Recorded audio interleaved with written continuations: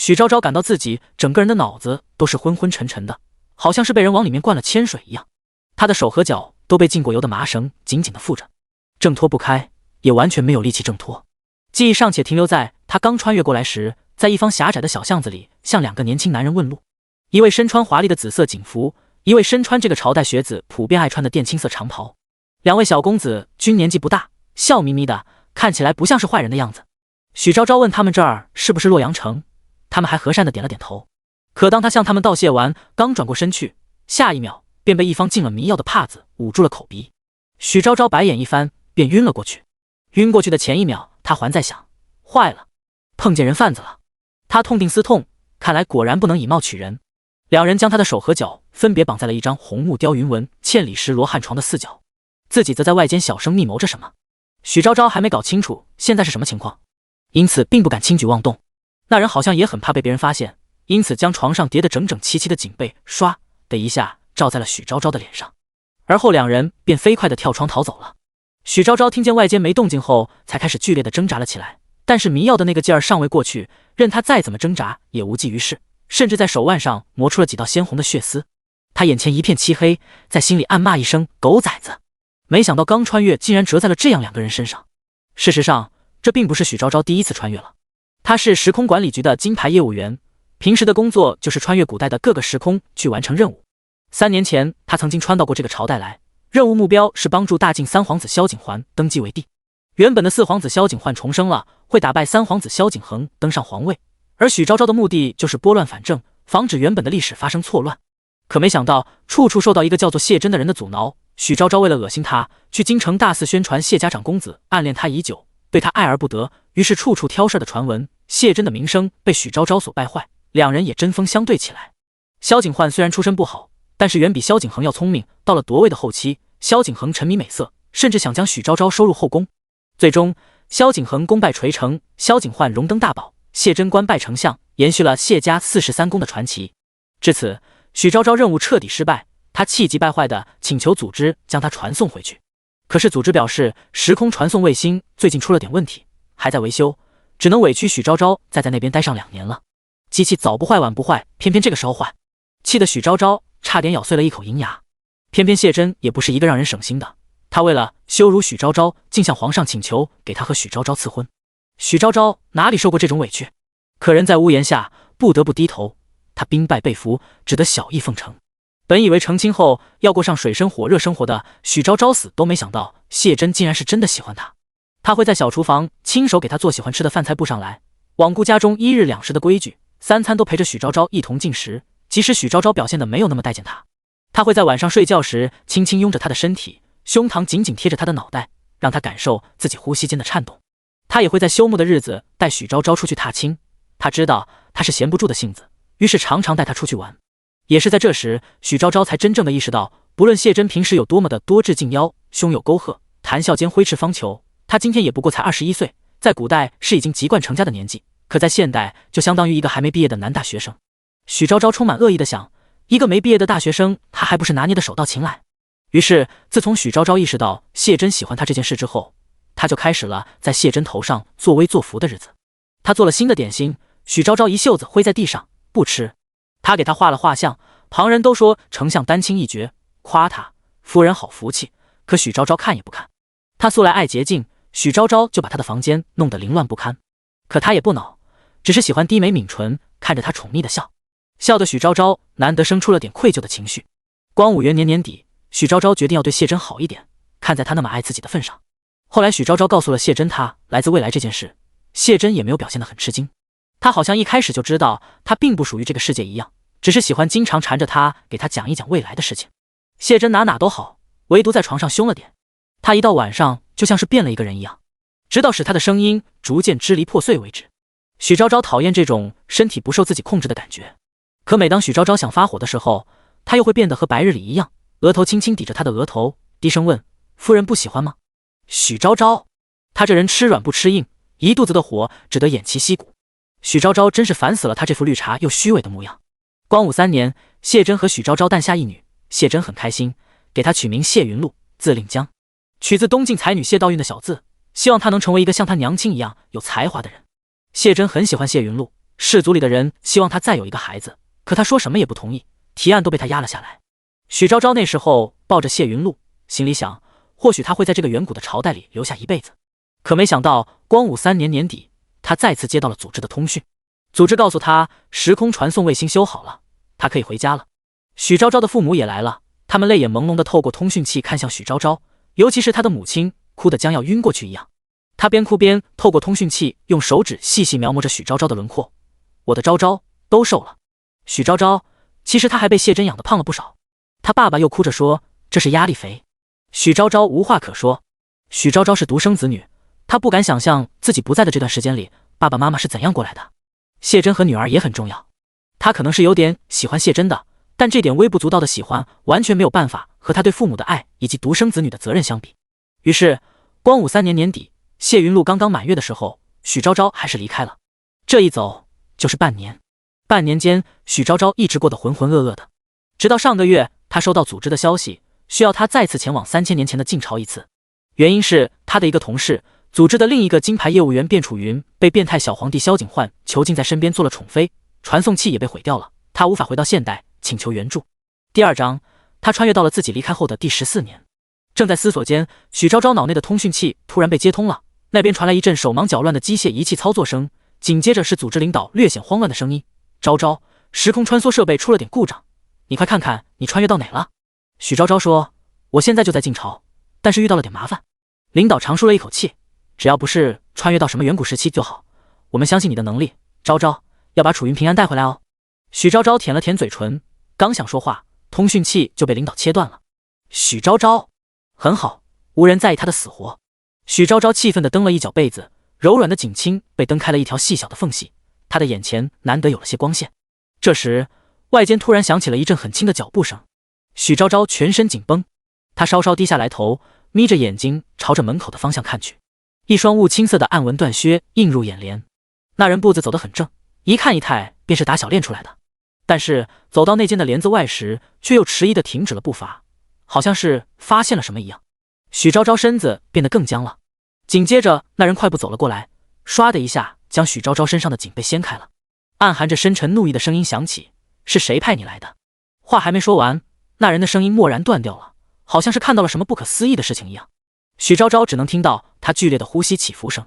他抬眼看去，面前的男人长了一副好相貌，青丝尽竖起，露出了莹润的皮肤，不浓不淡的眉毛之下，一双似潺潺春水般的眼睛，但眉眼向下压着，略显威严，鼻若悬胆，似远山般挺直，淡色的薄唇微微抿着，身上还穿着一件红色的圆领官服，似乎是刚从宫里回来。许昭昭一瞬间也有些怔然，面前的男人竟和谢珍有着7、8分的相似。之所以说是相似，是因为许昭昭知道他不可能是谢珍。谢珍今年不过21岁，还是长相鲜嫩、意气风发的年纪，但眼前这人明显是要30往上了，尽管保养得当，但眼神中透露出来的疲惫是骗不了人的，况且他的眼下还有些不太明显的细纹。许昭昭脑子乱哄哄的，这他妈到底是怎么回事？他被绑得像个粽子一样，小声装可怜求眼前这个陌生男人：大哥，我是被抓到这里来的，你能行行好，帮我解开这绳子吗？大哥。眼前的男人反复咀嚼了一下他的话，良久，突然悲沉的轻笑出声，他的眼睛变得红红的，身形也摇摇欲坠，好像下一秒就要站不住般的倒在地上一样。他咬着牙，恨然的从喉咙缝里挤出几个字：许昭昭，好久不见。话音刚落，许昭昭脑子嗡的一声，好像要不能思考了一样。这熟悉的声音，他猛然瞪大了眼睛，不可置信的惊叫出声：谢珍，你怎么变成现在这样了？他不过离开了半年，谢珍怎么好像老了10岁？一个离奇的想法浮现在了许昭昭的脑海里，他哑着嗓子问他：现在是什么时候了？几年？谢珍染着红血丝的眼睛里好像是下了一场雨一样，满是阴翳。他看向他的目光里淬着毒液，恨意有如实质。许昭昭听到谢珍一字一句地说：光武17年。光武17年是他离开后的14年了。这时许昭昭脑内的通讯器再次滴滴地响了起来，他烦躁地切断了通讯器，看着眼前谢珍充满森然恨意的眸子，心想：领导，你可害惨我了。星号这边，谢珍看着他被磨得出血的手腕，眼睛眨也不眨。许昭昭惯会装可怜，他知道自己见不得他受苦，于是故意眨巴着一双水汪汪的杏眼求他：谢珍，先帮我解开绳子好不好？我可以跟你解释的，当初时空穿梭设备出了点问题，在我的世界里，我只离开了半年不到。只离开了半年不到，谢真打量着他这模样，看起来确实和刚离开时的那一年差别不大。尽管时间过去的太久，他对他鲜活的记忆几乎要淡化，可是他的脸颊饱满粉嫩，一看就是20多岁的少年人模样。不像现在的他，即便保养得当，可依旧显得暮气沉沉。明明是许昭昭做了对不起自己的事情，明明是许昭昭抛弃了他和云露，可是谢真看到如此年轻的他，却觉得是自己不再敢直视他的眼睛。他怕从他的眼中看到不再年轻的自己和他对自己的嫌恶。许昭昭接着哄他：“你都不知道离开的这几年里，我有多想你和云露，整天茶不思饭不想的。”够了！谢真低吼着打断他。他想自己以后都不会再轻易相信许昭昭说的任何鬼话了。他离开的那一年也是这样说的。光武3年年底，许昭昭哄着自己带他去花灯会，他满心欢喜地将云露交给奶娘看管，自己和他出去。那是一个大雪天，也是他的生辰。他至今都忘不了那天的许昭昭穿着一件红色的狐裘大氅，鲜嫩的脸蛋儿像一颗刚剥了壳的荔枝。他也是这样，眼睛亮晶晶地抱住自己，语气温软地说：“谢真，我最喜欢你了，永远都不会离开你的。”他当时听得心神激荡，恨不得将一颗心都捧出来送给他。可是许昭昭最后做了什么呢？他最后还是走了，一走就是14年，在人潮的掩护之下离开了他，甚至连个好好的告别都没有。自那以后，他一病不起，本就不好的身体变得愈发岌岌可危，死气沉沉，像是一个日薄西山的老人。后来是族中的人抱来了谢云露，他才强打起了精神。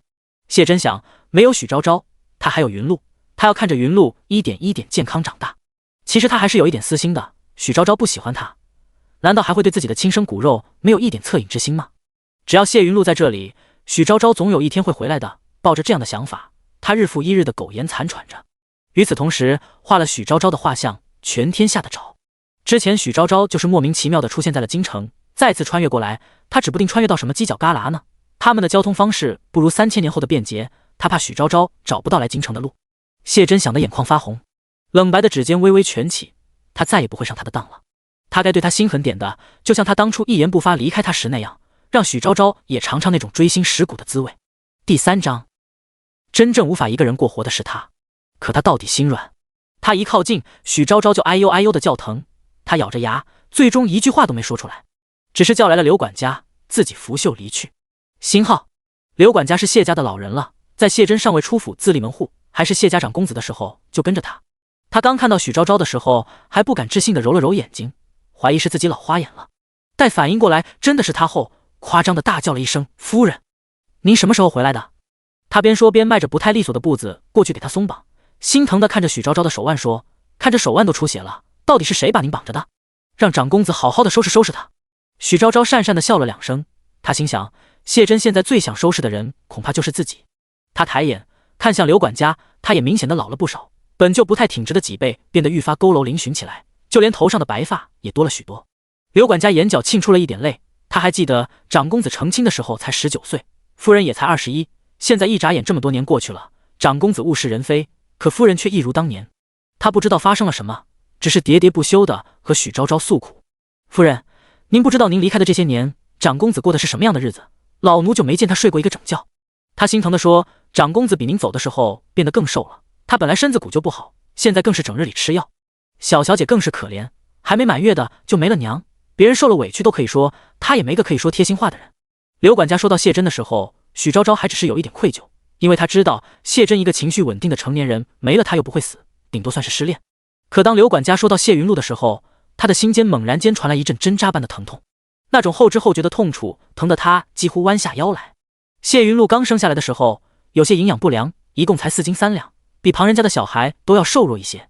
当时谢真请来了很多有名的奶娘，大家嘴上不说，但心里都觉得这小丫头肯定是养不活了。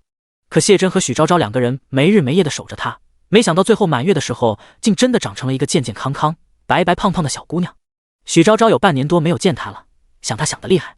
尽管任务在身，可比起见到前同事卞楚云，许昭昭现在更想见到的人是谢云露，14岁的谢云露。他嗓音艰涩地问刘管家：“云露在府上吗？我想看看她。”刘管家听了他这话，身子僵了一下，说：“夫人，小小姐去族学读书了，还未回来呢。”许昭昭忍不住地笑了笑：“云露这么努力啊，谢真给她取名真是取对了。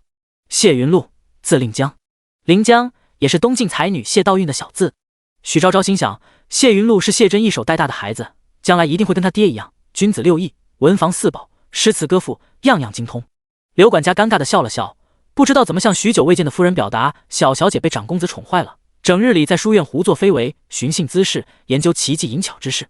但很快他又找到了不那么尴尬的新话题。刘管家问许昭昭：“夫人住呢？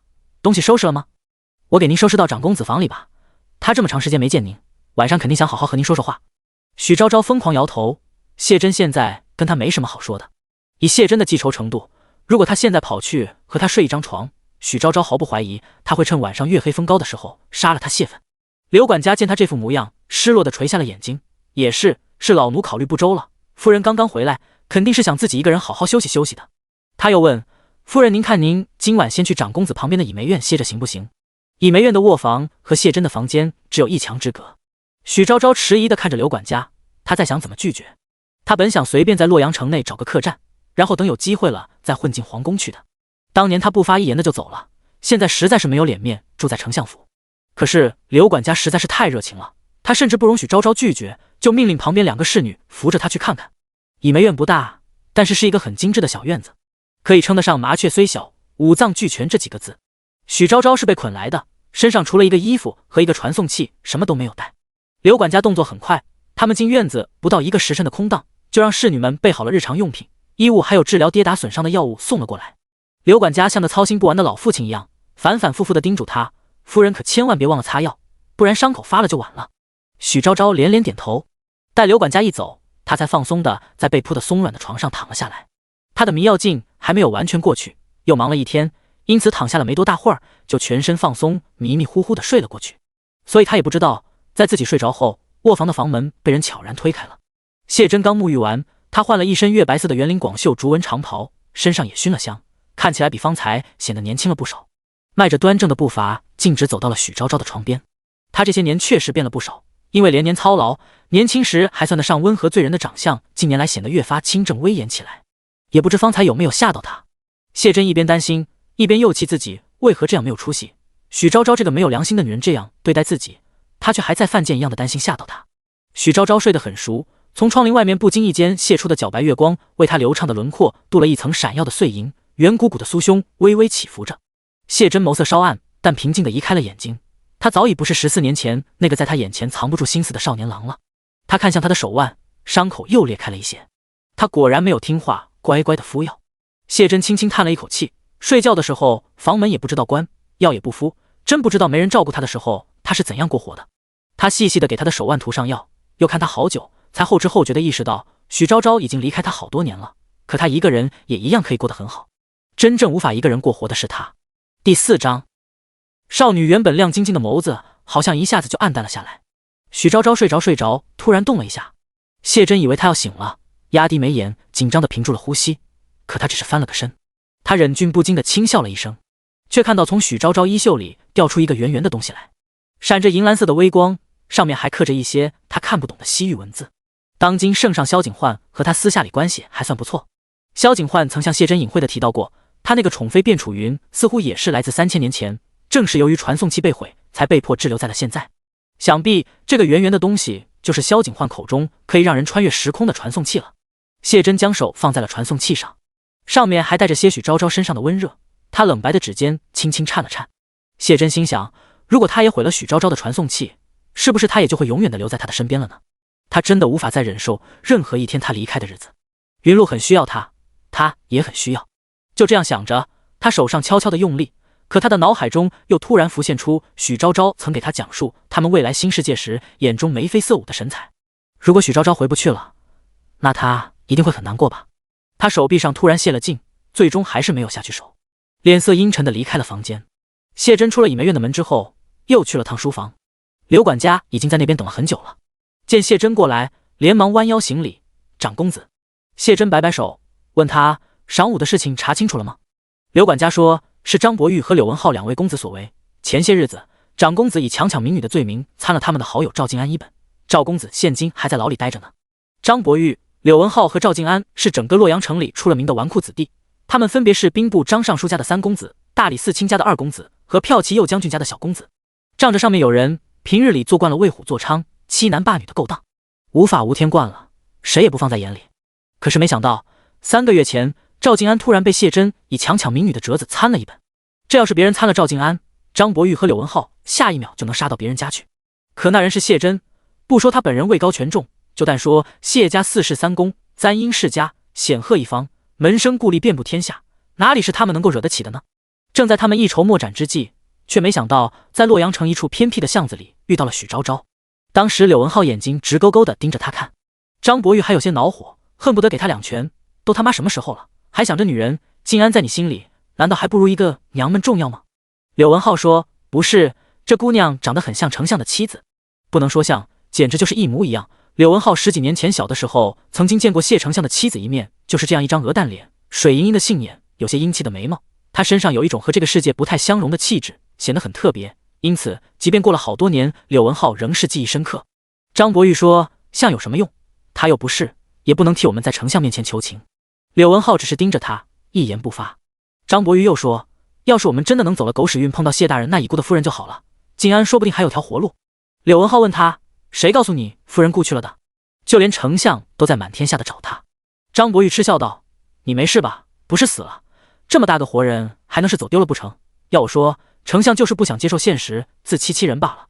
柳文浩又不说话了。张伯玉烦躁地踢了一脚路边的石头。难道我们真的要眼睁睁地看着静安被处刑吗？柳文浩修长的手指轻轻摩挲了一下自己右手上的玉扳指，突然笑了一下。他是3个人里鬼点子最多的，平时不喜欢笑，但只要笑，必定就是有人要遭殃了。张伯玉看他这副胸有成竹的样子，赶紧凑过去一副愿听高见的模样。柳文浩舌头轻抵下腮，手指虚虚朝许昭昭那边指了一下，阴恻恻地说，得救之道不就在其中吗？两人眼珠子一转，心里便有了计较。于是许昭昭刚被传送到古代，尚未摸清楚情况，就被这2个小畜生给迷晕，绑到了谢真的床上。张伯玉和柳文浩想得很好，男人嘛，哪有不偷腥的？更何况丞相的爱妻走了这么多年了，他们把一个和夫人长相相似的女人寻来送给他，丞相还不得心满意足，乐不可言吗？到时候他们俩可就是丞相的大功臣，是丞相府的贵宾，谁见了他们都得客客气气的。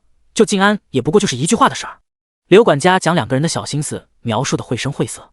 闻言，谢真压青色的眉毛微蹙，沉默着思索了一会。他记性很好，氏族门阀的关系里的门亲，不一会儿就想到了。兵部尚书和大理寺卿关系确实挺近的，但最近在京城未免过于张扬了些。刘管家迟疑了一下，小心翼翼地问道，属下明日里向尚书令送上请帖，邀他来相府一聚，请尚书令去敲打一番。谢真敛下眸子，轻嗯了一声。第二天一大早，清晨的阳光透过窗棂洒在许昭昭的身上，她在温暖的阳光中悠悠转醒。昨晚睡了个好觉，疲惫一扫而空。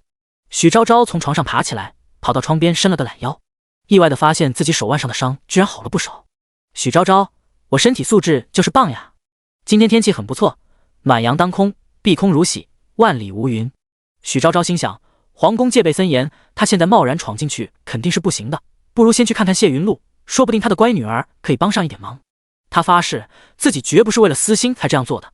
刘管家一大早的就送来了早饭，仔仔细细的布了一大桌子，各式各样的菜色都有。许昭昭还以为家里出了什么大事，他要吃席了。他还特意跟许昭昭解释说，长公子上朝早，今个儿怕是没法陪夫人吃饭了。许昭昭尴尬的笑了笑，心想这样最好，他还没想清楚该怎样面对谢真。除此之外，刘管家还带了2个侍女过来，他笑眯眯给他介绍说，左边这位穿着桃红色衣服，年纪比较小的叫小杏，右边这位穿着荷青色衣服，性情稳重的是条条。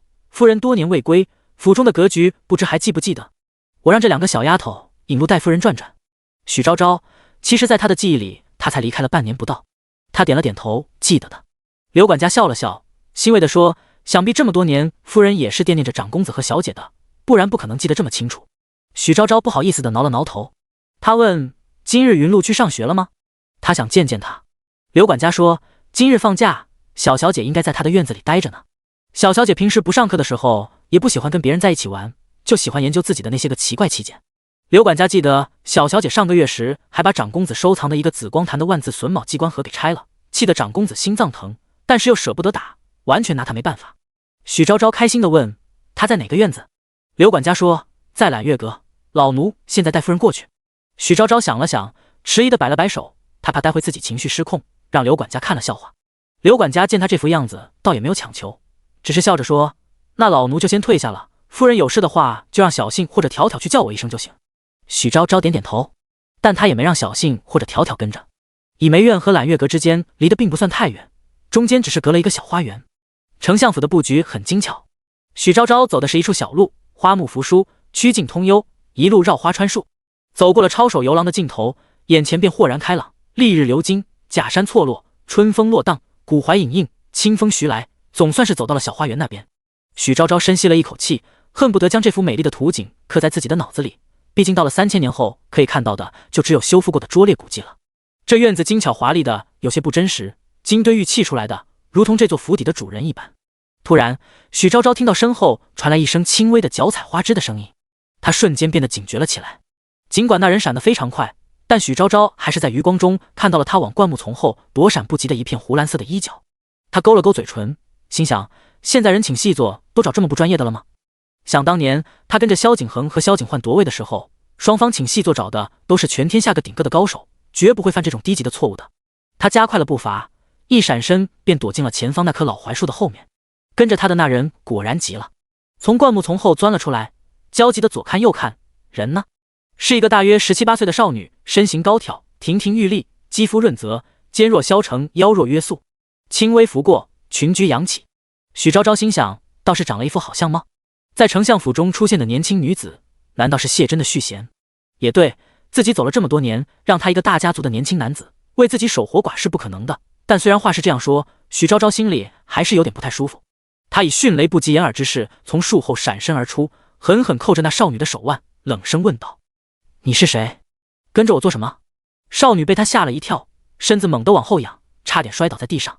他张了张嘴，然而嗓子眼像是被什么东西堵住了一样，半天说不出一句话来。许昭昭感到莫名其妙，难道是自己下手下重了吗？他见不得女孩哭，下意识地放松了点力道。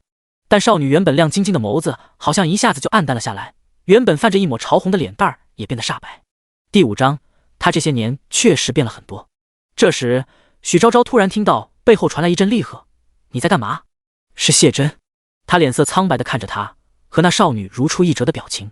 但少女看到他时，就像是看到了自己的靠山一样，原本紧绷的脊背瞬间便放松了下来。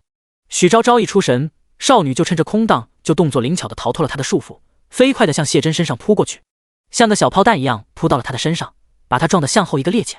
但他这种素来注重规矩的人竟然也不恼，反而轻轻拍抚着少女的后背，安抚少女有些激动的情绪。与此同时，那双仿佛淬了冰一样的眼睛看向他。许昭昭心里更难受了，一种自己的东西被人抢走了的感觉涌上心头。以往只要有他在的地方，谢真哪里能看得到别人呢？他心里委屈，眼眶也有些泛红，梗着脖子说：这人鬼鬼祟祟在背后跟着我。听了他的话，谢真眼神转而向少女看去，少女自知理亏，不说话，反而把头往他身上更深的埋了埋。谢真抬头对许昭昭说：他只是路过，没跟着你。这就是显而易见的包庇了。许昭昭捏紧了拳头，看谢真这副样子，怎么看怎么可恨。他冷声道：随你怎么想，你就当是我看不惯他吧。说完转身离去，没有看到谢真几乎站立不住的身躯。许昭昭离开后良久，那原本捂着脸的少女才和谢真离开些距离，身体轻微的颤抖起来，从她喉咙里传来一阵阵压抑不住的抽泣。爹，娘亲没有认出来我来。她嗓音阴哑的哭出声。谢真袖子里的兽微微蜷缩了一下。谢云露平日里一身刺，而只有到了这个时候，她才敢红着眼睛问谢真：娘亲她是不是不喜欢我？要不然为什么她一出生就丢下她跑了？她一点都不温柔乖巧，上学不好好读书，整天只知道研究那些乱七八糟的东西，就连族学里的夫子也不喜欢她。她嗓子哑得厉害。谢真回过头去看她，她又飞快地把头低下去，一边快速地擦着自己的眼泪，一边自欺欺人的自己安慰自己：不喜欢我也没有关系，反正我本来就不讨人喜欢。你娘亲很爱你。话还没说完就被谢真打断了。她说：你刚出生的时候，你娘亲几乎是夜夜不离地守着你，她是真的很爱你。她抬头看着惯来风轻云淡的父亲，语气艰难地承认：她不喜欢的人是我。许昭昭一路气冲冲地走到了相府的门口，心想今天真是倒了大霉了，云露也没有见到，反而被谢真莫名其妙地凶了一通。他再也不想看见他了。他要出门去找卞楚云，找到了卞楚云就带他离开，最好再带上云露一起走，再也不回来了。气愤的步伐刚要迈出大门，就被2道交叉的长枪挡了回去。许昭昭被吓了一大跳，猛地向后一退。2道英姿飒爽的高大身影映入眼帘，是相府的侍卫。许昭昭强压下怒气，很有素质对他们鞠了个躬，说：2位，我想出门。可是这2个侍卫一点面子也不给他，反而逼着他往里走了2步，像是受到了谁的指使一样。他们样子还很年轻，明显是新人，不会像刘管家那样一脸慈祥的叫他夫人。其中一个双目狭长、个头高点的粗声粗气的对他说：“把这里当成什么地方了？丞相说了，相府是你想来就来，想走就走的。果然是受到了谁的指使。”这个谢真，许昭昭心想，他干嘛老是要和自己作对？除了刚成亲那2年，就没有什么时候是顺着自己的。他又想到，明明他都有了续弦，却还是要限制自己的行动，更生气了。许昭昭现在就想跑过去把他暴打一顿。谢真虽然聪明，但是身体不好，他一拳就能把他捶得站不起来。但他现在也只是敢这样想想，人在屋檐下，不得不低头。许昭昭的拳脚功夫虽然还不错，但也只能对付一些半吊子，像这种看大门的壮硕男人，硬碰硬起来完全没有胜算。所以他只是不服气的冲着他们比划了2下，转身回了倚梅院。赤乌西坠，月起东山，夜幕降临。相府的书房内只点着一盏小灯，昏黄的斗火轻摇曳动着。谢真端坐在一张紫檀木雕花椅上，他仪态很好，宽阔肩背挺得笔直，挺拔端正，一身清正严峻，手执一书卷，修长手指微微弓起，好像随时准备翻页，看得很认真的模样。这时，从案牍侧面的描金线松鹤屏风的阴影后走出来一个身穿黑色劲装的年轻男人。他五官很淡，没有一丁点的记忆点，好像风一吹就要散了似的。脚步也很轻，来得悄无声息，俨然是相府内的死士。走到谢真面前跪下，说：“大人，夫人今天傍晚回到倚梅院后便歇下了。”听完他的话，谢真抿紧了淡色的薄唇，手指轻轻在额头上按了按，问：“发脾气没有？”他见许昭昭今日的神情，便知他是误会了什么。他这人说来也奇怪，明明没有那么喜欢他，可是占有欲又很强。死士说，看样子是有点生气，但没有发很大的脾气。谢真蹙紧了眉头，心想，生气为什么不来找他？就这么不想要见到他吗？心中的烦躁更甚，他对着死士摆了摆手说：“下去吧，继续跟着，小心点，不要被发现了。”死士接了命令，道了声是，很快又悄无声息地离开了。死士走后，他才从旁边书架上的机关盒里拿出一面镜子来。那镜子是从西域进贡来的稀罕物件，比之铜镜不知要清楚了多少倍。本来皇帝赐给他时，他是打算送给云露的，但没想到自己先用上了。谢真透过镜子细细打量着自己，他这些年确实变了很多，眼睛不像年轻时盈盈含情，现今变得深不见底，仿若一沉幽潭，微蹙的眉宇间布满忧思，眼下也多了些不太明显的细纹。许昭昭惯爱好颜色，他在他年轻时就没见得有多么喜欢他，更遑称现在。就这样想着，他手上一使劲，原本精巧漂亮的水银镜上瞬间出现了一道显眼的裂痕。他面无表情地将水银镜扔进了机关盒里。第6章，只是单纯的为了戏耍折辱他吗？第2天一大早，许昭昭就跑到了谢真的院子里去找他。他跟谢真朝夕相处了2年多，太明白他这人的作息了。尽管今天休沐，他也应该是不到卯时就起的。卯时大概相当于现代的早晨5点到7点。晋朝官员上朝时间一般早晨5点卯时就要清点人数，称点卯。无故旷工或者是迟到，依照天数和情节的轻重，可处以达刑或徒刑。因此，他作为百官之首，作息时间一直规律的可怕。天一亮，许昭昭就推开了谢真院子的门。他这人一向很注重隐私空间，睡觉的时候不喜欢旁边有人伺候，所以许昭昭一路上基本是畅通无阻。直到走到了内室，他看到墨竹屏风后面一个光裸的隐隐绰绰的人影。谢真竟是没穿好衣服，青丝也尚未竖起，如泼墨一般垂至臀部。平日里端肃正经的人，难得的显现出了几分不常见的慵懒。肤色冷白，明明今年已经35岁了，可身上的肌肤紧实细腻，肌肉线条流畅又漂亮，身量又高挑又颀长，看得许昭昭眼睛发直。他身上有一种别样的冷遇气质，即便是裹得严严实实的时候，偶尔都会引得人浮想联翩，更何况是现在这种衣衫不整的样子。许昭昭也不是什么都不懂的小姑娘，她不由得回想起了曾经和谢真夜夜交颈而卧，抵死缠绵的画面。就这样想着，竟是突然感觉口干舌燥起来。他干渴地舔了舔嘴唇，一时不察，左腿猛地碰上前面的一方矮凳，发出砰的一声。许昭昭也忍不住惊呼出声。这一叫明显的惊扰到了谢真，他慌乱地将外袍裹在身上，站在屏风后面冷声喝道：“谁？”反正都被发现了，许昭昭索性连躲也不想躲，他径直地朝墨竹屏风那边走过去，嘴角挂着一抹笑，说：“遮什么遮，又不是没看见过。”谢真见他毫不遮掩地走过来，又听他这样说，如玉的耳朵间火烧火燎般变得通红，轻声呵斥道：“闭嘴！”许昭昭非但不闭嘴，反而更加的任性妄为。他伸手虚虚握住他胸前垂着的一缕长发，充满恶意地说：“装什么呢？你穿成这样，不就是想让我看的吗？往常这个点，你早就收拾整齐了。”谢真淡色的薄唇抿得紧紧的，一句话也不说，只是眼眶发红的看着许昭昭。许昭昭虽然话说的难听，但也确实没说错，谢真确实是这样想的。但他这副样子，他有些拿不准他到底有没有上钩。晋朝的士大夫向来注重清正风骨，以以色示人为耻，因而他几次张口，终究是没有问出那一句：“你喜欢吗？”他纤细的手指轻轻捻了捻他的墨发，又说道：“这衣服颜色倒是淡雅，新做的吗？”是雪青色的，下摆处绣着精致的修竹暗纹，质地偏软，现金凌乱地裹在他身上，有一种犹抱琵琶半遮面，欲拒还迎的美感。他以往的衣服深色居多，显得人端正有余而温和不足，总之就是稍显老成。虽然他现在年纪也不小了，但近来确实又新做了些颜色鲜亮的衣服。许昭昭手指终于放过了他的发丝，然而却轻轻划过了他的锁骨，一下子滑到了衣服的里面，在薄薄的胸肌上轻轻捏了捏。谢真被他弄得压抑不住的发出一道撩人的喘息，然而他并没有阻止他，只是低下头，用那双含着春水般的眼睛看向他，这种漠然更像是一种纵容。许昭昭唇边笑意更甚，他这人惯常喜欢得寸进尺，见谢真这副样子，另一只手直接就掐住了他的下颌。他不反抗，在许昭昭面前，他好像从不知道什么叫做反抗，被迫扬起了冷白修长的颈脖。许昭昭温热的半唇在他喉结处轻轻划过，引起一片战栗，慢慢往上，几乎要碰到他淡色的嘴唇。谢真心想，他应该是成功了吧？许昭昭想亲他，他应该也是有点喜欢他的吧？不然为何想亲他？他感到眼底热热的，心动与情热相交织，几乎要使自己溺死在这片欲望的海洋里。他往前凑了凑，也想亲亲许昭昭的额头。他好久没有碰到过她了，身体的每一处都在叫嚣着渴望。然而许昭昭一闪身便避了过去，他突然往后退了2步，与他保持开距离，咧开嘴，眼底一抹显而易见的讥讽。谢真一愣，为什么要对他露出这副表情？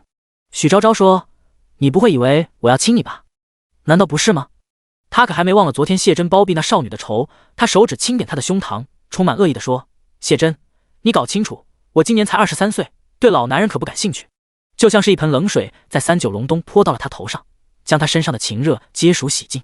是了，许昭昭今年才23岁，他们之间隔了整整14年的光阴，他机遇落下泪来，但又觉得在这样一个小姑娘面前哭未免太过丢人，于是将悲沉情绪强压心间。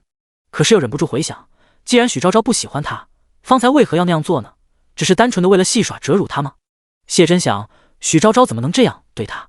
他可以不爱他，可为何对他一点联系也没有？是不是无论他怎样努力都比不上萧景恒？他始终忘不了当初许昭昭为了萧景恒鞍前马后赴汤蹈火的样子，就像他也可以为了许昭昭去死。他胸口传来一阵刀绞般的疼痛，无力垂下的手臂也控制不住的发出轻微的颤抖。他问他：“你今日来找我有何事？”嗓音冷得像是霜雪一样，心里却在叫嚣着：“哄哄他吧，哪怕只有一句也行。”可许昭昭惯来直言不讳，他说：“我要出门。”第7章，他被气得身体微微颤抖。谢真听了他的话，压青色的眉毛紧紧蹙起，声音冷沉：“不许。”许昭昭一愣，似乎是没想到他会拒绝，问道：“为什么？”“没有为什么。”他冷着脸说。许昭昭又往后退了2步，向背后的椅子上一靠，低头做沉思状，不说话了。谢真眼角的余光时刻注意着，怕他伤心，刚想安慰2句，就听到许昭昭问：“你不会怕我跑了吧？”他沉默不语。许昭昭故意气他：“你不会还喜欢我吧？这么贱吗？被人抛弃一次还要上赶着喜欢？”他原本半伸出去的手一下子就僵住了。许昭昭是懂得怎样最能惹他生气的，他明知道他自尊心强，然而一次又一次的折辱他。他被气得身体微微颤抖，右手扬起，指着门口对他说：“你走，现在就可以走了，从今往后你想去哪里去哪里。”许昭昭听了他这话，不伤心反而笑出了声，他没心没肺，一下子就从椅子上蹦了起来，边往外走边说：“你放心，这就走。”他走后没多大会，谢真僵硬的脊背才慢慢放松下来，他强忍着发痛的心脏，穿好衣服，对着外面喊了一声：“黎月，出来！”一声令下，自暗处一个黑衣女子悄然出现，她声音冷冽：“跟上他。”星号。许昭昭刚出了襄府门口，就在洛阳城的大街上碰到一个老熟人。裴玉曾经是前3皇子萧景恒身边的带刀侍卫，他武功高强，人也机警果决，但因为性格过于刚直，不会投机取巧，钻营结派，因此不怎么得萧景恒的重视。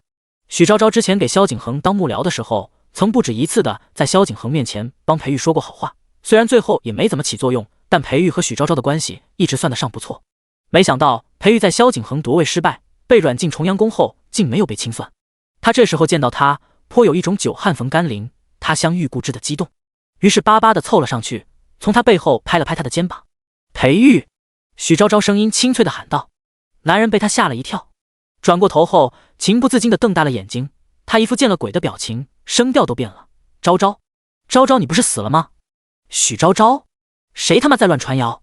许昭昭皮笑肉不笑，谁跟你说我死了的？裴玉挠了挠头，不好意思的笑了笑，是我猜的。听闻你生下云露后失踪了14年之久，我还以为你遭遇不测了。你猜的？不会猜就别瞎猜。许昭昭心想，猜的又不准。裴玉稀罕的打量了他2眼，昭昭，你这么多年都没怎么变啊，还是这么年轻。因为他本来就才23，他也看了一看裴玉，裴玉也几乎没怎么变，他是个娃娃脸，不显老。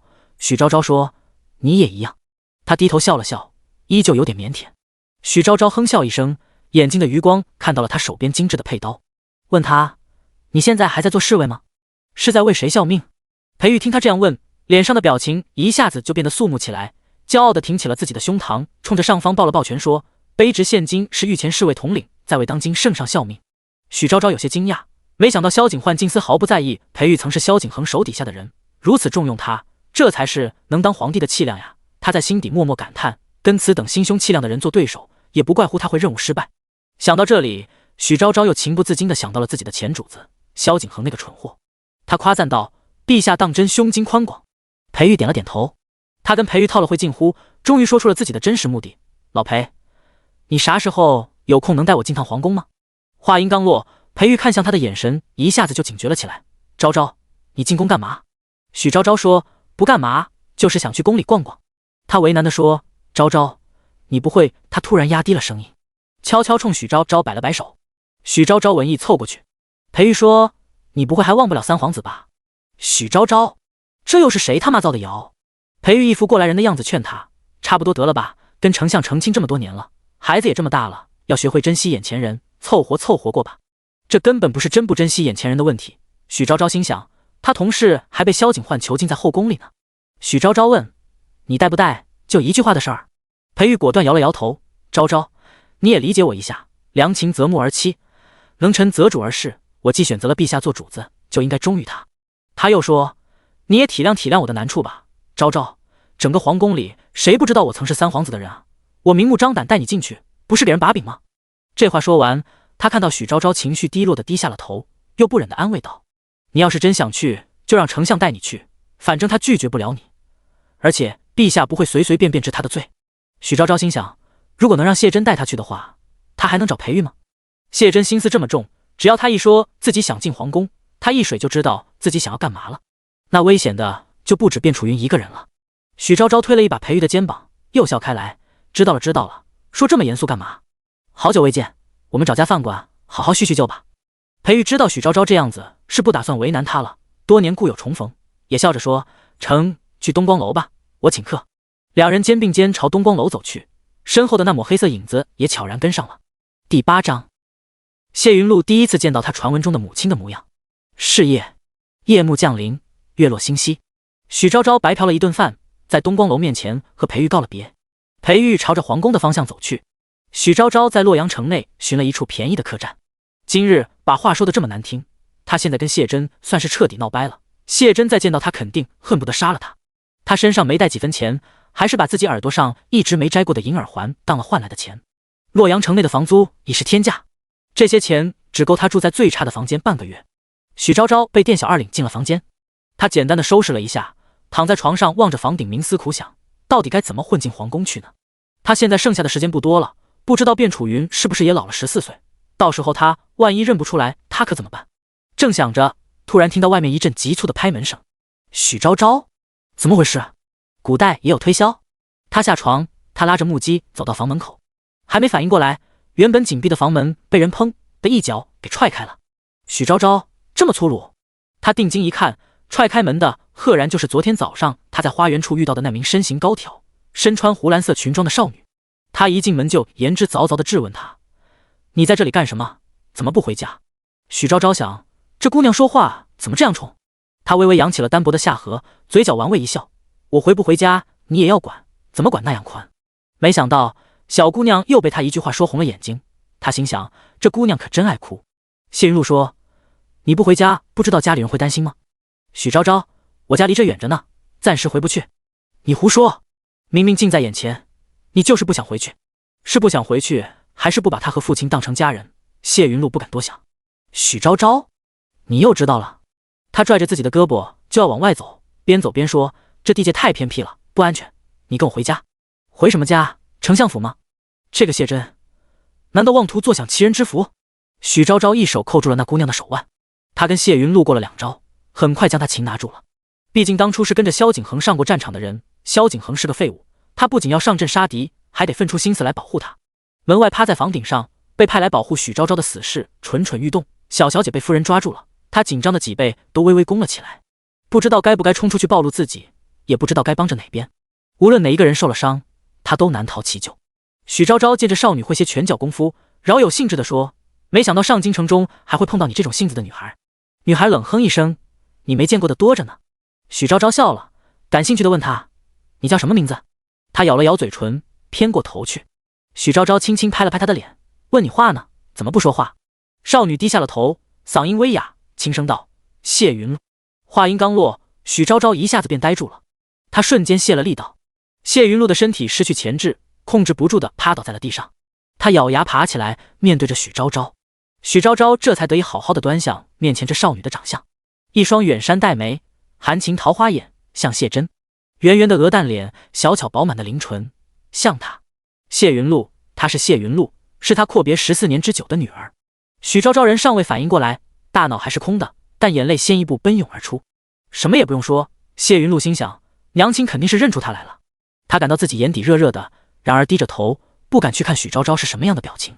突然，她的脑袋被徐昭昭一把搂到了怀里，她的怀抱好温暖呀。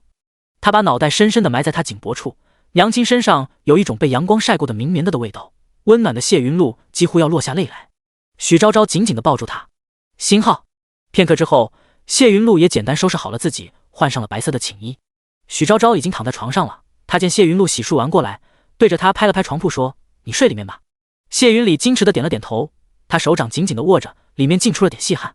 他出生没多久，娘亲就走了。爹爹告诉他，娘亲跟他们不是一个世界的人，娘亲在那个世界还有自己的家人，所以他回去是理所应当的。他一点都不怨恨娘亲抛下他，但他还从未和别人睡过一张床，事已有些紧张。他双腿发软地跨过许昭昭，躺在了床的里头。许昭昭给他往上拉了拉被子，将被子掖在他下巴下面。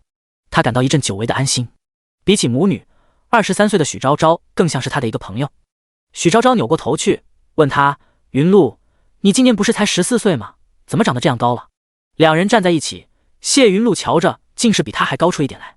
谢云露不好意思地笑笑说：“我小时候身体不好，爹爹什么都给我吃。11、12岁身体抽条的时候，我一天要吃4顿饭，顿顿2大碗，冬虫夏草、燕窝、海参、鱼胶、鹿茸流水似的往他院子里送，生怕他身体虚了。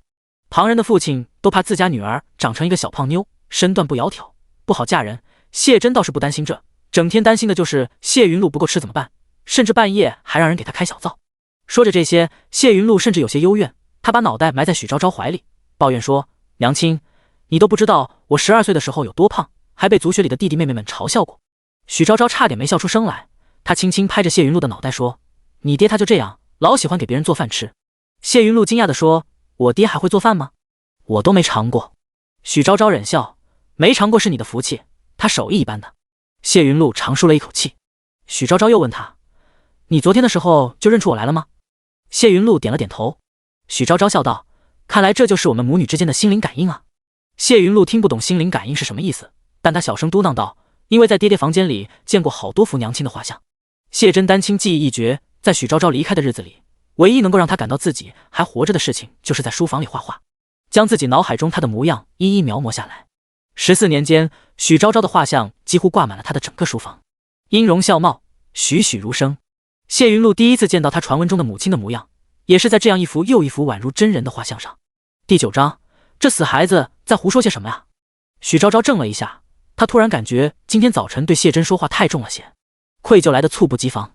谢云露又问她：“娘亲你？”她深吸了一口气，趁着夜色，咬牙到底是问了出来：“娘亲，你为什么走了这么多年都不回来？我和爹爹，我们都很想你。”他虽然并不怨恨娘亲，可这么多年一直都想不通，为什么娘亲14年来都没有来看过他一眼。许昭昭心想，他的乖女儿说话好可怜呀，他听得心肝都要颤了。他解释说：“我当时不是故意要抛弃你的，只不过传送通道只能传送一个人回去，如果能多带一个人，我肯定就带你回去了。我还有父母在那边，又是独生子女，独生子女你知道吧？”谢云露摇了摇头。许昭昭说：“就是父母只有一个孩子。”谢云露问：“就和我一样对吗？”许昭昭想了想，点点头，又问：“你父亲没有别的孩子吗？”谢云露说：“父亲哪里来的别的孩子呀？你都走这么多年了。我的意思是，他也没有别的妻子吗？”谢云露听了这话，好像很气愤的样子，他猛地从床上坐了起来：“娘亲，你有没有心啊？父亲等了你这么多年，你却这样想他。”许昭昭吓了跳，赶忙把他摁下去，安抚他的情绪。他嘴上耐心地给谢云露解释，然而自己心里也如同一团乱麻。在他眼里，古代的那3年顶多算是谈了一场无疾而终的恋爱，他最舍不得的也只有自己的亲生骨肉了。可原来谢真这么多年都没有再娶续弦吗？谢云露委屈巴巴地问：“你为什么过了14年才来看我们？”许昭昭解释说：“时空穿梭设备出了点问题，在我的时间线里，我刚刚离开了半年不到，但是没想到回来的时候，直接穿越到了离开后的第14年。”他的声音沉静又平和，格外的有力量，听得谢云露内心的最后一点隔阂几乎也要消失不见。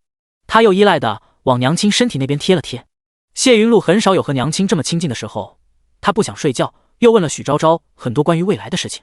娘亲描述中的未来新世界美丽又新奇，谢云露听完后情不自禁地感叹道：“娘亲的世界真好呀。”快睡着的时候，他听到许昭昭问他：“古代到底对女子的束缚比较多，以后你愿意跟我一起回去吗？”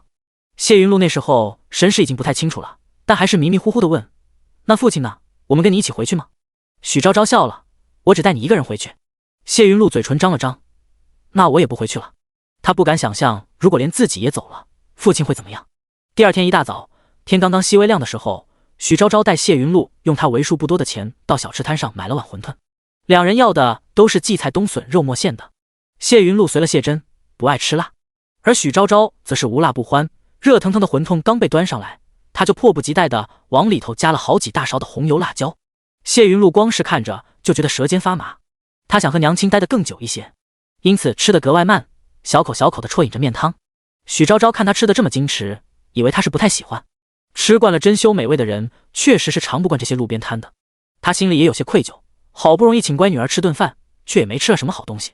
他轻轻摸了摸云露的脑袋，柔声道：“等娘亲过2天手头里宽裕些，就请你去东光楼吃饭。”东光楼是洛阳城里第一大饭馆，8珍玉食，龙肝凤髓，肝脂肥浓，各种美食应有尽有。可谢云露听了这话，并没有表现得很开心，只是淡定地摇了摇头：“馄饨挺好的，东光楼内的饭菜早已吃腻了。”许昭昭，乖女儿是个凡尔赛怎么办？他尴尬地放下手，默默咬了一口馄饨。谢云露见他不说话了，又扭过来头对他说：“但只要跟娘亲在一起，吃什么我都是喜欢的，粗茶淡饭亦是人间至味。”说完，他好像是怕许昭昭不相信一样，一口吞了一整个的馄饨，吃完还咧嘴对着许昭昭讨好的笑了笑。许昭昭，乖女儿好懂事。许昭昭感动的泪眼汪汪的看着他。谢云露咬了咬嘴唇，又小心翼翼的抬眼问道：“娘亲现在比较拮据吗？”被自家孩子这样问，许昭昭有些尴尬，但他还是点了点头。听了他的话，谢云露的眼睛好像一下子就亮了。他又说道：“那不如跟我回家去住吧，自己家不花钱。”许昭昭，不花钱，但是要命。他怕谢真杀了他。可是谢云露晃着他的袖子撒娇，许昭昭不知怎的，一时之间就鬼迷了心窍，被他一路拖拽着走到了丞相府。丞相府因其簪缨饰绉，门第高贵，因此大有其去天无尺的显赫气质。府前坐落着2座雕刻而成的威风凛凛、栩栩如生的石狮子。走至堂前，可是看到主厅堂檐上4角高高翘起，4展翅欲飞的雄鹰。谢云路边拉着许昭昭往抄手游廊那边走，边宽慰他说：“娘亲放宽心便好，今日朝会这个点，爹爹早已经出门良久了。”话音刚落，许昭昭听到抄手游廊的尽头处传来一阵风吹银铃的声音。他眯着眼睛抬眼望去，一名身穿绣仙鹤红色官服的挺拔身影映入眼帘，他的身体瞬间便僵在了原地。那抹身影赫然便是谢真。他冷着一张脸走过来，阴厉的目光像是冰棱子一样的扎在他身上。许昭昭只觉头皮发麻，偏偏云露又是个实诚孩子，好像完全看不懂氛围一样，充当红娘积极的帮助自家爹妈联络感情，一边对谢真说：“爹爹，娘亲说她后悔了，不该和你赌气出去住。她晚上想你想的睡不着觉，我就把她带回来了。听了他的话，谢真原本阴沉的面色缓和了一点，而许昭昭则是尴尬的恨不得原地爆炸。这死孩子在胡说些什么呀？谢云路说完这话，转身又对许昭昭说：“娘亲，爹爹也可想你了。昨天夜里你住的客栈就是他告诉我的，他肯定也希望我把你找回来。”这话说完，许昭昭的尴尬略微缓解了一点，而谢真如玉般的脸上则可疑的浮现了一抹红云。他警告的看了一眼谢云路，那眼神里明晃晃的写着死孩子在胡说什么。第10章，你老情人不是在古代做官吗？让他带你去。许昭昭恨不得转头就跑，但在这时，常跟在谢真身后的那名护卫一阵小跑着过来了。他硬着头皮走上前来，对谢真低声说道：“大人，再不去就赶不上朝会了。”谢真恍若未闻一般，他轻轻掀开眼皮，与他的目光对上，神色寡淡，平静的过分。然而目光却深沉而幽暗。他迅速的移开目光，不再看了。听那护卫这样说，谢云路也着急的催促道：“父亲，你快出门吧，朝会迟到可是要挨板子的。”闻言，他这才淡然的收回了视线，修长手指慢慢整了整衣袍，冷着脸从许昭昭旁边快步走了过去，带起一阵清淡的乌木沉香。许昭昭有些出神，愣了一会，才转过身去看他，不过只看到了走出高大府门的那一抹朱红色身影。直到谢云路扯了一下他的袖子，他才回过神来。谢云路黛眉微蹙，语气歉意地说：“娘亲，我今日也还要去族学读书，就没法陪你在府里头逛逛了。”许昭昭摸了摸他的头，轻声道：“无碍，你先去忙自己的事情便好。”谢云路乖巧的点了点头，带着一名小书童收拾好自己的行囊，便去了谢氏族学。许昭昭一人回了倚梅院，他简单的收拾了一下房间，然后轻手轻脚的关上了房门和窗户，小心翼翼的将传送器拿了出来。传送器闪耀着银蓝色的微光，许昭昭心想，这么大东西他老是贴身带在身上也不是个办法。他将传送器放进了一个精巧的机关盒内，而后便束之高阁。他藏好后，又往后退了2步，观察了一下，那柜子很高，又处于房间的阴暗处，一般人轻易是发现不了的。他满意的点了点头，才去打开房门和窗户。窗户外栽着一棵很大的芭蕉树，叶大如扇，荫满中庭。许昭昭难得闲暇，搬了个3弯腿雕花小方凳，坐在窗前来乘凉。这时脑内的通讯器又被连通了，许昭昭脑子里嗡的一下，就听到了领导的传唤声：“昭昭，任务进行到哪一步了？”许昭昭手肘抵在窗台上，悠悠地叹了口气：“别提了，领导，皇宫的门都还没进去呢。”领导那边传来一阵敲击机械键盘的声音，他好像也在忙。听了许昭昭说的话，手中的动作停了下来，语气有些不悦地问他：“都过去这么长时间了，怎么还是一点进展都没有？昭昭，这可不是你平时的工作效率啊！”许昭昭心道：领导以为皇宫是什么地方啊？菜市场吗？是他想进就进，想出就出的。他说：“皇宫守卫森严，实在是不好进啊。”领导略微思索了一下，给他出主意：“你老情人不是在古代做官吗？让他带你去。”许昭昭刚想说些什么，就又听到领导说：“3天内我要看到进展，不然你这个月的绩效就没了。”他张开嘴，又把话咽回了肚子里，保证完成任务。切断了和领导的通讯后，许昭昭焦躁地在房间里绕了2圈，仰面躺倒在了床上，他嘴里发出一阵哀嚎，看着房顶呆呆地想：早知道还要和谢真打好关系，前2天他就不把话说得这么难听了。他要面子得很，让他去直接道歉，比杀了他还难受。许昭昭想了半天主意，最终决定要去厨房做点好吃的贿赂他。毕竟俗话说得好，要想抓住一个男人的心，就要抓住他的胃。太阳西沉，光线慢慢变淡，黄昏降临。许昭昭眼看天色快到了谢真下朝和云露放学的时间了，收拾了一下，便进入了小厨房。丞相府里请的厨娘都是曾经在御膳房里干过的大厨，那里面正忙活得热火朝天。许昭昭有着很清晰的自我认知，他不会傻到以为自己的那点厨艺可以在大厨面前班门弄斧。于是一进小厨房的门，便向掌勺虚心请教。他悄悄将掌勺拉过来，低声对他说：“大娘，今晚我想亲自给夫君和云露做2道菜，你能指导我一下吗？”说到夫君这2个字的时候，许昭昭的声音很轻微的颤了2下，好久没叫了，他多少有些不习惯。可这到掌勺大娘的眼中，明显就成了另外一层意思。掌勺大娘意味深长地看了他一眼，看得许昭昭浑身的不自在。他一脸我都懂的表情，点了点头，拍着许昭昭的手说：“放心吧，夫人，这是包在老奴身上，保准让大人和小小姐喜欢。”许昭昭强忍着他那赤裸裸的奇怪视线，硬着头皮点了点头。掌勺大娘一共教了许昭昭4道菜，1道海参鱼翅汤，1道红枣茶，1道烤羊腿，还有1道火烧马鞍桥。大娘说：“夫人大胆上手便好，我在旁边看着你。”于是许昭昭洗干净手，撸起袖子便开干了。海参鱼翅汤的食材是小厨房里提前准备好了的，海参鱼翅燕窝已经在汤骨里煲了1天1夜了。许昭昭只是往里面放了些刚采摘的去核雪梨，又放了几片青木叶，放入汤头和冰糖。做完这些后，差不多就可以了。大娘看他干完后，目光赞许的对他点了点头。夫人看起来真有厨艺天赋呀。许昭昭在大娘的夸赞声中逐渐迷失了自我，骄傲的挺起了胸膛。哎呀，切了块梨，可累坏我了。第二道算不上菜的菜，红枣茶就更简单了。颜色鲜亮的红枣泡进淡褐色的茶水里，再撒上几片玫瑰花瓣，就算是完成了。第3道菜是一道主菜，比前面2道稍微要难上一些。烤羊腿是选用的肥美黑头公羊，味道1年的宰羊，肉质肥嫩。在上明火架烤之前，就已经被大娘腌制好了酱汁。许昭昭用备好的冰块震了震表皮的肉，将酱汁封存在鲜肉的深处，就直接上火烤了。烤之后被盛放在了一个椭圆形的大盘子里。他偷偷的从旁边夹下一筷子尝了尝，外酥里嫩，肉质鲜美，只不过靠近骨头那里糊了一小块，但总体来说是瑕不掩瑜。许昭昭满意的笑了笑。现在只剩下最后一道菜了。火烧马鞍桥起了一个漂亮的名字，然而实际上就是红烧鳝段。许昭昭往锅里下了很多的姜蒜，出锅后又撒了些胡椒。最后一道菜做好，他也大功告成。朝着窗外看了一眼，天色渐暗，夜幕降临，也快到吃饭的时间了。他向掌勺大娘道完谢，就在大娘暧昧的眼光中，叫了几个小丫鬟，拖着餐盘步履款款的朝餐厅方向走去。第11章，夫君，我敬你一杯。谢家世家大族，规矩多的许昭昭数都数不清。好在谢珍已出府自立门户已久，不然许昭昭都不知道这顿饭要怎么吃才好。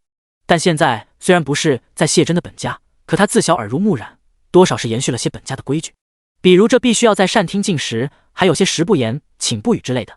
到了膳厅后，许昭昭吩咐侍女们布好了菜，便让刘管家去叫人了。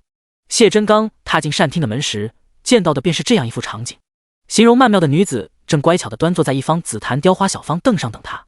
他面前点了一盏宫灯，昏黄的光线照在他轮廓流畅的面庞上，几乎可以清晰地看到他脸上的细小绒毛。许昭昭忙活了一整天，似乎是有些困乏了，圆圆的杏眼微微眯了起来，显得娇俏又可爱。他今天特地的梳了成熟夫人的发型，身上平白的多添了几分温婉气质，安安静静地端坐在方凳之上，看起来就像是一个正在等待着丈夫归家的妻子，看得谢珍的心脏复又鼓噪起来。但她转眼间便想起了前2天许昭昭对她说的话，一张俊脸像是6月的天，晴了又阴，面沉如水地走进了膳厅，却见许昭昭很快地换了张笑脸迎了上来。她殷勤地为他拉开面前的凳子，道：承安，你回来了呀。承安是他的表字，但许昭昭鲜少有这么叫他的时候，他们那个世界的规矩一般都是对人直呼其名。谢珍放在袖子里的手稍稍顿了一下，奇怪地看了他一眼，淡淡的嗯了一声，不明白他想搞什么鬼。许昭昭轻轻拢了拢袖子，低着头别别扭扭地说：我今日在小厨房里简单做了几道菜，想让你和云露尝尝。这些菜竟真的是许昭昭做的吗？尽管谢珍已经从刘管家口中听到了些风声，但仍是有些不敢置信。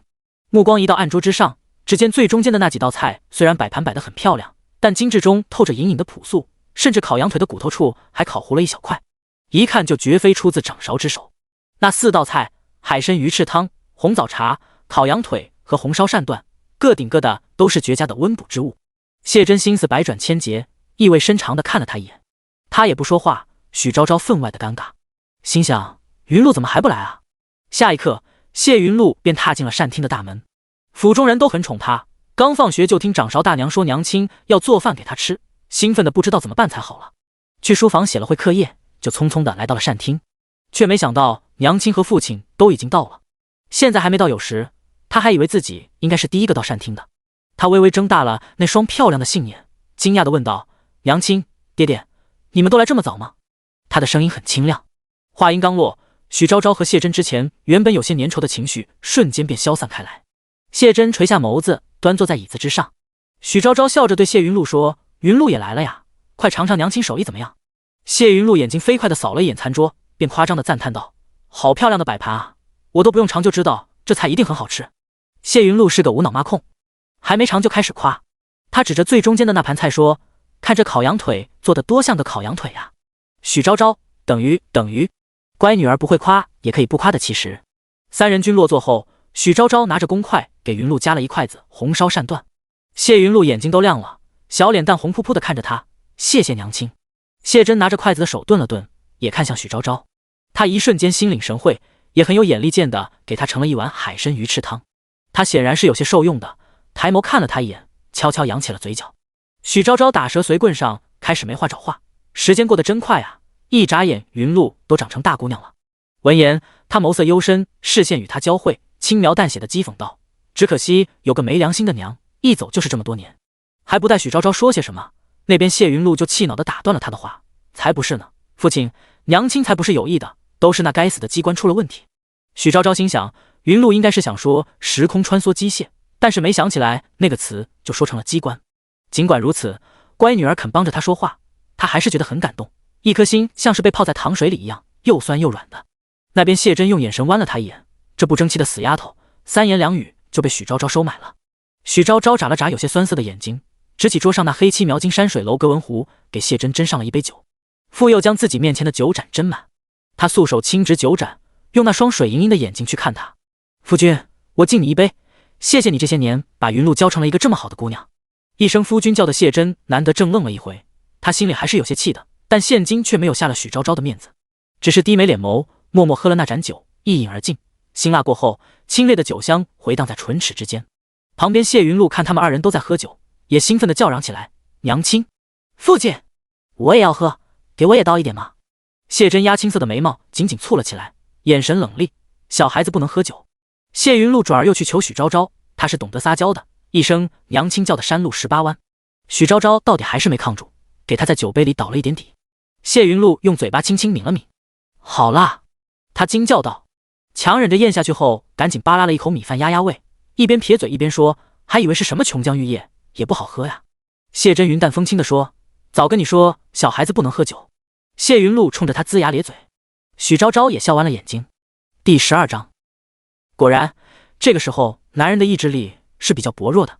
半个时辰过去后，气氛正融洽之时，谢真突然用茶水漱了口，帕子轻轻擦了擦嘴角，对着对面的谢云露正色问道：听足学的先生说你们今日学了昭明文选，你能讲一下昭明文选中认为做文章最重要的应该是什么吗？谢云露吃得正开心呢，听了这话一下子便绷直了身体。他想不明白，平日里吃饭时连话都不说的父亲，今日好端端的为何要在这时候要考他学问？他上课时根本不认真听的呀。谁知道昭明文选是什么观点？可是现在父亲的表情又是这么严肃，他根本拿不准父亲到底是个什么意思。谢云露眼神慌乱的看向许昭昭，只见娘亲也在一脸猛然的看着他，他开始疯狂的向许昭昭使眼色。许昭昭，别看了，我理科生，你看我也不会翻译古文。谢云露最后悲愤的扒拉了2口米饭，而后腾的一下从椅子上站了起来。父亲，娘亲，云露突然想起今日先生布置的课业还没写完，我去读书了，先行告退。小姑娘一溜烟就跑没了人影，现在整个房间里又只剩下他们2个人了。谢真慢条斯理地扶了扶茶水，低头轻饮了一口，唇角稍微向上勾了勾。许昭昭回过神来时，便看见他那张于氤氲水汽中半遮半掩的俊秀面容。他抬起眼皮，淡淡地看了他一眼。许昭昭心想，喝什么茶呀，应当喝酒才对，不喝上头他还怎么提出请求？他又笑眯眯心怀鬼胎的给谢真将酒盏斟满。承安，云露走了，我再单独敬你一杯。他凑得更近了一些，温热的躯体几乎贴上他的手臂。谢真端起茶盏，酒光潋滟之中映出他桃花般的面容，让人心神荡漾。宫灯又灭了一盏，光线昏暗，但整个房间里却暗香浮动。他将杯中清酒一饮而尽，许昭昭也笑盈盈的像蒸般的喝了2口。他自己拿的酒盏稍浅，也没有喝完，但他酒量不怎么好，此时此刻也有些微醺，白皙的脸庞上染上红霞，眼光迷离，但依旧是笑盈盈的，丝毫不知自己现在的样子到底有多么诱人。酒不醉人人自醉。谢真眸光微暗，干裂的清酒划过舌尖与喉咙，带起一片火热，眸中潋滟波光微微晃动。许昭昭现今的脑子已经有些不清了，突然莫名其妙的开口问道：所以昭明文选中的观点到底是什么？话尚未说完，下一秒谢真突然含了一口清酒，吻上了他的嘴唇，清酒尽数渡入他的口中。许昭昭一下子便怔愣住了，醇香的酒气在唇齿间回荡，他脑子还没反应过来，手就先放在了他净瘦的腰上。许昭昭，我这不争气的条件反射。严肃笔挺的红色官服被他拽得皱了起来，他手上一使劲，将他的外袍拽下来扔到了地上。谢真微凉的额头轻轻抵着他的额头，低低笑道：夫人莫急，等回了房间再脱也不迟。许昭昭甚至可以感受到他胸腔间那种微微的颤动，他脸上一热，像是个煮熟了的虾子般将头埋到了他的怀里。谢珍直接将他揽在怀里，打横抱起，朝主卧房走去。被扔在地上的衣服也没拿。主卧房的床铺得很软，许昭昭被轻轻放置在床上时，脑袋还是晕乎乎的。他翻了个身，趴在床上，死到临头还妄图转移话题，不甘心地问了一句：所以昭明文选的观点到底是什么？那边谢珍只脱的还剩件白色里衣了，高大颀长的身影附在他的身上，温热的气息喷洒在颈后。这只不过是他方才妄图支走云路时想的一个借口，没想到许昭昭现在还惦念着。他悠悠叹了一口气，语气不疾不徐地说：是出于沉思，亦归于汗早。许昭昭？什么？他还没反应过来，下一刻像是摊煎饼一样被人翻过来面，灼热气息倾覆而上，衣裙尽数散落。许昭昭感觉自己就像巨大风浪里的一叶小舟，不断飘荡，被重重冲上浪头，又惊险刺激地坠下。他这时候还不忘发挥自己的敬业精神，苏手拨开鬓角那一缕汗湿的头发，喘息着问：夫君，明日早朝时能带我一同进宫吗？话说出口，他没有问他要做什么，只是低低应了一声。任务成功。果然，这个时候男人的意志力是比较薄弱的。许昭昭原本紧绷的心弦瞬间放松了下来，脑子放松，身段也软了一截。谢珍更加用力，她舒服的微微眯起了眼睛，就像是随风而动的杨柳，柳枝缠上了她的腰身。一夜荒唐，晨曦初露，旭日东升，远边的天空微微泛起了一抹亮色。许昭昭感到脸上凉凉的，她悠悠转醒，睁开眼便看到谢珍正弯腰站在床边，眼含笑意地看着她。她似乎是刚净完手，微凉的手掌贴在她的脸颊上。谢珍已经穿戴整齐了，官服的外袍也被她从餐厅的地上捡了回来，套在了身上，只不过腰带那里还有些隐隐的褶皱。许昭昭不可避免地联想起了昨天晚上发生过的事情，脸上一阵烧热。本来只是想和他吃顿饭的，怎么吃着吃着就吃到床上去了呢？许昭昭一边心想，一边往被窝里缩了缩脑袋。又听到谢珍含笑说：怎么还睡？不是要和我一起去皇宫吗？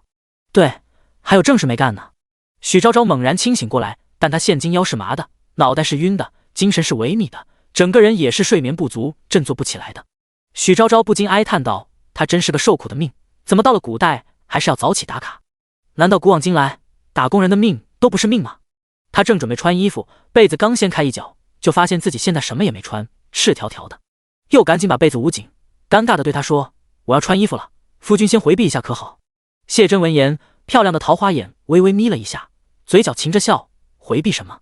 又不是没看过，遮什么遮？又不是没看见过。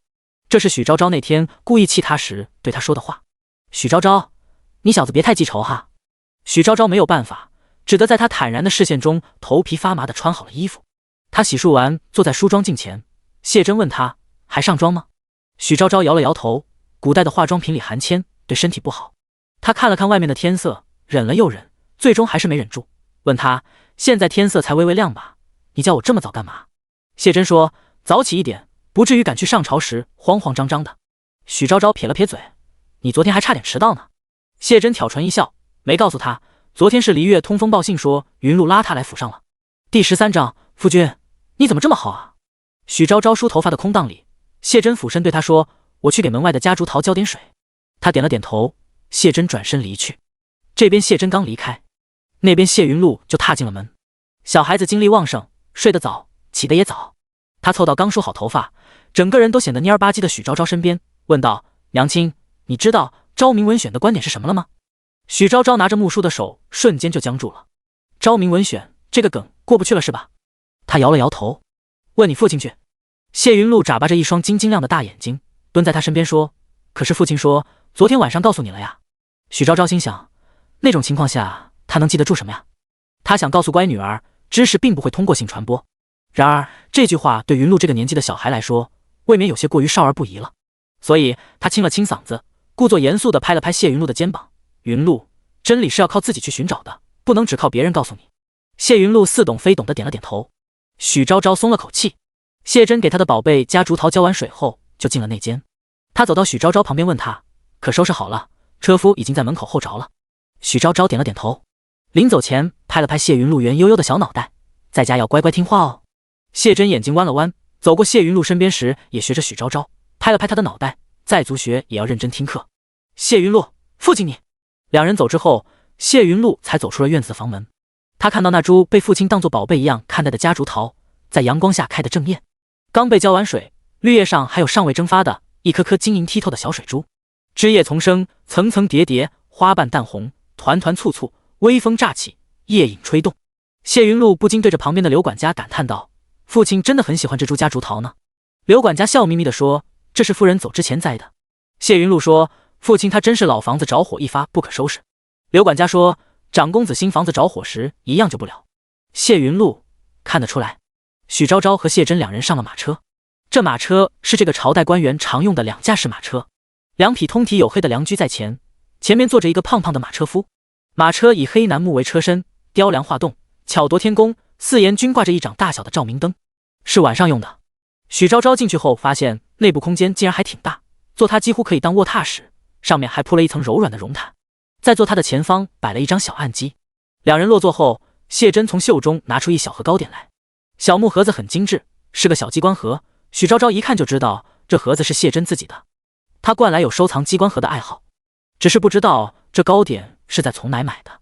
桃花形状的莲蓉酥只有5块，被整整齐齐地摆在机关盒内的每一个小格子里，看起来精致又好看。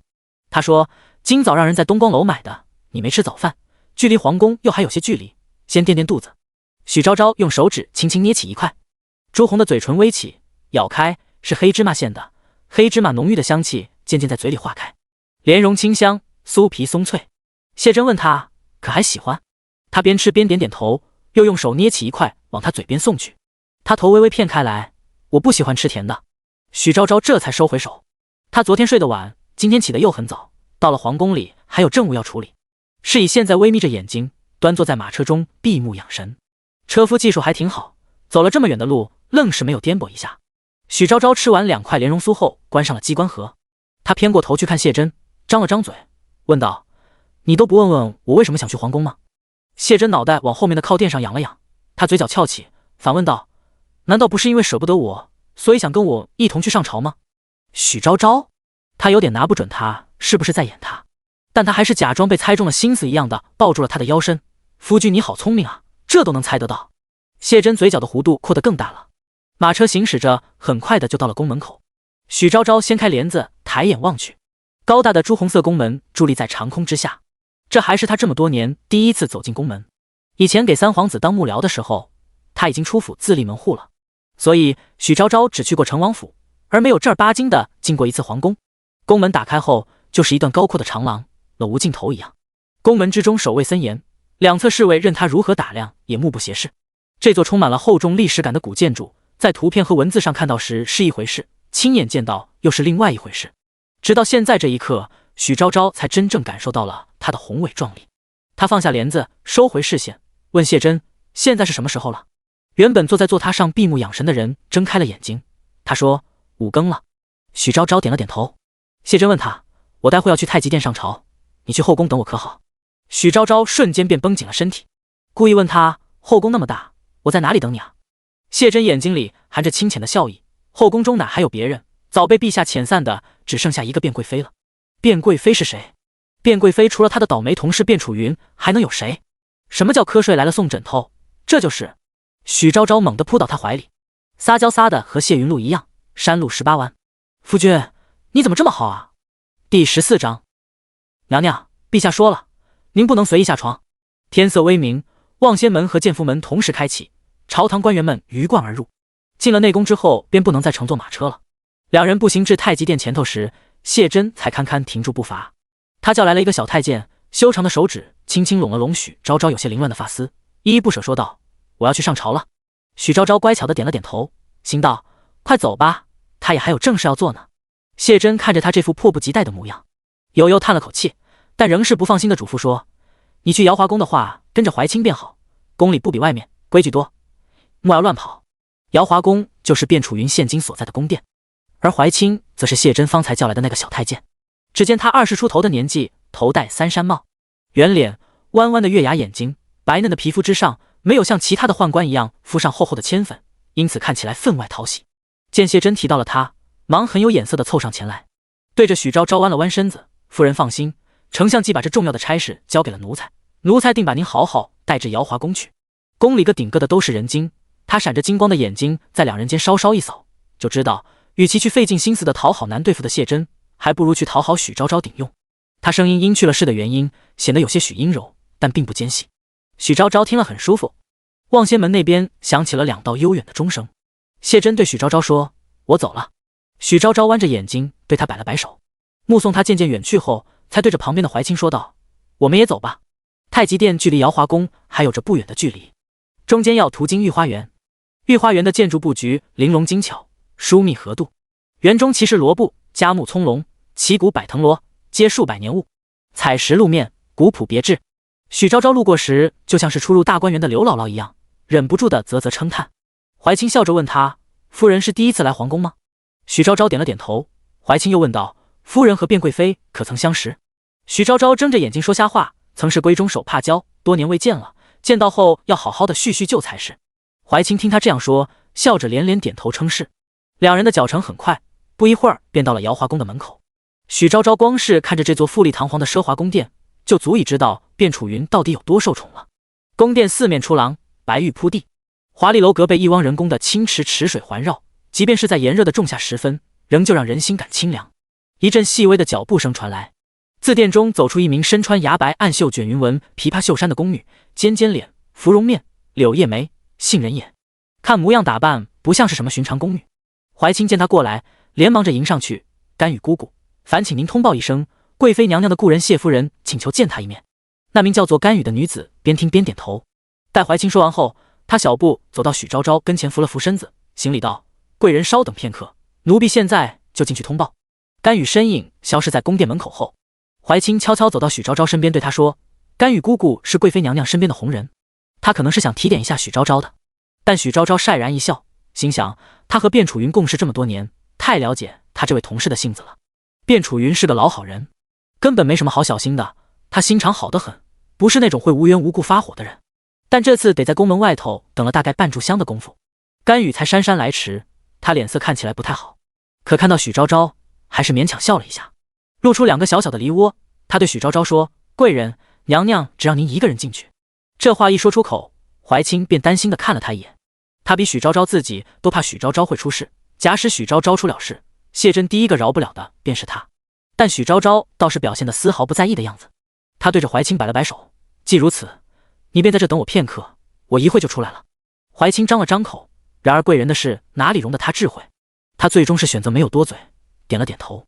许昭昭便跟着甘雨进了内殿，内殿竟显得比瑶华宫的外面更加的华丽。只见寝殿内云顶檀木作梁，水晶玉璧为灯，珍珠为幕帘，泛金为柱础。随着甘雨素手掀开那珍珠幕帘，一阵清爽的凉气便扑面而来。寝殿之中竟放着整整3大盆的冰块，袅袅寒气升起。许昭昭看到这房间的正中间放着一张雕刻精巧的黄花梨灵芝如意月洞门架子床，上面围着层层叠叠的纱帐幕帘，自那纱帐之中缓缓伸出了一只7双赛雪般的白腻玉手。许昭昭走近了些，眯着眼睛，有些不确定的喊了声：“楚云。”他明显的看到那只玉手僵了一下，等了片刻，又小心翼翼地问道：“是你吗，楚云？”那纱帐堆叠的太厚了，许昭昭看不清楚纱帐里面那人的动作与神态。他又往前走了2步，轻声唤道：“我是许昭昭，我是来接你回去的，楚云。”微风吹来，那纱帐轻轻地摇动了2下，卞楚云素手轻轻掀开了纱帐，赤裸的玉足从床上落下，踩在殿内上好白玉铺就的地板之上。许昭昭只见那人身穿了一件绯色缕巾挑色纱裙，纱裙很透，完全的遮不住他身上欢爱过后的痕迹。萧景焕宠他，给这瑶华宫里用的都是些上好的物件，是以他这么多年来根本看不出任何衰老的痕迹，反而被娇养得更加圆润了些，端地是一副雍容大气的华贵模样。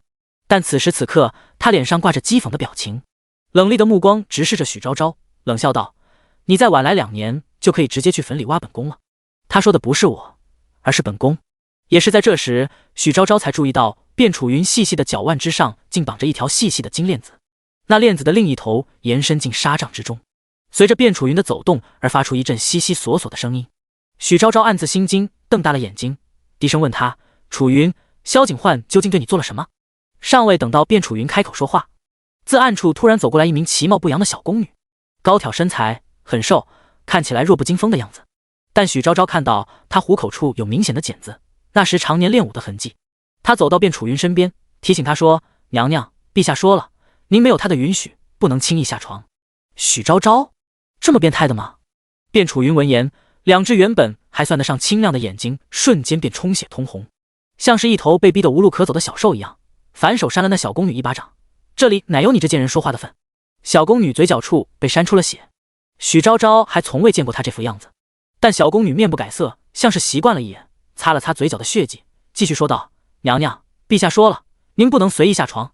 第15章，我们立马就离开这地方。”小宫女眉眼压得很低，冷沉着声音：“娘娘，你也不想陛下回来发火吧？”她在威胁她。卞楚云被气得胸腔剧烈的起伏着，贝齿将嫣红的半唇咬出了2个明显的牙印儿。许昭昭从未见过卞楚云这副癫狂的模样，她赶紧走过去，温热的手掌紧紧握住他的手，担心地问他：“没事吧，楚云？到底发生什么事情了？”卞楚云像是没有听到一样，一双微扬的冷厉凤眸仍是死死地盯着面前的小宫女看。许昭昭抿了抿唇，转身对那小宫女说：“你先下去吧，我带你家娘娘去床上，我们俩说会话。”这宫女抬眼看了他一眼，见他拉得动卞楚云，才低低应了声：“是。”随后退下了。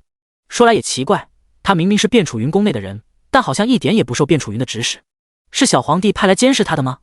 许昭昭和萧景焕没有过多的接触，但他知道萧景恒和萧景焕交手的过程中没少吃了他的暗亏。这个人的心思深沉可见一斑。直到小宫女走后，卞楚云原本紧绷的身体才渐渐的松懈了下来。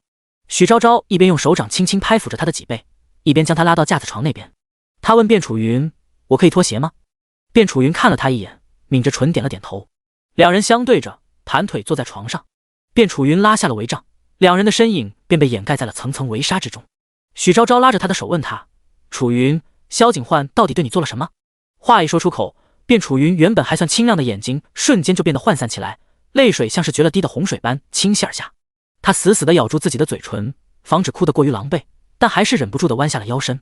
他将自己的整个上半身几乎都埋到了许昭昭的怀里，抽泣道：“昭昭，萧景焕他就是个变态疯子。”许昭昭虽然早有心理准备，可当卞楚云说出这一切的时候，还是忍不住的微微瞪大了眼睛。当年这个时空发生变数之时，被派来完成任务的人除了许昭昭还有卞楚云，但两人接到的任务并不相同。许昭昭接到的任务是辅佐三皇子萧景恒登基，于是他跑到萧景恒身边做了幕僚；而卞楚云接到的任务是防止重生后的四皇子萧景焕黑化，不要让他随着歪掉的历史线成为一介暴君。于是卞楚云跑到了萧景焕的身边当宫女。卞楚云比许昭昭穿越过来的时间线要早一些，他刚来到这个朝代之时，萧景焕才刚刚14岁。他出身低贱，是个婢生子，母亲只是这后宫之中一个小小的宫女，因为有着几分姿色，被先帝在醉酒后宠幸。可这先帝也不是什么好东西，宠幸后转眼便忘了这个人，甚至都连名分都没有给他母亲一个。萧景焕的母亲也是个可怜人，生下他后便撒手人寰，从此他就成了这后宫之中谁都能踩一脚的，没人管也没人问的小可怜。是以萧景焕小小年纪便尝遍了人情冷暖，在这样的处境之下，换了谁谁都想去报复社会，也不怪乎萧景焕重生后一心便想站到那权力之巅。卞楚云是个敬业的人，为了让萧景焕重新感受到人间大爱，他在萧景焕小的时候就偷偷的照顾他，冬天在他没衣服穿的时候给他做棉服，没饭吃的时候给他送饭。萧景焕被其他皇子欺负的时候，卞楚云就会跑到冷宫里去安慰他，还亲手教他识文断字、写词作画，甚至在他成年之后夺位之时的关键时刻替他挡过一次刀。按理说卞楚云应该算得上是萧景焕的救命恩人了，可却没曾想到这人心思歹毒得很，在后来竟然恩将仇报。登临皇位之时，他反手毁了卞楚云的时空传送器，想要卞楚云留下来给他当皇后。卞楚云自是不乐意的，他的亲戚朋友家人都还在现代，凭什么要他留在这里？可萧景焕听到后转眼就开始发大疯，用金链子将卞楚云锁在了床上，没有他的允许，卞楚云不能下床一步。如果被他发现卞楚云没有听话，那么晚上便会迎来他疯狂的报复。这样的日子卞楚云一过便是14年。好在萧景焕精神不正常，非常讨厌孩子，这么多年一直在吃让人避免怀孕的药，不然在这种情况下有了孩子，卞楚云都不知道自己要怎么活。他给许昭昭讲完这些年的遭遇后，已然是泣不成声。许昭昭一边拍着他的手安慰他，一边咬牙切齿地说：“这个没良心的小畜生。”卞楚云听了这话，瞬间惊出一身冷汗，他伸手捂住许昭昭的嘴巴：“昭昭，慎言，我这整个瑶华宫里没有一处干净的地方，全是他的眼线。许昭昭被他捂着嘴，他冲他眨了眨眼睛，轻轻将他的手拉下来说：楚云，你别担心，传送器现在就被我放在丞相府，待过2日，我寻个由头把你接出去，我们立马就离开这地方。卞楚云听了他这话，又哭又笑。他问他：昭昭，你说我已经在这里待了10几年了，我真的还能再回到现代吗？3000年后的那些日子，对于现在的他来说，恍如隔世。卞楚云甚至都有些想不起来自己以前是个什么样的人了。许昭昭没能听懂他的言外之意，只是重重的点了点头。卞楚云哭得上气不接下气，说：我起初还以为组织抛弃我了呢。许昭昭急忙解释道：没有的事，组织接到你的求救后，立马就派我过来了。只不过穿越过程中，时空机械出了点问题，我直接来到了14年后。两人正说着话，帷帐外面突然传来一阵急切的脚步声。许昭昭屏息凝神，只听到外边传来刚才那个名叫做甘雨的宫女的声音：娘娘，陛下来了。许昭昭感到卞楚云攥着她的手，立马就紧了一下，她手心里渗出冰凉黏腻的细汗。第16章，原来是他到处在跟别人传自己喜欢他的呀。他一边紧张地推搡着许昭昭的身体，一边从帷帐之中探出头去，对甘雨说道：甘雨，你快带昭昭从后门先离开，我来应付他。甘雨点了点头。许昭昭鞋还没穿上，就被甘雨拉着从后门之中跑了。他边跑边小声地对甘雨说：慢一点，慢一点，我袜子薄，硌脚。两人离开后没多久，卞楚云就听到了一阵脚步声。他下床一看，发现萧景焕已经走到那间了，身子忍不住地抖了抖。只见走过来的那男人身材高挺，腰身紧实，气息凌人，身穿玄色绣暗经纹的滚龙袍，长眉凤目，长长的睫毛在眼睛下方打下一片浓重的阴影，像是一条蛰伏在暗处的毒蛇。他鼻梁直挺，唇色飞然，即使是隔着晃动的12冕玉，也不难看出若隐若现的绝色容颜，通身尽是尊贵的天界威仪。卞楚云见他过来后，立刻下床，赤足点地，赶忙乒乒袅袅地走过去，给他行了个礼。陛下，您来了。他紧张的冷汗将最里面的一层纱衣都给打湿了。萧景焕见他这副样子，不禁挑唇一笑，快步走过去，用他坐在床榻之上，问他：姐姐今日怎么这样热情，跟以往可是不太一样啊。卞楚云咽了下喉咙，强装镇定地说：陛下你多虑了，臣妾跟往日没什么不同。他修长的手指轻轻捏了一下他嫩润的脸蛋儿，坏心眼儿地调笑道：姐姐还说没什么不同呢，你都开始在我面前自称臣妾了。我听闻今日……他故意在这时候拉长了调子，逼得卞楚云的心几乎都跳到了嗓子眼。他说：今日甘檀惹你生气了是不是？甘檀就是方才那个提醒卞楚云不要下床的宫女。卞楚云咬着嘴唇点了点头，他拇指轻轻将他洁白的牙齿掰开，狭长的眼睛微微眯了起来，笑道：那姐姐直接跟我说不就是了，敢惹姐姐生气，我今日就要将这不听话的奴才杖毙。不听话3个字被咬得格外重一些，卞楚云被他拥着的身子僵了一下，他小腿一动，感觉脚下软绵绵的，不动声色往下瞥了一眼，竟发现自己的足尖踩到了一双绣鞋，那是许昭昭方才脱下来的，走的时候来不及穿上了。卞楚云心下一惊，他故意抬脸去看萧景焕，一双眼睛用力地眨了眨，不一会儿便含满了眼泪，显得水盈盈的，粉润如桃花瓣一样的嘴唇微微地张开。与这人朝夕相处10几年，他最是知道他忍不了他怎样的表情。果然，萧景焕原本稍显冷厉的眼睛瞬间就变得幽深暗沉起来。卞楚云问他：陛下今日下朝怎么这样晚？我都想你了。萧景焕感到干渴地吞咽了一下喉咙，解释道：今日下朝后又和丞相在议政厅商量了会事。他边说边问他姐姐想我哪了。卞楚云将柔弱无骨的小手放在了他被系得好好的腰带上一勾，眼神柔媚地看他：陛下说我想你哪了。他像是再也控制不住自己汹涌的情欲，凑过来含住了他整个水润的嘴唇。一吻过后，两人皆是气喘吁吁。萧景焕额头轻抵着他的额头，鼻尖追着去碰他的鼻尖，轻轻笑道：姐姐怎么这样贪吃，昨晚还没有喂饱你吗？怎么今天又想要了？卞楚云勉强一笑，只是道：所以陛下到底给不给？给他冷笑一声，随即将卞楚云拉进了帷帐之中。而卞楚云也在这时用脚一踢，将许昭昭的鞋子踢进了床底下。帷纱落下，只能看到帷帐之中隐隐绰绰的2道人影在交叠。许昭昭从后门走出去后，甘雨怕被人看见，简单叮嘱了他2句便离开了。皇宫大的不行，许昭昭又是第一次来，是以根本不知道往哪走。他心想，既然萧景焕回去了，那谢真也应当下朝了。他又不敢去瑶华宫门口找怀清，怕被萧景焕瞧见，于是便想先去望仙门等谢真。那是出宫的必经之路，谢真找不到他便肯定会先去望仙门的。他又不傻，但是望仙门在哪来着？许昭昭隐约觉得自己对来时的路有些印象，但是又记得不太清。可他向来不是什么瞻前顾后的人，于是现在闷着头便往前走。走了不多时，觉得自己的脚也开始累了，抬眼一看，发现自己竟误入一片桃花林中。午后的夕阳拨开了云雾，满山满坡的桃花现今正是盛开的时候。他的前方有道天然的小溪，潺潺流水上铺满了粉色的花瓣。许昭昭不禁被这眼前美景迷花了眼，他顺着小溪往前走去，走了没多大一会，眼前豁然开朗。他看到前方那棵最大的桃花树下，隐隐有一个身穿月白色锦袍的熟悉人影，那是一个身形如玉的年轻男人，此时正斜躺在精致的卧榻之上，手中执一酒盏，醉如玉山将颓。他形容慵懒地用一只手撑着自己的脑袋。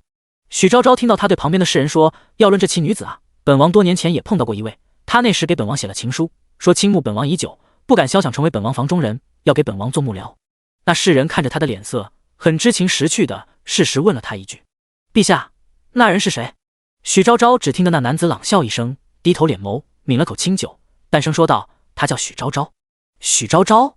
他好像知道这男的是谁了，除了他的傻辈前主子萧景恒，还能有谁？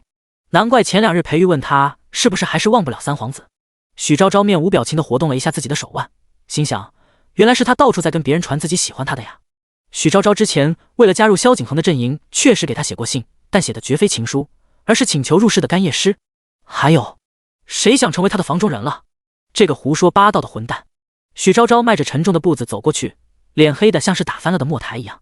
他走近了些，沉着声音问他，方才的话敢不敢当着我的面再说一遍？那人听了他的话，身形霎时便僵住了。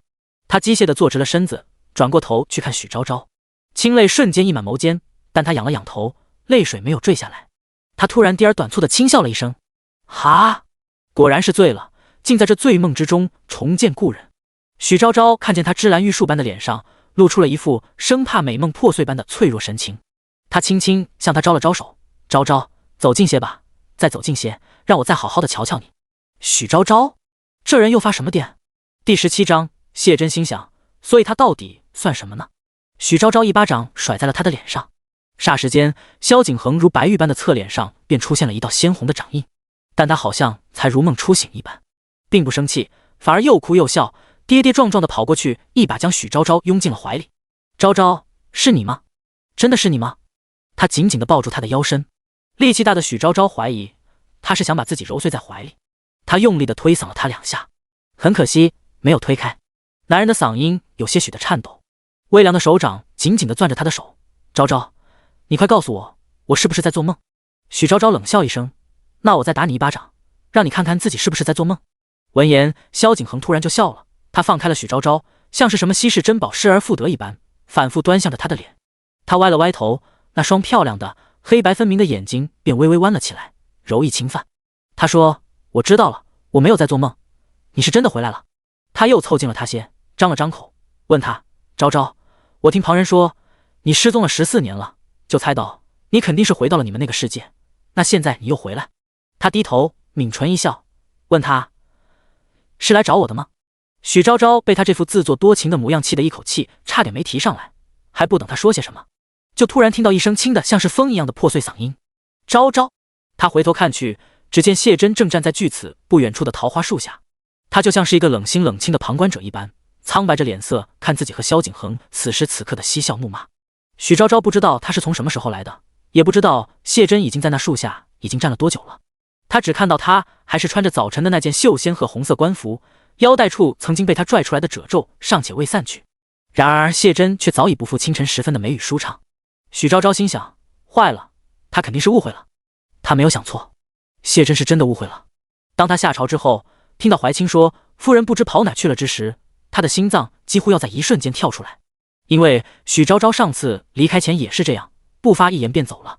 他不喜欢他，所以可以做到一点也不在乎他的感受。他对这个世界没有太多的留恋，因此可以做到说离开就离开。但是谢真心想，这次怎么会这么快呢？难道他的美梦马上就要醒了吗？他托女眷去瑶华宫寻他，可女眷带回来的消息却是陛下正在瑶华宫，瑶华宫不便见客。他又绝望的像只无头苍蝇一样满皇宫的找，却在囚禁三皇子的重华宫这里看到了许昭昭。他握着三皇子的手，两个人就像是那天生一对不可分割的金童玉女般在与对方互诉深情，而他站在一旁像是一个无关的局外人。谢真心想，所以他到底算什么呢？他这些天一直不敢面对的一个现实是，许昭昭这次回来的目的到底是什么？究竟是为了他和云露，还是为了萧景恒？他的身形摇摇欲坠，几乎站立不住一般，喉咙翻滚了2下，只觉一阵心甜涌上来。远远看去，许昭昭和萧景恒真的很般配。谢真心想，如果当时萧景恒没有夺位失败，没有他在中间横插一脚，想必两人早就已经有情人终成眷属了吧？那许昭昭现今该是何等光景呢？他会不会根本舍不得离开这里？毕竟许昭昭那么爱萧景恒，他那样骄傲的一个人，甚至愿意用书信与他表达爱意。但可惜的是，这个世界上没有如果，他们2个人之间偏偏就插入了他这样一个夺人所爱的恶人。正如现在，他明明知道2人有多想和对方说说话，却偏偏不要脸面的横插在2人之间，打断他们。谢真走了过去，挡在许昭昭的身前，垂在袖中的手也握得紧紧的。他抬眸，那双翻涌着深沉墨色的桃花眼冷冷地看着萧景恒，俊脸紧绷，问他：殿下在与内子说些什么？萧景恒见他过来，瞬间便收敛了方才那副真情流露的模样。他嘴角勾起一抹笑意，脸上的表情复又变得像往常一般，对什么都不在乎，自虽肆意起来。他问道：我和故人说话，丞相也要偷听？许昭昭闻言，龇牙咧嘴的冲他挥了挥拳头：你胡说什么呢？说谁偷听？萧景恒立马就像是个宠爱心上人的好情郎一般，宠溺的向他笑了笑：好好好，我不胡说。不知道为什么，许昭昭明明在向着他说话，但是他的心却更冷了些。他迫切的想要带着许昭昭离开这个地方，让萧景恒消失在他的视线之中。他不安地攥住了许昭昭的手腕。许昭昭安抚性地拍了拍他的手背，这个动作使他稍稍的放松了一些。然而萧景恒又说道：丞相可千万别误会了，我今日和夫人再次相见不过是偶遇，顺带着叙叙旧罢了。许昭昭说，赶紧顺着这话说，承安才不是你说的那种小肚鸡肠的人。萧景恒闻言笑得更欢了，他挑衅一般的看向谢真的眼睛，话却对许昭昭说：昭昭你说的对。谢真攥着许昭昭的手腕更紧了一些，他转过身去对他说：昭昭，云露也快放学了，这会儿肯定还在家里等我们吃饭呢。他艰难地吞咽了2下喉咙，又说道：以后得了空再和成王殿下叙旧，今日先回去吧。许昭昭想到云露那副期待父亲母亲回家的模样，顿时母爱泛滥，他忍不住的轻笑一声，点了点头。谢真暗暗松了一口气，还好他还有云露，谢云露永远是他和许昭昭之间最紧密的联系。第18章，活生生的人怎么可以说出这么冰冷的话？谢真拉着许昭昭就要走，萧景恒还想厚着脸皮追上去再和他聊2句，但是被谢真一个眼刀逼了回去。他目光凉飕飕的，带着一种不顾一切的决然。萧景恒见此，只得讪讪的停住了脚步。谢真沉默着，一路带着许昭昭出了望仙门。马车已经在宫门口等了有一会了。天色将晚，幽蓝的天空也变得迷蒙灰暗起来。2个人上了马车，许昭昭坐下后才发现，谢真原本清瘦有力的手掌变得冰凉又黏腻。他眨了眨眼睛，心想他是吃醋了吗？可这反应未免也太大了点吧。许昭昭用2只暖乎乎的小手包裹着他的手揉了揉，想开口和谢真解释2句，然而刚起了个头，其实我和萧景恒，就被他给打断了。他有些慌乱地抱住了他的腰身，2条手臂平日里只做些执笔写文章的事，许昭昭一直以为他是那种文弱书生，却没想到那2只箍住他腰身的手臂力道还挺大。他问他晚上想吃什么，我给你做好不好？很明显的在转移话题。他眼睛红红的，有些祈求的看着他。许昭昭一瞬间就明白，他不希望自己再提到萧景恒了，于是很有眼色的选择了闭嘴，从善如流的说：吃什么都好，你做的我都喜欢。话音刚落，谢真将头埋到了他的颈脖处，微弱的呼吸像是一只羽毛在他脖子那轻轻的扫。许昭昭感到一阵痒，身子忍不住的往后躲了躲，却没想到谢真眸色一暗，发了狠一般，一张口就咬在了他颈脖那处。许昭昭猝不及防，被他咬得嗷了一声，差点从坐他之上跳起来。他一巴掌拍到了谢真的后背上，拍得他闷哼一声。许昭昭说：你有没有良心啊？我以为你吃醋了，好心想安慰你，你竟然还咬我。谁知谢真听了他这话，非但不松口，反而咬得更重了一些，尖利的牙齿在他白腻的颈脖上磨了磨，在雪白的肌肤之上留下一道红印。他似乎是想使劲给他点教训的，但是不舍得下狠手，又不甘心松开，因此只是叼着那块软肉细细的磨。良久之后，他终于松了口，趴在他身上闷闷的笑，问他：原来你也知道我是吃醋了呀？许昭昭一把推开他，翻了个白眼：不然呢？谢真被他推开后摆正了坐姿，他风轻云淡的理了理衣袖，又恢复了平日里那副清流文官的作态，微微侧着眼睛斜睨着许昭昭，似笑非笑。我还以为你看不出来呢。许昭昭说，我又不是傻子。他便又不说话了。许昭昭眼珠子一转，又说道，不过你完全没那个吃醋的必要，我一点都不喜欢萧景恒，真的。他边说边点头，身子向他那边贴了贴，眨巴着那双水盈盈的杏眼，微微俯下了腰身，下巴放置在他腿上装可爱。谢真看他这副样子，喉咙微微有些灼热，另一种情绪很快地代替了方才的悲沉，快速地涌上心头。但他只是垂着眼睛，移开视线，问道，怎么说？许昭昭想了想，开始一一列举萧景恒的种种罪状。第一，萧景恒他可蠢了，我以前给他当手下的时候，他总觉得整个天下都是自己的囊中之物，完全不听我们这些幕僚讲话的。我讨厌不好好听我讲话的男人。萧景恒出身高贵，他的母亲齐贵妃是江北巡盐使的女儿，家族势力把控整个江北盐道。巡盐使又是个肥差事，是以齐家可以称得上是富可敌国。齐贵妃有着雄厚的母家做依靠，性情非常的嚣张跋扈。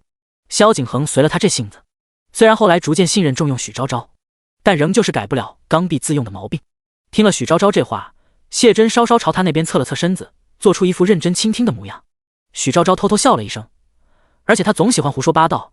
我当初明明给他写的是干谒诗，想去他手底下做事，他就到处跟别人说我给他写的是情诗。谢真握着他的手紧了紧，嗓音有些阴哑地问他，你给他写的真的不是情诗吗？许昭昭疯狂地摇头，我都说了，我不喜欢他那样的男人，我喜欢。说着这里，他故意拉长了调子，谢真的心也跟着提了起来。他一边觉得自己现在这副样子实在不像是一个心智成熟30多岁的男人，一边又为这种心脏跳动的感觉感到痴迷。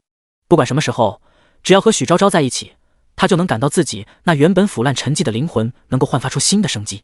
正如他年少时在家族严苛的教育之下长成了个一板一眼、端肃得体的冷面郎君，可是一见到许昭昭就会被他气得跳脚。许昭昭故意不告诉他，反而说，你猜。谢真嘴角勾起一抹笑，他轻轻将头靠在了坐他的椅背之上，微合起了眼睛，我哪里猜得到夫人的心思？许昭昭直起身子，笑闹着往他腿上捶了一拳。两个人打闹了一路，马车行驶到丞相府的时候，谢真已经被许昭昭哄得差不多了。他们刚下了马车，正巧了碰见放学回家的谢云露。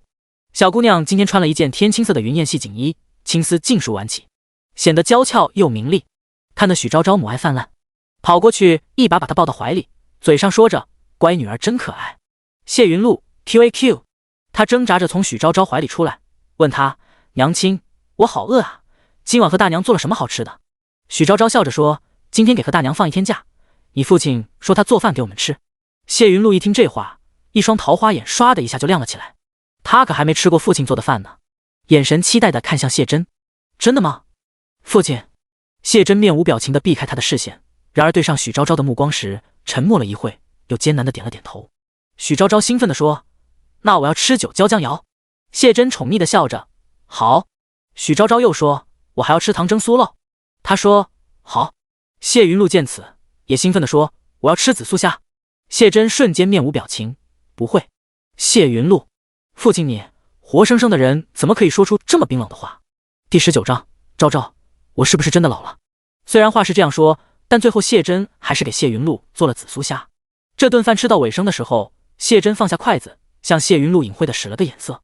他顿时坐立难安，如芒在背，如坐针毡，匆匆扒拉了2口饭，就向许昭昭告辞，娘亲，我吃饱了，我先去温习功课了。许昭昭看得出来，谢云露是真的很怕谢真再考他功课，但他还是用手肘倒了一下旁边人模人样端正坐着喝茶的男人。他被他撞得晃了一下，杯中清茶也溢出了鼻眼。谢真转过头，一脸不明所以地看向他，怎么了，昭昭？许昭昭嗔道，云露还在长身体呢，你总得让她吃饱饭吧。闻言，谢真垂着眉眼，纤长的睫毛眨了眨，修长指尖轻执杯盏，神情颇为无辜，我也没有不让她吃啊。许昭昭，你虽然没明说，但你就是那个意思。两个人又在膳厅闹了一会儿。谢真突然停了下来，整了整衣袖，对许昭昭说，夫人，天色不早了，我们也回去休息吧。许昭昭闻言，顿时感觉自己的后腰隐隐一阵幻痛，他眼神飘忽着，行，那我回倚梅院，你回主卧吧。闻言，谢真的表情僵了一瞬，他默默地低下了头，悠悠地叹了口气。许昭昭心里一紧，他看不得别人装可怜，立即就上了当，扯着他的袖子问，夫君，你怎么了？谢真不说话，但眼神中写满了落寞。许昭昭心中的愧疚感更重了。明明是他昨天晚上中狱，他今晚才想自己一个人睡的。然而现今看他这副失落的模样，许昭昭竟奇怪地觉得是自己的错一般。良久，他才听见男人有些委屈的嗓音：“昭昭，我以为你昨天愿意来找我，代表着我们已经和好了呢。原来你心里不是这样想吗？”他惯来高傲的一个人，很少有这样故意低伏做小的时候。谢真皮肤本来就白，此刻在透过窗棂的月光照射下，更显现一种如玉的清冷，显得整个人可怜又脆弱。偏偏眼眶红红的，像只被主人丢弃了的小狗一样。许昭昭偷偷地看向他，一种负罪感顿时从心底油然而生。谢真又说：“你还想跟我分房睡，是不是早就厌弃我了？”许昭昭内心的愧疚翻江倒海，几乎要被自责淹没了。他泪眼汪汪地扑倒谢真怀里，抱住他的腰身：“夫君，你怎么会这样想呢？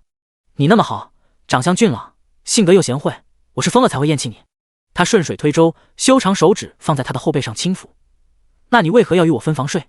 许昭昭斩钉截铁：“不分了，今晚我们都回主卧睡。”谢真低垂着头：“算了吧，夫人，我也不想勉强你。”许昭昭腾的一下从椅子上站了起来，拉着谢真就要向主卧走：“不勉强，我们现在就回主卧。”谢真边被他被迫拉着往前走，边假惺惺地劝他：“昭昭，慢一点。”许昭昭现在已经被上头的情绪冲昏了头脑。等他拉着谢真走到了主卧房，回过神来的时候，一转身发现谢真已经把房门给关上了。许昭昭，糟糕，要完！谢真整了整衣袖，笑眯眯地朝他走过来：“昭昭，现在睡吗？”许昭昭边往里间跑，边磕磕绊绊地说：“要不我们再聊会天？”谢真迈着大步走过去，拥着他倒在床上，从善如流：“好，昭昭想聊些什么？”床上的被子很软，但许昭昭仍是被这一下摔得晕晕乎乎的。他手环在自己胸前，大脑疯狂地思考着：云路，云路，他吉吉里是不是快到了？谢真如诗的嘴唇细细密密地亲着他的耳朵：“是快到了。”许昭昭被他亲的身子发麻，脑袋不住地往旁边躲：“不是要聊天吗？你亲我干嘛？”话音刚落，男人修长的手指也爬上了她的袖裙，慢慢往上探去。他声音含笑：“是要聊天，你聊你的，我做我的。”许昭昭，这样他还怎么聊得下去？一刻钟的时间过去后，许昭昭逐渐在情欲中迷失了自我。外面也下起了大雨，雨水毫不留情地打在窗外的芭蕉叶之上，发出噼里啪啦的响声。狂风卷着雨丝，像无数条鞭子，狠狠地抽在草木之上，花草树木均随风舞动起来。许昭昭睁开迷蒙的双眼，气喘吁吁地问他：“差不多可以了吧？”谢真额头上的汗滴顺着流畅的下颌滴到他如凝脂般的肌肤之上，将许昭昭烫得浑身一颤。他咬着牙：“昭昭，再忍一下。”许昭昭复又闭上了眼睛，他感到自己整个人都要碎掉了。良久，在他身上的人才缓慢地停了下来。他伏在他身上，重重地喘息，将脑袋埋在他的颈窝处。许昭昭轻轻动了动手脚，然而却被他又拥得更紧了一些。他听到他有些阴哑疲倦的声音：“昭昭，我是不是真的老了？白天的时候情绪尚且来的不是那么汹涌，可到了晚上，当他看到他那年轻诱人的躯体时，心脏便开始了阵痛。”谢真妄图用情欲去掩盖这种令人痛苦的想法，可情欲过后，那种阵痛便愈发强烈。他几次张口，终究是没有忍住，开口问了出来。话说出口后，又像是不想听到许昭昭的回答一般，紧紧地抱住了他的身体，脑袋也埋得深深的，脸色苍白如纸，发丝湿漉漉地贴在额角，神色迷迷蒙蒙。许昭昭听到他的话，愣了一下，他整个人尚未从方才的狂风暴雨中缓过劲来，但他能够敏锐地感觉到谢真的情绪很不对劲。他用尽力气，双手从他的怀抱中挣脱了出来，柔嫩的双手轻轻捧起他的脸，才看到谢真此时的眼睛闭得紧紧的。他不想直视他的眼睛，他用手去捂他的眼睛。他说：“昭昭，你别看我。”第20章。许昭昭还记得第一次见到谢真的时候，然而许昭昭拨开了他的手，他仔细地端详着面前的男人。许昭昭还记得第一次见到谢真的时候，是在三皇子为拉拢朝廷新贵而举办的一次茶会上。这个朝代饮茶风气盛行，饮茶的风俗不仅在士族之间风靡一时，甚至也深入到了寻常百姓家。饮茶文化逐渐发展成为了文人雅士联络感情的纽带。落花平台上，春风辍鸣时，许昭昭在一片觥筹交错的名利场上，猝然就看到了不经意间闯入眼帘的年轻男人。那双修长如玉的手指轻轻掀开，遮掩住他的马车围帘，几缕碎金般的光线从马车木窗旁落下，照射在他如泼墨般的发丝之上。谢真那年才17岁，是陈俊谢氏年纪轻轻却身负盛名的长公子。玉冠束发，白袍广袖，眉似远山，眼如桃花，眉宇间端地是让人移不开眼睛的秀雅疏朗之风。清俊俊雅，如松如竹。许昭昭看着他，一时之间竟出了神。旁边站着的裴玉还调笑着问他：“昭昭，看上了？”他摸了摸下巴，望着那魔挺拔身姿说：“不怪乎你会看上谢家长公子这般光风霁月的模样，哪家少女不欢喜？”许昭昭只是愣愣地看着他，并不应声。裴玉又道：“但你估计是得不到了。但凡你看上了别人还好说，但这他顿了顿，换了个委婉点的说法，世家的人，即便是殿下也动不得。殿下指的就是从前的三皇子萧景恒。晋朝世家林立，北方世家诸如王、楚、崔、谢、恒、乌等大姓均是诗书传家，源远流长，长时间占据朝廷中枢，名底高门，身份显贵。可以毫不避嫌地说，当今天下可以看作是皇族与士族共治的天下。”裴玉悠悠叹了一口气，伸手拍了拍他的肩膀：“喜欢就多看两眼吧，反正也得不到，看到了就算是赚到了。”许昭昭依旧没理他。视线和谢真交汇的那一瞬间，一向对男人不怎么感兴趣的许昭昭难得感到自己的心跳加快了些。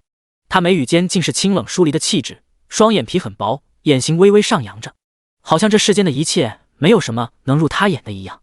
许昭昭像是恍如魔杖一般，突然出神的想：这样的人动情时合，该是一副怎样的模样呢？谢真见他不说话，微凉的指尖轻轻附上了他的手，嗓音有些沙哑的喊他：“昭昭。”许昭昭突然回过神来，看到他眼眶红红的，眉宇间是将近未尽春色蔓延。已经不用想象了，他早已见过21岁那年惊艳他的冷情少年动情时的模样了。他捧住他脸蛋的手逐渐不安分往颈脖滑去，谢真微微扬起了冷白的颈脖。许昭昭眯起了眼睛，他现在甚至可以清楚地看到他薄薄的皮肤上透出的青蓝色血管。但谢真还没有听到许昭昭的回答，因此垂下眼睛，声音有些颤抖又不安地问道：“昭昭，你还没回答我的问题。”许昭昭漫不经心地嗯了一声，歪头看着他，思索了片刻，看起来确实是老了。第21章，成熟男人有成熟男人的魅力。话音刚落，谢真心中一紧，人尚且未反应过来，就感到心脏处传来的细细密密的疼痛，喉咙处梗塞难消，身体也一阵阵的发冷。他脸色有些苍白，合了合眼睛，忍住酸涩感，仍是不甘心地问他：“真的吗？昭昭，那你还会喜欢我吗？”这些话没有问出来，非常及时地消弭在了他的唇齿之间。不知是不想问了，还是害怕听到面前女子的回答，早已经不是控制不住自己情绪的年轻人。谢真并不想在23岁的许昭昭面前表现得过于狼狈，他用力地攥了攥手，尽力压下自己心底的起伏，想开个玩笑，以一个较为圆滑体面的方式轻巧地掠过这个话题。可他几次张口，淡色的嘴唇轻轻颤抖着，却始终什么也没说出来。巧言令色是面对外人的，在真正爱的人面前，不管是什么样的人，都会显现出不同以往的笨拙。他甚至开始后悔刚刚为什么要问他这个问题。但许昭昭下一秒就翻身趴在了他身上，素手轻轻撩开他因汗湿而粘在额角的鬓发，朱唇轻启，笑意盈盈。但成熟男人也有成熟男人的魅力，不是？在此之前，他从未想过会和35岁的谢真春风一度。试过之后才发现，也别有一番情趣。就好像他真的陪他一起走过了这漫长的14年。他的眼睛突然就亮了起来。许昭昭突然走神的想，他和谢云露还真挺像的，父女俩开心的时候都是一个样，虽然表情没怎么变，但是眼神却能明显的看出不同。心念一动，许昭昭拉着谢真钻进了被窝里，两个人头抵着头说话，从初次相识聊到刚成亲那会琴瑟和鸣的日子，再聊到谢云露的出生，最后谢真单方面的听许昭昭说他在现代这半年的生活。许昭昭说的口干舌燥，他咽了咽喉咙，眼神在他脸上逡巡了一圈。你怎么不说话？他眼睛中含着浓烈的即将要满溢出的笑意。你说就好，我喜欢听你说话。许昭昭有点受不了他这种炙热的视线，眼神飘忽着。光我自己一个人说多无聊啊，你实在没什么好说的，就聊聊云露吧。他问他，这孩子看起来挺有个性的，我离开的这些年，你一个人带着他费了不少劲儿吧？谢真弯了弯眼睛，摇头，没有，云露很听话，小小年纪就会体谅人。最初几年我下南方处理事情的时候，都是他一个人在家，他不哭也不闹，很少和人起纷争。许昭昭疑惑道，可我常常听到别人说他不务正业。谢真张了张嘴，语调停顿了一下，过了一会才伸手压了压许昭昭耳朵边有些翘起来的发丝。昭昭，你之前是不是说过你们那个朝代是比较重视工学的吗？许昭昭想了想，愣愣的点了点头，是这样，主要理工科在我们那边比较好找活计。他没有纠正他关于朝代的说法，生产力没有发展到那种水平，任谢真再怎么聪明也很难凭空想象出一种不同的社会制度。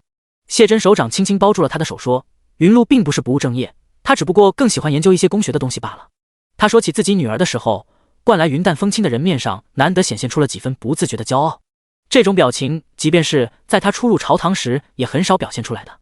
他很刻苦，也很聪明的，从小就喜欢看九章算术。谢真告诉他，云露9岁的时候就可以把账算的和账房的先生一样好了。是吗？许昭昭开心的笑，那我女儿可真聪明。谢真点了点头，也在嘴角边抿起一个柔和的弧度。她还会做机关盒，以往时我时常想，如果你能在她身边就好了，你肯定能教她更多的东西的。许昭昭也是个很聪明的女孩。谢真想，即便这天底下的所有人都不理解谢云露，许昭昭也一定明白她在想什么。她来自一个很神奇的世界。不过，她笑了笑说，现在你总归是可以一直陪在云露身边了。话音刚落，许昭昭原本笑着的神情淡了淡，她微微合上了眼睛，装作有些困的样子，妄图转移话题。承安，你不困吗？我们歇下吧。许昭昭心中有些乱，她真的可以一直陪在云露身边吗？她并非无牵无挂一个人，如果她留在了古代，那爸爸妈妈会多伤心啊。然而谢真好像不明白她的话中隐意一般，眨了眨眼睛，有些促狭地问她，昭昭，你平时也睡这么早的吗？许昭昭，我怕你明日早朝起不来。她父又压在她身上，起得来的，我们再来一次吧。她软下声音央求她，好昭昭。许昭昭受不了她，一时不察，原本坚定的意志就被消磨殆尽，被纵欲的妖精妇幼拉入欲望的海洋当中。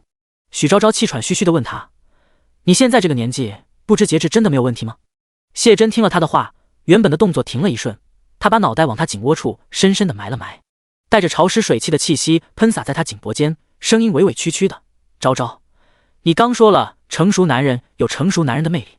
许昭昭闭上了眼睛，嗓音沙哑，这是两码事。黎明的曙光揭去夜幕的轻纱，吐出灿烂的朝霞。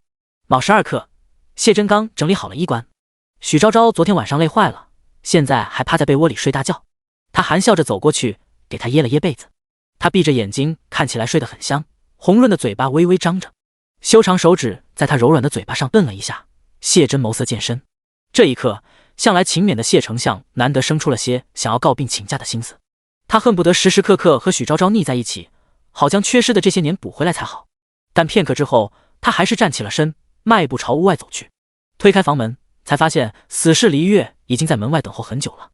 他手中紧紧抓着一只被养得肥肥胖胖的白鸽子，鸽子的腿边绑着一张小纸条。黎月见谢真出来，连忙行礼，大人，有人往府里传消息。他闻言，目光瞬间冷厉起来，垂手而立，朝着黎月扫了一眼。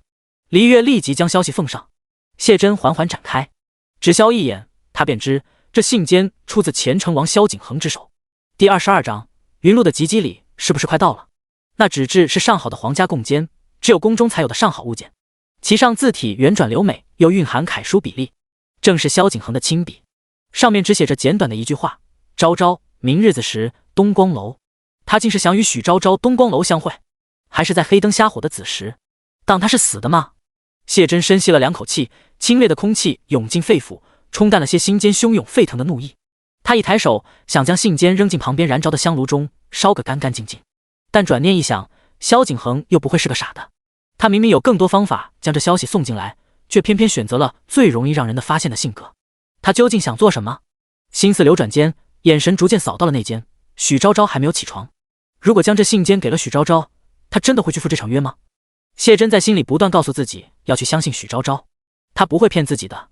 吉明说了不喜欢萧景恒，那就是真的不喜欢他。可另一方面，心中的另一个念头也在叫嚣滋长，他想试探他。静默片刻，他把信笺又还给了旁边站着的黎月，缓缓开口，就当没看到。黎月接过信件后，微不可察地愣了一下，没有想明白他要做什么，但主子的命令也不是他可以智慧的，他低低应了声是。许昭昭醒来的时候，谢真已经去上朝了。他今天没有叫醒他，一觉睡到了日上3竿，起来的时候只觉身心舒畅，伸了个懒腰。他穿上了衣服和鞋子，洗漱完过后搬了个板凳过来。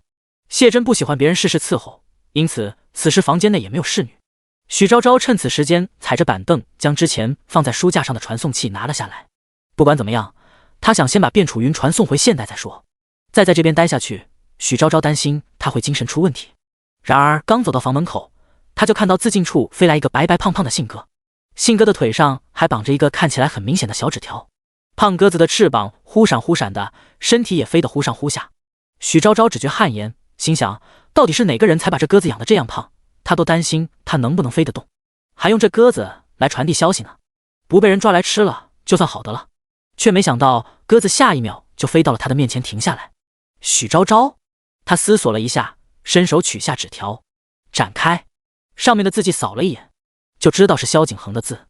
这竟然是写给他的。昭昭，明日子时东光楼见。许昭昭心想，他之前的任务都已经失败了，谁有功夫跟他东光楼见？他还要忙着去接卞楚云呢。但是那信笺摸着似乎是有些厚。许昭昭跟了萧景恒好几年，太了解他这人的尿性了。他顿了顿，将那纸条放在香炉边上烤了烤。纸条的左下边缘处不一会儿就翘起了一点点焦黑的卷边。许昭昭用2根手指轻轻一捻，那纸条就分成了2张。果然，这信笺里还暗藏玄机。他揭开第2张纸条，看上面写着明晃晃的嚣张威胁：如若不来，就把你给本王写的情书昭告天下。撕拉一声，许昭昭黑着脸把那纸条撕成了2半。江山易改，本性难移。这8个字在萧景恒身上体现得淋漓尽致。他舌尖轻抵后槽牙，面沉如水的将那纸条扔进了香炉之中。许昭昭自认为没有给他写过情书，那些请求入他门下做幕僚的诗也没什么好怕的。但是这个朝代毕竟还是封建社会，闲言碎语一传起来，许昭昭担心会对谢云路的心理健康造成影响。在床上又趴了一会，他决定送走卞楚云后去会会萧景恒。中午时谢真还有朝事，3品以上的亲信大员都被萧景焕留在了御书房议事，因此只有谢云路和许昭昭在一起吃午饭。许昭昭特意吩咐掌厨和大娘给谢云路做了他喜欢的紫苏虾。谢云路回来的时候好像有些闷闷不乐的。许昭昭将他拉到膳厅入座后，轻拍着他的手问：云路，怎么了？碰到什么事儿了？来，跟妈跟娘亲说说。谢云路抬头看了他一眼，小姑娘漂亮的大眼睛里噙着2汪水，看得许昭昭心口骤然一缩。她低着头，软嫩的小手一边扯着自己裙子上的衣带，一边说：娘亲，我今天读书时做别的事情，又被夫子骂了。夫子让我抄写今天学的《龙文边影4志篇》10遍。他哭唧唧的扯着许昭昭的手，明天上学时就要交上。娘亲，我抄不完，怎么办啊？许昭昭挑了挑眉毛，问他：你做什么别的事情了？谢云路愣了一下，没想到娘亲会这么问，他以为他一撒娇，娘亲就会像父亲一样帮他给夫子告病假呢。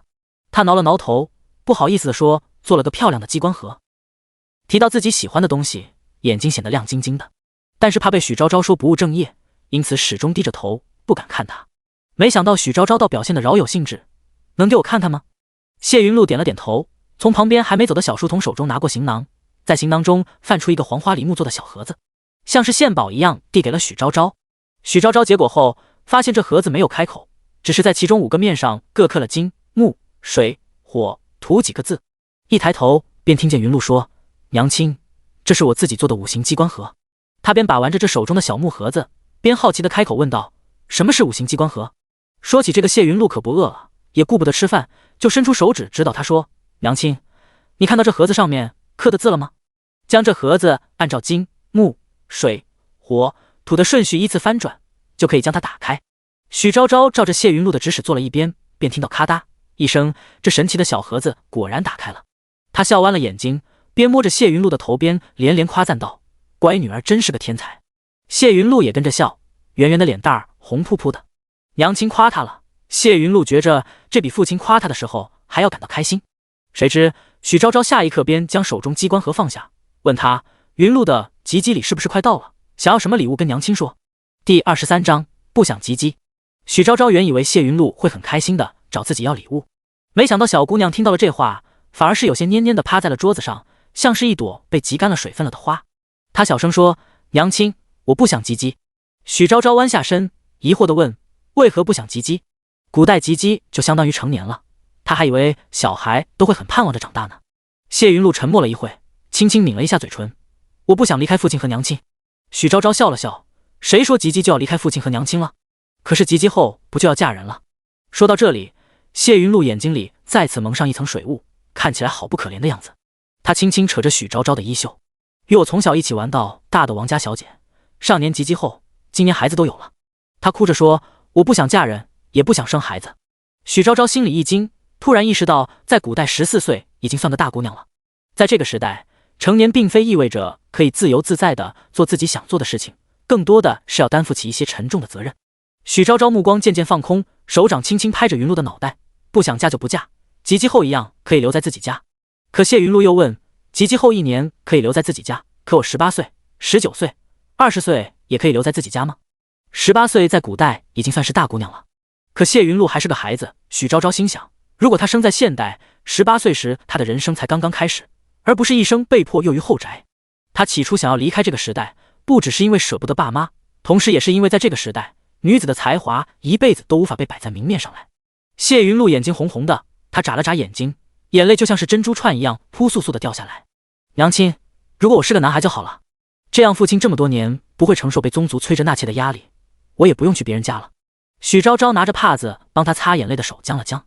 谢云露似乎是怕他伤心，喝了口茶水，将痛苦往心间压了压，又强颜欢笑地招呼着他吃饭。他用公筷给许昭昭夹了一只紫苏虾放到他碗里。娘亲，不说了，你快尝尝今天和大娘做的虾好不好吃。他偷偷地附在许昭昭的耳边，带着些少女的狡黠说，我觉得比父亲做的好吃。可是许昭昭没动筷子，只是愣愣地用手指轻点着筷子。过了片刻，他突然开口问谢云露，云露想不想知道娘亲的世界是怎样的？谢云露点点头，又摇摇头。谢珍曾经给他讲过许昭昭的世界，可他毕竟没有真的去过，只是道听途说，因此只有讲的故事只有其筋骨，而无神魂。他只是告诉他，那个世界有跑得很快的，不用马就可以自己动的车，可以把人送到天上去的机械，不用出门就可以让人远隔千里见面交流的宝物。他其实想去看看娘亲的世界的。许昭昭伸手将小姑娘揽在怀里，声调轻柔地说，娘亲给你讲讲好不好？谢云露乖巧地点了点头。他又说，在娘亲的世界里，18岁是一个人的成年礼，不管男孩女孩都一样。成年后不意味着他要成亲了，而意味着他长大了，可以自己选择自己想过什么样的人生了。娘亲上完学后就则进入了时空管理局工作，所以才遇到了你父亲，然后有了你。谢云露愣愣地问他，那娘亲在你们那个世界结婚了吗？许昭昭没想到他会这么问，答，没有。谢云露又问，那我有朝一日可以去娘亲的世界看看吗？许昭昭说，你可以留在那里。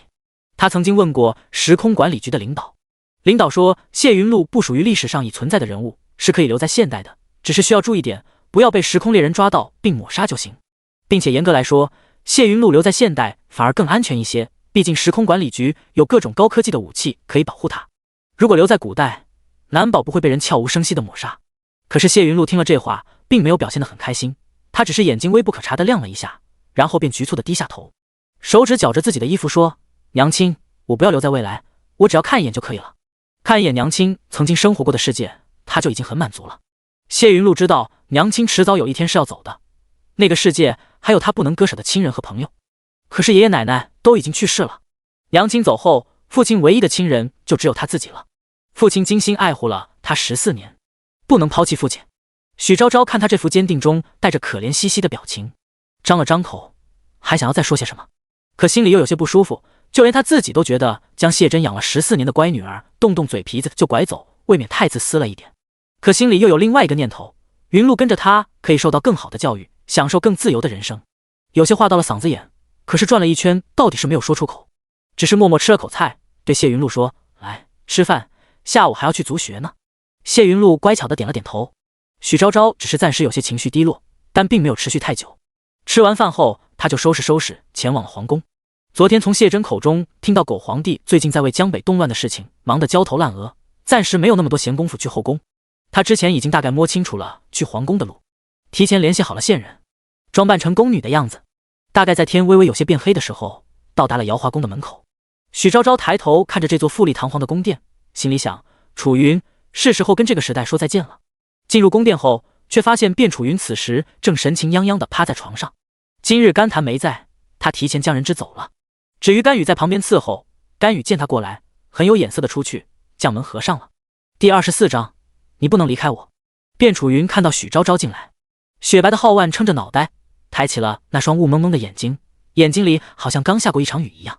昭昭，我们一定要现在离开吗？昨夜小皇帝又是宿在了他的寝宫之中，他可能是真的很喜欢自己吧。卞楚云心想，萧景焕几乎可以算得上是他亲手带大的孩子。他刚来到这个陌生世界时，他才14岁。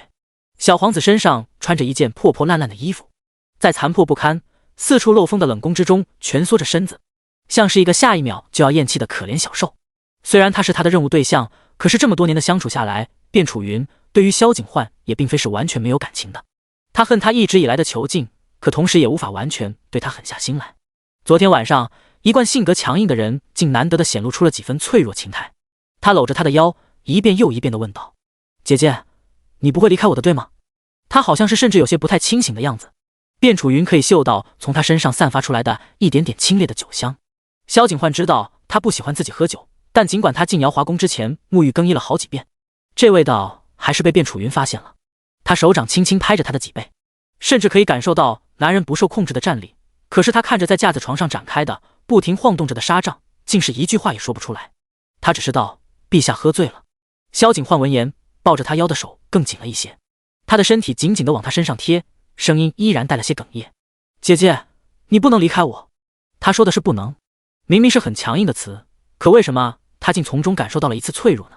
卞楚云指尖颤了颤，便听得萧景焕又说：“如果你离开我的话，我真的会死的。”他呼吸蓦然中断了。卞楚云不是一个喜怒不形于色的人，心思深沉如萧景焕，自然就发现了他的不同。原本还带这些迷蒙神色的眸子瞬间变得凌厉起来，但他的脑袋往更深处埋了埋。卞楚云没有心思看他，自然也就没有发现。许昭昭的突然到来，萧景焕不可能没有发现端倪。他猜测大概是另一个世界的人想要抢走他的姐姐。为什么要这样呢？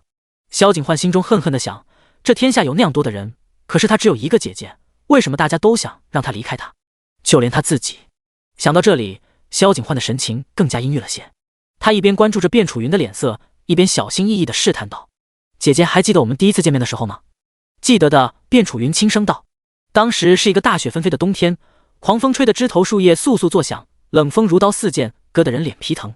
在这样一个圆月晦日的清晨，后宫之中的所有皇子王女们都穿着上衣局新做出来的棉衣，被自己的母妃围成了圆滚滚的小猪模样。只有四皇子萧景焕穿着一件单薄的宫中下人都不穿的衣服，在御书房的门口跪着。他被冻得面色青白，嘴唇泛紫，被面容冷峻的侍卫毫不留情地压着，跪在御书房的跟前。可那脊背却像是条板子一样挺得笔直。一个时辰前，三皇子萧景恒和五公主萧家乐起了些争执。三皇子仗着母妃受宠，惯来嚣张跋扈，一气之下将萧家乐推入刺骨的冰湖之中。萧景焕那时年纪还小，也不懂得人心险恶，只见着自己的五妹妹掉了才去。这四周有没有护卫跟着，便立马心急如焚地脱下外袍，跳入冰湖中救人了。五公主小小年纪，让她那个溺爱女儿的母妃喂成了一个小胖子，再加上冬衣厚重吸水，等萧景焕将她捞上来的时候，累得整个人差点都站不住了。那时三皇子早已尖叫着引来了一群人，有五公主的母妃婉嫔，三皇子的母妃齐贵妃，还有这天下至高无上的帝王。先皇帝当时站在人群中间，在当时的萧景焕眼中显得高大无比。他很少有见到这个名义上的父亲的时候，更多时刻是一个人默默无闻地待在冷宫。他想要看看他长什么模样，可是又不太敢，只是垂着脑袋悄悄地抬眼往上看，偷偷地望上一眼，带着些慕如之情，又飞快地移开目光。他听到父皇低声问旁边的掌印太监：“这位将小五捞上来的是？”他的孩子太多了，他甚至记不清楚自己到底有几个孩子。尽管如此，自己的父亲记不住自己的名字，萧景焕仍是有些避免不了的失落。掌印太监悄悄地提醒说：“是冷宫那位诞下的三皇子殿下。”先皇帝点了点头，他伸手像是一个慈父一样，将五公主萧家乐抱了起来。萧家乐长得讨喜，平时嘴又很甜，因此先皇帝很喜欢他。他看到五公主被冻成了这副要死不活的样子，满眼都是遮盖不住的心疼。婉嫔也在旁边红着眼睛呜呜地哭，场面乱作一团。只有齐贵妃最沉得住气，世家大族出来的女儿，什么样的阴私场面没有见过。三皇子萧景焕的眼神有些飘忽，他没有想到事情会闹得这样大，刚刚大喊大叫是想叫护卫来救人，却没想到把在旁边御花园赏梅的父皇和母妃都吸引来了。他下意识地想去看齐贵妃的眼睛，想说些什么，却被母妃一个眼刀甩过来，讪讪地闭了嘴。气氛有些凝滞，先皇帝自是发现了的。五公主一直哭得停不下来。先皇帝问五公主：“乐儿告诉父皇，你是怎么掉水里的？父皇给你做主。”他的声音威严又有力量，像是一个公正的法官。五公主萧家乐尚且没有说话，萧景焕又按耐不住的抬眼看了他一眼。他今天跳入冰湖中救了五妹，萧景焕心想，父皇应该会记住他的吧。他想让父皇记住自己。先皇帝将五公主送入旁边婉嫔的怀里，婉嫔便抽噎着，便轻轻拍着受惊的五公主的背。他以为是萧景焕那个贱婢生的小崽子将自己的女儿推下的冰湖。因为怕被惩罚，又将五公主捞了上来，完全没有往身份尊贵的三皇子萧景恒身上想。他一直让萧家乐去当萧景恒的小跟班，讨好了齐贵妃，他们母女在这吃人不吐骨头的后宫中日子才会好过一点。第25章，一片虚无白色中的碧绿，却没有想到竟是一直被捧着的三皇子萧景恒下的狠手。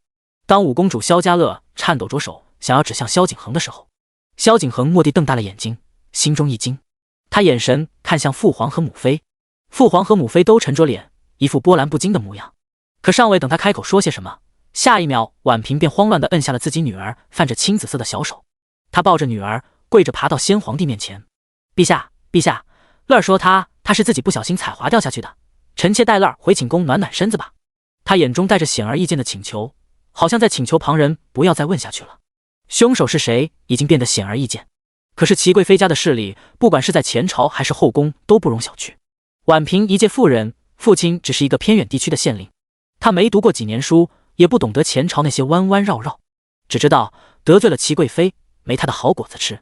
可是先皇帝显然没有想让这件事轻巧接过的意思，他冷肃着一张脸，沉声道：放肆！朕问你话了吗？天子一怒，怎是他能够承受得住的？婉嫔颤着身子，将脑袋低得更低了些。先皇帝又弯下腰，揉着嗓子问五公主：乐儿，告诉父皇，究竟是谁把你推下去的？五公主被冻得牙齿打颤，可此时竟没有一个人敢叫太医过来，所有人都表现得好像很担心她，可除了她的母妃，又有几人是真的关心她的？她木然的视线在人群中转了一圈，各有其百面千相。齐贵妃这时也走了过来，她一双凌厉凤眼微眯，端的是名门贵女威仪，自上而下的俯视着她。陛下说的对，乐儿告诉本宫，到底是谁如此狠心将你推入这冰湖当中？本宫代掌奉应，可后宫之中竟发生了这般事情，本宫若不查个水落石出，日后定会寝食难安。所有人的眼睛都在此时紧紧地聚集在萧家乐的身上，可他母妃紧紧地抱着他，他的嘴唇颤抖着，竟是一句话也说不出来。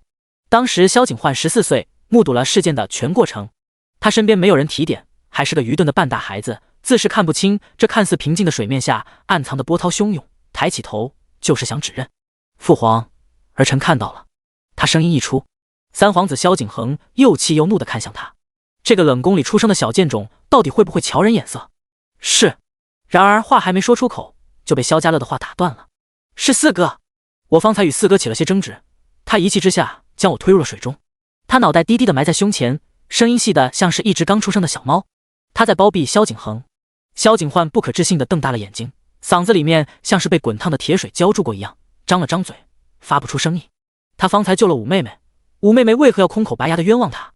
话音刚落，婉嫔原本绷了像是张弦一般的身子瞬间就松了下来。萧景恒也长舒了一口气，通身的气质复又变得趾高气昂起来。倒是齐贵妃自始至终表现得波澜不惊，她走上前一步，下颌微扬，似笑非笑的看向萧景焕：我当是什么事儿呢？原来是小孩子捡起了口角呀。他手中捏着一方精致绣帕，掩盖住下半张脸，低低的笑，又转过头去对先皇帝说：陛下，要臣妾说这事儿就罚他一下过去吧，毕竟花儿也将小五就上来了不是？却没想到萧景恒反而在这时上前一步，得寸进尺：父皇，四弟小年纪，心肠竟歹毒至此，怎能轻饶？他转过头来，眼神阴毒地看向萧景焕，还在记恨方才萧景焕意图举报他的仇。萧景焕衣服湿透了，本就算不上厚的衣服紧紧地贴在身上，最外面一层都开始结了些冰霜。他本就白的脸色现在变得越发清白，像是冰雪中铸成的人儿。纤长的眼睫毛微微颤抖着，他好像是现在才开始感到冷一般，嘴唇也在颤抖，说不出话来。先皇帝的目光此时也凝在了他身上，但他眼神很快地移开了。萧景焕感到更冷。先皇帝沉着一张脸，问五公主萧家乐：乐儿，告诉朕，真的是你四哥哥将你推下去的吗？他不是傻子，可这些人竟在他的面前指鹿为马。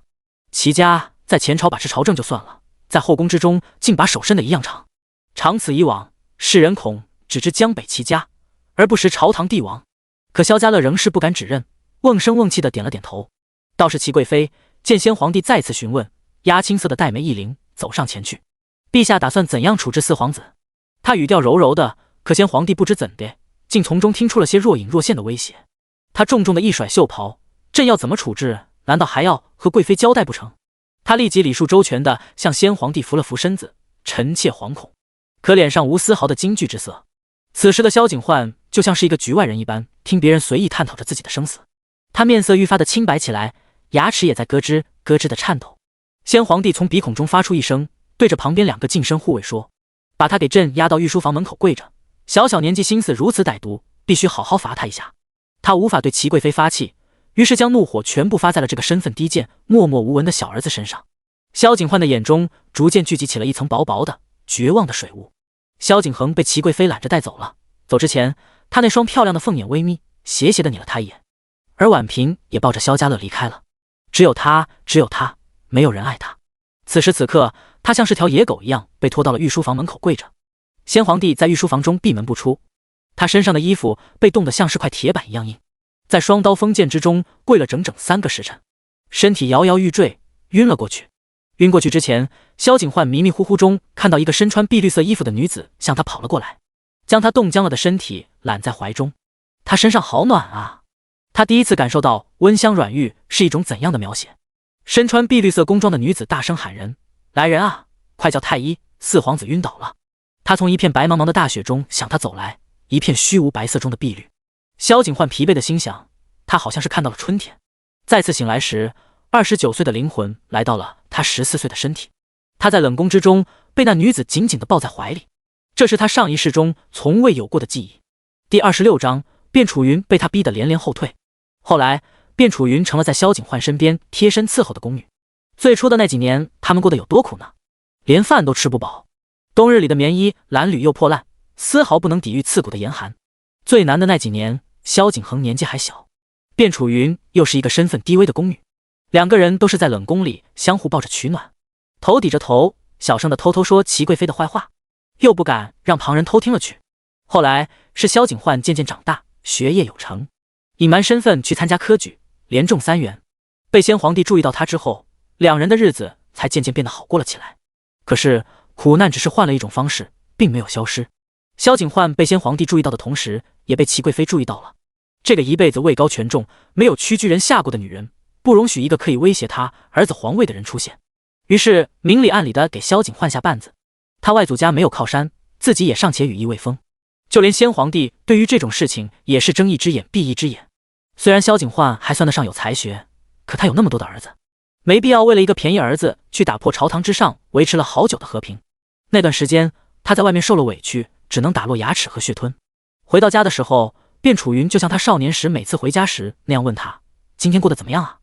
他会弯着眼睛笑着说：“挺好的，报喜不报忧。”可是卞楚云又不是3岁小孩，哪里会看不出来呢？白天的时候假装欢笑的和他打打闹闹，晚上一个人背着他偷偷的流眼泪。他籍贯那年去青州当政，青州时值水患，伤亡惨重，但萧景焕反应很快，疏堵结合，将水患很快的控制。那2年中政绩斐然。先皇帝在朝堂之上大笑着问他想要什么恩典，他手拿护板，正色上前道：“臣想求娶一女子。”那女子便是卞楚云。堂堂大晋皇子，虽说是母妃出身不好，可也断断没有迎娶一个宫女做正妃的道理。高高在上的天子听到自己儿子这种请求，当时就拉下了脸，表情沉肃的让他再考虑考虑。可平日里八面玲珑、长袖善舞的男人，此时却显得分外坚持。他直挺挺的跪下，对皇帝说：“儿臣此生非他不娶。”先皇帝被他这句话气得胸膛剧烈起伏，然而最终还是许了这门婚事。他处境本就艰难，自那之后更是被先皇帝所厌弃。卞楚云不知别的朝臣都是怎样议论他的，但总归是说不了什么好话。唯一值得让人感到高兴的是，萧景焕一生凄苦，可终于在23岁那年娶到了他心爱的姑娘。那年卞楚云28岁，少年夫妻锋刀双剑走过来的情谊，又哪里是3言2语能够说得清楚的？尽管萧景焕后来做了许多的错事，可卞楚云只要一想起2个人一同走过的那么多年，就总也恨不起来他。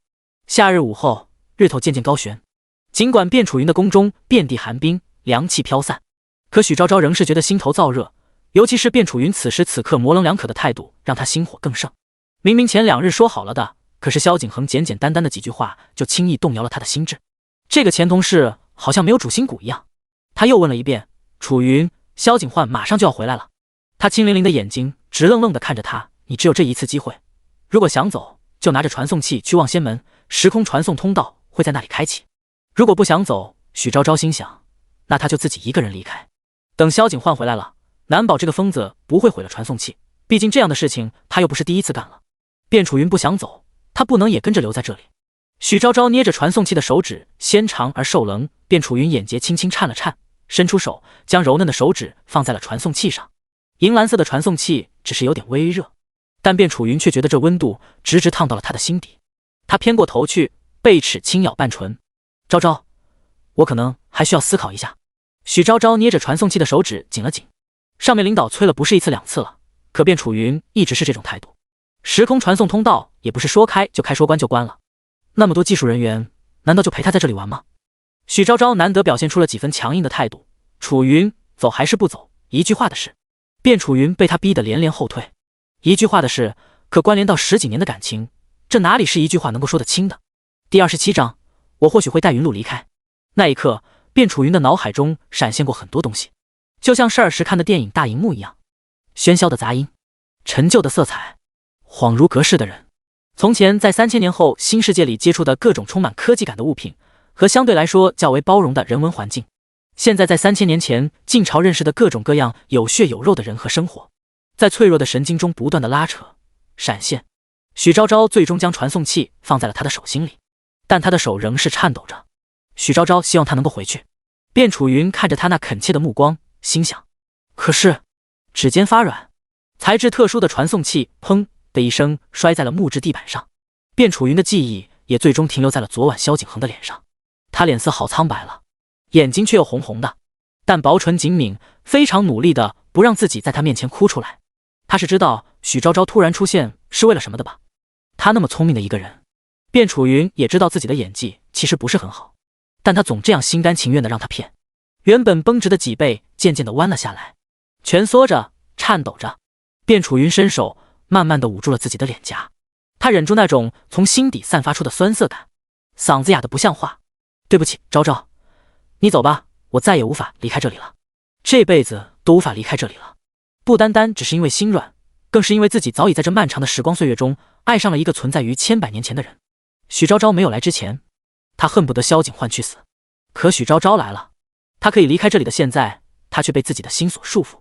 或许即便在14年前，萧景焕没有毁掉他的传送器，卞楚云也不会选择离开。但这种事情，谁又能说得准呢？他用袖子擦了擦眼泪，静静地站在那里，看向一脸惊诧的许昭昭。他好像并不理解他能做出这种决定。来到晋朝，对于许昭昭来说，似乎更像是一场惊险刺激的时空旅行。可对于卞楚云来说，确实真真切切融入到他生命里的东西。他在这里生活了14年。许昭昭目不转睛地盯着他，良久，卞楚云才听到他悠悠地叹了一口气。你真的想清楚了吗？这无疑是一个非常冲动的决定。帝王的宠爱就像是无根浮萍，许昭昭心想，尤其对方还是想萧景焕这样一个性格阴暗的人。可卞楚云神情坚定地点了点头。他是个孤儿，在现代世界并没有特别亲的亲人。要说朋友的话，在古代也认识了一些。卞楚云虽然也想念在现代的朋友，可是说实在的，他对曾经朋友的记忆早已经淡化了。许昭昭嘴唇抿得紧紧的，往后仰了仰脸。刚来到时空管理局的时候，一直都是卞楚云在带着他。卞楚云性格温柔又耐心，是他一直以来都非常敬佩的朋友和前辈。如果卞楚云不回去，如果他不回去的话，许昭昭心想，这可能就是他们最后一次见面了。他不受控制的往前走了2步，想拉住他的手，但最终仍是忍住了。成年人不会轻易插手别人的决定，即便对方是很亲密的人，再好的朋友也会有自己的人生，这是成年人之间默认的体面。许昭昭转过身，忍住即将掉落的眼泪，嘴唇轻启，那你以后要好好的，不管怎么样，不论做了什么样的选择，以后都要好好的。他低低的应了一声，头也埋得低低的，几乎要低到胸口里去。卞楚云张了张口，又问道，昭昭，你什么时候离开？许昭昭说，1周内吧，相见10日已无多。他怕自己控制不住情绪，抬起脚步想走，可是下一秒又被卞楚云叫住了。看时间，萧景焕也快回来了。他语速说得很快，还带着隐隐的哭腔。昭昭，这些年，丞相和云露的日子并不好过。萧景焕和谢珍关系好，卞楚云有时会跟着他出宫去看云露。毕竟是个小姑娘，即便谢珍照顾得再细心，也总有顾不到的地方。第一次来癸水时，慌张又无措，还以为自己是得了绝症，完全不知道是怎么一回事，还是凑巧了被卞楚云碰到才交给他的。谢云露从出生没多久就没了娘，一些事情从没有人教给她，但小姑娘很想她。尽管从出生到现在见到许昭昭的次数总共没有几次，可毕竟是血浓于水。卞楚云有时会和她聊起许昭昭。谢云露对于自己母亲的了解更多的是从她和谢真的口述中得知的。许昭昭往前走的步子顿了顿，她攥紧了手掌，指甲陷进了肉里。她说：“我或许会带云露离开。”闻言，卞楚云愣了愣，他下意识地开口想问：“那丞相呢？”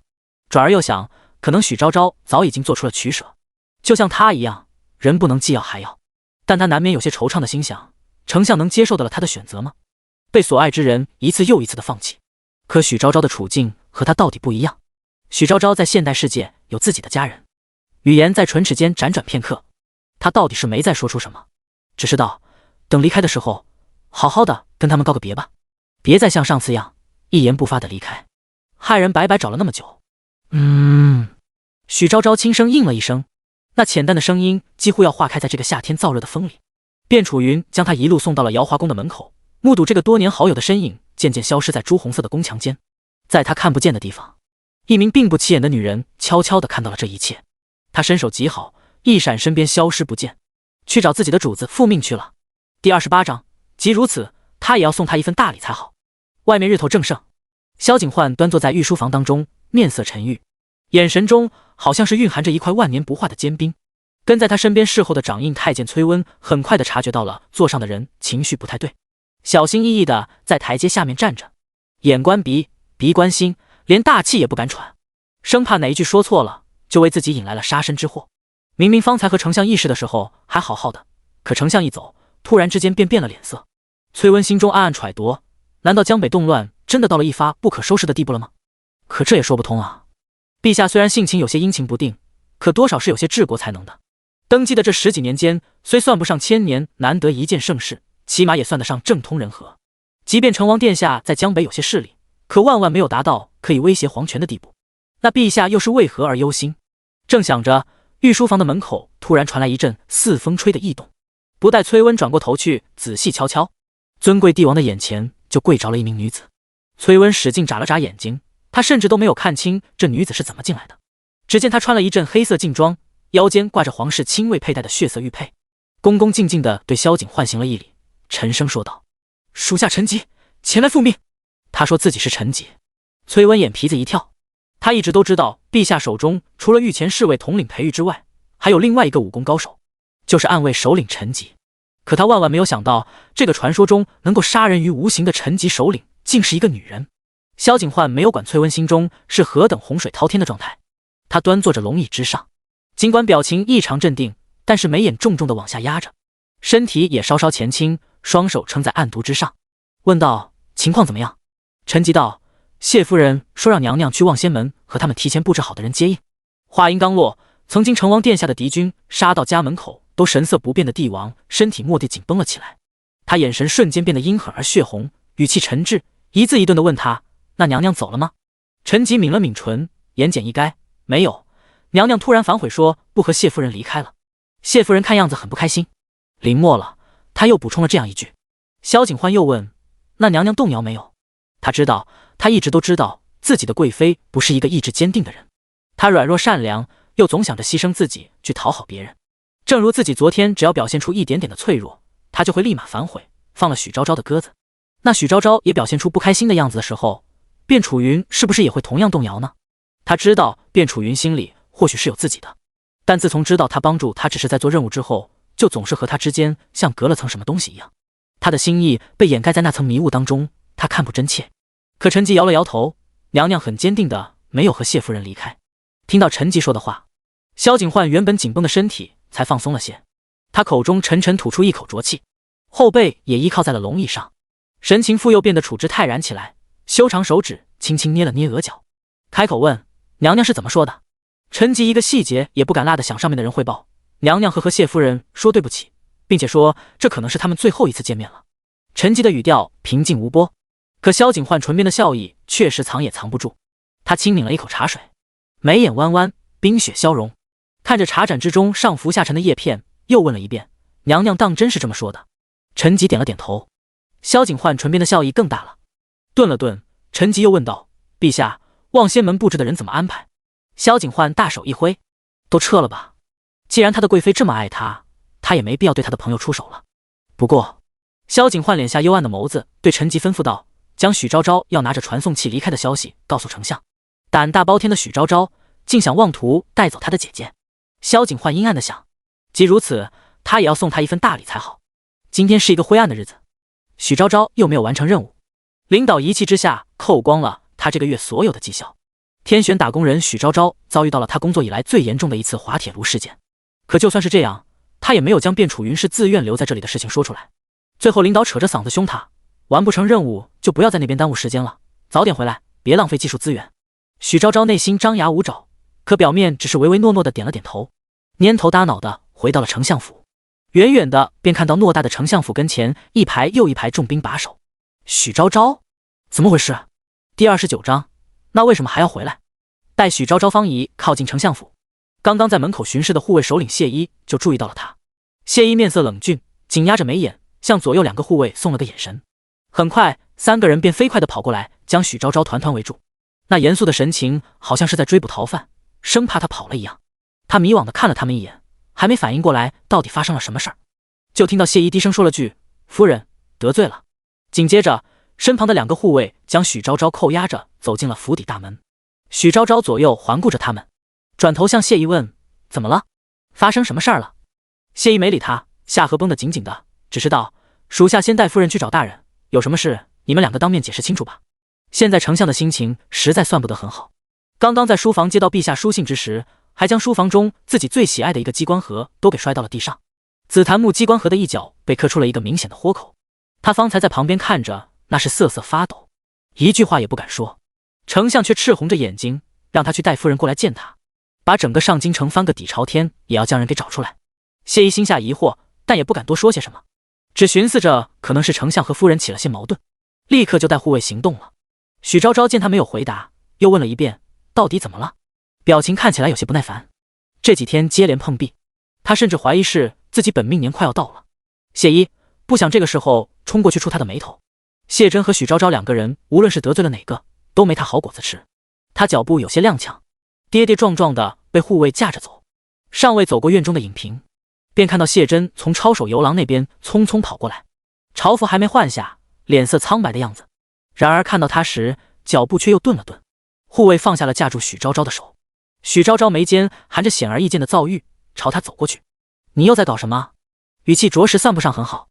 可谢珍没有说话，只是一把将他搂进了怀里。男人身上散发着热气，从宫中回来不久，便一路匆匆忙忙的找人，尚且来不及歇息片刻。谢珍低眉脸眸：“我还以为你不见了。”萧景焕给他送来的那封信上写道：“许昭昭要去望仙门和未来的县人接头，这一走便永远不会回来了。”他去了倚梅院一搜，发现传送器果然消失不见，还以为许昭昭真的要走，急匆匆安排谢一手在丞相府，谢二带人去结望仙门。没想到许昭昭便在这时归来，抱着怀中女人的手还有些颤抖，但是手臂上的肌肉绷得紧紧的。许昭昭知道自己现在或许更应该先安抚他的情绪，但接二连三的事情袭来，使他心中说不出的烦躁。他强压着那点火气推开他，在谢珍传来一种受伤破碎的目光时，又很快的移开眼睛，说：“天气太热了，别抱着我。”他指尖颤了颤，但很乖巧的点了点头。“那我们进那间说吧。”许昭昭抿着唇，轻声嗯了一声。谢一不再方便跟上去了，他借口还有些药物在身，带着那2个护卫匆匆离开。谢珍再次牵上了他的手，温热的掌心有些黏腻。许昭昭不舒服的挣脱了2下，但这次并没有如愿挣开。谢珍被他的动作弄得心头一阵刺疼，脸上的表情却又像是没事人一样，双眼淡然地平视着前方。许昭昭挣脱不开，索性也不挣脱了。2个人牵着手往书房走，气氛静谧到压抑无声。他张了张嘴，有一搭没一搭地和他闲聊，可此时的许昭昭看起来完全没有这个心情，他便又闭上了嘴。突然许昭昭开口问道：“你知道我是怎么穿越时间的吗？”话音刚落，他神色如常地偏过头去看他，说：“不知。”骗人。许昭昭连头也没有回，他甚至不用去看他的表情，就知道谢珍是在说谎。萧景焕连卞楚云的传送器都毁掉了，谢珍怎么可能不知道他是靠什么穿越回来的？他方才一定去他院子里了，看到传送器不见了，才如此笃定自己一定是离开了。谢珍静默地看着他。许昭昭又说：“你知道我是靠传送器来穿越的吧？他没有说话。你不想要我离开吗？他握住他手掌的力道重了一些。许昭昭心中一刺，但不管怎样，他总是要离开的。在未来世界也并非是无牵无挂一个人，怎么可以不管不顾？他不像楚云，他还有自己的父母。明明是很短的一条路，今日走起来怎么好像这么长呢？许昭昭牵着他的手往前走，脚步故作轻快，可说出来的话却一个比一个的尖锐。他说：你知道我今天去哪了吗？谢真眼睛眨也不眨的看着他无波无澜的表情，哑着嗓子道：去了皇宫。许昭昭点了点头。我今日本来是带楚云去望仙门的，带着传送器去某一特定的地点，去做什么已经不言而喻了。谢真长睫微颤，你今天是想离开这里吗？是想离开他和女儿吗？为什么又是这样，又是一言不发的离开，只将他一个人留在这里？许昭昭点了点头，他手上的力道蓦然卸下，松开了他的手。谢真深吸了一口气，那口恶气像是锐利的刀片一样，在他嗓子眼里滚过一圈，疼得他几乎要落下泪来。他极力维持着自己的体面，微微探过身子，语气隐带着深沉的压抑，问他：那为什么还要回来？为何不一走了之？既然不能够给他永久的陪伴，为什么又一次次的给他希望？难道看到他一次次情绪失控、不能自已的狼狈模样，能够让他得到快乐吗？许昭昭说：卞楚云不肯和我离开。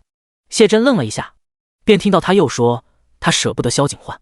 胸腔中的心脏在剧烈的跳动，他看着正对面人冷若冰霜的淡色眼眸，有一瞬间想要发了疯一样的问出来：那你呢？你会舍得我和云露吗？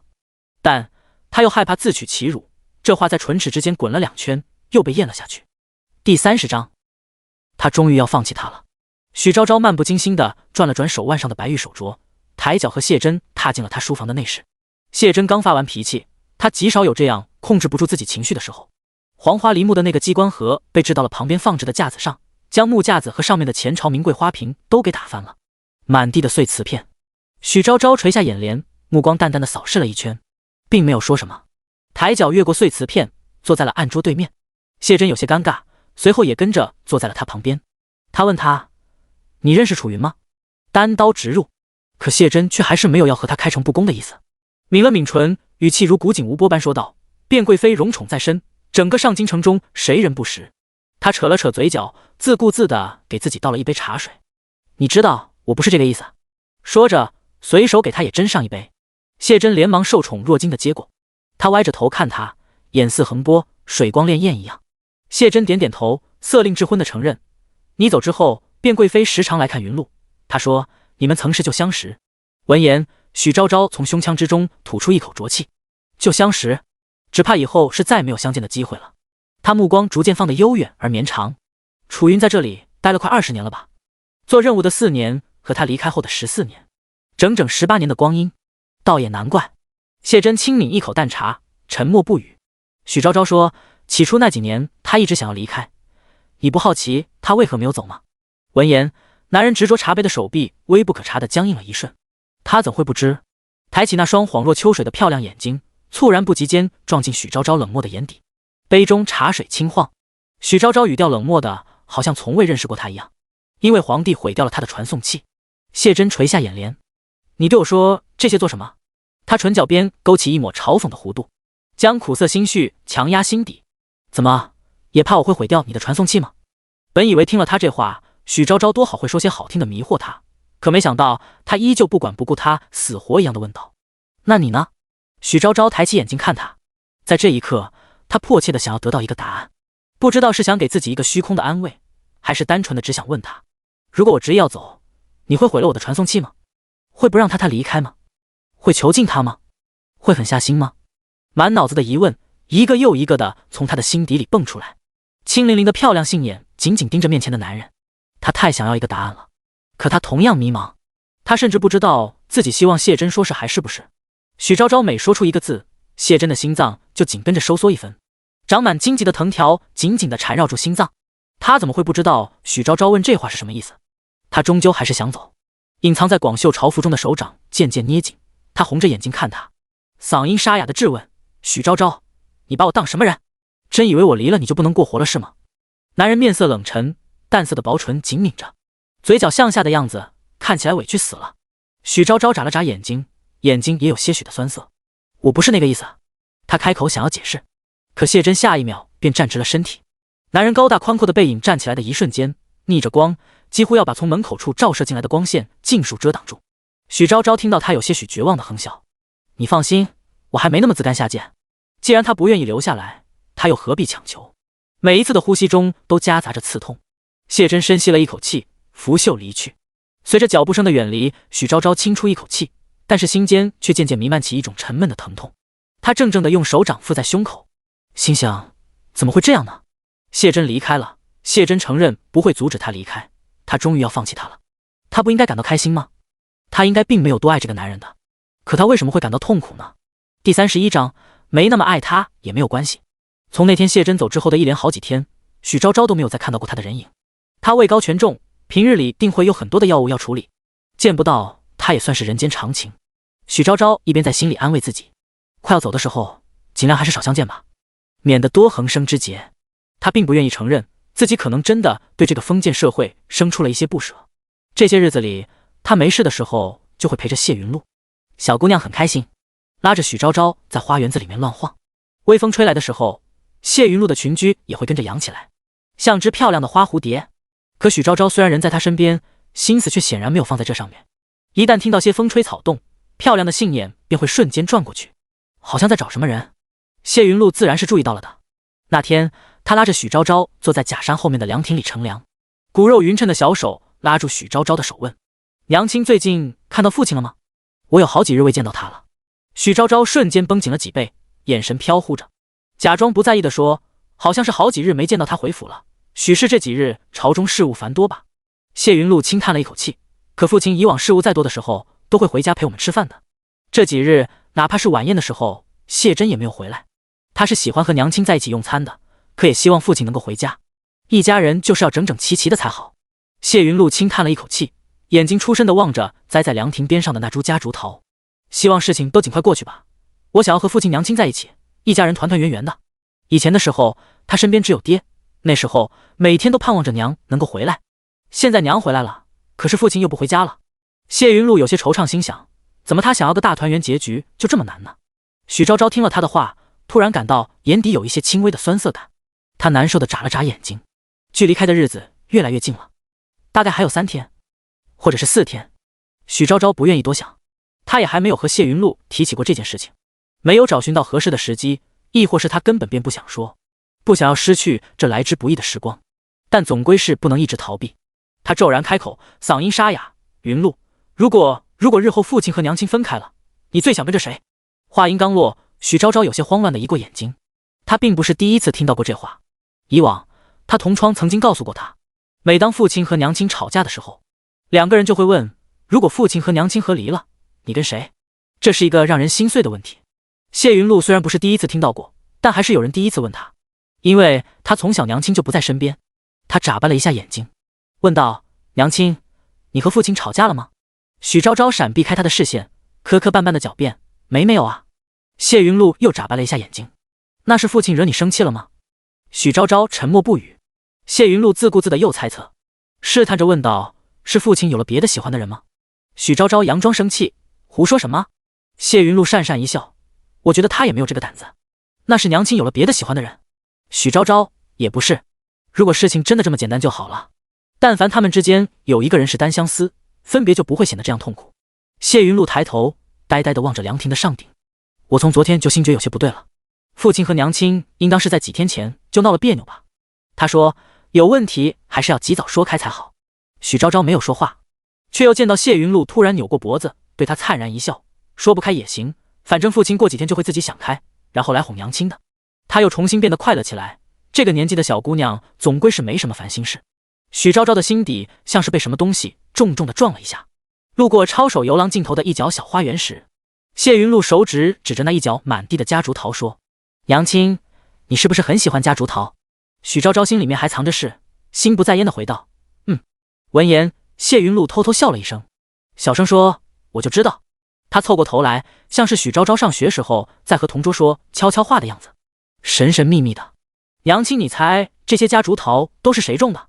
小姑娘眼睛笑得弯弯的，嘴角边抿开2个小梨窝。许昭昭想说应当是乡府中当值的花农吧，但是鬼使神差一般的，他脑海中竟冒出了另外一个匪夷所思的名字。明明在心底一遍又一遍的否认。他平时这样忙，怎会还有功夫去做这些闲情雅意的事情呢？更何况这夹竹桃看起来不是第1年栽种了，他离开了这么久，他怎么会栽给谁看？可他胸膛轻轻的起伏着，不受控制的开口：“是你父亲吗？”随后谢云路有些揶揄的看了他一眼，看来娘亲和父亲真的是心有灵犀。许昭昭没有回话，素手轻轻抚上夹竹桃粉色的花瓣，面上不显分毫，心间却像是蒙上一层惨淡的云雾。当晚他睡得很早，熄了昏黄的宫灯，半睡半醒间，好像觉得有一个宽阔的黑影附在了他身上，两人之间隔着一层薄薄的锦衾，许昭昭可以清楚地闻到从他身上传来的淡淡的乌木沉香。他闭眼装睡，良久，那人带着淡淡刚洗完澡后夜晚水露的躯体睡在了他旁边，下巴深深埋在了他的颈脖处，清淡而克制的嗓音带着清浅的绝望：“昭昭，真的不可以留下吗？哪怕不是为了他，为了云露也可以，没那么爱他也没有关系，只要留下来就可以。”他在他颈脖处深深吸了一口，好像要将这温暖的绵绵味道刻进骨髓之中。断断续续的嗓音，许昭昭身体轻轻颤动了一下。第32章怎么办？碰见恋爱脑了。许昭昭本以为他晚上偷偷摸摸的回来，第二天一大早会趁着他没醒来的时候离开的，可没想到他愣是在他身边睡到了第二天天亮还没起床。所以当许昭昭醒来后，在旁边看到那张紧闭着双眼的俊秀睡颜时，整个人都是懵的。怎么办？他还没有想好要如何面对他。现在已经是早上辰时了，若是在平日里，谢真应当是早就醒了的，但今日不知是因为休沐还是怎么回事，他睡得很沉。内室的窗子被细心的小事开了一角，点点细碎的光线照射进来，在两人身上镀上了一层柔和的光影。许昭昭看着他那张白玉一样的脸，低下头怔怔出神。过了良久，突然感到脸上有些凉凉的，用白色锦衣的袖子抹了一把，袖子边上便多出了些深色的水痕。许昭昭抽了抽鼻子，并没有叫醒他，站起身体，弯着腰想悄悄地从他身上越过去，却没想到刚抬起脚就被温热的大掌抓住了一只细白的脚腕。许昭昭惊呼一声，一阵天旋地转下，他被谢真揽到了怀里。这时男人已经睁开了眼睛，温香软玉在怀，表情也不复前几日的阴沉，格外的气定神闲。他嗓音还有些沙哑，修长手指轻轻按着他柔顺的长发问：“今日怎地起这么早？”许昭昭把脸埋在他胸口，有些闷闷地说：“今日里天气好，想出去走走。”他微不可察地叹了口气：“和云露吗？”许昭昭点了点头：“嗯。”两个人的又说了会儿话，都是些很日常的东西。谢真的语气照常温柔，他有一搭没一搭地轻拍着许昭昭的头发。许昭昭侧着头趴在他身上，眼睛愣愣地盯着窗外那株夹竹桃桥。难得闲暇舒适的时光，让他有一瞬间的恍惚，仿若两人之间从未有过任何的争吵隔阂一般。可是突然，谢真沉默了一会，问他什么时候走。他薄唇抿着，鸦青色的眉毛微蹙。许昭昭知道他问的不是什么时候出去走走，而是什么时候离开这个世界，已经没有什么好隐瞒的了。他淡声开口，坦然道：“3天后吧。”走得这么急吗？他好像是有些接受不了这个时间一般，低沉的声线中尚有些梗塞难消，语气中带着些不易使人察觉的央求：“再多留一阵吧，过段时间就是云露的吉吉里了。”男人眼眶有些泛红，抓住他的手也开始渐渐用力起来。“多留一阵吧，昭昭，大晋还有那么多地方你没去过呢，再多留1个月、半个月也成。我找皇上去告假，带你和云露四处走走。”这一刻，他甚至有些悔恨，为何没有在许昭昭刚来的时候和他与云露多相处一段时间呢？这样的话，他们一家人便会多一些团聚的时光。男人颜色浓重的眼睛中已然有了水意，他目光哀求地看向许昭昭，可许昭昭不想去直视他的目光，视线方一交汇，便很快地移开了。他知道自己看了一定会难受。许昭昭做任务这么多年，从来不自找不痛快，低下头，语调有些冷漠，声音平稳地拒绝他：“离开的时间都是上级定好了的，不是我能决定的。”他虽然是金牌业务员，可也没有那么大的权力。谢真握住他手掌的手紧了又放松，他一直在沉默。许昭昭不知道他在想些什么，良久才听到他嗓音沙哑地问：“云露的吉吉里你也不参加了吗？”他方才仿佛是在思考，用什么才能将他留下来。打蛇打7寸，而谢云露便是许昭昭的7寸。前几日许昭昭虽然一直在躲着他，可也一直在尽力陪着谢云露到处玩。他就算是没那么喜欢自己，可总归是舍不得自己的亲生骨肉的。用孩子将心上的女人锁住，这方法实在卑劣。可谢真心中无不刺痛的想，他也实在是没有别的办法了，目光灼灼地盯着眼前人。谁知许昭昭沉思了一下，便开口对他提出了一个不情之请：承安，有件事情我一直想要和你商量，但总觉得是开不了口。他喉结轻微地动了一下，语调平稳：你说，不管是什么，我都会尽力帮你的。许昭昭迟疑了下，云露这孩子和别人很不一样。他犹犹豫豫地开了个头，深刻怀疑接下来的话可能会让眼前的男人和他翻脸。但许昭昭还是鼓起勇气请求道：我想带云露一起离开。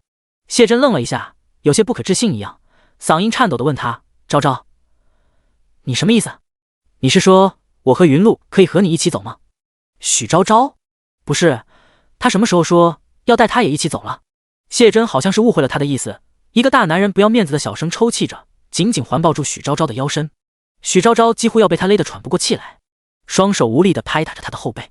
谢真，你疯了，你快放开我！谢真边抱着他边泣不成声地说：昭昭，我真的没有想到你竟会想着带我们一起离开。他还以为就此便要分别，他这几天甚至不敢看到徐昭昭，生怕见到后便会控制不住自己，不择手段地让他留下来。许昭昭磕磕绊绊地说：我倒是想带你一起走呢，可你哪能走得了？且不说朝堂中那么多事务，就说族中大事小事那么多，你走了一堆烂摊子，谁来处理？他几乎是要不管不顾一样的开导他。无需忧虑，我隔天就去辞官。许昭昭，怎么办？碰见恋爱脑了？他眼睛亮晶晶地看他，族中的事务也不用担心，近几年族中弟子出了好几个后起之秀，想必用不了几年就可以独当一面了。许昭昭委婉地拒绝，这么重要的事情不要冲动地妄下决定，还是再考虑几日吧。最重要的是，他没有权限将一个古人随随便便地带到现代啊。第33章，不用考虑了，我意已决。谢真双手紧紧地攥着他的手臂，斩钉截铁：不用再考虑了，我意已决。许昭昭看他这副坚定的模样，进退两难，白腻的额间竟出了点点细汗。他小心翼翼地试探着问道：如果我只能带着云露一个人离开呢？话音刚落，眼前原本浑身冒着粉红泡泡感动至极的男人神色瞬间变得阴沉下来。他语调阴沉地问：你会这样做吗？许昭昭被他这眼神一看，顿时如芒在背，浑身的汗毛都站立起来了。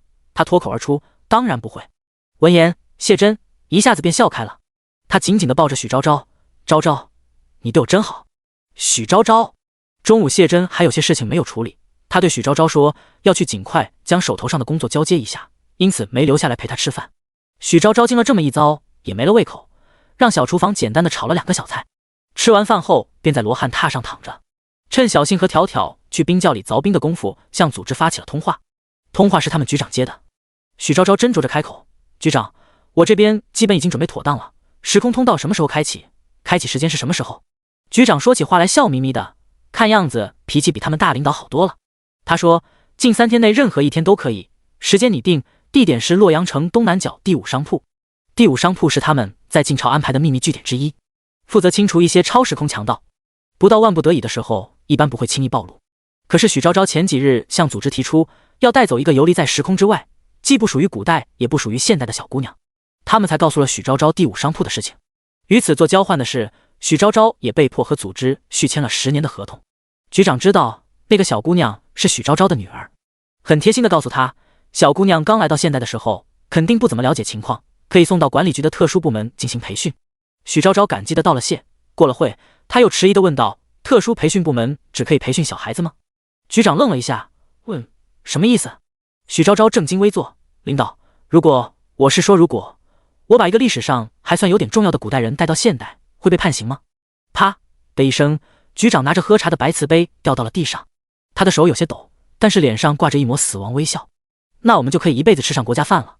如果许昭昭真的这样做了，那么不仅许昭昭要被判刑，身为局长的他也会被判刑。许昭昭讪笑着试探：这么严重吗？局长接着微笑：你可以试试。许昭昭沉默了，他深吸了一口气。局长心中有些没底：昭昭，他语音颤抖地问他：你不会真这么做的对吧？许昭昭抬头看了一下他惊慌失措的表情。局长继续说：这可是要连累我们整个时空管理局的。许昭昭眼睛涩涩的，他闭了闭眼睛，重重地将胸中那口浊气呼出来。当然，他说，我当然不会这么做。他没有办法，尽力去试了，可是没有办法带他走。可局长仍是不放心，又问了一句：走的时间你定好了吗？许昭昭茫然地摇了摇头。局长生怕时间太久，横生枝节。提议说，不然就今晚5点吧。许昭昭一下子就有些慌，怎么突然这么急？不是说3天时间吗？局长说，早点走吧，昭昭，为了你的安全着想，封建社会那么危险，有什么好待的？局长言辞恳切地劝他。许昭昭突然想到，谢珍对他说，今天傍晚他要进宫一趟，和皇帝透个底，明日上早朝时好直接辞官。许昭昭这样想着，便也说了出来。他一边说，一边请求局长，我能晚点走吗？我还没有和他道别，上一次就没有和他好好的道个别，如果这一次再不辞而别的话，谢珍他该有多伤心啊！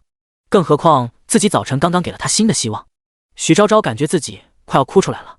局长也有些动容，可他毕竟不是年轻人，要以大局为重，于是给许昭昭出主意说，昭昭，不管怎样，我建议你还是尽快回来，趁你那边的老公不在的时候，直接带着你女儿去第5商铺，这样会少很多的麻烦，不然到时候他知道自己没有办法和你离开，也不让你走了怎么办？局长是过来人，丝毫不怀疑爱情对于年轻人的影响力，归根结底他还是害怕许昭昭被爱情冲昏了头脑，一时不察，做错了事。许昭昭哭了一会，脑子混混沌沌的，他最后也不知道自己说了什么，只记得被局长说服，迷迷糊糊应了声好。小新和条条带着凿好的冰回来时，他脑子基本上已经恢复清明了，换下了裙装，换上了一身素色旗装，干净利落，走起路来也比较方便。小新性子活泛，好奇地问道，夫人待会要去骑马吗？这大热天的，晒伤了可怎么办？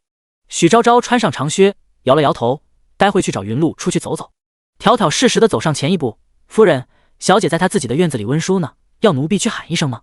许昭昭假装思索片刻，说，不必，我自己去找她就行，你们2个待在这里，帮我做2碗梅子冰。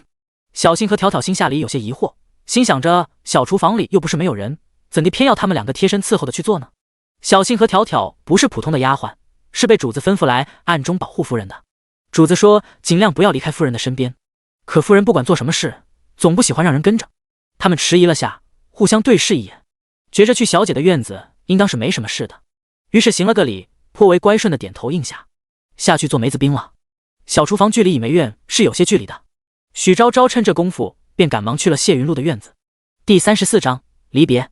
许昭昭带上传送器来到谢云露院子里的时候，她身旁一个人也没有，只有小姑娘自己在屋里头摆弄机关器件，神情专注地看着面前的机关盒，都没有注意到许昭昭已经走进了门。2缕细而柔软的发丝垂下来，挡住了她的眼睛。谢云露时不时地用手往耳朵后面别一下，见此情景，许昭昭不由得沈然一笑，她就知道自家姑娘是不会在闲暇时刻乖乖温书的。她抱着上臂，姿态闲适地倚在门框边上，看着谢云露时而思索，时而苦恼的灵动表情，就连接连几日紧绷的神经都随之放松了下来。直到谢云露注意到了她，惊诧地大喊了一声娘亲，她才回过神来。谢云露像是个小炮弹一样撞到了她怀里，亲昵地扯着她的手问，娘亲，你怎么来了？许昭昭抿着嘴笑，想你了呗。谢云露闻言也跟着露出了如出一辙的笑，嘴巴下面一点出现了2个和许昭昭一模一样的小梨窝。外面个天气热，她握着许昭昭的掌心处，很快便沁出了点点细汗。谢云露边拉着她往屋里走，边说，娘亲，我屋里头有冰，我们进去说。许昭昭顺从地跟他走到了内室，2个人盘腿面对面地坐在方才谢云露摆弄机关盒子的罗汉榻上，各种木质零件还没来得及收拾，被娘亲看到了这样凌乱的一幕，谢云露有些不好意思地笑，我平时屋里头也没有这么乱。许昭昭笑着点点头，像是哄小孩子一样，我知道。谢云露闻言松了一口气，她很喜欢听到娘亲这样宠溺的语气，从娘亲的语气中她可以感受到满满的爱意。小姑娘兴冲冲地给许昭昭倒了盏茶水，递过去，娘亲先喝口水吧。许昭昭接过，轻抿一口，略微迟疑片刻，终是提出了自己来的目的。她心中有些忐忑地问道，云露，娘亲要走了？谢云露方才还是笑着的，小孩子没那么多心思，听到许昭昭的话还愣了一下，娘亲你去哪？许昭昭看他这副呆愣的模样，突觉嗓子有些痒痒的，但他说回家。谢云露嘴角边的笑容慢慢消失了，哪个家？许昭昭说，我3000年后的家。小姑娘低下了头，沉默着。许昭昭看着她，良久，她看到谢云露纤细的脊背开始缓慢地颤抖起来，耳边也传来了一阵轻微的抽泣声。她是在哭吗？许昭昭手掌不由自主地攥紧了一下，抬眼边看到谢云露红着眼睛，轻轻地扯她的衣角，像是怕被拒绝一样，小声地央求道，娘亲可以不走吗？许昭昭反问，你舍不得娘亲吗？谢云露重重的点了点头。许昭昭又说：“想和娘亲一直在一起吗？”他低着头嗯了一声。许昭昭便紧紧握住了他的手，目光灼灼：“娘亲带你走好不好？”他话说出口时尚且有些犹豫，毕竟谢云露这么多年都是跟着谢真的，他的亲人朋友们也在古代，怎么可能会抛下一切不管不顾的和他离开？可尽管是心中想着这些，脑海中仍是不受控制的浮现了谢真紧握着他的手说要和辞官他一起走的画面。他低头眨了眨眼睛，极力的将这些脑海中的画面驱逐出去。果不其然，谢云露下一句问的便是：“娘亲，你要走的事情，父亲知道吗？”许昭昭说：“他知道的。”谢云露愣了一下：“你什么时候走？”“今天下午。”谢云露不敢置信的问：“那父亲为什么现在还没回家？他不送你吗？这可能就是最后一次见面了。”谢云露恨铁不成钢的心想：父亲一天天的到底都在瞎忙活些什么呀？许昭昭说：“他公务繁忙，现在还在皇宫里呢。许是在和下级交接事务吧？”谢云露可怜兮兮的扯了扯他的袖子：“娘亲，我和你走了，父亲怎么办？我不能丢下父亲一个人的，他一个人不可以的。”许昭昭不知道，可是谢云露知道，在娘亲离开后的那几年里，父亲整个人就像是一条绷紧了的弦，只偶尔面对自己时才会稍微松懈一下。如果连他也离开了父亲的话，他真的会撑不住的。他情绪有些激动，两种想法在他的脑海中撕扯纠葛。谢云露既不想离开父亲，也不想从此以后就见不到娘亲，眼泪刹那决堤一样流了满脸。不顾形象，嚎啕大哭的哀求他：“娘亲，不要离开我们，好不好？”他哭得可怜死了，气息都有些不顺，边哭边打嗝。许昭昭满眼心疼，手掌轻轻地拍抚着面前人的脊背。谢云露一下子便扑到了他的怀里：“娘亲，我不想离开你，可是他也不能离开父亲。”谢云露哭得一阵天昏地暗，突然许昭昭温暖的手掌掰直了他的肩膀，他被迫挺直了身体，便听到许昭昭一脸认真的对他说：“云露，你冷静一下，你听娘亲说，你和我和你父亲是不一样的，我们都是完完全全的某一个时代的人，但是你不一样，你是两个时代的人结合的产物。”他看着许昭昭的眼睛里发着光，亮晶晶的，沉稳的嗓音让人控制不住的幸福。他说：“云露，你知道吗？你既不属于现代，也不属于古代。理论上说，你是可以随意穿梭时空的，只要不被时空警察发现，谢云露可以在任意时空穿梭。”谢云露愣了一下，但他很聪明，于是很快的反应过来，怔愣的问道：“所以娘亲，我和你离开后还可以回来，对吗？”许昭昭重重的点了点头。这下谢云露完全的愣住了。第35章，就且让他自私放纵这一次吧。等他回过神来的时候，许昭昭已经下了罗汉榻，穿好鞋子了。他朝谢云露伸出了一只手：“时间快到了，我们赶紧走吧。”谢云露被他拽了一把，也急急忙忙的下他穿鞋，但并不着急着离开，反而又问道：“娘亲，父亲知道你要带我离开吗？”许昭昭面不改色：“当然知道，我今晨就告知他了，只不过他现在还不知道自己不能走了而已。”许昭昭心想，就且让他自私放纵这一次吧，反正到时候云露也是可以回来的。等云露在管理局的特殊部门接受了培训，可以任意穿梭时空之后，还不是想去哪里就去哪里吗？让云露先跟他回去，也算是一个相对来说比较稳妥的方法了。可谢云露好像仍是有些不太相信他说的话。那父亲知道我们两个都要走，也不来送我们吗？许昭昭说：“皇帝陛下有事和他商议，实在是忙得脱不开身。”他又说：“再者，你又不是不回来了，有什么好相送的？平白落得些惆怅心绪。”谢云露平日再怎么机灵，可归根到底仍是个小孩子，被亲近的人三句两句就忽悠得不成样子了。他点了点头，便跟着许昭昭离开了丞相府。许昭昭带着谢云露走过了丞相府门前的拐角，便上了一架从第5商铺派过来的马车。马车摇摇晃晃的，很快就抄小路把两人带到了第5商铺。原本艳阳高照的天空之上，忽地飘来了几片薄薄的乌云，长长的宽巷间飘洒下细密的雨丝，青石板湿漉漉的。许昭昭一只手牵着谢云露，一只手拿着传送器下了马车，抬头往上看去，今天的天气倒是稀奇，东边日出西边雨，倒是无情却有情。如此想着，他黛眉又蹙紧了些。第5商铺的外观倒是和古代寻常的杂货铺并无二致，只是显得生意不好，略微冷清了些。许昭昭和谢云露方一下车，便有个身穿褐色短打的小厮迎了过来，看起来很机敏的样子。那双闪着金光的眼睛往许昭昭手中的传送器上略略扫了一眼，便忙不迭地将他往里面请。夫人，我家主人早就等候多时了。许昭昭点点头，跟随他进了第5商铺，从内间的暗室里走进去，便发现里面别有洞天。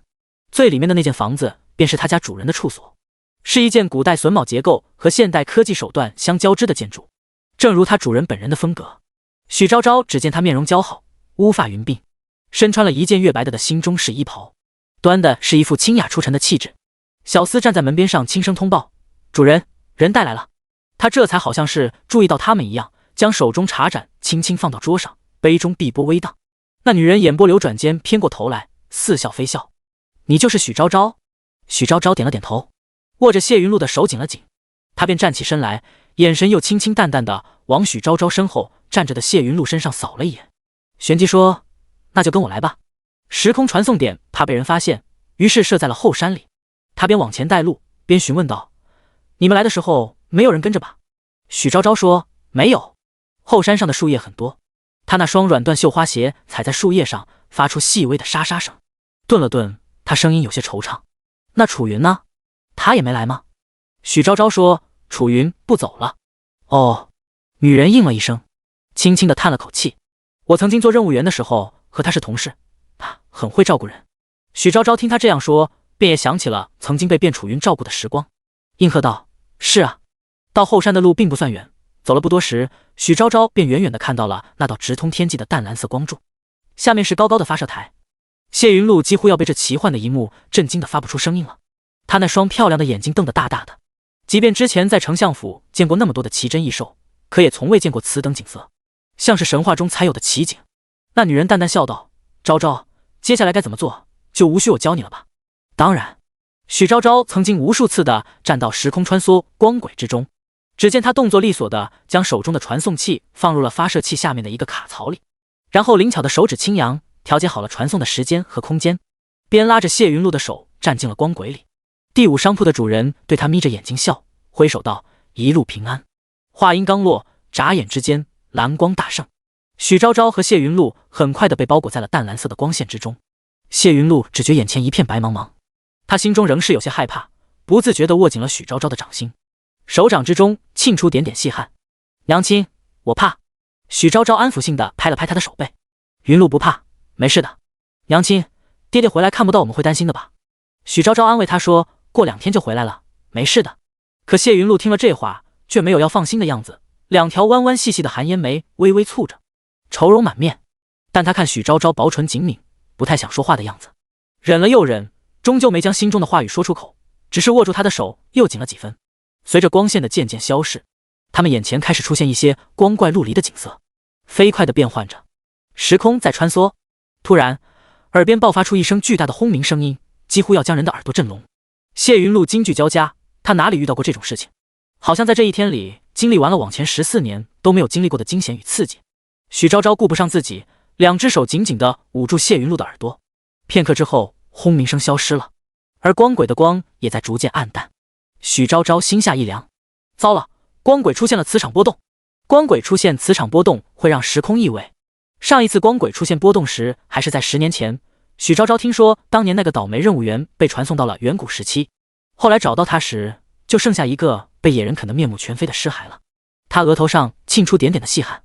第36章光武20年的青州。即便是做了这么多年的任务员，可许昭昭仍是有些紧张。偏偏这时身边还带了个小姑娘。小姑娘尚未刚清楚情况，只怯生生地摇着他的手：“娘亲，我有些怕。”他强装镇定：“云路不怕，娘亲会让你平安过去的。”光轨已经开始轻微的摇晃了，许昭昭知道过不了多久，光轨的光线就会断处消失。他将谢云路推到了光轨的中间。当年那次磁场波动事件发生之后，组织为了防止再次出现意外，对传送器进行了改造，加固了光轨的中间部位，因此光轨中心不管发生什么样的情况，总归是相对稳定的。但光轨的中心位置只够容纳一个人，他将谢云路推到了中间。他松开了谢云路的手，生平第一次叫出了自己女儿的小字：“令江，到那边后去找一个叫贺廷兰的人，他是娘亲的好朋友，会好好照顾你的。”谢云路哭着想去拽他的袖子：“娘亲，那你呢？你要去哪？”许昭昭没有回答他，只自顾自地说道：“廷兰可能会带你去见娘亲的父母，也就是你的外祖家，到了那里记得好好听话，不要气他们，他们年纪大了。”谢云路仍是哭得连话都说不出来了。许昭昭说：“廷兰姨姨会带你去时空培训中心，她会教你怎么穿越时空。下次见到你父亲的时候，记得替娘亲跟他说句对不起。”“对不起，又食言了。”话音刚落，许昭昭站在光轨边缘的身体便被一片粘液似的黑暗吞没，眼前的光明彻底消失前，他听到谢云露崩溃大喊：“娘亲，不要离开我！”心中一片刺痛。许昭昭好像是做了一个很长很长的梦，他醒来之后，脑子晕晕沉沉的，柔嫩的脸庞上也是一片冰凉，用袖子抹了一把，留下一片潮湿的痕迹。他拍了拍脑袋，有些懊恼的心想：真是糊涂，方才怎么不知不觉就睡过去了呢？小小的人儿怀中抱了一把质地厚重的琵琶，整个人端端正正地坐在一方小凳之上，脊椎僵硬酸痛，那双原本白嫩纤细的削葱玉指也变得红肿起来。不知道已经坐在这里练了多久的乐器了，刚想站起身来活动活动僵硬的手脚，下一秒便被一方长长的芥木重重地抽打在了单薄的脊背之上，伴随而来的是尖利而刻薄的女声：“小贱蹄子，一刻钟看不见你就偷奸耍滑，今天的晚饭莫不是不想吃了？”许昭昭被他这一板子抽得龇牙咧嘴，连连哀求道：“嬷嬷饶命啊！奴婢只是弹太久，想换个姿势。”话音刚落，又是一板子抽了上去，非常巧妙地抽在了刚刚打的地方，这次抽的甚至比方才还要重，身上穿的衣服都被抽烂了，光滑的脊背也破了皮，渗出点点血丝。许昭昭被抽得趴倒在了地上，他眼中噙着泪，却是一句话也不敢说，只是紧紧地咬着唇。他原本是会些拳脚功夫的，但这2年在青州这鸟不拉屎的地界，早已被搓磨的什么也不剩了。许昭昭在上次磁场波动之后，被传送到了青州。光武20年的青州，也就是他和谢云露离开后的第3年。许昭昭当时完全顾不上心想谢真怎么样了，因为他穿越过来的时候，正巧赶上了青州荒年，万里荒原，颗粒无收，饿殍遍野，人人争儿一子相识。许昭昭身无分文，如果不是正巧碰上了隔壁李县的岳方前来招人，而他又恰巧会些拙劣的琵琶技艺，怕是早就要被饿死了。岳方给了他一口饭吃，但与此相对应的是，他和岳方签了卖身契，一生为奴，给岳方免费干活。思及此，许昭昭不免心中哀叹，他的命怎么就这么苦啊？不管是穿越到什么时候，都是给人打工的命。现代世界还有10年的合同没续完呢，又在古代签了卖身契，这工是不是打到下辈子也没完没了了？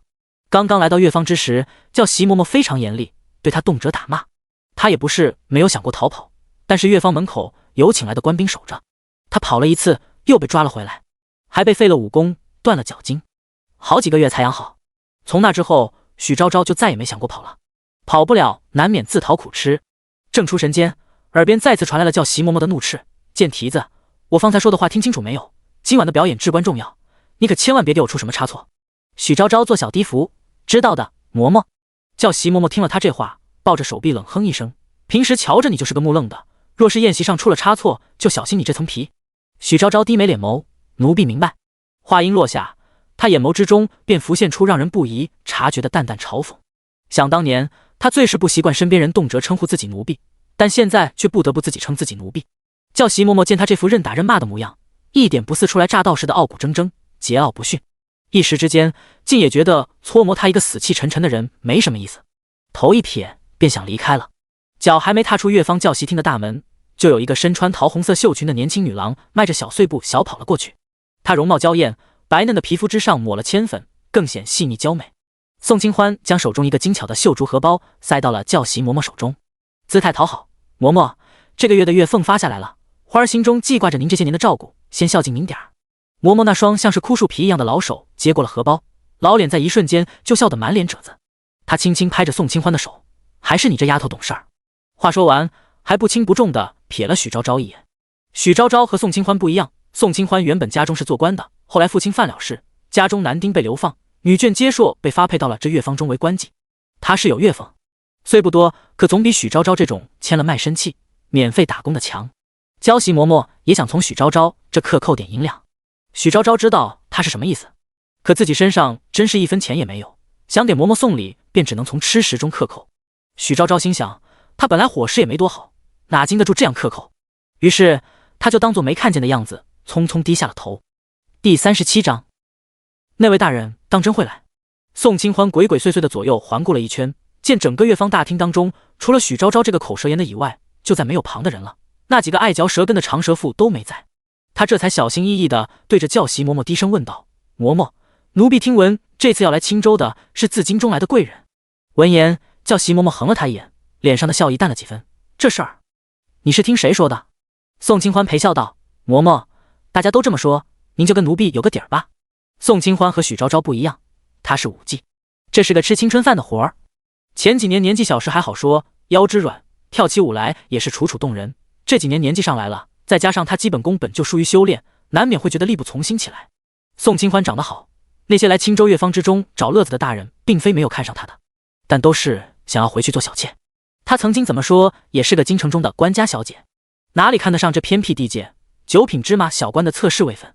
他曾经跟一众姐妹们说，他宋清欢即便是要去做妾，也要去给上京城中的3品大员做妾，绝不在这青州荒地中偏安一隅。宋清欢紧紧握着娇袭嬷嬷的手，眼眸之中墨色翻涌。嬷嬷，您就告诉花儿吧，花儿日后若是有幸能被大人看上，定不会忘记了嬷嬷的大恩大德。这话说完，叫袭嬷嬷抬眼上下打量了一下宋清欢的身段，只见眼前的女子身姿袅娜，纤细的腰身不盈一握，身段极好，偏生的又长了张清纯又魅惑的脸。试问哪个男人看了能没点别的心思？娇袭嬷嬷的心思开始变得渐渐活泛起来。这宋清欢倒是个会来事儿的，真的放手他去做，说不定也能行。可嬷嬷旋即又想到那位传说中的大人在上京城那种美女如云的地方都多年未娶，又觉得宋清欢也未必能行。他良久没有说话，可宋清欢却是有些急了。嬷嬷，您是知道的，花儿一直把您当作义母对待，当年花儿被发配到乐坊，也是您一直在照顾花儿，在花儿心里，您就是我的再生父母。这番话说的倒是言辞恳切，嬷嬷也被他这席话说的不免有些动容，神色松动了几分。宋清欢见像是有戏，便接着说道：嬷嬷，您放心，今日您将这事告知了我，不管成与不成，都不会连累到嬷嬷身上。这话说完，嬷嬷是彻底没辙了。宋清欢转过头，阴沉沉地问许昭昭：昭昭，你也不会说出去的是吧？他脸上的表情可怕得很。许昭昭知道宋清欢心机深重，他没少在他身上吃了暗亏，于是从善如流道：我什么也没听见。宋清欢满意的点了点头，叫席嬷嬷这才小心翼翼地附在宋清欢的耳边说了几句话。许昭昭不知道嬷嬷跟他说了什么，只见不过几息之间，宋清欢神色大变，他甚至控制不住的惊呼出声，引得许昭昭频频侧目。宋清欢激动地抓住嬷嬷的胳膊：嬷嬷，这是真的吗？那位大人当真会来？嬷嬷重重地点了点头：我今晨就是听夫人身边的侍女这般说的。宋清欢看样子简直激动得不知如何是好了，他神色似是紧张又像是欢喜的在那边的来回踱步，时不时的用手扯一下自己身上的衣裙，摸摸头发，问叫席嬷嬷：嬷嬷，您看花儿穿成这样行吗？叫席嬷嬷意味深长地看了他一眼，穿成什么模样全看姑娘自己的意思，就看姑娘这想上去的心思强不强了。这话说完，宋清欢突然间福至心灵，匆匆向嬷嬷告了别，回屋置办衣服去了。他这般急切的样子倒是让许昭昭有些好奇，这次来青州的到底是个什么样的大人物啊？叫席嬷嬷见宋清欢离开后，自己待在这里也没什么意思，于是便也抬脚踏出了乐坊大门。现下里整个大厅中便又只剩下许昭昭一个人了。他提起精神，摆正了琵琶琴的位置，又开始重新练习起来。前2日，整个青州乐坊技艺最好的琵琶手在弹琴的时候伤了手指，这次的宴会主场只能让他先顶上了。许昭昭接连几日高强度的训练，弹的手指红肿胀痛，但他此时却也顾不上矫情。这次的表演至关重要，容不得出半点的差错。声声曼妙，琴音倾泻而出，像是潺潺的流水从乐坊阁奔流而去。时间也在飞速的流逝，赤乌西坠，万道霞光。夕阳的光线洒落在乐坊阁古朴的建筑之上，闪耀出绚烂的光辉。许昭昭走出乐坊阁大门的时候，看到的就是这样一幅美妙的景色，眼中尽是至美之景，不由让人身心舒畅。宴会快要到开始的时间了，乐坊阁门前停了一辆又一辆的马车，那是青州知府家来接人。他匆匆赶去小厨房，想着先吃口饭去垫垫肚子。到了之后才现，整个小厨房里竟是些冷锅冷灶。谭家小娘子是厨房的帮佣，见许昭昭过来，便提醒道：姑娘莫不是忘了，今日要先去表演的，晚上不开火。许昭昭揉了揉饿得发瘪的肚子，苦不堪言。谭家小娘子是个好心的，向许昭昭怀中塞了个之前蒸好的白面热馒头，便忙不迭地催促她：姑娘快走吧，千万莫误了时辰。许昭昭被他推搡了一把，还不待回屋拿上琵琶，便听到了一声尖利愤怒的呵斥：死丫头，都什么时辰了，还不知道走，就知道吃，误了时辰，看老娘不扒了你一层皮。这声音是娇袭嬷嬷。许昭昭浑身一抖，不等他戒目抽下来，乱走带跑的回去换衣服拿琵琶了。匆匆忙忙的换衣服上了车，才发现他竟是和宋清欢一辆车。宋清欢是主舞，见许昭昭来得晚，没好气的用眼刀子剜了他一眼，嘴里面不干不净。来得这样晚，出去偷偷会情郎了。许昭昭来得急，衣服穿得有些凌乱。第38章，远远望去，只见他满头白发。他和宋清欢素来不和，这会儿也并不想搭理他，只是将琵琶琴紧紧抱在怀里，细细的用一方柔软的手帕擦拭着方才不小心沾上的灰。可是宋清欢显然没有要轻易放过他的意思，提着裙摆往许昭昭那边个靠了靠，两人之间的距离便又近些了。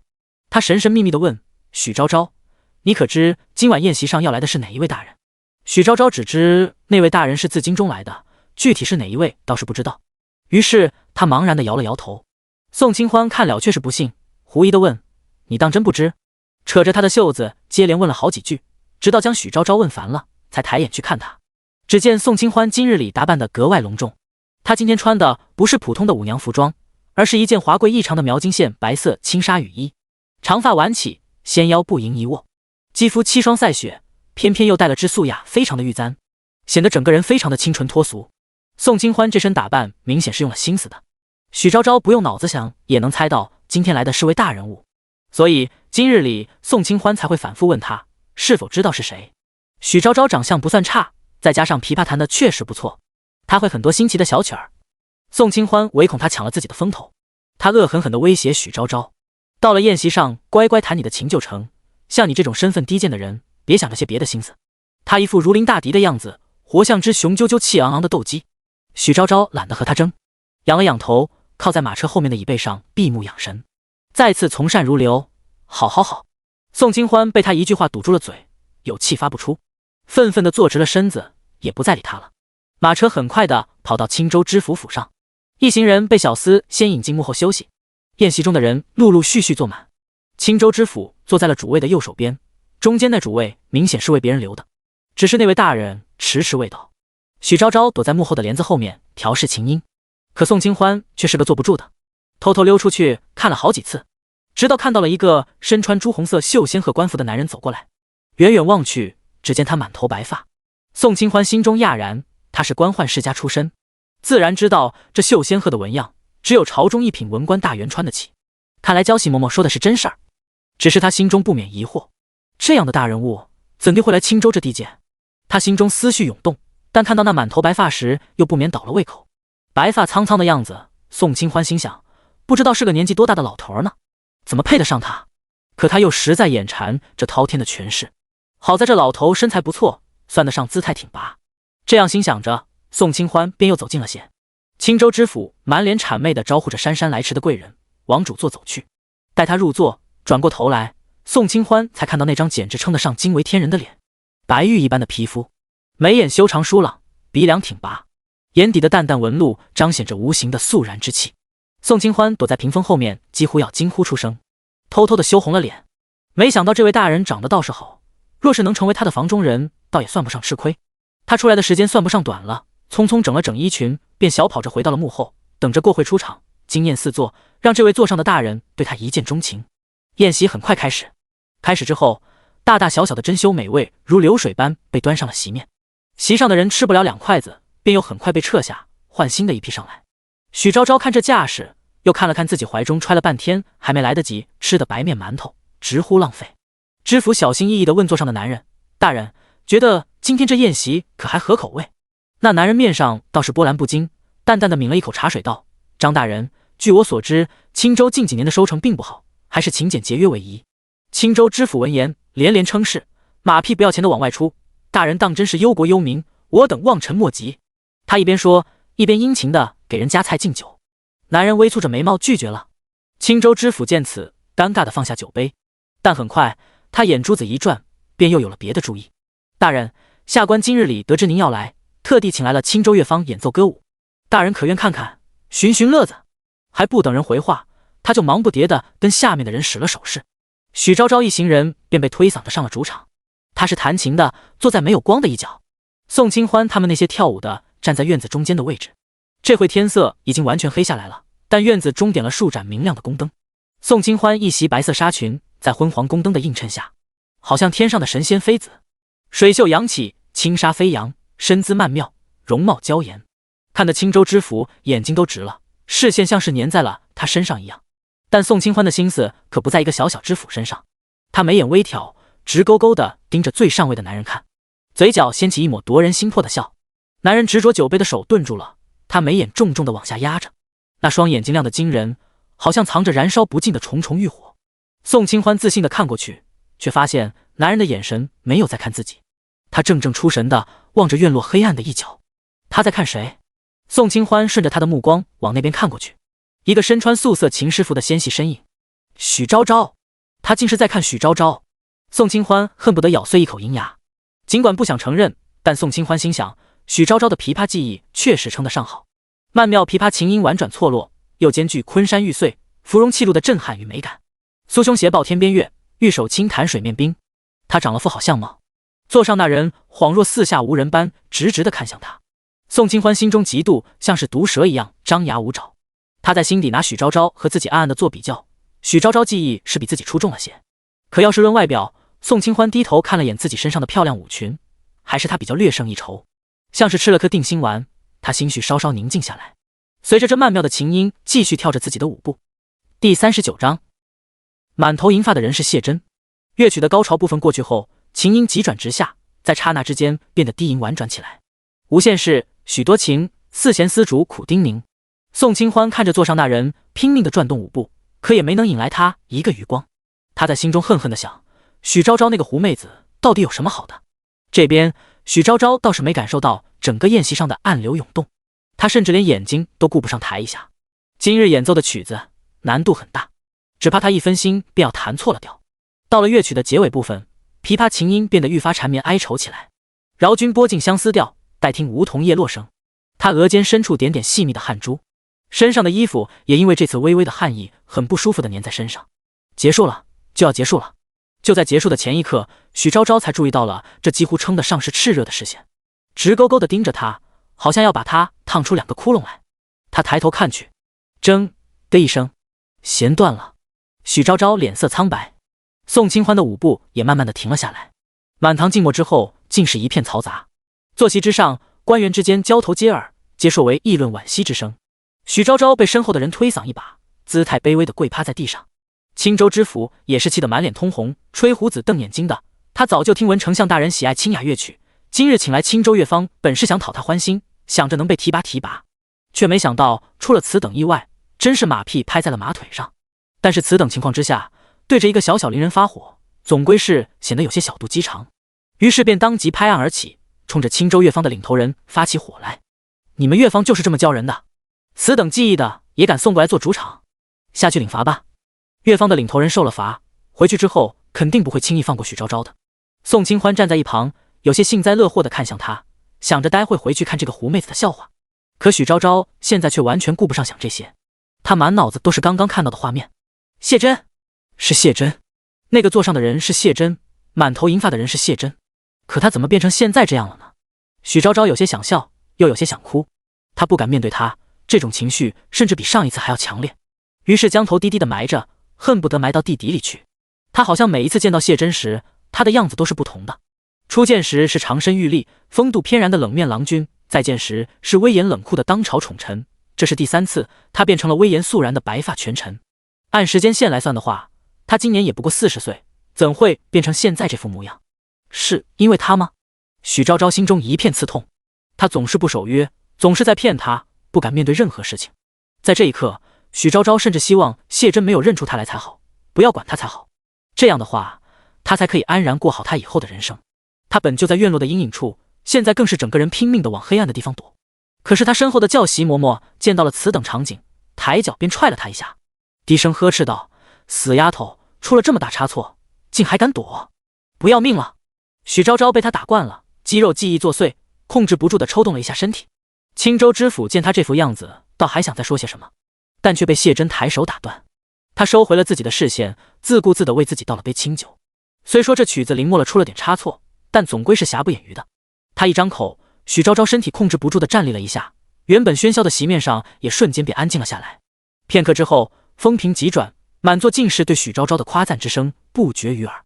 知府大人虽然势利，但也是个聪明人，连忙赶上去谄媚道：“还是大人懂行儿，下官也觉得方才听曲时，那叫一个如听仙乐耳暂明。”谢真似乎是有些心事，那双仿若古井幽潭的眼睛低低的垂着，只一杯接着一杯的给自己倒酒饮下，烈酒在喉咙中留下一阵灼热的触感。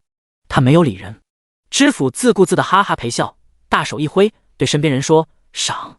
这次弹琴的伶人重重有赏。”许昭昭被胶西嬷嬷和领头人疯狂的使眼色，他低头叩首，上前跪着谢礼，姿态卑微又可怜。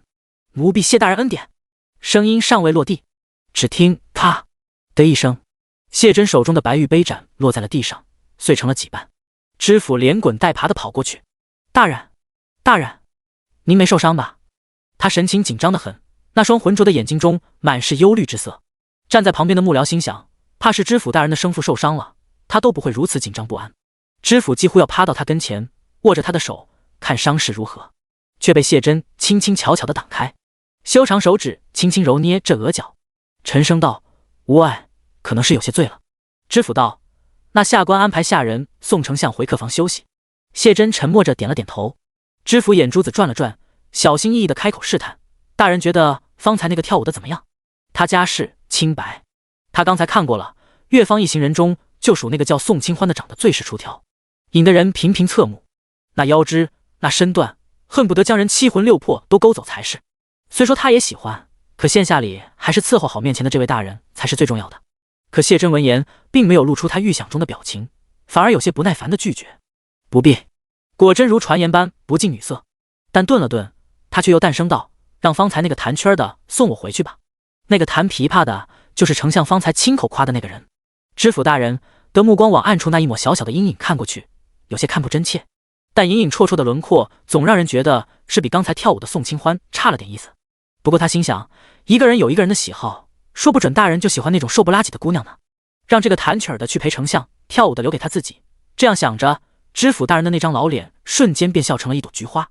他开口连连应下，走过许昭昭那里的时候，还特意吩咐道：“小姑娘前途无量，要好好伺候大人才是。”许昭昭身子瞬间便僵住了，愣在原地，步子迈不开一样，久久没有挪动。片刻之后，便听到谢真冷声道：“还不快过来？难道许姑娘还要等我去请你吗？”宴席之上的人陆陆续续的离开了。许昭昭低垂着脑袋，同手同脚的走过去，脑海之中不停的闪过那声冷漠的许姑娘。他没有认出来她吗？是真的没有，还是在装作不相识？他终于放下她了吗？明明是一件好事，为什么会这样难过？刚刚被夜风吹干的脸庞瞬间再次变得湿润起来。许昭昭迈着小碎步走到他跟前，谢真确实看也没看他一眼，将宽大的手掌放在了他的手上，掌心是温热的，那是他身上的温度。许昭昭可以闻到那清淡的若有若无的酒味。第40章，为什么谢真不生气呢？许昭昭并不知道谢真休息的客房是在哪处，知府大人这样说，也不过也就是想找个借口安排他去服侍谢真，因此非常细心的又安排了个小侍在前方带路，自己则笑眯眯心怀不轨的往宋清欢那边走了过去。宋清欢被知府大人一把揽入了怀中，面上满是惊惧之色。知府大人刚喝完酒，浓重又剧烈的酒臭味萦绕在鼻尖，久久不散。他身上满是肥厚油腻的肉，但是宋清欢人微言轻，又不能说些什么，只得强颜欢笑。再看许昭昭已经扶着谢真要走远了，他气得双目赤红，费尽心思为他人做了嫁衣，让他如何能不恨？宋清欢看向前面许昭昭扶着谢真离开时的窈窕身影，恨不得要生吞活剥了他。带路的小侍是个很有眼力劲儿的人，走在二人前面，脚程不快，但始终和他们保持着不远不近的距离。谢真很沉默，一句话也不说。许昭昭只能听到耳边一些轻微的锦缎靴踩到枯叶时的沙沙声，他有些按捺不住的偷偷抬眼去看他。他身量很高，许昭昭只看到了他略显锋利的下颌和微微向下压的唇角。他在心里面暗暗的想，他又瘦了，就连手上摸起来都没有多少肉，微凉的手指如玉石一般。谢真好像完全不认识他一样，也不跟他说话。许昭昭几番张口，然而即将要出口的话都被他咽了下去。直到走到了一个岔路口，前面带路的小侍突然间停了下来，转过身，低眉敛目的请示谢真：“大人，前面有2条道，一条路过莲华水榭，是近道，只是路上的宫灯少，府上时常有人在晚上搅滑落水；另一条是绕过花园子走的，稍微远点，但是安全。咱们是走哪一条？”谢真略微沉吟片刻，不动声色地看了眼身旁缩的像是个小鹌鹑一样的许昭昭：“还是绕远道吧。”小侍低低应了声是，正准备接着带路，却见谢真顿了顿，又说道：“我识的路，你要是还有事就先去忙吧。”话都已经说在这份上了，他就是没事，也应当是有事儿的。小氏说了句谢大人，便匆匆的退下。小氏刚走，许昭昭还有些怔愣，尚且未反应过来，下一刻便被谢真反手扣住了手掌，十指相扣，攥得很紧，像是生怕他会凭空消失一样。许昭昭瞪大眼睛去看他，下意识挣脱了2下，没有挣脱开，反而被握得更紧了。大人，别！话音刚落，许昭昭便感到手上的力道轻了些。他到底是不舍得弄疼他，只是轻轻嗤笑了一声。许姑娘，不要我领着，难不成你也识得路？许姑娘，他仍是称呼她为许姑娘。这话说完，许昭昭便不再挣扎了，息了声，乖乖地跟着他走。他心不在焉，即便明亮的宫灯将整个小花园都照得亮堂堂的，但一时不察，还是差点摔倒，左脚绊右脚的，猛地向前一趴，但被谢真眼疾手快地扶住了。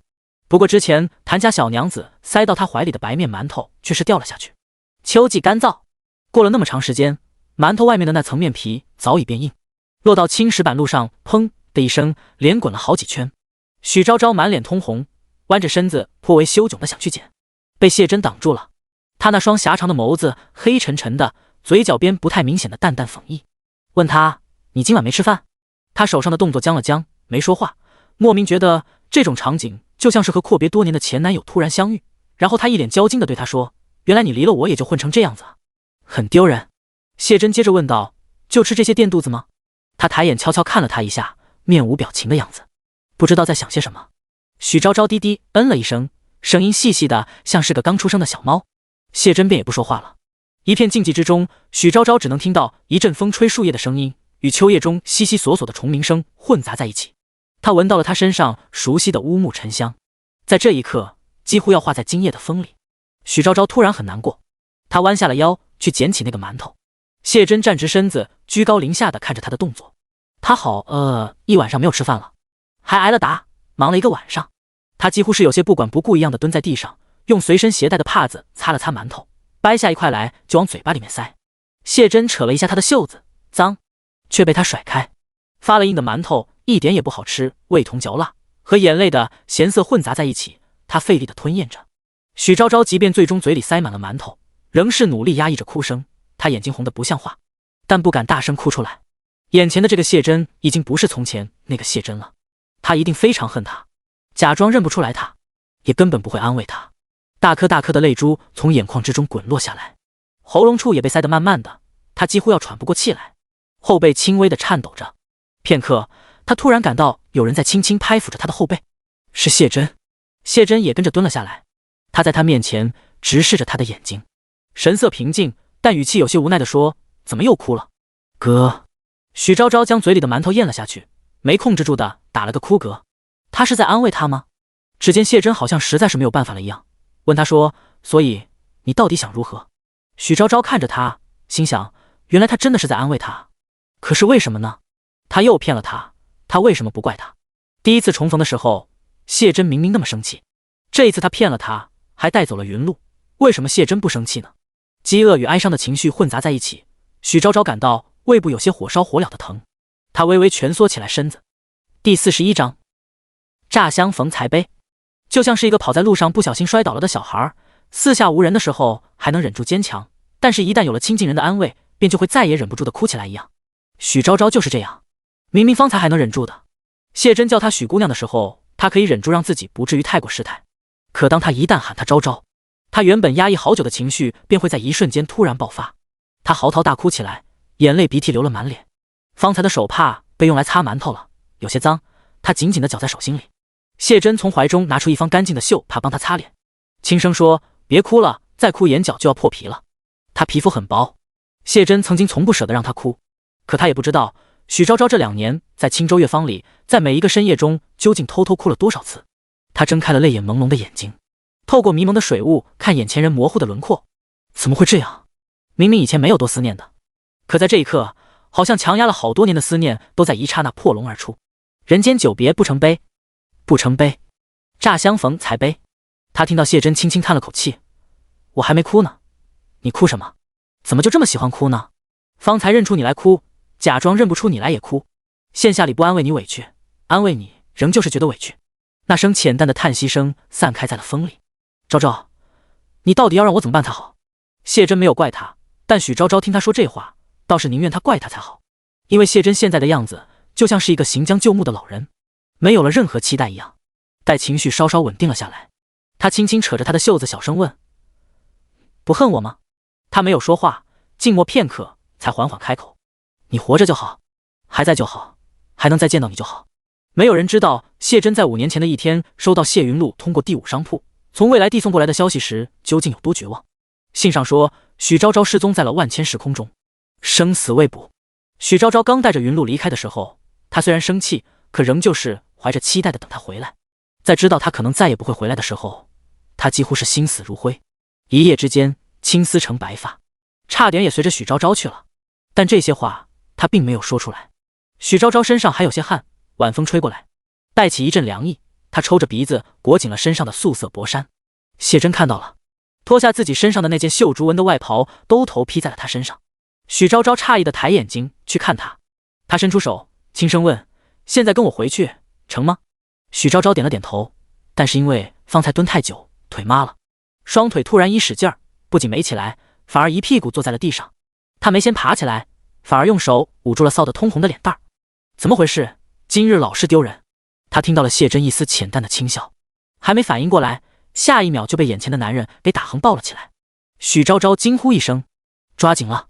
谢真说，他便伸手圈住了他的脖子，脸颊也埋进了他怀里，尚且带着些浓重鼻音的问：“会不会很重？”“不重，瘦了很多呢。”他好像是有些心疼的轻叹了一口气，近几年吃了不少苦吧。不说还好，这一说许昭昭又想哭了。他没出息的将脸蛋又往他怀里面埋了埋，呼吸间萦绕着他身上独有的香气，指尖和身上都能感受到他的体温，很温暖。随着他稳稳的脚步，许昭昭甚至有些昏昏欲睡。他很久没有过这样放松的时候了，以前总喜欢睡懒觉，可在青州的这几年，娇习嬷嬷的看得很严。岳芳从来不养吃白饭的人，他每天练琴从早练到晚，很少有停下来特意去休息的时间。许昭昭不知道自己睡了多久，总之再次醒来的时候，他已经被谢真抱到南厢房了。知府大人让他送喝醉了的谢真回房休息，可他这一路几乎是脚不着地，着急忙慌着来开门侍候的婢女看到这一幕时也很震惊，一时之间没有控制住自己的表情，对着许昭昭来回打量了一番，心想这个小小伶人未免也太过恃宠了娇了点吧。谢真见此，压低声音对他呵斥了一句，他便赶忙告罪，点上房内的宫灯和香炉，便匆匆忙忙的出去了。离开的时候还顺手带上了门。许昭昭终于彻底睁开了眼睛，他这么大个人了，被谢真抱着走了一路，有些不好意思的说：“既然到了，就把我放下来吧，我自己可以走的。”谢真弯了弯眼睛，不碍事，反正都已经到这了。他又说：“昭昭，时间太晚了，今晚别回月芳了，留下来睡吧。”许昭昭愣了一下，好。话音落下，他便又笑了。许昭昭慌神间，谢真就将他平放在了床上，身子刚一到床上，床铺就微微的陷了下去。好久没睡过这么软的床了。他偷偷看了眼谢真，自己则悄悄往床的内侧挪了挪身体。谁知谢真下一刻竟是为他盖上了被子。许昭昭呆呆地问他：“不一起睡吗？”虽然都是老夫老妻了，但是这话乍一问出来，许昭昭还是有些尴尬。他将被子往上面拉了拉，几乎盖住半张脸，而后便听到从头顶上方传来的声音：“你先睡吧，我还有些事情没处理完。”哦，原来不是那个意思啊。许昭昭看着他远去的宽阔背影，松了口气，但同时又有些闷闷不乐。这一觉许昭昭睡得很沉，可谓是天昏地暗。第二天起床的时候，早已经是日上三竿了。小侍女进来点了香，早已经准备好了热水和帕巾，就等着她来洗漱。许昭昭一睁眼睛，便开口问：“你可知谢大人去哪了？”小侍女如实答道：“在门口等着姑娘呢，站了有一会了。”小侍女心下里也有些疑惑，这位许姑娘听闻只是乐坊中一个弹琴的，那位大人何必如此？第42章偷偷颤抖的手。一听这话，许昭昭扑腾一下便猛然清醒，很快的从床上爬了起来。侍女服侍着洗漱完，穿好衣服，她着急忙慌的推开了门。谢真就站在门沿下站着，她身形挺拔，挡住了一半从外面倾泻进来的光。尽管昨晚已经见过面了，但再次看到她这头有些扎眼的白发时，许昭昭仍旧是觉得心里不舒服。谢真看到许昭昭有点明显的怔愣了下，微笑道：“醒了。”许昭昭边将他拉进屋里来，边问：“你昨晚没回来睡吗？”他双眼紧紧注视着他，拉着自己的手，缓缓开口：“昨晚和青州知府议事到很晚，怕打扰你休息，便歇在偏房了。”许昭昭拉着他盘腿坐在了蒲团上，那方子坛平角条案的对面。他听了谢真的话，有点蔫蔫的哦了一声。许昭昭想，谢真现在变得好温柔了，跟以前一点也不一样。但是许昭昭并不开心，她突然觉得他们之间变得生疏了起来。之前隔了14年重逢的时候都没有这种感觉。许昭昭又问：“那你今日白天还要去和知府大人议事吗？”谢真摇摇头：“不必了，该聊的都已聊完了。”顿了顿，他又解释说：“前几日我看完了青州这几年的账目，张离虽然为人一般，但为官还是有些本事的。青州前2年遭了大害，他能够在短短时间内恢复百姓生计，可见这人并非不能用。虽说有些贪财好色，但也没胆子做出些太过分的事情，只需时常敲打一番便足矣。水至清则无鱼，用官和其他事情并不一样，有时候总要避免不了的去忍受一些适当的浑浊，不然只怕手底下再无人可用。”许昭昭又问：“你这次从京中来地方视察，是不是还要去其他地方？”他唯恐耽误了他的正事儿。可谢真却说：“青州就是最后一站了，我隔日便要启程返京。那你也跟我一起走。”他语气难得强硬地说。许昭昭似乎没想到他会说这话，瞪大眼睛看向他。谢真轻轻摩挲了一下手指：“不然你要一直待在青州，不回京城，你要一直留在古代。”许昭昭磕磕绊绊的狡辩：“我在不在古代和回不回京城有什么关系啊？”哦，他眼睛弯了弯，眼中含笑的看着他：“没有关系，那看来第5商铺也只是个普通杂货店了。”许昭昭眼前一黑，他怎么会知道第5商铺的事情？像是看出了他心中的疑问，谢真正色道：“这几年中云路的信都是从第5商铺中传过来的，虽然不是直接传的，但整个上京城中尽是谢家眼线，这点事情哪能瞒得过他的眼睛？稍微一查便知晓了。”许昭昭暗暗磨了磨后槽牙，心想：果然是谢云路这个叛徒。但他好几年未见谢云路，现在可舍不得怪他，反而着急地问：“云路现在怎么样了？”他的传送器坏了，联系不到组织，也不知道谢云路这几年过得好不好。谢真弯了弯嘴角说：“一个叫贺廷兰的人把他送到了你父母那里，他们一直在照顾他。云路已经长成个大姑娘了，功课也学得很好，还考上了你们那儿说的大学，好像是叫大学吧，应该就和他们这的国子监差不多。”说到这里，老父亲不禁欣慰地笑了起来。从小到大，他没少收到夫子告状的信函，未曾想过云路有一天能在一个像国子监一样的地方读书，还是凭借自己的本事考上去的。许昭昭也跟着骄傲地笑了起来：“我就说吧，我女儿脑子肯定好使。”谢真跟着点头应和他，顿了顿，他又问：“找到你的事情，需要我提前知会第5商铺一声吗？到时候要离开的时候，他们也可以提前做好准备。”话还没说完，许昭昭身体骤然紧绷，他可还没忘了之前对谢真说过什么，画饼说要带他一起走，结果最后却独独将他一人丢下了。他有些尴尬地扣着桌角，生怕他再提这事。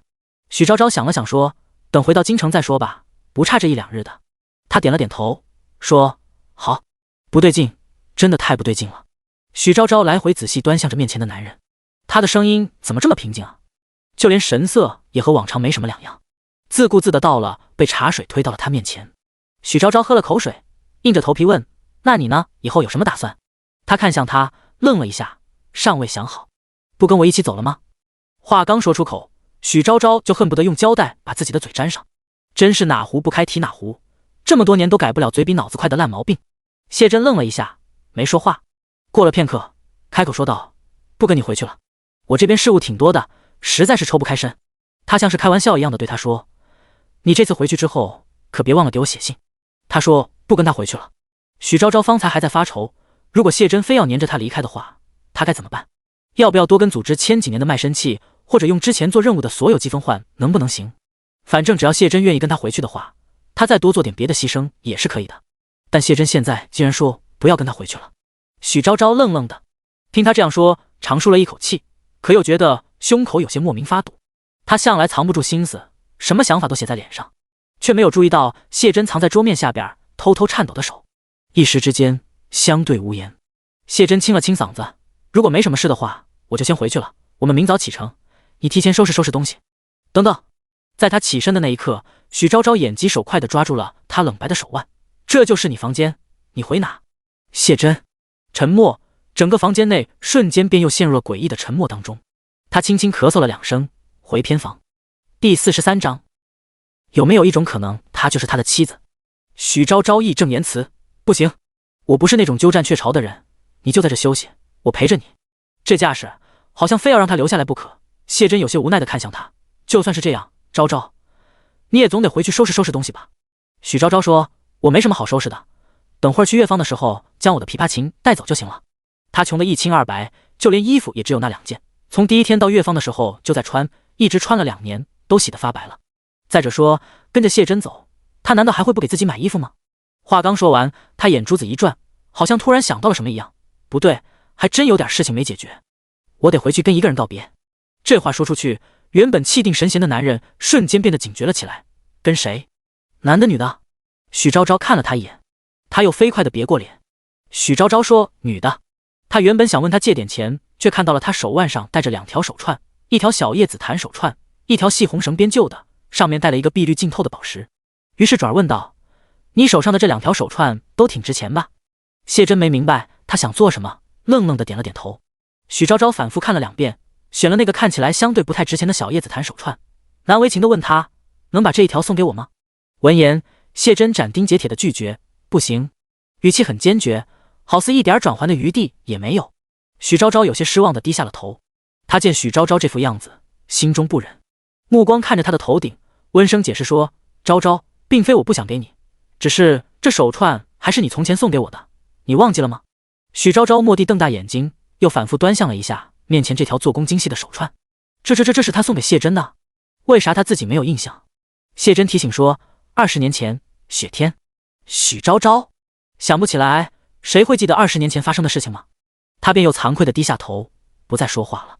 谢真最是看不得他受委屈，看见他这副可怜兮兮的模样，心口上像是插了刀子一样难受。想了想，旋即将手上的另一条宝石手串脱下来，塞到他手心里。这是去年我随陛下去护国寺祭祀之时，玄灵大师赠的，上面串的是福山石，价值连城。你若是喜欢的话，这条就送你了。许昭昭一听价值连城，连忙假惺惺的推辞，不用不用。可是谢真却态度强硬的硬是塞到了他手里。他弯了弯唇角，无碍，收着吧。许昭昭心脏咚咚跳的放进了荷包里。谢真又说，我去和青州知府告别，你也去乐坊收拾一下东西吧，我把谢衣给你留下来了。青州没什么人可以用，你先用着他。许昭昭抬眼往门檐外边看过去，果然谢衣正在门口那处站得笔直，察觉到了他的目光，连忙点头致意。许昭昭看到老熟人，给他回了个充满善意的笑，露出一口大白牙。谢真离开后，许昭昭也很快的收拾了收拾，随便吃了点东西，垫了垫肚子就出门了。走到门口的时候，谢意问他，夫人有什么需要属下做的吗？许昭昭摆摆手说，不用，你去忙就行。闻言，谢意为难道，可是大人让属下跟着您。也是。许昭昭不愿意为难打工人，顿了顿，随便找了个借口说，那你借我点钱吧。谢衣。他连忙硬着头皮把这个月刚发的月俸递给许昭昭。不得不说，丞相府的待遇是真的很好，满满一大袋银子放在手上沉甸甸的。可许昭昭也不至于狠心到全部拿走的地步，他只是从里面挑了2块小碎银锭子，而后便把剩下的都又甩给了谢衣。这些就成了，过2天记得去找谢真还钱。谢衣，那这晦气银子他不要了。许昭昭把话说完之后，就拿着银子叫了辆马车扬长而去。谢衣站在路边苦着脸纠结半天，最终还是选择偷偷跟了上去。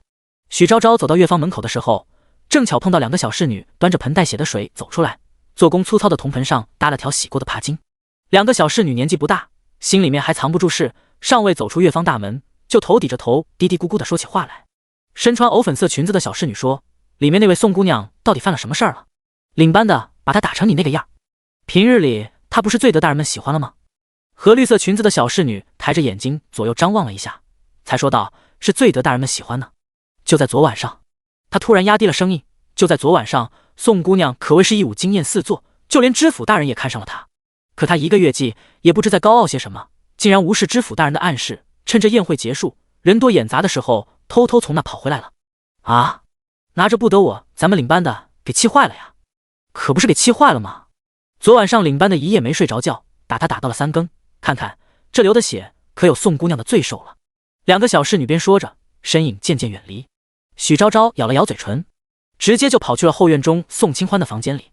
推开门的时候，宋清欢正趴在床上，他腰臀处都挨了板子，被打得血肉模糊的，没有办法爬起来。知道有人进来了，但看不见是谁，只得厉喝一声。许昭昭开口道，是我。闻言，宋清欢愣了一下，眼见着他的脚步渐渐走近，怕被许昭昭看到自己这副狼狈的模样丢了面子，强忍着疼痛把被子扯开盖在了身上。他眼睛盯着许昭昭，嗤笑道：“安排，怎么来看我笑话的吗？”许昭昭反唇相讥：“宋清欢，你平日里不是挺聪明的吗？昨天怎么把自己弄成这副样子？”宋清欢偏过头，冷哼一声：“要你多管闲事。”许昭昭无奈地看了他一眼，不由分说地掀开了盖在他身上的被子，伤口不能闷，会发炎的。被子突然被掀开，布料不小心刮蹭到了臀部的伤口，宋清欢疼得龇牙咧嘴：“你轻点。”许昭昭轻轻叹了一口气，但手上的动作确实是放缓了一点。“我下午让人买点药给你送过来吧。”宋清欢把脸埋在被子里面，闷闷地说：“哟，你还有钱买药啊？这攀上高枝了就是不一样。他这张嘴就是这样，高低要刺上别人两句。”许昭昭不惜地搭理他。半晌，他听到宋清欢又说：“攀上高枝是个好事，但你也别以为那老头是个好东西。”许昭昭有些茫然地问：“那老头是谁？还能是谁？那位谢大人呗。”许昭昭真是想不到，谢真这辈分都应上老头了。宋清欢换了个姿势，用手肘稍稍撑起自己的上半身，认真地看着许昭昭说：“你向来是个呆愣的，有些话我也只说一遍。如果那位大人说要带你京城的话，你可千万要长个心眼子，不要再像在乐坊时一样了。京城最繁华，可里面的弯弯绕绕可不少。我小时候就在京城长大，虽养在深闺，不曾常出门，但也知道那位谢大人是有妻子的。”许昭昭，有没有一种可能，他就是他的妻子？第44章，那人阴晴不定的很。宋清欢看他这副呆愣愣的模样，恨铁不成钢的推了他一下：“许昭昭，我这是看你今天好心来看我才告诉你的，别看那些高门府邸多威风，后院里可少不了些肮脏事儿。”许昭昭，是吗？他还真没注意过。宋清欢接着补刀：“我是为了脱离贱籍才去勾引他的，你又没入籍，卖身契的事儿攒钱也不是没有转还的余地。实话告诉你吧，谢家谢大人那一辈的人，最小的那个年纪都可以当你爹了。”听了宋清欢这话，许昭昭不禁感叹，时间过得真的好快啊！毕竟他21岁第一次碰见谢真的时候，他才19岁，还是个满脸写着正经，稍微一逗弄就会变得脸红的少年。想到这里，许昭昭忍俊不禁的轻笑出声：“宋清欢，疯了吧这是？”他翻了个白眼，看向许昭昭又问：“你来这里就为了看我一眼？”许昭昭摇了摇头：“不是，我是来跟你告别的。”听了这话，他冷哼一声：“我猜着也是。”许昭昭又说：“还有件东西给你。”说着，他将之前从谢真那里要来的福山石手串塞到了宋清欢手掌里。宋清欢是个识货的，一见这东西，差点没忍住的惊呼出声：“你干什么？这东西你哪来的？”许昭昭笑眯眯地说：“跟谢大人要的。”宋清欢表情扭曲：“你还真是什么都敢张口要，那个男人也真是什么都敢给。”许昭昭笑着说：“这东西还挺贵的，你去卖了，就有钱点打点关系，脱离贱籍了。”这话说完，宋清欢不禁陷入了深深的自我怀疑当中。难道他平时对许昭昭很好吗？他为什么要这么做？他纤细白嫩的手指攥着枕头边边，刚想说些什么，就见到许昭昭从床边站起了身。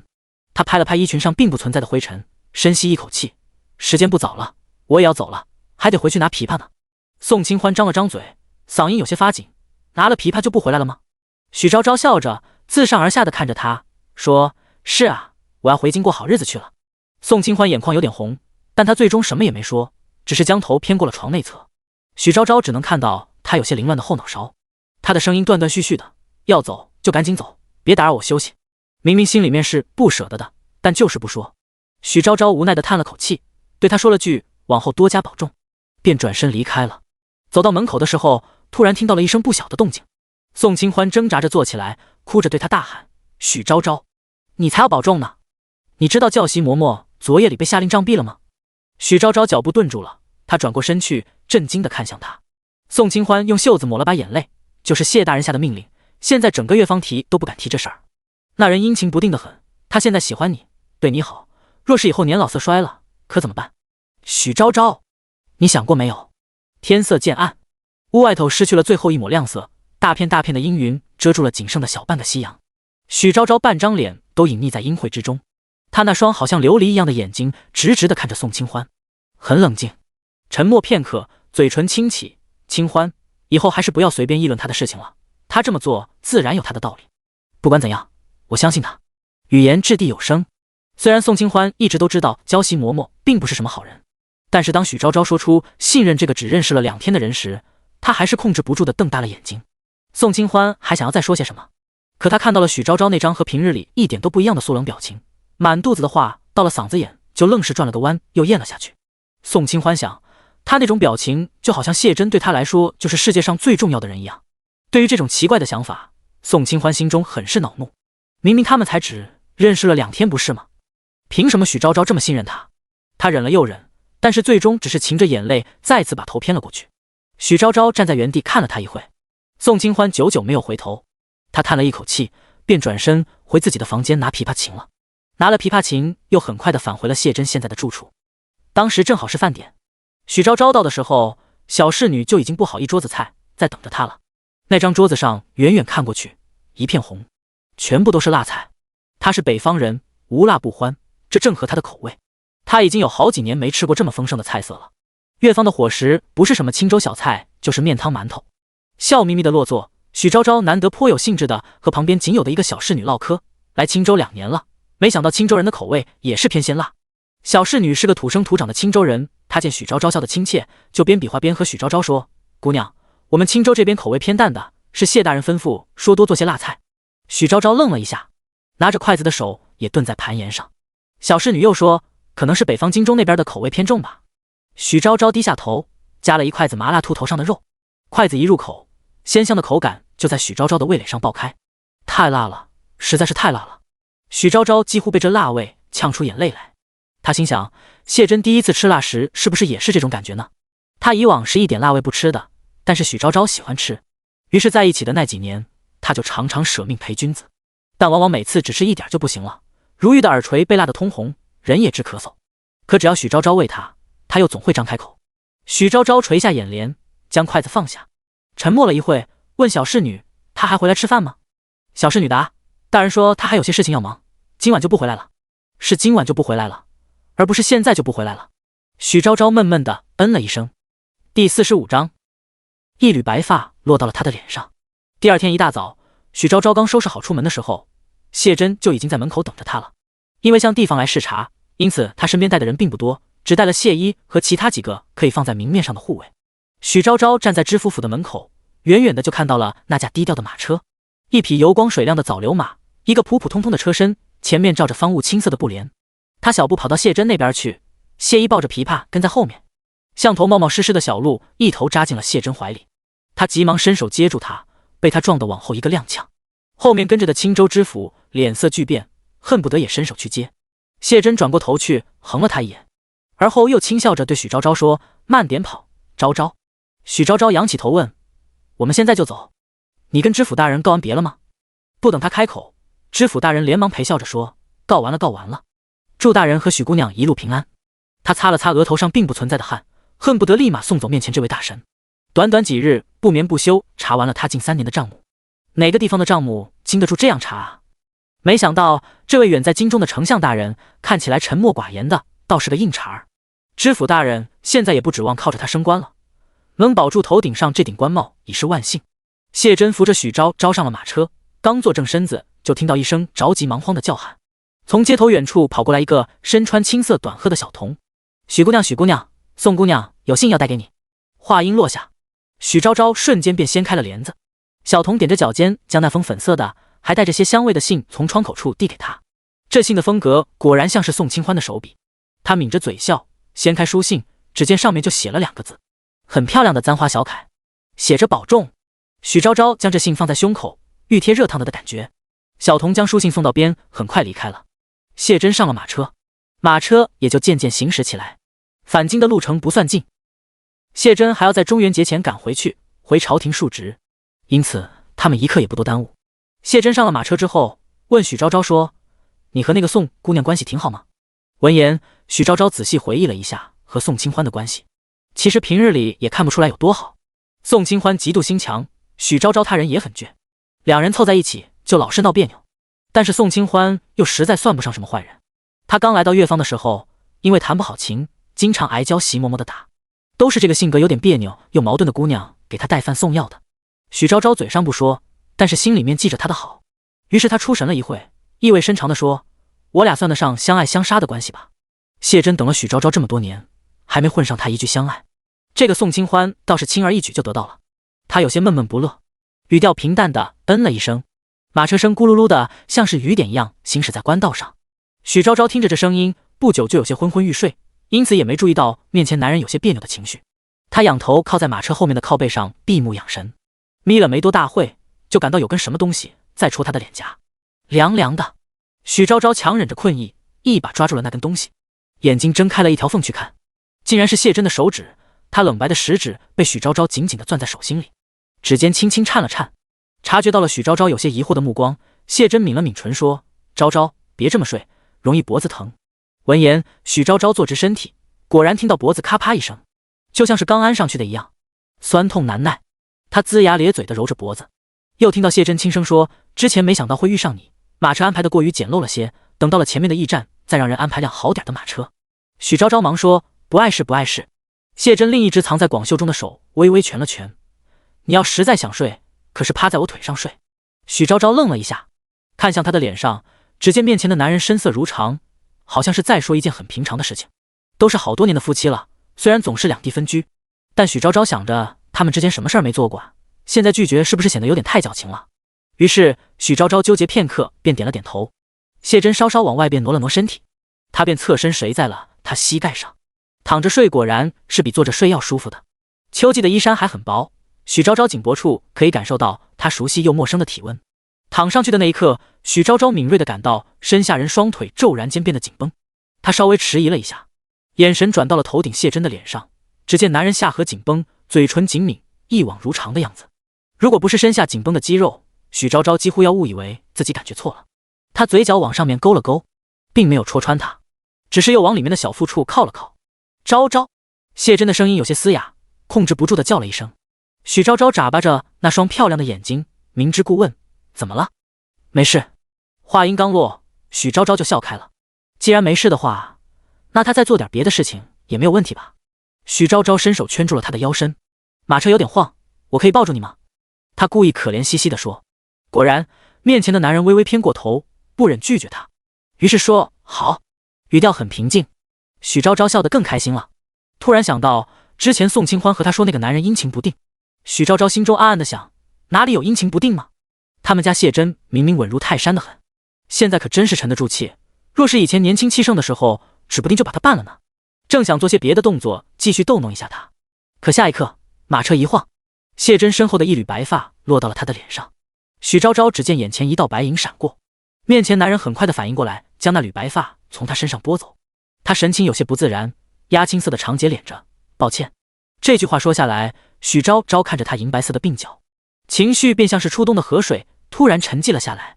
谢真确实不像年轻气盛的时候一样了。直到这一刻，许昭昭才清晰地认识到他今年40岁。第46章，他为什么要在床底下藏这东西？那种莫名其妙的惆怅心绪再次浮上心头。许昭昭刹那间便失去了继续逗他的心思，就连方才紧紧环抱住静腰的力道都放松起来。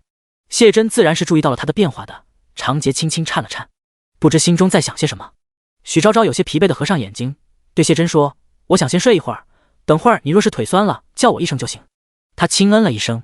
从青州到洛阳的道上有很多山路要走，道路崎岖不平，谢真怕路程过于颠簸，许昭昭磕到脑袋，因此右手一直放在他头后面垫着。许昭昭一路上睡得死，没有丝毫察觉，只觉得脑袋后面像是枕了个枕头一般软乎乎的。他并没有叫醒他，他就真的睡了整整1天1夜，一路睡到了纸驿城。纸驿城的城主早就听说了丞相的马车会经过这里，天还没亮，一大早的就率领手下幕僚站在城门口迎接。在纸驿城稍稍休整了一下队伍，换了辆宽敞点的新马车，一行人又匆匆赶往了洛阳城。之前定时间的人倒是算得准，谢真到达洛阳城的那一天恰巧是中元节，不等在家里面和许昭昭吃顿饭，便匆匆赶往了宫里。这几天一直风雨兼程，舟车劳顿的，许昭昭也没有休息好。刘管家时隔5年再次见到容貌与从前无差突然出现的夫人时，已经不感到惊讶了。对于这种事情，他早已见怪不怪。有时候刘管家甚至怀疑夫人是从天上掉下来的仙女，不然怎么会把长公子那么骄傲的一个人给迷成那样？虽然话是这样说，但刘管家带领着许昭昭回影梅院休息的时候，还是多嘴问了一句：“夫人，怎么不见小姐跟着回来？好久没看到小姐了。”虽说是不该问，但谢云路毕竟几乎是刘管家看着从小长大的，他心里面担心。许昭昭刚下了马车，脚步尚且有些虚浮，一只手扶着抄手游廊边上的把手往前走，脑子晕晕乎乎地说：“云路还要在外面历练一段时间。”谢真之前在马车上和他通过气，云路的事儿对外都要说是出去游历了。穿越时空这件事毕竟不能到处宣扬，不然怕是会多许多的麻烦事。刘管家见他没有想多聊的意思，点了点头，也就没再多问。虽说许昭昭在路上几乎就没睁过眼，但在车上总归是休息不好。他回到倚梅院，先好好睡了个回笼觉，醒之后又让人准备热水洗的澡。洗完澡之后，就让伺候的小侍女下去了。他一个人点了盏宫灯，边用帕巾擦着头发，边看着画本等谢真回来。画本是在谢真书房里找的，外面包了一层颇为正经的书皮叫《列国志》，翻开里面的内页才能发现其中暗藏的玄机。许昭昭记得这本绝色皇妃宠上瘾，并教殿下视他如命，还是自己在光武元年的一家不知名小书摊上淘到的。剧情香艳刺激，曾让许昭昭一度爱不释手。没想到时隔20年了，竟还能在谢真的书房里找到，还被包了书皮，看起来是这样一副崭新模样。只可惜那《列国志》被人平白的扒了衣服，现在不知道扔在哪个角落里呢。许昭昭有个坏习惯，他看书的时候嘴里面就闲不住，老想嚼个东西，所以当他把头发擦得半干后，就拿了盒莲花酥放在床边的桌子上，自己坐在床上吃。可看到精彩处的时候，一个不注意，没有控制住自己的动作，手中的莲花酥啪的一下就掉在了原本整洁干净的床铺上。许昭昭，哦豁，完蛋！莲花酥口感酥脆，也有不好的地方，就比如现在掉在床上的那一刻，就立马碎成了8瓣，满床的渣子。许昭昭赶紧用手往地上扫，忙里抽闲地看了眼屋外的天色，天色渐暗，呈现出一种阴蒙蒙的灰蓝色。看时间，谢真应该也快回来了。许昭昭知道他这几天都没怎么睡觉，心里面是想让他回来后好好休息一下的，却没想到临末了又出了这档子事。他手忙脚乱地收拾床铺，慌张间手上不小心碰到了黄梨木雕花床的一角，砰一下，动静从床底下传来。许昭昭，今天犯太岁。他趴在床上探着身子往床底下看去，只见从床下面弹出一个做工精巧的机关盒。谢真和谢云露一样，父女2个都对机关盒这种玩意儿情有独钟。许昭昭看机关盒在地上放着也不是个办法，就将那盒子收拾起来放在了桌子上。这床铺是收拾不干净了，他没有办法，又让小侍女换了套干净的。好一番折腾，许昭昭做完这些之后是彻底累得直不起腰来了，就连看书的心思都没有了。他仰面躺在床上，鼓到那个做工精巧的机关盒，发现上面有5个面上各刻着金木水火土这5个字，心下一动。许昭昭想起了谢云露曾经和他说过的5行机关盒，怎么开来着？他稍稍思索了一下，屈起2节手指往梅字的那面扣了扣，又把机关盒按照金木水火土的次序依次翻倒，啪嗒一声脆响，机关盒被打开了。许昭昭乐了，要不说是父女俩呢，就连喜欢的机关盒都是一模一样的。可当他视线转移到盒中物件上去时，许昭昭脸上的笑容便在一瞬间僵住了。一对带着长长的链子的银手铐安静地躺在里面，闪着冷光。他愣了愣，将那1指粗的链子提起来，反复端详。谢真他为什么要在床底下藏这东西？第47章，谢真面上顿时失去了血色。午时初，皇宫内已然到了宵禁的时间，但勤政殿内仍旧灯火通明。谢真与萧景焕2人在案桌2旁盘腿而坐，他呈上了各个地方的账目汇总，又大致向萧景焕讲述了一下此次向地方视察中各个地方的见闻。这几年正逢灾年，由于干旱的缘故，西北那一带收成很差，粮仓几乎都是靠国库补给，再加上前2年中成王萧景恒利用朝中残余势力逃回了江北大本营，近段时间一直蠢蠢欲动，江北动乱不断。谢真认为当务之急要解决动乱，动乱一日不除，则国一日无安，没有办法倾尽举国之力去发展因天灾而受损的经济，可以趁着之前由于赈灾而统调到手里的权力，一举击破萧景恒最终防线。而萧景焕则认为江北毕竟远在蛮荒之地，萧景恒手下现今又尽是些苟延残喘之徒，不足为惧，当务之急还是应当要保障民生。2人政见不合，讨论的正起兴，便也没有注意到时间，直到勤政殿外间传来了掌印太监崔温的通报，才回过神来。只见崔温小心翼翼地端了2碗汤过来了，脸上尽是喜笑颜开之色。陛下，皇后娘娘见您迟迟未归，让甘雨姑娘带了2碗银儿雪梨。现在的皇后自然就是卞楚云。许昭昭刚离开的那年年底，她就被晋封成了后宫之主，荣宠加身。整个前朝后宫都知道这位卞皇后是皇帝陛下心尖尖上的人。皇后关心陛下，陛下就高兴；陛下高兴了，他们这些下面的人就有赏赐，自然也跟着沾光。果不其然，这话说完，萧景焕明显的龙颜大悦，朗笑开来。他对旁边的人使了个眼色，宫氏就很快手脚麻利的将那2小碗银耳莲子摆在了议事的案桌之上。萧景焕撇开长长的广袖，对谢珍比划了请的手势。来，承安，尝尝朕的皇后手艺怎么样？谢珍推辞不过，只好支起白玉碗轻抿一口。银耳莲子入口甘甜，回味无穷，但他并没有直接提辩楚云，反倒淡声说：“娘娘与陛下伉俪情深，实在让臣羡慕。”萧景焕将碗中的银耳莲子一饮而尽，哈哈大笑：“承安，跟朕你还装什么？你何时见过朕的皇后在这时送汤过来过？”听了这话，谢珍眉心微不可察的动了动。萧景焕将2只手臂放在桌子上，修长手指轻轻敲着案桌，凤眸微眯，只怕他心心念念的是另有其人，醉翁之意不在酒。谢珍抿了抿嘴唇，没有想接这话的意思。萧景焕便收敛了神色，试探着问：“听闻你那位小夫人回来了？”他本是想说夫人，但现在仔细想一下，可不就是小夫人吗？他们一群人都40多了，许昭昭才不过20出头。萧景焕嘴角勾起一抹讽意，一时要走，一时又回来的，这姑娘还真是性格多变。还没说些什么，谢珍就急着为他辩解：“年纪小的姑娘可不都这样。”萧景焕几时看见过他这样护着一个人？与他谢承安交好几10年，怕再也找不出一个像许昭昭一样对他影响大的人了。萧景焕哑然失笑，连连点头：“行行，你就宠着他吧。”他又说：“也不知道这个许昭昭究竟有什么魔力，一个两个的都念着他。楚云也是想和他聚聚呢，回去可否问问我们的谢夫人什么时候有时间？”谢珍长睫微敛，心想：看来萧景焕和卞楚云暂时都还不知道许昭昭隔日便要离开的事情。他也并不想说出口，因此只是道：“我今晚回去问问他何时有空。”萧景焕把皇后的意思传达到了，笑着拍了拍谢珍的肩膀：“行，那承安，我今晚也不留你了。想必你现今早已归心似箭。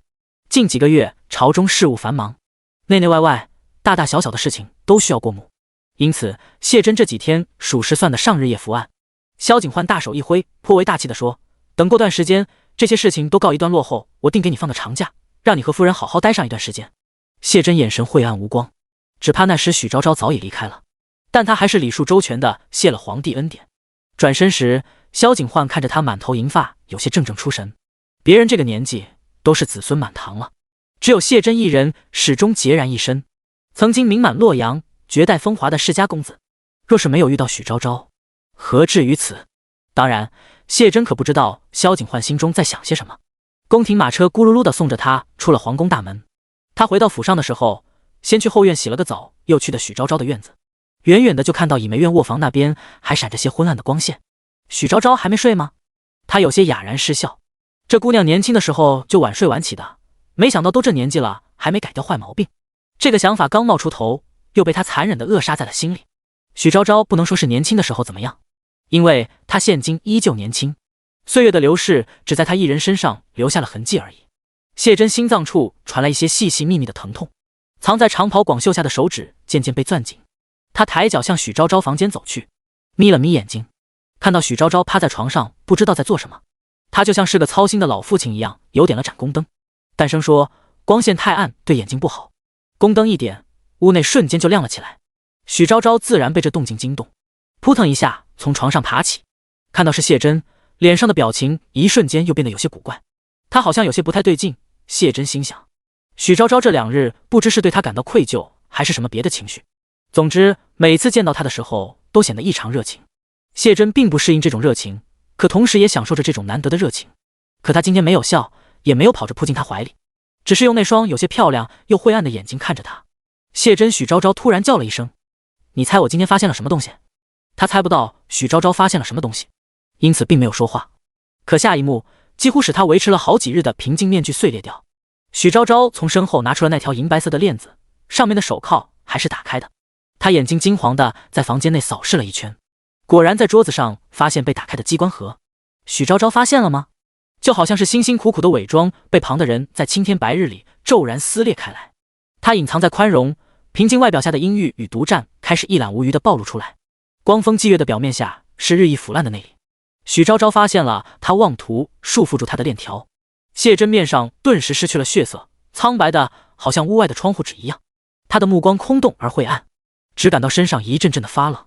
这样一个几乎和他父亲一样大年纪的人，对他存在这样难看的心思，许昭昭他会感到恶心吗？谢真听到许昭昭问他：“你是想用这个把我锁起来吗？”他张了张嘴，还想进行最后的辩解，然而却发现喉咙像是失了力般，再发不出任何声音。第48章霸王硬上弓。许昭昭手中拿着那条链子，链条晃动间发出哗啦啦的响声，冰冻坚硬的触感。他想，在正常的情况下，他现在应该害怕的，应当想逃离的。昔日的枕边人变成了现今这副陌生的模样，但是许昭昭并不感到害怕，相反，他体内的血液在发烫，他兴奋到颤抖，想要哭却更想要笑，恨不谢真此时此刻真的把他用那链子拴起来才好，这样他就无需再度陷入痛苦与纠结之中，可以理所应当的堕落与臣服。什么破时空规定，都让他去死！他现在只想和他永远在一起。面前的男人在沉默，许昭昭眯着眼睛笑，一边故意晃动着手中的链条，一边问他：“你不会是真的想把我给拴起来吧？”他淡色的薄唇动了动，又往前走了一步。许昭昭笑得更欢了，活像只狡黠的小狐狸。他这样的反应反而让他心中稍稍安定了一些。谢真大脑飞速运转着，他多聪明的一个人呢，转瞬之间便想好了说辞：“这不是我的东西，许是云露藏的吧？”许昭昭拿着链子的手顿时僵住了，他继续走到床边上，弯下腰，目光坦荡地直视着他的眼睛，又哄道：“云露也喜欢机关盒，不是吗？”许昭昭狐疑地看了他一眼，有些不相信，但只见他神色如常，并没有表现出任何心虚的模样，却不知道他隐藏在袖袍下的手指攥得死紧。他问：“可是云露藏着这东西做什么？”谢真便坐在他床边，淡声说道：“谁知道小孩子心里面在想些什么东西呢？青春期的小孩做事情确实比较古怪，在他床底下藏的链子也不算什么稀罕事。”许昭昭心想，原来这并不是他的东西，那看来自己的猜测都是错的了。他感到身体里面的力气好像一下子又被抽干了，他砰的一声又躺回了床上，接着便听到谢真有些含笑的声音：“怎么？你看起来好像很失望。”“是啊。”许昭昭毫不避讳地说。话音刚落，他便瞬间愣住了，好像没想到许昭昭会这样答一样，但顿了顿，终究是没再聊这个话题，只是道：“天色不早了，快休息吧。”熄了灯，他便歇在了许昭昭的旁边。明明是在一张床上，但两人之间隔了一道泾渭分明的线。许昭昭看着中间那道缝隙，越看越难受，他心里面不舒服，就翻来覆去的睡不着。良久，终于睁开了眼睛，双眼注视着一片黑暗中的房顶，轻声问：“你睡了吗？”过了片刻，就连许昭昭自己都以为自己不会等来回答的时候，他听到了男人清浅的嗓音：“上尉。”他便翻过身去，注视着他的侧脸说：“你睡觉为什么要和我隔这么远？”他没有回答。许昭昭委屈巴巴地说：“你现在都不抱着我睡了，以前每次在一起睡觉都是会紧紧抱住他的。你是不是起初就很生我的气，气我当时骗你，但前2天上在路上，于是就没有表现出？”话还没说完，下一刻他便被人用手掌捂住了嘴巴，整个人也被捞到了他怀里，脸颊紧紧贴着他的胸膛，鼻尖萦绕着他身上好闻的冷香味道。许昭昭听到脑袋上方传来一声无奈的叹息，没有生气，也没有怪你，稀罕你稀罕的不行，只是在害怕你不信我方才说的话，害怕你因此而恐惧我，害怕你识破我拙劣的谎言，害怕自己的阴暗面暴露在你眼下。这些话他并没有说出口，但是许昭昭靠在他胸口，听到了他鼓噪的心跳声。他眨巴了一下眼睛，鬼使神差地伸出舌尖舔舐他的掌心，原本捂在他脸上的手颤了颤，像是触电一样飞快地收回。许昭昭，隐含着羞恼的克制声线：“你做什么？”他的双手在不知不觉中早已环上了他腰身。“我睡不着，闭上眼睛就能睡着了。”许昭昭摇摇头，身体又和他贴得更近了一点。“可是我想和你做点别的事情。”沉默。许昭昭说：“手链放在旁边的桌子上了，你把我绑起来吧，我们今晚来点不一样的。”许昭昭，他咬牙切齿地问道：“你到底知不知道自己在说些什么？”“怎么会不知道？”许昭昭偷偷低而短促地笑了2声，仰起头，如诗的柔软嘴唇轻轻贴着他的下巴。“快点吧，我很想你，也很想要你。”他不会隐藏自己的心思，语言也同本人一样的直白，可这没有任何修饰的话语几乎使他头脑发麻。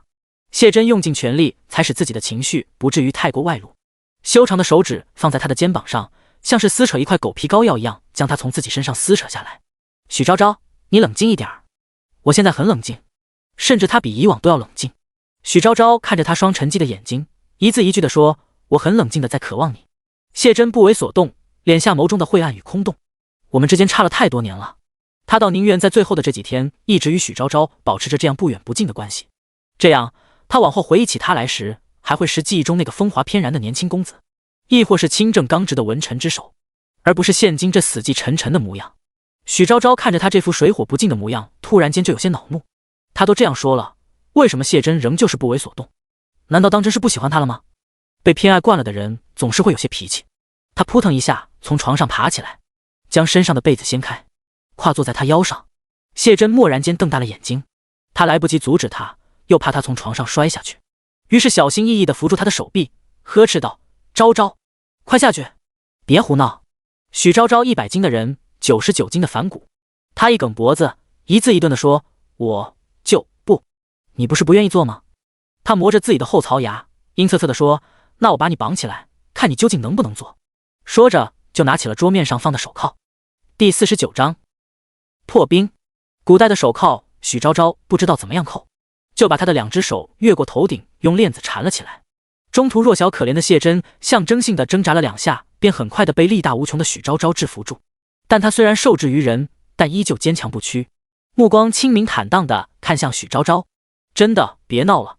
昭昭隐忍的声线响起，依旧在制止着他的动作。许昭昭没有搭理他，俯下身子，用嘴唇一点点的去碰他的唇，上半身隔着薄薄的寝衣紧紧贴合在一起，下半身也好似紧密相连。许昭昭能够清晰地感受到他愈发僵硬的身体和滚烫的体温，他的嘴唇渐渐去往上方流连，像是一只翩然的蝴蝶，轻轻掠过他高挺的鼻尖，在那双漂亮却冷然的眼睛上停留了一会儿，最终停顿在了他如玉的额头上。谢真嘴巴抿得紧紧的，偏开头，怕自己克制不住，因此尽力的不去看他。原以为接下来要面对的是许昭昭戏谑故意的挑逗，却没想到他突然停下了动作。片刻后，谢真听到他悠悠叹了口气，许昭昭脸颊紧紧贴着他的脸颊，潮湿绵软的气流声在他耳边响起。谢真，我有没有说过我真的很爱你？真是的，为什么偏偏要选在这种不恰当的时机告白？他耳朵那里一阵发烫，暗沉的眼眸中顿时便掀起惊天骇浪。他真的很怕自己下一秒就会克制不住。许昭昭继续说，真的很喜欢你，5年前也是真心想把你和云露都带走的。他好像是想起了什么不愉快的事情，原本流畅的声线开始慢慢变得停顿，哽咽起来。但是不可以，不论怎么样都不可以，必须要做出选择。于是他放弃了他，尽管是被迫的，但仍旧是放弃了他。许昭昭很想哭，自从他再次遇到谢真后，就总是很想哭。谢真从没主动放弃过他，可他却一次又一次的放弃他，而去选择其他的东西。他甚至不敢去细想，他这么多年是怎样过来的，因为他担心这种愧疚的情绪会瞬间的将他淹没。他慢慢的从他身上爬下来，像是一只受伤的小兽一样蜷缩在他怀里，眼泪将谢真胸前的白色寝衣阴出一片失色，那温度几乎直直的烫进了他的心底。许昭昭不知道他什么时候挣开了链子的束缚，将他紧紧的抱在怀里。他听到他有些嘶哑的声音，我知道的，昭昭，我知道你很爱我，也从来没有怪过你，只是觉得你还很年轻，我怕你有一天会后悔。许昭昭双手环绕着他腰身的手抱得更紧了。怎么会后悔？女人的声音闷闷的，她的整个脸蛋儿都埋在了他身上。我这辈子最不后悔的事情就是遇见你。他的身体绷得紧紧的。许昭昭又说，我想永远和你在一起。是吗？男人的语调暗沉，好像在其中隐藏着浓重的欲火一样。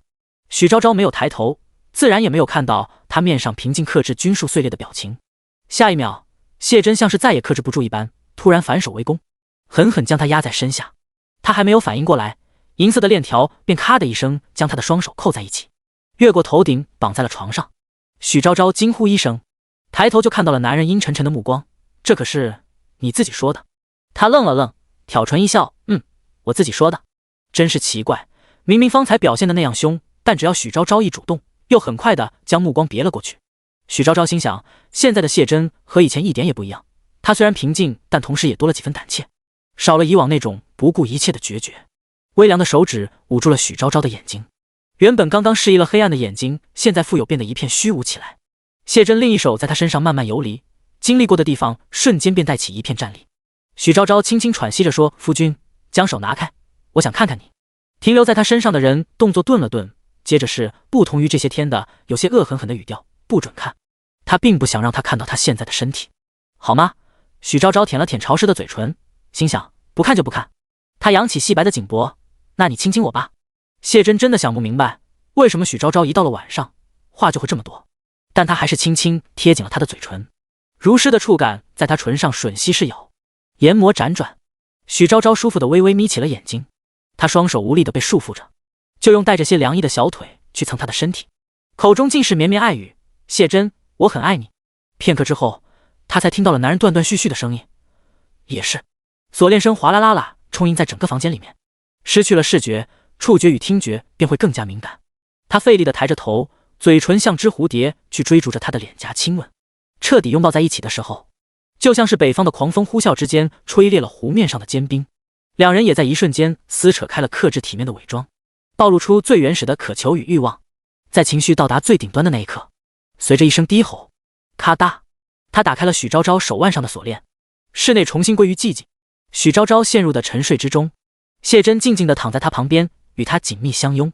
神思骤然之间放松下来，他听到许昭昭迷迷糊糊、口齿不清地说：“把我绑起来吧，一辈子也不要放开我。”出神地看向一片黑暗的房顶，谢真抱着他的手臂圈得又更近了些，将脑袋深深地埋入了他的颈脖处，白发与青丝缠绕纠缠在一起。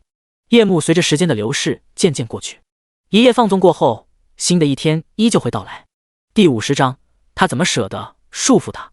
翌日，金色的阳光透过木窗棂洒到两人的身上，为床上熟睡的人镀上了一层漂亮的金色光圈。谢真向来少眠，缓缓睁开了眼睛，却只见许昭昭还在熟睡之中。他昨天真的累坏了，圆圆的脸蛋儿睡得红扑扑的，看起来很是招人疼。谢真忍俊不禁的轻笑一声，昨天两个人都太累，还没有来得及收拾。此时床上一片狼藉，银色的手铐和链条还凌乱的放在床头。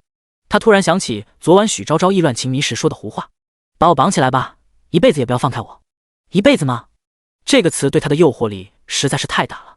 谢真难过到极致的时候，是真的想过用链子将许昭昭拴起来的，就像萧景焕将卞楚云锁起来那样，让他连屋门都不能出去一步，只得在他身下夜夜承欢。只要待在一起的时间够长，难保他不会死了想要回去的心。可他现在醒来后，目光正然地注视着许昭昭手腕上的一圈清浅红痕，修长手指轻轻触碰了一下，又像是被什么东西灼伤一样的飞快收回。锁链在他手腕上反复张开又闭合，最终随着一声轻叹被谢真扔进了床下的机关盒里。他怎么舍得束缚他？他今日休沐，洗漱休整完，穿好衣服后就坐在床边上看着许昭昭，等他起床。不出所料，他今天又是睡到了日上三竿，眼睛尚未睁开，只看到面前一个模模糊糊的人影，就伸着手攀在他脖子上，要抱抱，要亲亲。谢真状似嫌弃的偏过头去：“你还没洗漱？”许昭昭，好吗？真扫兴。他面色不快的被他从床上像拔萝卜一样拔起来，穿上衣服，洗漱完，梳好头发。许昭昭还有些不太清醒的样子。谢真问：“现在要吃早饭吗？”他点点头。他又问：“吃完早饭去第5商铺？”他又点点头。事事有回应，但回应不多。许昭昭现在的脑子还是混混沌沌的，直到早饭端上来，吃了2口后，丢掉的神智才回来了一点。今天又是满满一桌子的辣菜，许昭昭吃的倒是过瘾，但谢真一筷子也不动，只小口小口啜饮着他面前的一小股清汤。许昭昭拿着筷子夹菜的手顿了顿，有些娇嗔地说：“你急吃不了辣，就不要让小厨房做这么多辣菜嘛。”他道：“你都快走了，让你开心2天也无妨。”这话说下，许昭昭转念心想，倒也是。谢真又道：“多吃点，也多记着点我的好，回去了可千万别忘了给我写信。”许昭昭点点头：“知道呢，你说过好几遍了。”吃过早饭后，许昭昭便要去第5商铺了。谢真站起身：“我陪着你一同去吧。”他不知道这次去了许昭昭会不会直接离开，因此哪怕只有1刻钟，也想多和他在一起待一会。许昭昭想了想，反正谢真也已经知道第5商铺的存在了，去到也是无妨。但他还是说：“去也可以，但你只能在门口等着我。”其实他自己也是有点私心的，想和他多待上那么一会。面前的男人端端正正地坐着，双眼看着他，乖乖巧巧地点了点头，这模样简直就跟谢云露如出一辙。谢真一向不喜欢撒娇，许昭昭哪里看见过他这副模样啊，心都要被萌化了。鬼使神差地伸出罪恶的手，在他又滑又嫩的脸上摸了一把，摸完后自己又有点不好意思，掩饰性地咳嗽了2声，很快地转过身，扬声对身后的人说道：“走了，抓紧时间跟上。”身后的男人愣了一下，神色正然地用手贴在了许昭昭方才摸过的地方，片刻突然轻笑出声：“好。”两人出门的时候，马车早已在丞相府的门口候着了。上了马车，随着咕噜噜的马车声音，渐渐地向第五商铺行驶。许昭昭发现自己自从上一次坐了从青州到洛阳的车后，现在一到了马车上就总想睡。不管是这咕噜噜的声音、狭小的环境，亦或是身边的人，都会让他感到很安心、很助眠。他歪着脑袋靠在旁边人的肩膀上，一路睡到了第五商铺。还没来得及脚着地，下一秒一个白色的人影便飞快地向他这边疾奔而来。许昭昭，什么东西？谢真眼疾手快地将他护在怀里。那人影跑到他们跟前，紧急地停住脚步。他神情看起来很激动，几乎是热泪盈眶。尽管发丝凌乱，神情憔悴，许昭昭仍旧是一眼就能认出来，这是5年前送他和云露离开的第五商铺的主子。他有些惊讶地瞪大了眼睛，斟酌着问道：“老板，你怎么变成这副模样了？比他一个刚从青州逃荒回来的人还像逃荒回来的。”陈靖宇现在也不管谢真这个古人在不在了，他激动的一把鼻涕一把泪的紧紧握住了许昭昭的手。昭昭同志，你都不知道你失踪的这几年我是怎么过的，我甚至比你身边这位还要担心你。他边哭边说：“领导说了，如果你回不去，那我这辈子也不用回去了。我已经在这边待了5年了。5年啊，你知道这5年我是怎么过的吗？”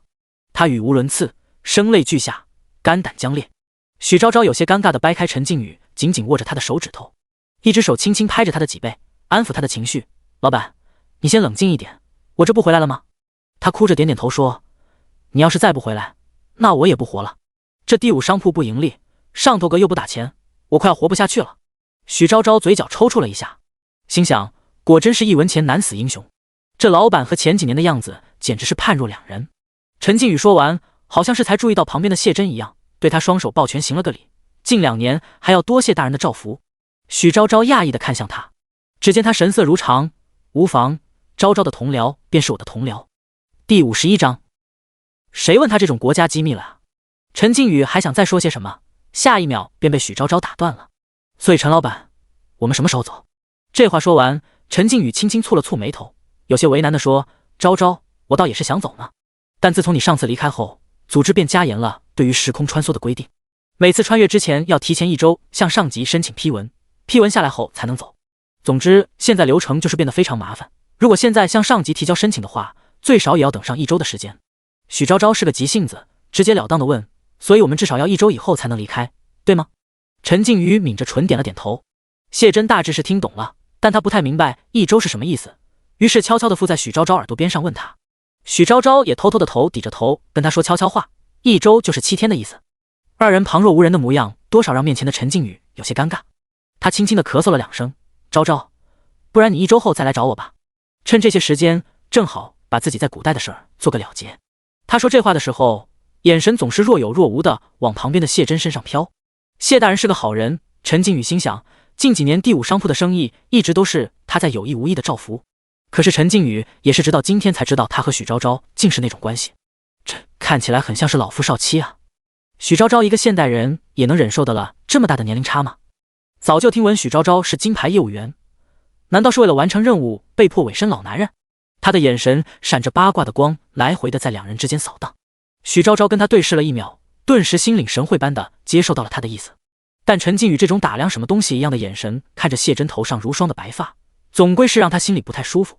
他不动声色的挡在男人面前，直直的看着陈靖宇说：“我知道了，这边的事情我会处理好的。”陈靖宇被他这仿佛寒了冰的眼神一看，似乎也是有些意识到自己的行为欠妥，他不好意思的点点头，收回目光，连连称好。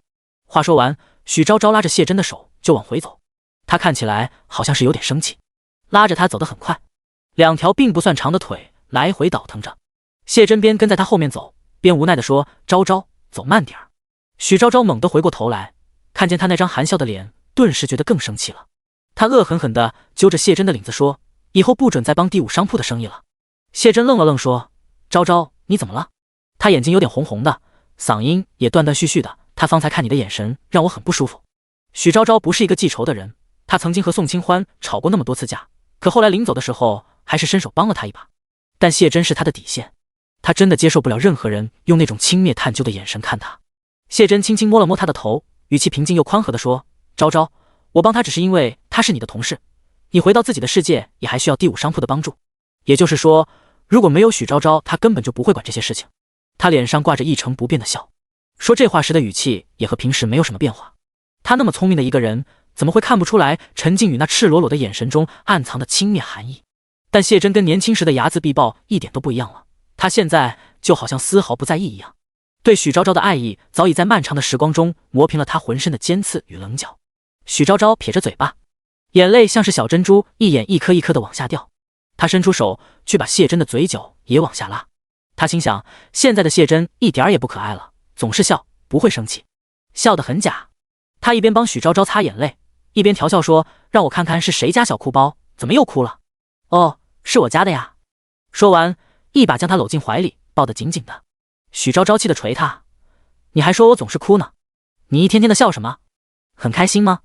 明明是吵架时质问的语气，可没想到男人低声喟叹了一声，轻声说：“是啊，很开心，我又可以和我的昭昭多待上一段时间了。”他嘴角边的笑意清晰可见。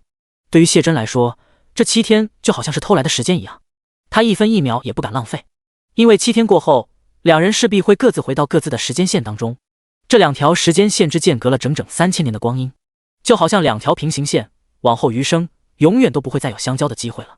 他抱着她的力道又紧了些。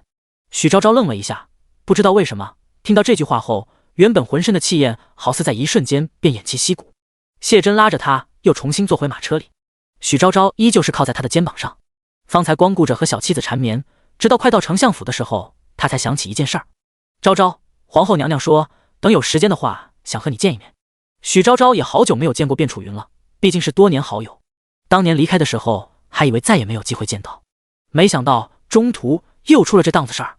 他旋即也兴奋地说：“成呀，我也正想他呢。”这话说完，他又抿着嘴笑，没想到楚云现在都已经是皇后了。谢真说：“那就过2天的宫宴吧，你随我一同去。”他点了点头，顿了顿，许昭昭像是突然想到了什么一般，突兀的张口问他：“谢真，你有没有想过以后的生活？”谢真愣了一下：“什么以后？”他低着头，手指纠结地扣着马车座椅上的坐垫：“就是我走以后的生活。云露虽说以后也会回来，可总不会一直待在你身边。”他低下头，想到接下来要说的话，又开始难受起来。所以你以后有什么打算？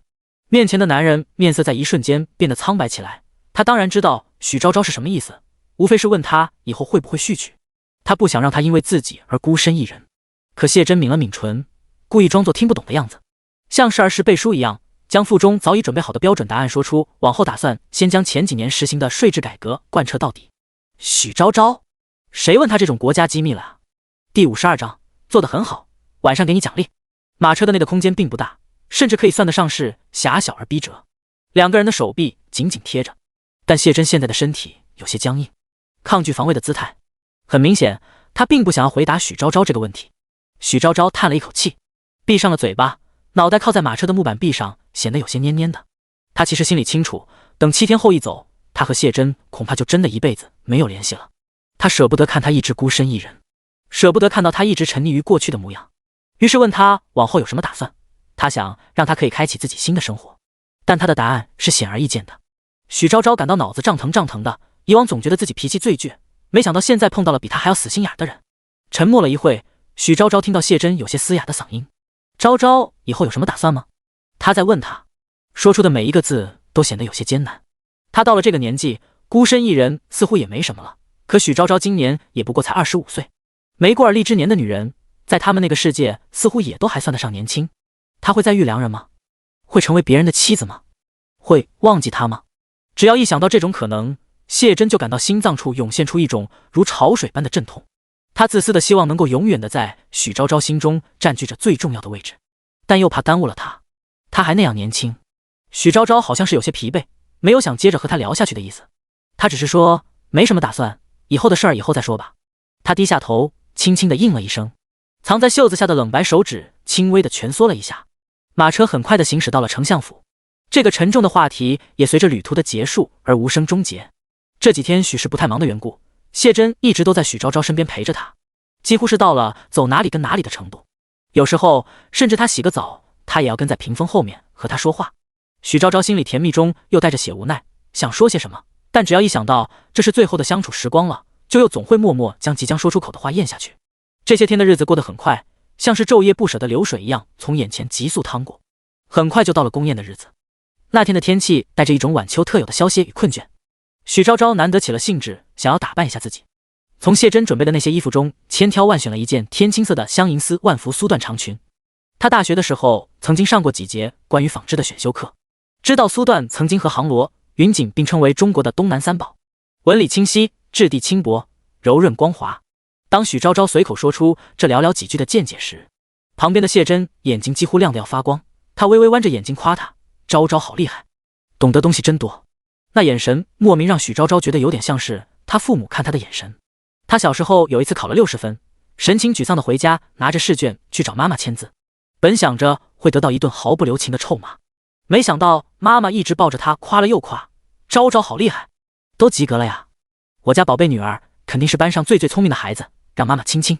他老爸怕他伤心，本来性格严肃的男人穿着粉色的围裙在他面前逗他笑：今天昭昭辛苦了，给你炒2个好菜。许昭昭觉得他的成绩后来能在高中一路逆袭，最重要的可能就是爸爸妈妈的鼓励。他实在算不上是一个很聪明的人，但总是运气很好，能够碰到一些无条件偏爱他的人。谢真那种亮晶晶的眼神让他脸上有些烫烫的，微凉的手捂住了红红的脸蛋儿，他轻飘飘地移开了自己的视线，衣服选好了，只是还差个漂亮的发型。他身边的2个侍女，不管是小杏亦或是条条，曾经都是暗卫出身，半路出家给他当侍女的，武功都是一等一的好，但做发型的灵巧劲嘛，明显就差了那么一点。许昭昭一个现代人更不必说，他能顺利的不用皮筋，用簪子扎好一个丸子头，那就已经是可喜可贺了。正当他在苦恼之际，突然听到了旁边的男人试探说：要不我来试试。许昭昭这才注意到他的头发现在已经梳得规规整整了，心念一动，开口问道：你的头发是自己梳的吗？他点了点头。许昭昭知道谢真他一直不喜欢除他之外的人近身，所以他的编发技术说不定真的很好。他随即有些期待地坐在了梳妆镜之前，谢真修长冷白的手指轻轻托起他后背上一缕柔顺的发丝，弯下腰问他：昭昭，想要这么样式的发型？他声音轻轻附在他的耳朵边上，因此带起的那阵气流也是微弱的，引起许昭昭脊椎一片酥麻。他抬起头，透过并不清晰的铜镜直直望进他的眼睛里，眯着眼睛挑唇一笑：我想要蝴蝶结。他没有听过这个词，愣了一下问：蝴蝶结是像蝴蝶一样的形状吗？许昭昭一把拉过了他的手，手指在他掌心描绘出蝴蝶结的形状，大概就是这样似的。他的掌心冷白细腻，因为常年执笔的缘故，右手第2指骨处有一层薄薄的茧。许昭昭画完后觉得心里面痒痒的，鬼使神差的又在他的手心处攥了一下，随后飞快地收回了手。谢真看着他，没有想到他会这么做，有一瞬间的怔然，片刻之后唇边又漾起了一抹清浅的笑。他从没有见过蝴蝶结这样的发型，但他理解东西很快，因此拿着许昭昭有些细软柔顺的头发稍稍比划了一下，便找到了方法。半个时辰之后，许昭昭看着镜中娇俏精致的姑娘，满意的点了点头。他心里头正开心呢，没有注意到原本在门外的小杏和条条已经进屋了，像是训小狗一样有些轻佻的挑起他的下巴：做得很好，晚上给你奖励。小杏条条他们什么也没听见。第53章，那地方是能随便擦的吗？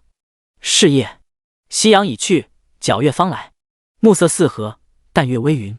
洛阳城中已到了宵禁的时间，疏朗宽阔的街道上一片寂静，但是皇宫之中的欢腾才刚刚开始。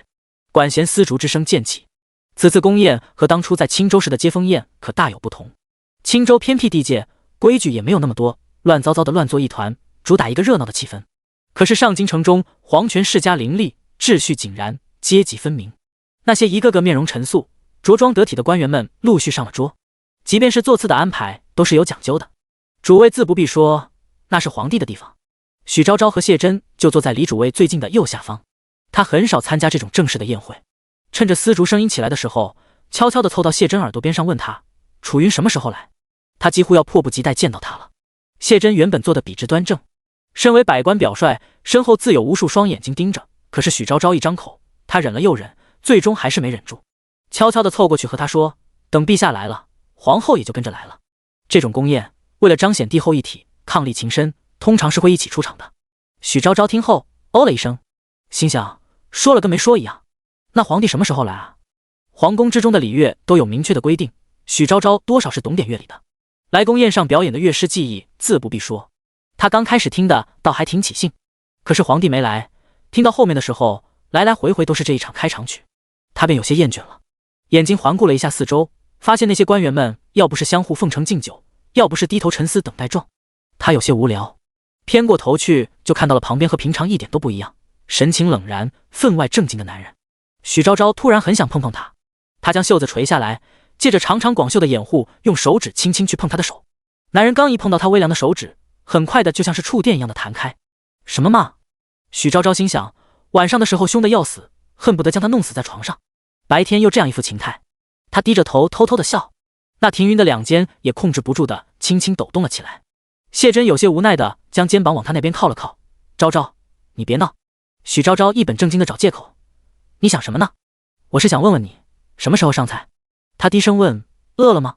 许昭昭点点头。谢真便把自己面前的一小碟精致糕点推到了他面前。那糕点做得很漂亮，透明的像是玉石一样的颜色，上面又雕着栩栩如生的花，简直不像是给人吃的，倒像是给人看的，像是看出了许昭昭心中所想。他又悄悄凑过来说，的确是给人看的，不过也可以吃。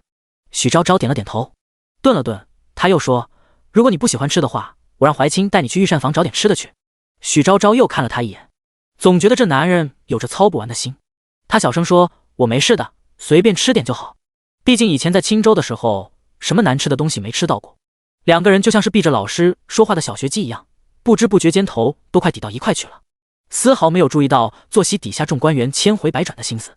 许昭昭今日的打扮娇俏，因此显得年纪更小了一些。士族官员们都有些丈二和尚摸不着头脑，看丞相这样子，倒是对身旁这女子分外着迷。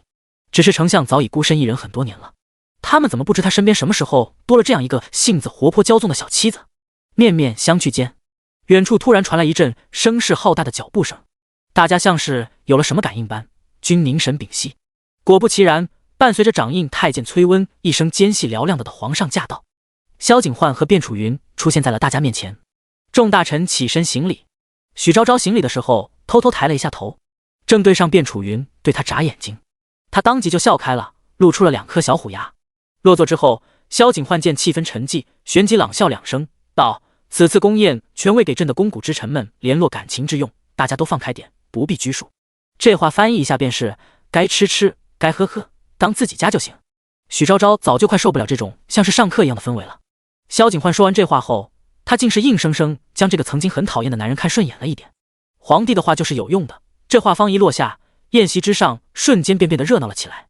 只是这热闹的，许昭昭看着眼前跑过来敬酒的官员们，感到一阵头皮发麻。为什么？古代也会有酒桌文化。敬完谢真不算晚，竟会举着酒杯凑到他面前，夫人，下官也敬您一杯。许昭昭，天知道他可是个一杯倒，正想着要想个什么合理的理由拒绝，下一秒谢真挡在了他面前，内子不胜酒力，我替他喝吧。对面的人听到内子这个词时，眼神微不可察的闪了闪。官场上的哪个不是一等一的人精？他很快将杯中清酒一饮而尽。丞相客气了，吉夫人不能喝酒，哪有硬让人喝的道理？许昭昭心说，情商高的文化人说出话来就是好听，就连劝酒也不会说出什么你不喝就是瞧不起老子之类的话。别人给他面子，他哪里有落了别人面子的道理？当即倒了一杯茶水道：那我便以茶代酒，敬大人一杯。那人举杯朗声道：夫人豪爽。待官员走之后，谢真又悄悄地凑到他耳边说话，他好像很喜欢这样头抵着头的和他说悄悄话，清浅的酒香气息。谢真说，别光喝，吃点东西垫垫肚子，还在惦记着他方才说自己饿了的事情。许昭昭心想，操这么多心，难怪心思重呢。但他心里又有些开心，柔软的小手轻轻地挠了一下他的掌心。那我先去吃点东西了，你也少喝点。他乖巧地点了点头，许昭昭便转身离去。现在去找卞楚云肯定是不行的，他目前正在主位旁边，位置过于惹人眼目，还是等到宫宴结束后再去和他说上2句话吧。眼前的珍馐美味数不胜数，许昭昭随便夹了2筷子垫了垫肚子，吃的差不多后便又站起身，眼神去寻找谢真的身影。奇怪，方才还在这里的，怎么现在就不见了？突然前方传来一阵嘈杂之声，许昭昭循着声音看过去，对不住对不住，大人，我从没穿过这么高的鞋，刚才没站稳。他走了过去，便看到谢真和一个身穿妖艳红裙的女子站在人群的正中央。那女子长相明艳可人，又兼之些英姿飒爽，与上京城中一举一动都像是一个模子里刻出来的大家闺秀不一样。她一身红衣，看起来像是个，倒更像是个女侠，说话带点南地口音，看起来好像不似京城人士。他觉得她长得有点眼熟，但总是想不起来在哪里见到过。许昭昭只见她现在一脸焦急愧疚的神色，大人，我叫木莲芷，我会赔你的衣服的。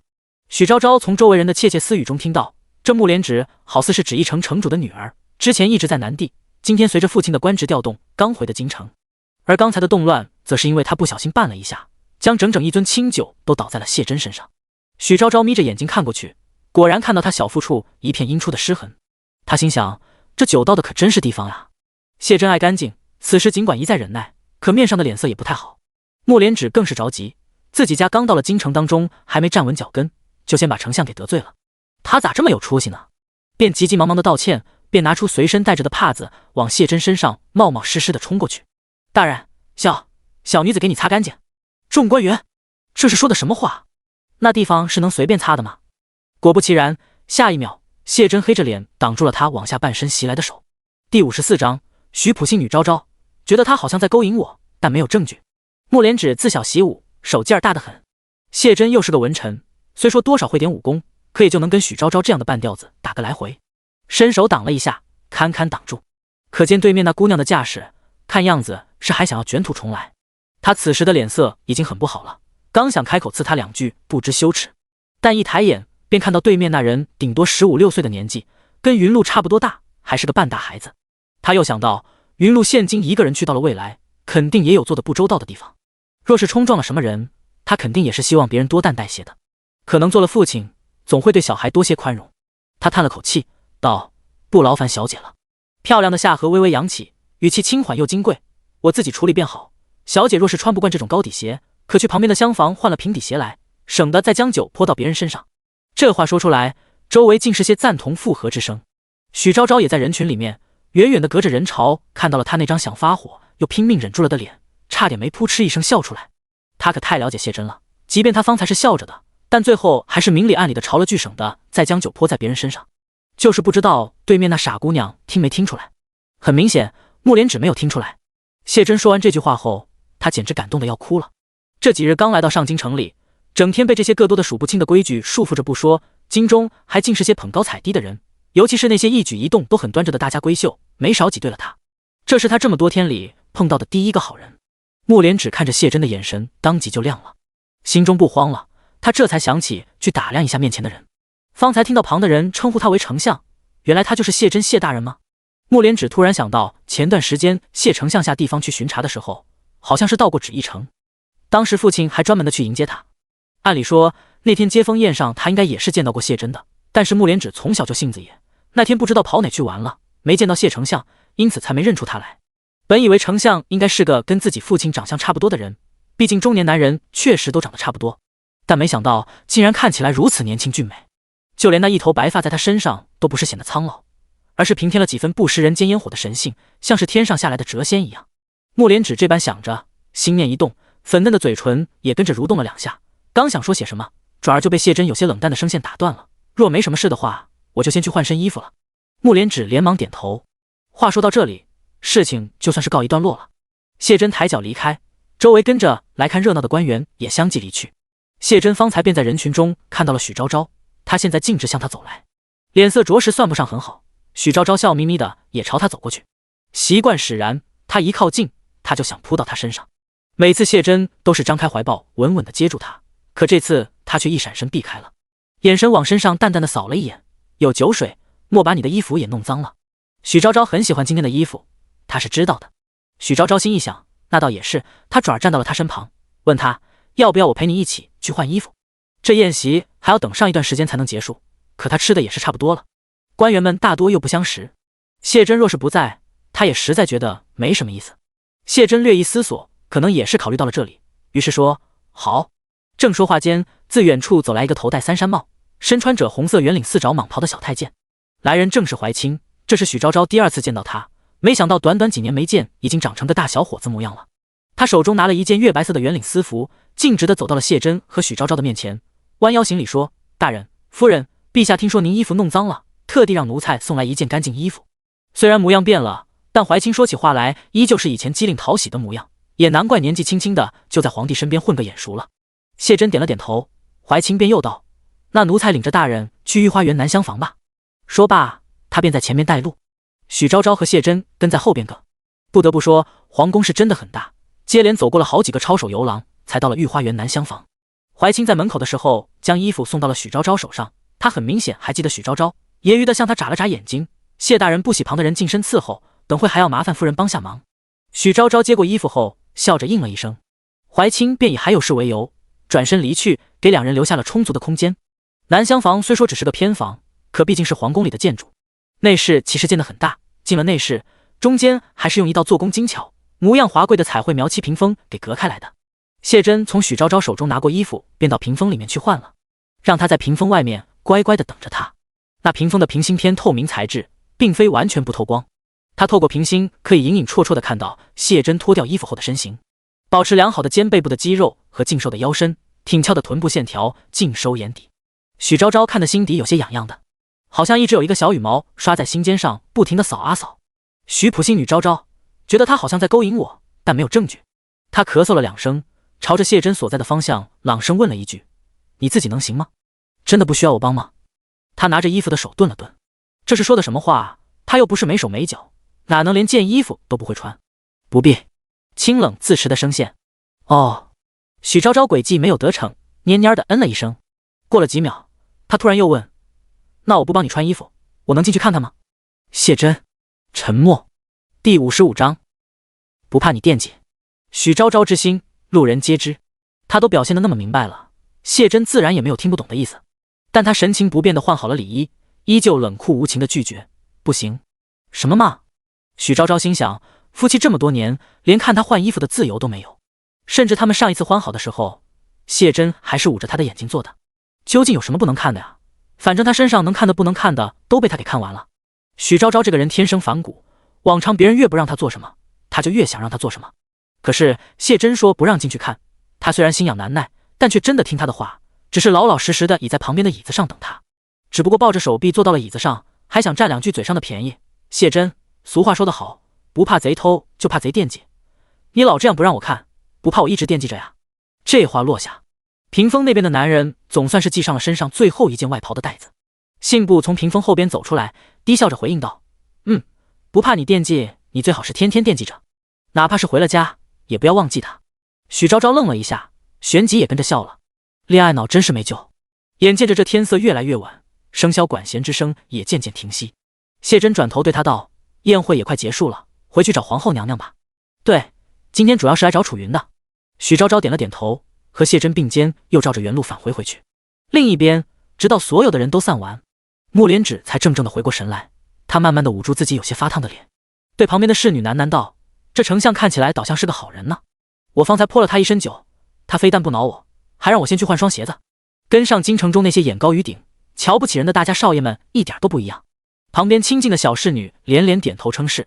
他们往前生活在南地，南地一直被称为不开化的蛮荒，男子性情大多粗犷豪爽。穆莲芷哪里见过这样说话轻声细语、进退有度、清俊出尘的男人，一时之间竟是怔怔失了神。小侍女也跟着他感叹了一句：“是啊，丞相看起来真是风度翩翩，听闻家世才学也是1等1的好。”可惜了。小侍女故作惋惜地叹了口气，摇头晃脑地说：“就是年纪大了点，不然啊，配我们家小姐倒是正正好呢。”这话一说出口，穆莲芷是彻底闹了个大红脸。她跟这丫头从小一起长大的，情分自然非同一般，平时相处起来也都是和姐妹一样。他们2个人嘴上都没个把门的，什么话都往外头说。她有些羞恼的用手去拍那小侍女的胳膊：“死丫头，几天不打，我看是反了你了，连你家小姐我都敢打去了。”小丫头是个机灵的，当然看出来自家小姐没有真的生气，咬着嘴唇痴痴的笑，直往后躲：“小姐，小姐，您讲点理，奴婢哪说错了吗？”她伶牙俐齿的狡辩道：“小姐就是到了该说亲的年纪了呢。丞相大人也确实是一表人才，奴婢长这么大可从没见过这么好看的人呢。”穆莲芷眼睛闪了闪，突然有点不想和他闹了。她转过头去，还想再看一眼谢珍，可男人挺拔的身影早就随着方才的女人消失在了一片茫茫的人潮之中。她便有些怅然地叹了口气：“长得再好看有什么用？丞相大人这个年纪，想必早已经娶妻了。那个站在他旁边的女人，就是他的妻子吧？”小侍女一听，能不明白他是什么意思吗？俩人从小就是穿一条裤子长大的，他就是穆莲芷肚子里的一条蛔虫。小侍女说：“小姐，奴婢方才早就打听好了，丞相大人的妻子5年前去世了，方才那个在他旁边的肯定不是他的发妻。”听着这话，他的眼睛瞬间变亮了起来，甚至一时之间忘了来京之前学了好久的规矩，有些激动地攥住了面前侍女的袖子。巧寻，此话当真？巧寻笑得得意，那还能有假？要我看，今日待在谢大人身边的，估计也就是个比较受宠的侍妾。他看着木莲芷的眼睛说：“小姐，喜欢就去试试吗？这上京城中的名门贵胄，哪个不是三妻四妾的？丞相大人位高权重，在发妻去世后多年，仍旧未娶续弦，已是难得。”木莲芷现在脑子都被他迷得晕晕乎乎的了。巧寻说什么都跟着点头，但这个年纪的姑娘，心里面谁还没个一生一世一双人的梦？她还是有些犹豫。巧寻又劝道：“反正奴婢是真的觉得丞相不错，小姐奴婢知道小姐不是那种势利的人，可是小姐不为自己着想，也要为老爷着想，是不是？咱们穆家刚调到京城来，老爷封的又是个兵部右侍郎，并不算什么大官。为了在京中站稳脚跟，老爷这几天怎么样，您也是看在眼里的，一直都是到处攀关系走亲戚，忙得脚不着地。小姐仔细想想，若是您找个身份显贵的夫君，老爷是不是也就跟着平步青云了？”这话说的倒是有理，虽说他并不喜欢权势，可这权势又是这上京城中最有用的东西，谁家不是先进身份再进人？木莲芷抿了抿嘴唇。巧寻又说：“方才小姐不小心冲撞了贵人，可她没冲您发脾气，可不是对你心存怜惜的吗？”不怪巧寻这样想，实在是木莲芷确实算得上个美人，在纸艺城的时候，各家公子都抢着来提亲呢。他边说边往谢珍方才离开的地方扬了扬尖细的小下巴。这京中的人捧高踩低的嘴脸，小姐你又不是没见过，若是您嫁给了丞相，谁不高看咱们一眼？谢家四世三公啊！巧寻这丫头是从小就跟着木莲芷的，自然知道她身上的要害在哪里。木莲芷从小就跟她父亲感情非常好，老爷便是她的要害。这话一说出口，若说木莲芷方才还有些犹豫，那么现在已经是完全下定决心了。但毕竟是一个姑娘家，这种羞人的事儿并不会大喇喇地表现出来。她只是转过身，脸上带着点小女儿家娇态的对巧寻说：“等过2天，我们去谢大人府上，给他好好的为今天的事赔个礼吧。”巧寻一听有戏，高兴的连连点头。第56章，今天算是吃了没文化的亏。谢珍和许昭昭2个人重新回到宴会的时候，宴会上的人已经散得差不多了。他踮起脚尖张望了一周，却并没有找到卞楚云的身影。奇怪，人去哪了？方才还在这儿呢。正说着，突然他看到自远一点林荫的阴影处走过来一个身穿和绿色宫装的宫女，柳叶眉，尖尖脸，模样精巧，正是常在卞楚云身边侍候的大宫女甘雨。他一走近，便对许昭昭行礼道：“夫人，娘娘让奴婢来传话，邀您去曲水回廊一句，这边个人多眼杂的，不便于说话。”许昭昭一想，确实是，他马上就要离开了，也并不想给卞楚云再惹什么事端，于是点点头，对甘雨说：“那便麻烦姑姑带路了。”夫人客气了。顿了顿，他又转头向旁边站着的男人：“谢大人也一同跟着去吧，陛下也在那边等着呢。”这话说出口，谢珍颔首。许昭昭又乐了，趁甘雨转过头去带路的功夫，用手背蹭了一下谢珍的手背。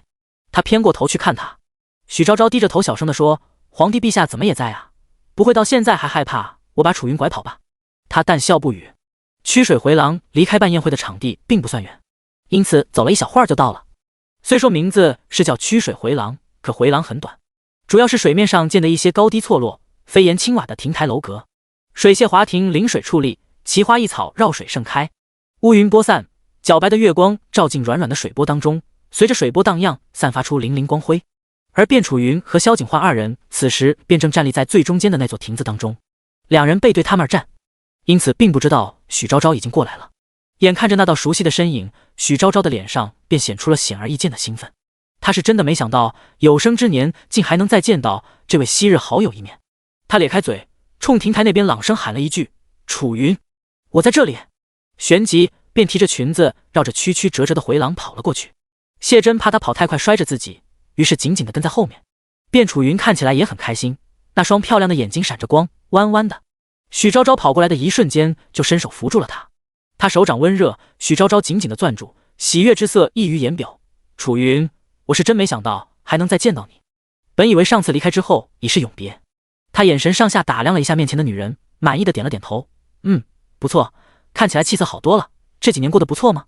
上一次来的时候，虽然也被萧景焕娇养的珠圆玉润的，但总是不开心，到底是没有现在这种容光焕发的精神气儿。卞楚云娇嗔的看了他一眼：“你还好意思说呢？你都不知道在你失踪的那段时间里，我有多担心你。”一说起这话来，卞楚云便有些后怕。可能旁的人不太了解，但身为任务员的他，难道还能不知道时空光轨出现电磁波动是一件多严重的事情吗？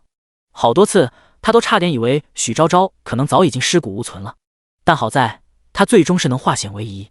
想到这里，卞楚云感到眼睛有些刺刺的，他不舒服地眨了眨眼睛，眸中竟是有泪光闪闪。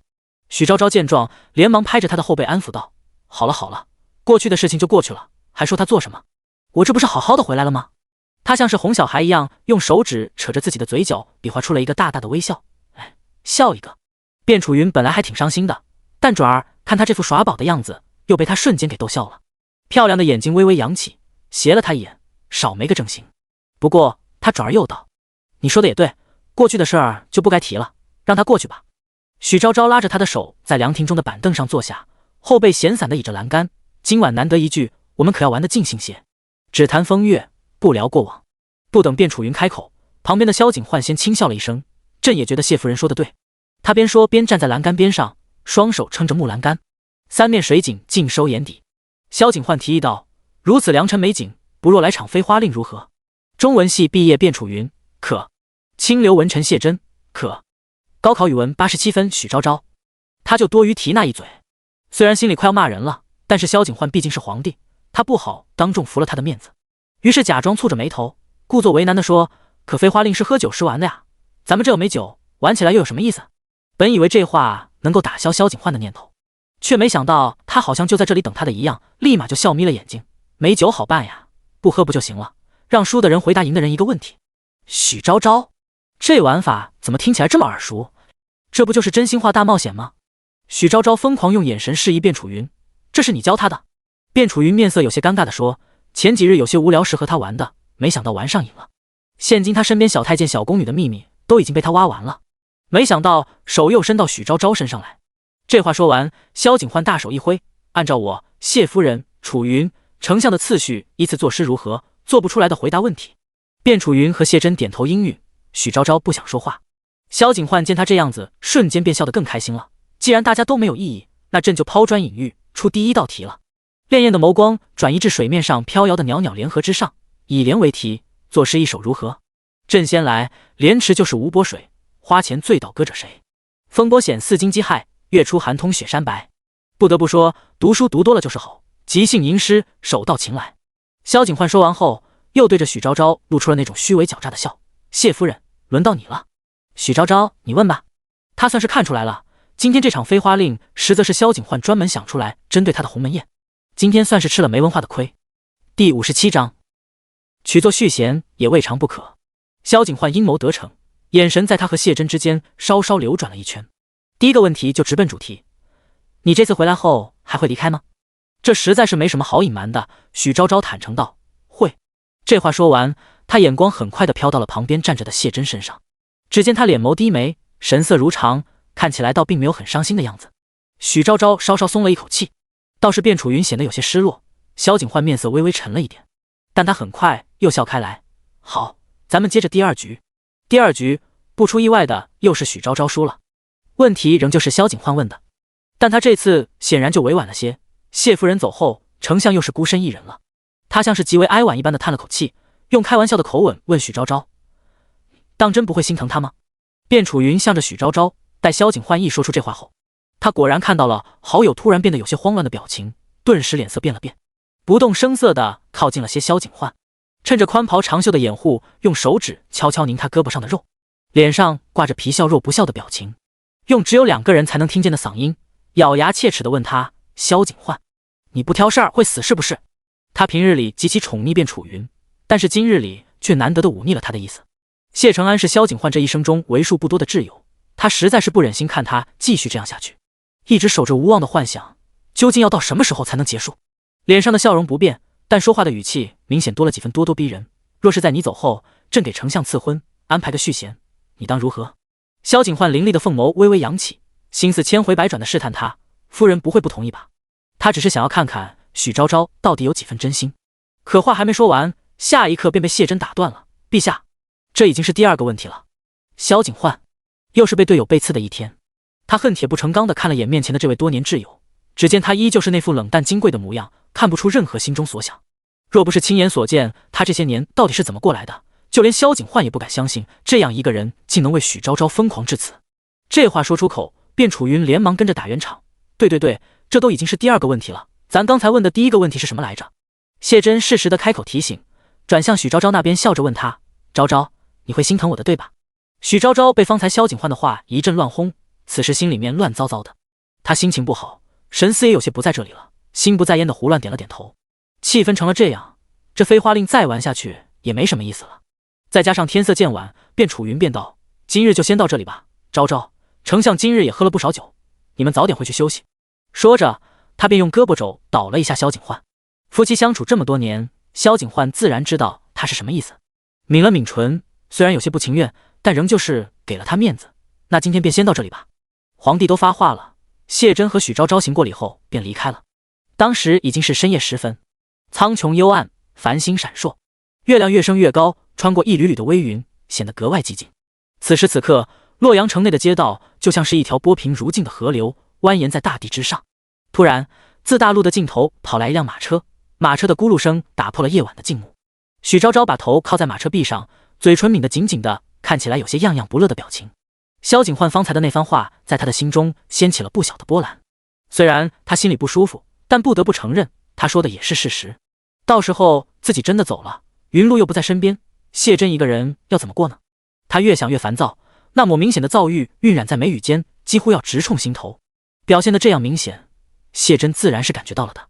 他一路上不知道偷偷看了许昭昭多少眼，最终还是用许昭昭常用的方法来引起他的注意。他用手指轻轻碰了碰他的手指。许昭昭猛然回过神来，询问的眼神看向他。谢真脸眸低眉，淡声问道：你今日看起来有些闷闷不乐。听了他的话，许昭昭并没有表现出想要多聊的意思，只是简单的嗯了一声。谢真抿了抿淡色的薄唇，犹豫片刻，最终还是张口问道：是因为陛下今日说的那些话吗？他将头偏了过去，不想回答，很明显的抗拒姿态。过了片刻，久到谢真甚至以为自己不会得到他的答案了的时候，许昭昭突然且而清淡的嗯了一声，像是一个闹别扭的小姑娘一样，一不开心就不爱说话。谢真这样想着，但是他唇边却渐渐的漾开一抹笑意。他原以为许昭昭并不会在意自己以后有没有续弦，原来也并不是全然不在意嘛。冷白的手掌将他柔软的小手包裹起来，安抚性的拍了2下，而后十指相扣。昭昭，你放心吧。他手掌紧紧的扣着许昭昭的手，陛下今天是和你开玩笑的，他不会随便赐婚的。闻言，许昭昭偏过头，有些诧异的看向他，觉得他好像是理解错了自己今天不开心的点。他不开心只是因为感到对他有些愧疚，跟续弦什么的完全没有关系。可是不等他张口说出来，下一秒男人微凉的额头就抵住了他的额头，在他脸上轻轻的蹭，含笑的声音在耳边响起：我永远都是我们家昭昭一个人的。若是谢真说他在自己离开以后会渐渐忘记他，开启自己新的生活，许昭昭心中或许还会好受一点。但他这样说，许昭昭心中愧疚尤甚，本就是段没有结果的感情，他的爱太沉重了，像块大石头一样压在他的心间，几乎让他喘不过气来。许昭昭眼神闪躲着，突然将他手心中的手抽了出来，语调平缓淡漠地说：以后的事情谁说得准呢？若是遇到了两情相悦的姑娘，娶做续弦也未尝不可。第58章，也可以不是真心的。马车厢狭小逼仄，因此这原本清淡的嗓音回荡在其中，就显得格外鼓噪。许昭昭的手从他手心里抽出去后，谢真掌心中还残留着一抹不太明显的滑腻与温热，但他的心跳却渐渐沉寂了下来。他脸上的表情淡了几分，收回手，又变成了方才那副端正自持的模样，仿若方才说出口的话只不过是幻觉一场。许昭昭顿了顿，偏过头去看他，明明是个20多岁的小姑娘，可是现在却像一个过来人一样劝导他。谢真，有的时候人还是要想开点好。他定定地看着他俊秀不减当年的侧脸，眼神之中满是认真。过于执着一件没有结果的事情，势必会感到痛苦。这是许昭昭做任务的这些年得到的为数不多的教训。谢真已经等了他20年了，他怔怔出神地看向他漂亮的桃花眼下细碎的纹路，心想他不能再耽误他了。可是谢真好像并不想听他接下来要说的话，眼眸中含着些不太明显的哀求，他只是很轻很轻地叫了一声他的名字，昭昭。他说别说了。许昭昭张了张口，但见他冷若冰霜，不想多言的模样，又及时地止住了话头，硬生生地将即将说出口的话吞回嗓子眼里，一时之间无言相对。马车当中尽可闻真，他冷肃着脸的模样和平日里很不一样，看起来挺有威慑力的样子。许昭昭无端觉得有些压抑，他感到有些喘息不过来，微微偏过头去，抬手将马车帘掀开，往窗外看去。四平八直的道路像是不舍昼夜的流水一样不停地往后退，一股清冽的新鲜空气骤然涌入，才堪堪将他那心中的烦闷冲散了些。许昭昭深吸了一口气，突然间，他放在马车凳上的手背上附上了另外一只温和干燥的手掌，是谢真。许昭昭垂下眼睑，眼睫微颤，这一次终究没有再将手拿开。马车很快的便行驶到了丞相府。深秋的昼夜温差很大，他们黄昏时分出门的时候，尚且穿一件纱衣，还觉着身上有些烦闷燥热。可现在许昭昭一下马车，便感到一阵冷风袭来，凉意侵人，双手抱臂刚环上自己的身体，下一秒，一件尚且带着些清冽草木香和温热气息的外袍都头披在了他身上。许昭昭将那衣服从头上扯下来，抬头去看那男人的脸，只见锋利的下颌绷得紧紧的，不看他也不笑，还在生气，大步的走在前面。但是余光瞥见后面的许昭昭好像没跟上来，又不动声色的放缓了脚步。许昭昭站在原地愣了片刻，久到他几乎要恼羞成怒。下一秒，他嘴边抿开一抹清浅的笑，连忙跑到前面去牵住了他的手，没甩开，那就是不算很生气了。许昭昭边迈着小碎步跟上他，边思索了一会，得寸进尺般的抱住了他一整条手臂。男人的脚步微不可察的僵硬了一瞬，但很快又恢复如常，也没甩开，那看来是不生气了。许昭昭终于放心的紧紧抱住了他的胳膊，一路连走带小跑的进了主卧。许昭昭刚躺在床上想歇息片刻，下一秒，谢真沉默着合上了门，在转过脸时面沉如水。许昭昭不知道为什么，他突然感到自己好像有些危险。他鞋子现在已经被脱下来了。许昭昭有点心慌的往床里面爬了爬，想一个人到角落里待一会。他刚背过身去，下一秒，细白的脚踝被一只骨节分明的手抓住了。许昭昭惊呼一声，直接又被谢真拉到了床沿边。他站在黄花梨木雕花架子床的床边，居高临下的看着他，清正威严的表情。许昭昭跪坐在床沿边上，仰着头看他，磕磕绊绊的问：“你想干嘛？”男人的眉眼往下压，墨色眼眸中好似有风暴在暗暗酝酿。他俯下身，一字一顿的问：“你方才说的那些话都是真心的吗？”方才说的话？他方才说了什么话？许昭昭愣了一下，才意识到他好像问的是他方才在马车上说的那些话。他想点点头，他是真心希望谢真往后的生活能够幸福的，但是看他这表情，好像并不想听到他这样说。原本即将冲出口的话，在嘴里面拐了个弯，又变成了也可以不是真心的。话音刚落，突然一阵天旋地转，他被男人抱到了怀里，双脚骤然悬空，失重感袭来。许昭昭只能用两条腿紧紧盘住他的腰身，他有些慌乱，两条手臂不停地拍着他的背。谢真，你快放我下去，我害怕。这话说出口，原本以为男人会将他放下来的，可没想到他非但没放下来，反而抱着他的臀部径直走到了门边，身体还是悬空的，但是柔软的脊背紧紧贴在了凹凸不平的门板之上。他害怕掉下去，于是双腿便夹得更紧了些。一番闹腾下来，许昭昭身上原本就薄的衣服变得凌乱了起来，盘好的头发也散开来，鬓角边稠密而蓬松的发香乱云一样的飘散在脸颊边上，双颊润泽而微红。谢真原本只是想吓吓他，可现今看到他这副模样，又突然起了些别的心思。他感到喉咙处一阵久违的干渴，有些失神。许昭昭喊着拍他，他润红的嘴唇微张着，好像在吸引什么人探入去汲取甘甜的汁液。他突然将手垫在了他脑袋后面，而后俯身吻了上去，堵住了他那张原本喋喋不休的嘴。许昭昭蓦地瞪大了眼睛，他无论如何没想到剧情会向这个方向发展。他口中干裂的气息在挑开唇齿的一瞬间涌入他的口中，如湿的舌头像是一条灵巧的小蛇，趁他不注意的之时便挑起了他的情欲。许昭昭感到身上有些许的燥热，控制不住的溢出些许呻吟。第59章，潮湿的情热过后，骤雨初歇，许昭昭神情迷迷蒙蒙地躺在床上，鬓边如云雾般的发丝被汗液打湿，粘在像雪堆出来的白嫩嫩的脸颊之上。谢真依旧一言不发，两条紧实的小臂撑在他的身侧，静静地看着他。他太累了，像是支撑不住一般的闭上了眼睛。滴答滴答，有温热的潮湿的东西滴在了他的脸上。下雨了吗？是屋顶漏雨了吗？他竭力想要睁开眼睛看个究竟，然而下一刻却被一双大手遮挡住了所有的视线。他有些懵懂地眨了眨眼睛，长如蝶翼的眼睫毛轻轻扫着他的掌心，也好像是在撩拨着他的心尖儿。良久，许昭昭才感到身上一重，谢真重新趴伏在了他身上，下巴埋在他的颈窝处，故作威胁又像是哀求一样的语气，夹杂着若有若无的叹息：“昭昭，以后不准再将我推给别的人。”这话落下，许昭昭只觉心中一片涩然，柔软的手掌举起，最终放到他头上轻轻拍了拍，像是在安抚自己家发疯的小狗。他低低的嗯了一声。第二天早晨，许昭昭醒过来的时候，只觉得浑身酸痛，像是刚被五马分尸完，尸体又被人捡回去缝上了一般。他睁开眼睛，然而并没有在旁边看到谢珍。真是奇怪，昨天晚上明明是他更耗费力气吧？今天竟然还能早起吗？40岁的老男人的身体也能这么糟蹋吗？他一边在心中默默的吐槽，一边又很想见到他。匆匆的洗漱完，穿好衣服，便换来了身旁常侍候的2个侍女小杏和条条。2个小侍女匆匆忙忙的进了门。许昭昭开门见山：“你们见你家大人去哪了吗？”2人对视一眼，小杏性子活泛，嘴皮子也快，脑子还没跟上呢，话就先从嘴里出来了：“大人在厅堂待客。”许昭昭奇怪道：“是谁一大早的就来了？”小杏还想再说些什么，下一刻便被条条拦了下来。条条上前一步，一板一眼的解释道：“来者是新上任的兵部右侍郎穆连成穆大人和其千金穆连芷小姐，据说是穆小姐前几日在宴会上冲撞了大人，今日穆大人携着她特来赔礼道歉。”许昭昭了然的点了点头，随后又问道：“你们家大人去了多长时间了？”条条回答：“2刻钟。”2刻钟了。许昭昭心想，那会谈也应该结束了吧。他对小杏和条条道：“那现在带我去前厅找他吧。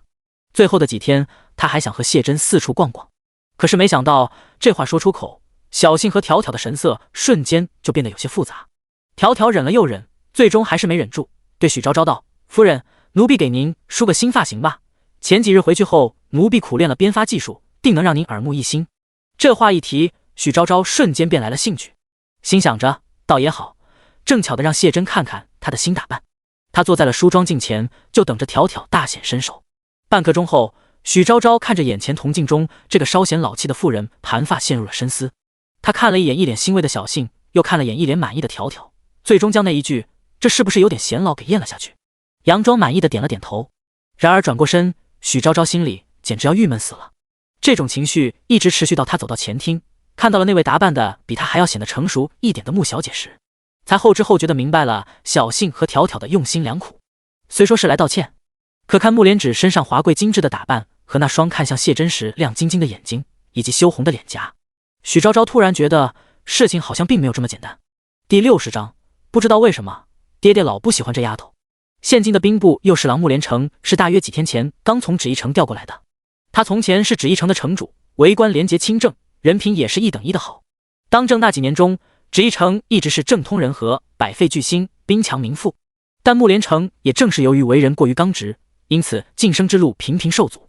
转机便发生在几个月前，谢丞相来到旨意城视察的时候，发现了这位怀才不遇的治兵高手，觉得这么个人才在浪费在偏远的南地，实在是有些可惜。于是向京上修书一封，提议将他调回京城。在穆连成心中，丞相之于他便恰如钟子期之于俞伯牙，鲍叔牙之于管夷吾。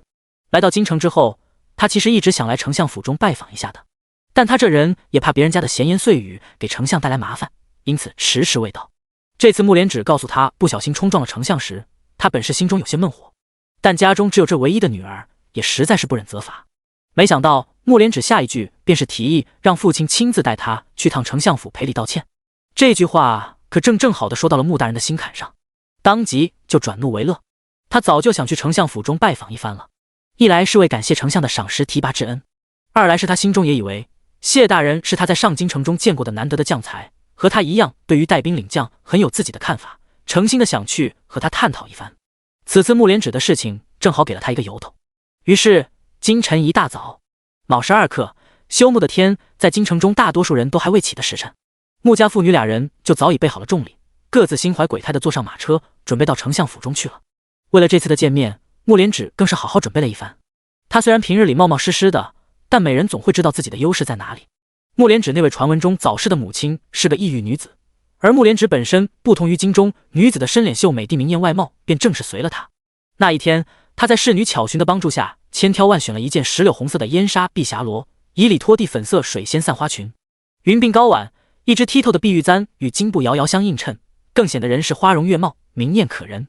巧寻帮她梳完发髻后，又帮自己家小姐仔仔细细地理了理衣裙，眼神揶揄，表情夸张的上下打量了2眼，边看边满意的点头，不愧是我家小姐，这要是让谢大人见了，还不得把她弄得五迷三道的。穆连芷听罢这不着调的话，直羞得追着巧寻这不要脸面的丫头打。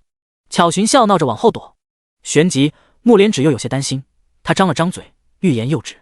最终还是没忍住，忧心忡忡地问巧寻：“丞相从前在京城之中见过这么多长相堪称绝色的姑娘，当真会瞧得上我吗？”木莲芷从前也是极骄傲的女子，可这几日来京城后，参加了几场京中贵女们举办的诗会，那自信便有些不复存在了。那些女孩们虽然没有明说些什么，但是眼神中那些若有若无的贬低和蔑视，却是像针扎在她心尖上一样。木莲芷黛眉微蹙，谢丞相出身簪缨世家，他会不会不喜欢我这样不通诗词的女子？其实木莲芷更怕的是他会瞧不起她，连带着父亲也跟着丢了面子。可巧寻听了这话，却是无奈一笑，连忙着宽慰她说：“哎呀，我的大小姐，要奴婢说啊，您就喜欢操这些无谓的心。”他萧聪细指着外头，若是丞相当真喜欢洛阳城中那些一板一眼的大家闺秀，不早就娶了续弦了吗？人家那种地位的人，哪至于孤身至今，甚至身旁连个一儿半女的也没有。他又伸出手去拢了拢木莲芷有些蓬松飘散的鬓发：“小姐，这世上的男人没有不爱好颜色的，您这种样貌的，不通诗词这点缺点，对男人来说不一定是件坏事。俗话说得好，女子无才便是德嘛。若是文采那么重要，小姐当初在纸艺城时，怎么会有大把的青年才俊争相求娶？”他边说边捂着嘴偷笑，差点把我们幕府的大门都给踏破了。这话一说出来，木莲芷又佯装生气的用手指去拧他的耳朵。巧寻被拧了耳朵，直哎呦哎呦的叫疼。木莲芷看他这副耍宝的模样，便也无奈的摇头叹了口气。这丫头真是被他惯得越来越无法无天了。若是爹爹见了，肯定要生气。想到这里，木莲芷心中不免也有些疑惑，不知道为什么爹爹老不喜欢这丫头。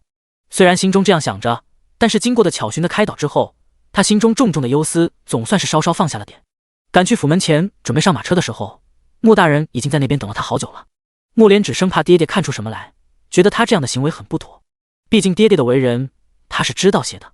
若是得知了他对谢大人那个年纪的男人生出了什么不该有的旁的心思，肯定会气得大发雷霆。因此他到了府门前的时候，一直不敢抬头去看他爹，只是低着脑袋不停地用那双细白的手指绞着自己的裙子。可穆大人是个纯纯兵营里出来的钢铁直男，哪能看得出小女孩心中的那些弯弯绕绕？只不过在上马车前淡淡的扫了一眼她身上的装扮，而后随口道了句：“今日怎么选了件这样显老成的衣服？”在马车上坐定后，穆大人又摇了摇头说：“不适合小女孩家穿，不好看。”他说话直来直去的惯了，若是在旁的时候，穆莲芷肯定会因为自家爹爹说话难听而感到气恼。可是今天他反而松了一口气，掀开了马车帘子，看向外面。原本寂静无人的街道上也开始变得渐渐喧嚣了起来。一想到接下来就要见着这2日里夜夜出现在睡梦中的男人了，木莲芷少女怀春般觉着脸上隐隐发烫，可同时她带色的眉毛也微微蹙了起来，总觉得有些不安。第61章，好在回到家后还有一个巧寻安慰她。穆大人在马车上来回不停地换着动作，一会看看自己的衣着，整整袖子衣袍，一会又问自家女儿：“爹爹今日背的里可还好，不会让人觉得轻慢了吧？”木莲芷心中虽是藏着事，但她仍是笑着宽慰自己爹爹说：“不会，背的里已经足够多了。”想了想，到底是怕自家爹爹太过担心，于是张口安慰他说：“其实我那天冲撞谢大人后，他也没有表现得特别生气。谢大人他应该是个好人。”这话说完，木莲芷有些敏锐地注意到他爹的眼神突然变得意味深长起来。穆大人心想，看来自己家女儿还不知道自己想去丞相府并不是因为他呢，但他倒也没有明晃晃地说出来，只是道谢大人确实是个好人。马车就这样一路摇摇晃晃地到了丞相府，递上呈帖后便被老管家引了进去。那时谢珍已经在前厅等着了，她今日里穿了一件雾青色云缎圆领袍，光是看背影就让人觉得极高挑挺拔。此时正站在前厅处等待着他们父女2人。木莲只看到这一幕，原本刚刚降下去温度的脸蛋儿又重新变得烧热了起来。她咬了咬嘴唇，想上前一步去和谢珍说些什么，然而不待她做出动作，下一刻原本站在她身旁向来稳重的父亲脸上就笑成了一朵花般迎了上去。他紧紧握着谢珍的手：“谢大人，久违久违。”他浑厚的声音掷地有声，自上次旨意城一别后，已多日未见，来到上京城后也没来得及到贵府上拜访，还请大人见谅。听他这样说，面前的男人也礼数周全的淡声笑道：“我前几日本是也想去找穆大人叙叙旧的，只是苦于实在公务繁忙。”穆连成连忙道：“理解理解。”他甚至都顾不得落座，直挺挺地站在那里，眼睛放着光的和谢珍这个知己说话，简直是要忘了穆莲芷这个女儿的存在。还是谢珍提醒说：“穆大人，先坐下说话吧。”他才反应过来。3人落座后，谢珍便让刘管家看了茶。穆大人更是一发不可收拾，将他来的路上想的那些话全都一股脑的说了出来。上次在纸艺城时，他便与谢真一见如故，从五子兵法聊到黄石公三略，从诗词歌赋聊到人生哲学。只是上回的谢真停留在纸艺城的时间实在是短暂，他们没来得及聊完这些话。这次到了上京城中，怎能不尽兴？穆大人一张嘴巴张开后就没合上过，偏偏谢真他还时不时的点头应和，对他的看法加上2句恰到好处的点评，使穆大人更加上头，连连抚掌叫好。穆连芷几次想插话进去都没能。穆连芷，爹你也少说2句行吗？这种情况一直持续到许昭昭过来，穆连成才闭上了那张嘴，眼神看向许昭昭，忙极有礼数的去行礼。许昭昭没想到他们人还没走，再一看穆连成这架势，连忙伸手去扶他，笑着说：“穆大人来府上也没来的招待，还请见谅。”夫人客气了。他粗枝大叶的一个男人，心胸倒是开阔的很，也没那些弯弯绕绕的，当即朗笑开来：“什么见谅不见谅的，我与你家夫君正是说在兴头上呢，夫人挑的时机正好呢。”谢真淡笑不语。穆连成边说边将在旁边傻愣愣站着的穆连芷拉过来，介绍道：“这是小女穆连芷，自小在纸艺城长大，近几日也是随着我的官职调动来的京城。”他将穆连芷介绍给许昭昭，并非是没有别的用意。穆连芷今年16岁，也到了该说亲的年纪了。他一个大男人不好掺和这事儿，因此想着让穆连芷和眼前这位谢夫人打好关系，到时候京中有什么好郎也能帮着瞧看着些。想到这里，穆连成笑了笑，再看一旁的女儿，仍旧是呆愣愣的，眼神怔怔的看向许昭昭，不知道在想些什么。穆连成恨铁不成钢一样的拽了把她的袖子：“你这丫头傻愣着做什么？还不快跟长辈打招呼！”长辈这个词简直差点击溃穆连芷的心理防线。他眨了眨有些酸涩的眼睛，眼神在许昭昭身上看了一眼。他今日穿的也老成，发髻盘起，显得模样分外清丽，倒是像个妇人模样。可是怎么会？巧寻他不是说谢大人现今并没有妻子吗？如果他有妻子的话，那自己现在的行为又算是什么？一阵气血中冲上心头，穆连芷突然觉得今日穿的这身裙子让他有些抬不起头来，但他咬了咬嘴唇，还是转过身向谢真问道：“大人，这位是您的夫人吗？”不等谢真说话，穆大人脸色登时便变了变，沉下脸来呵斥他：“死丫头，胡说什么呢？还不快向夫人行礼！”他狠狠拽了把穆连芷的袖子，可此时此刻他的脚就像是钉在地面上的一样，根本不为所动。只有一个女儿，打也打不得，骂也骂不得，还能怎么办？穆连成口中不禁涌起一抹苦涩，只得对着旁人陪笑道：“这孩子真是越长大越不懂事了，还请丞相见谅。”谢真坐在上位之上，微微用盖檐扶了下杯中起起伏伏的茶叶，道了句无碍，只不过这声音较之前明显就淡了些。穆连成只觉心中苦涩更甚。话毕，谢真抬了抬手，对许昭昭道：“昭昭，快过来吧。”许昭昭往前走了2步，却注意方才那位穆小姐的眼光死死地粘在她身上。这个时候，她要是还看不出什么来，这些年可真就白活了。这位穆小姐对谢真好像是有什么意思。她乖顺地走到男人旁边坐下，可穆连芷仍是直挺挺地站在那里，像是不甘心一样，眼眶红红的，又对着谢真问了一句：“大人，这位当真是您的妻子吗？”“不会的吧，应该只是个普通的房中人吧？”“巧寻说了的呀，谢大人发妻不在了，他未曾娶过续弦，若是真的有发妻，又怎会是这样年轻的模样？”“不会是的吧？”穆连芷眼中已溢出点点的晶莹，他甚至在想，只要谢真说不是，他就信。许昭昭身体有些紧绷，这剧情他不会在临走之前还要体验一下宅斗吧？可男人只是抬了抬手，很平静的语调瞬间切断了穆连芷所有的妄想。淡色的薄唇轻启，这位正是内子许氏。他眸中像是顷刻间覆了层冰霜，笑意不达眼底，转向穆连成问道：“可是瞧着过于年轻，与我不太相配。”穆连成被他这眼神一瞧，顿时觉得有些后背凉凉的，连忙道：“哪里，大人夫人郎才女貌，正是相配呢。”这话说完，穆连芷毕竟还是一个10几岁的少女，根本藏不住半点情绪，登时便坐在了椅子上，眼含泪光，闷闷的不说话了。穆连成看他这副样子，也没心思和谢真再聊下去了。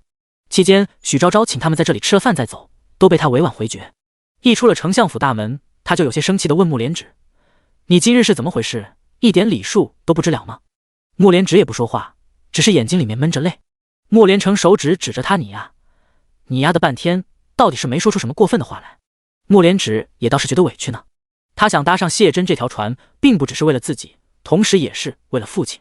现在自己丢了人就算了，偏偏父亲也不理解他。好在回到家后，还有一个巧寻安慰他。第62章一更。木莲只回去后，已经快是晌午的时间了。回到房间里，思来想去的，还是觉得丢人，恨不得将身上的那条裙子都撕了才好。他只觉得脸上火烧火燎的热，直趴在床上昏天黑地的哭了一场。彼时巧寻这丫头正躲懒回来，见到他正趴在床上哭呢，连跑过去用温水浸了的帕子帮他擦眼泪，边细细的擦边问道：“小姐，这是怎么了？”木莲只一把扯下帮他擦眼泪的帕子，羞恼道：“还不是都怨你！你不是说谢大人并无正妻的吗？我今天去人家家里，他妻子就来了，脸都被丢光了，怎么会这样？”巧寻大惊，那两个黑葡萄似的眼珠子滴溜溜的转了2圈。奴婢打听的确实是谢大人的妻子已经去世多年了呀。木莲只气道：“那我今天见到的是谁？”他小脸通红通红的，胸脯也因着生气而剧烈的起伏着。巧寻连忙拍抚着他的脊背安慰他：“小姐莫慌，待奴婢想法子去试探一番丞相的意思。”木莲只现在也不想听他说的什么法子了，蒙上被子倒头就要睡，只是道：“你看着办吧，我乏了。”这边许昭昭和谢珍在穆家父女2人走后就传了膳。今天的午膳是许昭昭吩咐小厨房特意做的，满桌的清淡菜色。他清晨起来之后也觉得自己昨日里的行为实在是有些欠妥。谢珍对他什么心思，他又不是不知道，明晃晃的说出来劝他去娶续弦，不是往他心口上扎刀子吗？于是今日里便吩咐小厨房做了几道他喜欢的菜色，全当是自己给他赔罪了。谢珍落座后，只见案桌上一片绿油油的，和平时的菜色一点也不一样。潋滟的桃花眼微微挑起，眸光转移到许昭昭的脸上，只见到他眼睛亮晶晶的，颇为殷勤的用公筷夹了一道白灼秋葵送到他碗里。谢珍眸光闪了闪，以往都是他伺候许昭昭，哪里见到过他这副卖乖讨巧的模样，其实已经有些心软了，但他心中仍是有些气他昨日说的话，因此并没有再说什么，只是沉默不语的将许昭昭夹到他碗里的那道白灼秋葵小口小口的吃了。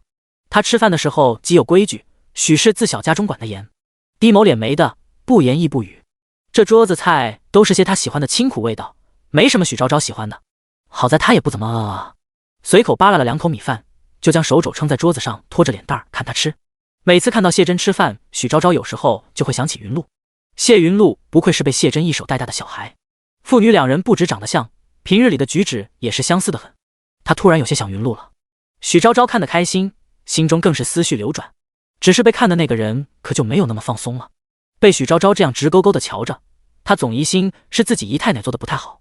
这顿饭吃到尾声的时候，谢依的一阵脚步声打破了膳厅持续良久的沉默。许昭昭眼睛转过去，只见一身黑衣的谢依手提着一个精巧的小食盒走了过来。许昭昭眼睛眯了眯，敏锐地发现那食盒的把手处还用心地拴了一把香穗。谢依冲着谢珍拱手行礼，脸上的表情有些尴尬的一言难尽：“大人，这是从穆府送来的吃食。”穆府送来的？方才穆大人不是带了许多礼品来吗？许昭昭方才已大致看了看那些礼品，不出挑也不会出什么错，大都是些男人喜欢的兵书玄帖之类的东西，怎的现在又送了吃食过来？他轻咬着嘴唇思索了一阵，突然便想起了穆家小姐那看向谢珍时羞红的脸。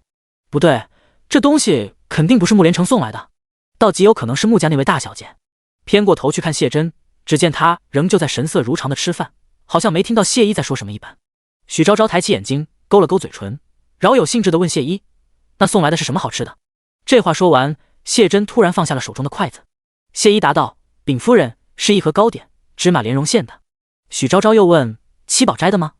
闻言，谢依脸上的神色好似更尴尬了：“不是，没有包装，倒像是自己家做的。”许昭昭乐了，刚想说：“谢珍不吃甜的，你自己收起来吧。”可话还没说完，就被旁边的男人打断了。他神色有些冷，语调却异常的平缓：“帮我收起来吧。”许昭昭，不是，他不会还在生气吧？谢依眼神颇为隐晦的在2人之间逡巡了一圈，不知为何，总觉得今日的气氛有些不太对劲。他悄悄地用眼神询问着许昭昭的意思。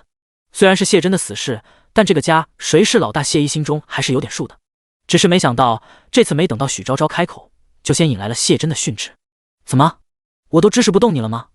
在朝为相这么多年，威严一旦释放出来，到底是有些唬人。”谢依被他这眼神一看，后背上立马就出了一层薄薄的汗，连忙应声道：“是，大人。”卑职立马收起来。谢珍听罢，又神色淡淡的收回了目光。许昭昭转移到他身上，他头也不抬，只小口小口吃着自己碗中的饭。许昭昭不由觉得心中有些稚闷。虽然昨天那些话是他说的不对，可许昭昭也从未想过谢真会当着他的面收别的女人送来的东西。怎么，这是真的想通了？想在他走后娶个续弦？张了张口，想说些什么，然而回想起昨天的事情，又觉得自己有些理亏，神色恹恹地放下筷子，淡声对着对面的人道：“你先吃吧，我吃饱了。”他不知道的是，自己转过身后，谢真也紧跟着放下了筷子，淡色的薄唇抿得紧紧的，目光紧跟着他的身影，直至消失不见。第63章，情之一字最难解。许昭昭回到房间之后，总觉得自己身上是哪都不舒服。他坐在床上呆呆地想了半天，才想明白，这哪里是身上不舒服，他分明是心里不舒服。谢真只要对别的女人稍稍表现出一点好感，他就会感到很难受。可是为什么会这样呢？他和谢真迟早是要分开的，他能够想通这件事情，能在他走后开启自己新的生活，难道他不应该为此感到高兴吗？许昭昭从来不是一个缺爱的人，从前的生活中，他爸爸妈妈爱他，朋友们爱他，就连穿越到3000年前都能碰到一个爱他如命的恋人。因此他从未认为爱情是这世上最重要的东西。没了爱情，他仍旧拥有很多。最重要的是，因为有所负于，所以会想得开。他一直觉得真正的爱应当是放手，只要谢真能够在他走后获得幸福就好了。可为何他现在做出正确的选择之后，他又会这样感到抓心挠肝的难受呢？许昭昭表情有些怔愣的摁了摁隐隐感到胀痛的胸口，那里面好像是被酸涩的水泡过一样，有一种细细密密的疼痛缠绕其间。他坐在床边上愣了很长的时间，良久才站起身，跑到窗户边上，打开窗子，深吸了一口新鲜的空气。清冽的气息瞬间涌入肺腑，稍稍冲淡了他心中的那种苦闷愁绪。许昭昭从不是一个会为难自己的人，这世界上想不通的事情多了去了，想不通就先睡一觉嘛。他又趴到了床上，可是翻来覆去的，一直到了傍晚都仍是没有睡着，眼睛瞪得像铜铃。今日上午，谢真语调淡淡的说，收起来吧的场景一直在他脑海中反复闪现，彩色的、黑白的、有声的、默片的，各种的，像是走马观花一般，一股脑的全都冲到了许昭昭脑海中，将他折磨得几乎要发疯。有时一刻，许昭昭猛地从床上坐起来，他再也忍不下去了，他要去找谢真。找他去做什么呢？他现在心里面乱糟糟的，想不清楚，但他知道自己此时此刻就是想要见到他，只有见到了他，他心里面才会变得稍微好受一点。许昭昭穿好了鞋子就去了书房，往常的时候只要不到饭点，他总会在书房中待着。谢真总是很忙，不只是朝中，甚至族中大大小小的事情都需要他过目。但这次许昭昭推门进入书房之后，却并没有看到他，只看到谢一在收拾案桌上写完的书法。见到许昭昭推门进来，谢一愣了一下，开口问道：“夫人，你有什么事儿吗？”许昭昭问：“你家大人没在这吗？他去哪了？”谢一将手中最后一卷书法卷上，用油绳系好后，答道：“穆大人今晚叫了大人夜谈，他出门了，我方才正想去告诉您呢，尚未来得及。”许昭昭闻言，纳纳地问：“穆大人，是穆连成大人吗？”谢一神色不变的点头，正是京城来的那位穆连成大人。去穆家，也就是说还会有可能见到那位穆家的大小姐，对吗？许昭昭顿时间思绪纷飞，失神的应了一声，随后便像是三魂失了气魄一般的踏出了书房的门，没滋没味的传了扇，匆匆扒拉了2筷子，便回房睡觉了。谢真晚上回来的时候，便见着卧房里漆黑一片，他心下里倒是奇怪，许昭昭何曾这么早睡过觉？抬手在旁边点了一盏蜡烛，红色蜡烛燃着微弱的灯光，斗火轻晃。他轻轻掀开垂落在黄梨木雕花架子床前的围帘，便见到许昭昭正四平八稳地平躺在床上，双眼紧闭，只是呼吸有些不稳。他眼神闪了闪，微微俯下身，轻声问：“昭昭，你睡了吗？”一阵无言，许昭昭没有出声，他便轻叹了一口气，将锦靴和外袍脱下，换上寝衣，钻进了被窝里。一到床上，许昭昭立马就侧起了身子，他轻笑了一声，随即也跟着侧起身子，胸膛紧紧贴着他的背部，下巴搁在他的肩膀上蹭了蹭，温热的手掌贴在他的小腹处，紧紧地抱着他。谢真能感觉到，在他贴上的那一刻，许昭昭身体轻微的僵硬了一瞬间，但随即又没了反应。良久，就在他即将要睡着的时候，怀里的女人突然从床上爬了起来，她动作小心翼翼，蹑手蹑脚的，好像生怕是吵醒了他。但即便如此，在即将从谢真身上跨过去的那一刻，还是被男人一把抓住了细白的手腕。他嗓音清淡：“这么晚了，去哪？”许昭昭僵硬着脖子转过头去，不知道为什么，他总觉得今日谢真身上萦绕着一股若有若无的香兰气息，像是今早来的那位穆小姐身上的味道，让他浑身刺挠。他方才躺在床上被他抱在怀里的时候，就在心想，他今天难道见到穆小姐了吗？那他到底是什么意思？究竟是对穆小姐有没有意思？如果对穆小姐有意思的话，那么今晚回来后为何又要紧紧抱着她睡着？情之一字最难解。许昭昭以往不愿去细想，也就那样开开心心的过了。如今这一心想下来，才知什么叫一个愁绪纷飞。才下眉头，却上心头。他只觉得胸中有一口郁气闷着，无论如何都吐不出来。再看向那男人，竟躺在床上气定神闲的闭目养神。许昭昭更生气了，他偏过头，梗着脖子吐出一口恶气，对他道：突然想起今晚上睡前没沐浴，我去后院的汤泉洗洗，好将他身上不小心沾染上的香兰味道洗掉才好。谢真闻言又轻又浅的嗯了一声。第64章，只是觉得那只抓住他小臂的手掌力道更紧了些。许昭昭简单的披上了一件外袍，就去了后院里。他走的是小路，夜晚的府邸四处掌灯，幽静无声的石子小路上一片亮堂堂的。丞相府后院是一片绣制精巧的青竹林，但在这片看似普普通通的青竹林中，实则掩映着一池百年温泉。温泉壁有暖玉铺就，赤脚踩上去，完全不会让人察觉到丝毫的凉意。许昭昭脱去外袍和鞋子，只留了一件白色里衣穿在身上。她散开长发，缓步走进了温漾的池水当中。方一踏进去，便感到一阵舒服畅快的暖意从脚底板一直延伸到脊椎，口中发出一声满足的喟叹。泼墨般的长发被打湿了，弯弯曲曲的粘在她光洁如玉的后背上。许昭昭将双手撑在身后的池壁上，轻轻吐出一口浊气，才方觉心中好受了那么一点。袅袅暖雾升起，渐渐地模糊了她眼前的视线。许昭昭双眼失神地看着前方，心里面仍旧是有些乱糟糟的，也不知是过了多长时间。她已经有些昏昏欲睡了，但是许昭昭并不想回去睡觉，或者说她现在并不想看到谢真。只要一想起她，她心中就会开始弥漫起一阵针扎般的刺痛。这种刺痛无根无源，但足以让她几近窒息。在汩汩泉水之中，她缓缓下沉，将自己的下巴尖都埋进了水里面，合上眼睛闭目养神。突然她睁开了眼睛，听到自远处传来一阵很轻很轻的脚步声，紧接着一双冷白如玉的足掌映入了她的眼帘。脚骨很漂亮，但受棱，足弓弧度恰到好处，脚腕与踝骨的衔接自然又性感。许昭昭缓缓抬头向上看去，是谢真。她身上只穿了一件很薄很薄的寝衣，便出来寻她了。两个人之间隔了一层迷迷蒙蒙的水雾，许昭昭看不清她脸上的表情，只看到她微微俯下身子的动作。她问她：昭昭，还没有洗好吗？温泉里面的水从许昭昭身旁缓缓流过，她顺着水流不自觉地后退了2步，闷闷地嗯了一声。可男人随后便紧跟着上前了些，他声音有些哑，轻轻问他什么时候回去睡觉。我想抱着你睡，就像是一个被主人丢弃了的小狗，独自一人出来寻找他的身影。找到后就紧紧地拽住他的衣袖，然后说：别离开我，我一个人不可以。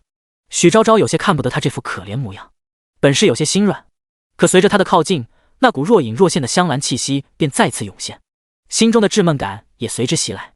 他黛色的眉毛微微蹙起，眼神偏移过去，不去看他，缓缓开口：你先去睡吧，我还想再泡一会儿。闻言，他便伸出有些微潮意的手，轻轻地抓住了他的胳膊。生性委屈死了，你已经泡了很长时间了，再泡下去身体会发软的。许昭昭脸眸低眉，音调平平：可是我现在睡不着。谢真便又道：我抱着你，很快就能睡着的。他抬头看向他一脸认真的表情，心中暗暗的想，正是因为你才睡不着的。但他并没有明晃晃地说出来，却没想到下一刻谢真突然凑近了些，他身上的香兰味道更加清晰地逼近。许昭昭心中烦躁几乎在一瞬间涌上心头，他忍了又忍，最终还是没忍住，对他低声喝道：离我远点。闻言，男人原本走近的脚步瞬间便顿住了，他已经半个小腿步入了温泉池当中，碧绿的泉水将他白色的里衣下摆尽数打湿，勾勒出清晰漂亮的腿部线条。袅袅热气蒸腾更甚，许昭昭眼前一片白茫。对面的男人没有说话，他也看不清楚他的表情，只是觉得那只抓住他小臂的手掌力道更紧了些。第65章，昭昭，你是在吃醋吗？昭昭，你怎么了？为何要用这种语气同他说话？他一时之间竟有些慌乱，不知是何处惹恼了他。细细思索着这几日的所作所为，便疑心是因着昨晚上弄得太粗暴了的缘故。昨晚上确实是情绪有些失控，没有考虑到许昭昭的感受。听说女子都很在意这种事情的。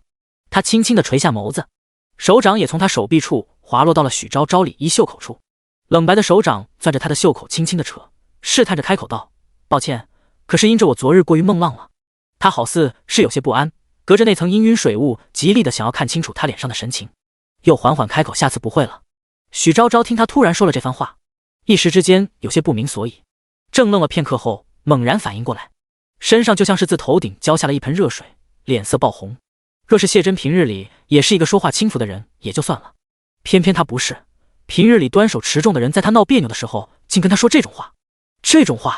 许昭昭胸膛剧烈的起伏着，一边觉得羞恼，一边又莫名觉得心里面痒痒的，而这种莫名其妙的痒意又使他愈发恼羞成怒起来。他猛地甩开了谢真的手，磕磕绊绊欲盖弥彰的解释：“谁说是因为这件事情了？”谢真被他甩开了手，他顿了顿，还想再凑上去牵他，但是手掌伸出一半，停在半路上，又缓缓收了回去。许昭昭现在好像不太想见到他的样子，他知道许昭昭这几日总是对他非常包容的，可能是因为他知道自己即将要离开了，也可能是因为对他存在着愧疚。尽管谢真不想承认，但他心中知道，或许他的小妻子现今对他的愧疚是多于爱意的，而他也正是在卑劣地利用着这一点讨尽了好处。可是他今天生气了，谢真突然很想亲亲他，抱抱他，可又生怕惹得他厌烦。他用一种平静到近乎冷淡的语气问道：“昭昭，你究竟怎么了？”许是由于过于克制的缘故吧，语调显得有些平平的，一点也不复方才的温柔了。许昭昭只觉得心中更加委屈了。他平时哪里在谢真这里受过气，连续一整天中压抑的情绪在瞬间中便像是冲破河堤的洪水一样轰然爆发，眼泪顺着柔嫩的脸颊就淌了下来。他见许昭昭这副模样，只觉心中更加慌乱，想要靠近些，却被许昭昭一盆水泼到了身上。“你身上有味道，好好洗洗。”他边哭得满脸眼泪，边口齿不清地说：“洗不干净不准碰我。”谢真简直要被他这一盆水给泼懵了。他抬起袖子轻轻嗅了嗅，并没有闻到任何不洁的味道，语调有些委屈一样的娜解释道：“昭昭，我就寝之前洗了澡的。”可听了他这话，许昭昭非但没有停下哭声，脸上的表情反而皱得更厉害了，整张脸都有些隐隐泛红。他一哭起来就有些憋气，谢真怕他呼吸不过来，小心翼翼地凑过去帮他一点一点地拍着脊背，耐心地问：“昭昭，你闻到了什么味道吗？那我再好好洗洗行不行？别哭了，乖。”他双手紧紧拽着他的衣襟，如湿的衣襟贴在身上，又被他揪了起来。许昭昭边哭边说：“还有衣服也要换。”他近乎是百依百顺般的安抚着他：“好，你说换咱就换，今天穿的衣服全都换新的成不成？”许昭昭被他这样安慰着，心情才渐渐的平息了一点，但还是有些气不顺，斜睨了他一眼，就将头偏了过去，别别扭扭地说：“以后身上沾了别的女孩的味道，就不要再碰我了。”这话说完，谢真瞬间便愣住了。他何时身上沾上别的女人的味道了？许昭昭哭了满脸的泪，身上也不太舒服，他又往温泉中心更深的地方走了走，想去洗洗脸上的让人难受的黏腻眼泪，然而却没想到下一刻被男人紧紧地扣住了手腕。他低着头，眼神坦荡成明地问他：“昭昭，我从未碰过其他女人，身上哪里来的别的女人的味道？”许昭昭有些委屈地抽了抽鼻子：“就是有，香兰的味道和今晨来的穆小姐身上的味道是一样的。”香兰味道。谢真正愣了一下，轻抿了一下唇，没有吭声。许昭昭撇着一张小嘴，想用力的用手指去扣开他的手掌，正委屈着呢，却听到身旁的男人突然像是发癔症一样低低的笑了起来。“许昭昭，你还有脸笑？”他气得脸蛋通红，简直想在这里给他2拳。紧接着又见到谢真转过身来，他直面对着他，低下头，像是有些不敢置信一样的问：“所以，昭昭，你今晚表现的这样反常，是因为误会了我和穆小姐吗？”许昭昭现在脑子已经被些不知名的情绪占满了，根本抓不住他这话的重点，满脑子都是误会。难道谢真今天没有见到穆小姐吗？他原本紧紧蹙着的眉毛慢慢的舒展了一些，他想听听他怎么说，可男人没有接着解释下去，反而将他的身子掰正，神情认真，一字一顿的问他：“所以，昭昭，你是在吃醋吗？”许昭昭抬起头，正好对上了他那双浅淡的像是琥珀一样的旱青桃花眼，突然觉得有些呼吸不过来了，飞快的又将头偏了下去，下一刻便被男人用双手抱入了怀中，用的是他平日里最喜欢的姿势，微微弯下腰，将脑袋埋进他的颈窝处。许昭昭甚至能感受到因为他轻笑声而产生的一些轻微的气流，他感到后颈脖处有些许的战栗，刚想推开他，就听到谢真说：“昭昭，你也不想将我推给别人的对吧？你并不想要我另娶他人的对吧？你心中其实也是真的欢喜我的对吧？”第66章，对，我就是在吃醋。许昭昭简直要被他这接二连三的话语弄乱了心弦。他当然是喜欢谢真的，可是直至这一刻，他才开始认真的思考，难道他不希望他另娶他人吗？爱应该是这样的吗？爱一个人，难道不应该希望他过得幸福吗？他迟早有一天是要离开的，届时谢真便只有孤身一人了。他一个人怎么可以？许昭昭眼神有些茫然地看着前方，现今是哭也哭不出来了，只是脑海中浮现出一种清晰且让人感到恐慌的念头。他或许是真的不希望谢真另娶他人的，即便最后要分离，他也自私的希望谢真这一辈子只能喜欢他一个人，只能属于他一个人。也是直至这一刻，许昭昭才不得不承认，或许他本质上真的是一个自私又卑劣的人。他不愿意和任何人分享他，可是谢真知道他这样想吗？如果他知道他是这样的一个人，又会怎样看他呢？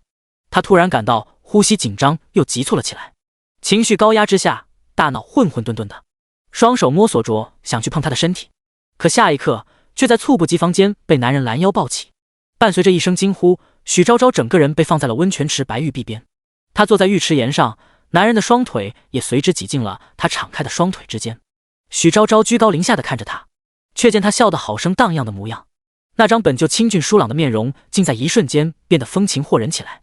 他的双手现今伏在他的肩膀上，因为情绪的紧张，手指不自觉地蜷缩起来，攥住了他肩膀处的那块衣服布料。谢真用带着些微潮意的鬓角去轻轻蹭他的额头，他弯着唇，看起来好一副开心畅意的模样。自从上次青州相见之后，许昭昭便很久没再见到过他这样了。他听到他说，我今下午没有见穆家小姐，去木莲城府上也只是因为和他有要事相商。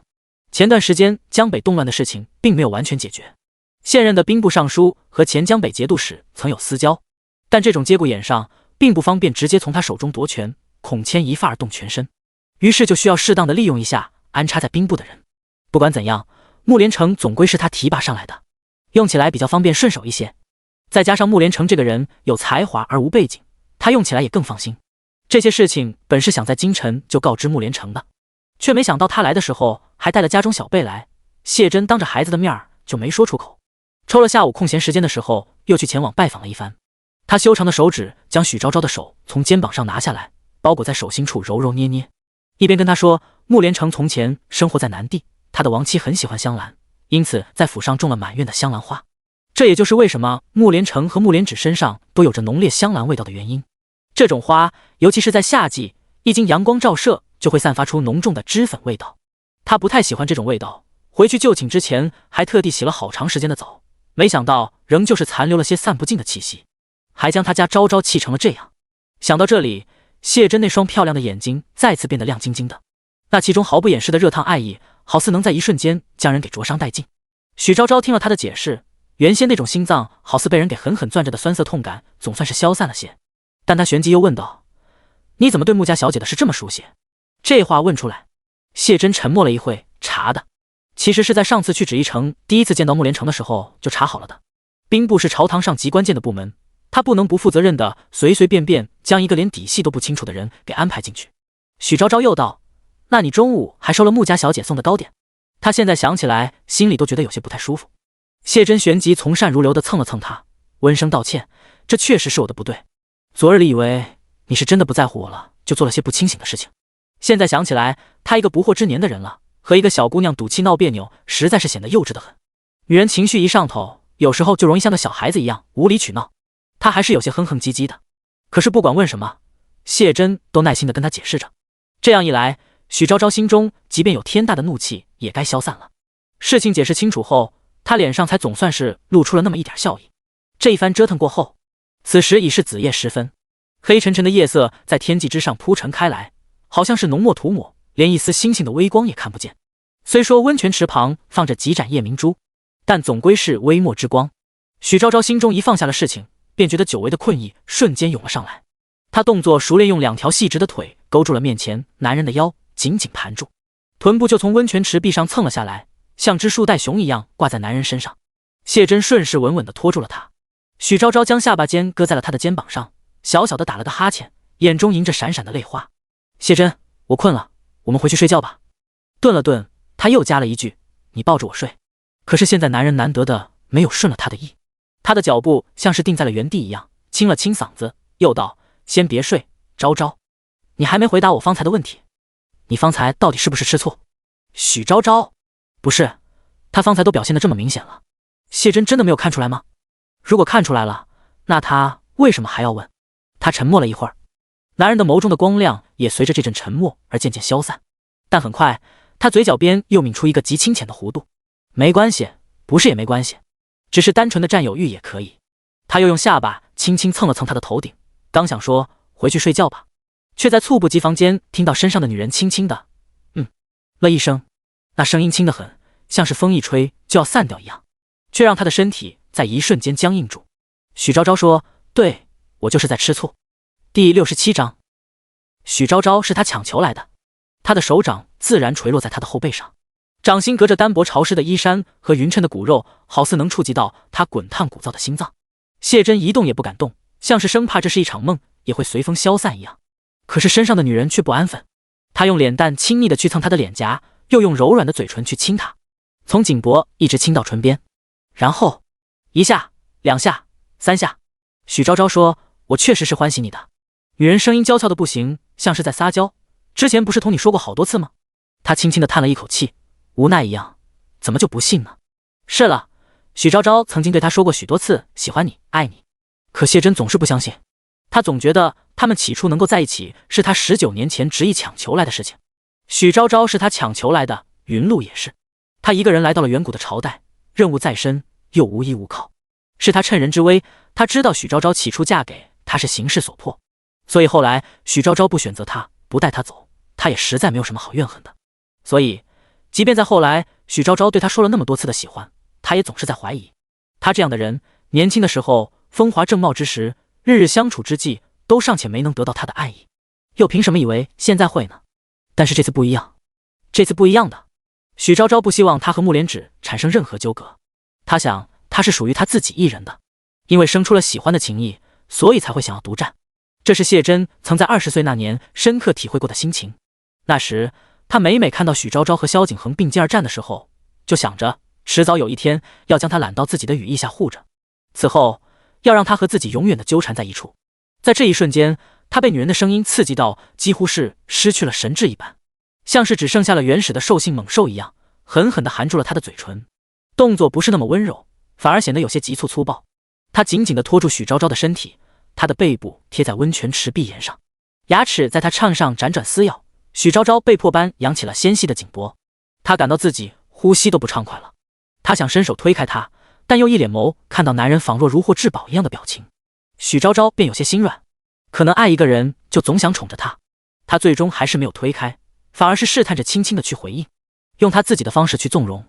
许昭昭身体是悬空的，谢真半身站在水里，冷风一吹，许昭昭只觉得浑身凉飕飕的，唯有小腹处升腾起一阵热意，同时身上便也多了些潮湿黏腻的感觉。他脸色通红，趁着面前的男人停下来，趴在他身上平复情绪的时间，小声地对他说：“先放我下来吧，我想再洗洗。”他现在好像脑子还没有完全的清醒，一脸茫然地问他：“方才不是才洗完的吗？”许昭昭恼羞成怒地去拍他：“少管！”他便有些不舍一样的将许昭昭盘在他身上的腿放下去。许昭昭站在水中，一点一点地往身上撩水，下一秒却又被男人揽到了怀中。好大一个人了，像个小孩子一样的往他怀里蹭，求他说：“昭昭，再说一遍方才的话好不好？”许昭昭故意逗他，眼神戏谑地问：“说什么？”男人毕竟平日里严肃惯了，有些难以启齿，可是眼中明晃晃的期待。许昭昭最终还是如了他的愿，他踮起脚尖，嘴唇蹭到他的耳边，轻声道：“谢真，夫君，我喜欢你。”话音刚落，伴随着脊椎不受控制的站立，他身上方被平息下的股欠火又就被这简简单单的一句话给勾扯了起来。一只大掌牵制住许昭昭的手腕，往头顶上固定住，另一只手钳制住她的软腰，还想接着亲上去，却没想到竟先被女人用腿挡住了。他不明所以的看了他一眼，今夜不知为何突然便觉得像是有恃无恐一样。谢真用那双漂亮的雾蒙蒙一样的眼睛看他：“好昭昭，再亲一会儿，我也欢喜你，我永远是你一个人的。”第68章，小三。本以为好好哄哄他便可以接着放纵一会儿，却没想到眼前的女人表情在一瞬间变得深重起来。他现今搞明白了自己的想法，自然是要和他说清楚的。许昭昭是个眼睛里面揉不得沙子的女人，于是他现在认认真真的对他说：“程安，我知道你也欢喜我。”他漂亮的眼睛看着他，又问了一遍很久之前问过的一个问题：“但我们迟早是要分别的。你真的没有想过分别以后的事情吗？一模一样的问题，可是希望他回答的结果却是不一样的。许昭昭手掌不自觉地攥紧了些，掌心处也渗出了些许的细汗。但谢真抿了抿唇，她现在开始学聪明了，并不正面回答他的问题，反而学着前几日许昭昭同他说话时的语气动作，一边用高挺的鼻尖挨个地蹭他的脸颊、鼻尖、耳朵，一边轻声说：“以后的事以后再说吧。”许昭昭被他蹭得浑身发痒，又觉得心口处有些隐隐发烫，但他还是强行清明了神智，伸手将谢真的脸掰正。男人抬眼去看他，许昭昭只见他眼中方才被烧出来的情欲尚未完全褪去，眼中似是蒙了一层水雾，看起来有些懵懵懂懂的样子。他突然很想凑上去亲亲他，但是现在还不是时候。许昭昭忍住了，他转而变成了一脸认真的神情，对他义正言辞道：“不能以后再说，现在不说，以后就没有机会了。”谢真愣了一下，以为许昭昭接下来还要说出什么他不想听的话，他将脑袋蹭过去，想去堵住他的嘴巴，但是许昭昭一把推开了他，两只柔嫩的小手轻轻揪着他的领子，表情故作恶狠狠地说：“我不管你怎么想的，总之今天你说了的，只要我一个人，那么就算等我走之后，你也不可以再娶续弦了。”话音刚落，眼前的男人瞬间便僵住了。许昭昭手掌滑到了他的手臂上，可以清晰地感受到他的小臂线条绷得紧紧的。顿了顿，他突然又觉得自己提出这样的要求有些过分，于是又在后面默默地补充了一句：“当然，我回到现实世界后也不会再嫁人的。”可是话还没说完，许昭昭下一秒便被男人紧紧地抱入怀中。他力道很大，许昭昭感到自己浑身的骨骼都要差点被他给捏碎了，伸出手去拍他的背，男人的力道旋即便放松了些。许昭昭呼吸过来了，一时之间竟觉得趴在他怀里倒也挺舒服的。温泉池白玉璧，漂亮归漂亮，但总归是不如人身上的筋骨温热有韧性。他轻轻点起一点脚尖，将这几日因为消瘦而变得有些尖尖的下巴搁在了他宽阔的肩膀上，很有安全感。许昭昭一时半会的也不想起来了。他安静了一会儿，顿了顿，又用微凉的手指去戳他脖子后面那一处敏感的脊骨，催促道：“考虑的怎么样了？到底行还是不行？给个答复。”男人依旧是沉默。就在许昭昭几乎要等得不耐烦的时候，突然感到肩膀处有水滴落下，已知他现在是站立着的，所以那水滴便不可能是温泉水。许昭昭疑心他哭了，但是没有证据。他想从他怀中爬出来看看情况，然而下一秒，脑袋又被男人用轻微但不容反抗的力道奔回了怀中，紧接着是嘶哑到像是在喉中含了细沙一样的嗓音：“不必。”这没头末尾的一句话，让许昭昭脸上的神情明显的怔愣了一下。什么不必？他脑袋紧紧埋在他的颈窝处，声音闷闷的：“你回到未来后也可以嫁人。”这话让许昭昭心中骤然升腾起一种无与伦比的危机感。这什么意思啊？是说并不同意他的建议吗？许昭昭有些气恼地说：“反正你就是不能续娶。”“我不同意。”他被娇惯的性格霸道极了，挣扎着张牙舞爪的想从男人怀里爬出来，可身后的手臂就像是铁箍一样紧紧地困着他不放手。他听到男人低低的笑，用柔嫩的嘴唇轻轻地去蹭他的耳垂，掠过一下又一下。许昭昭只觉自脊椎之上升腾起一阵麻痒酥意，不由自主地缩了缩脖子，就像是小猫被人撩拨过后，在一瞬间炸起了全身的毛。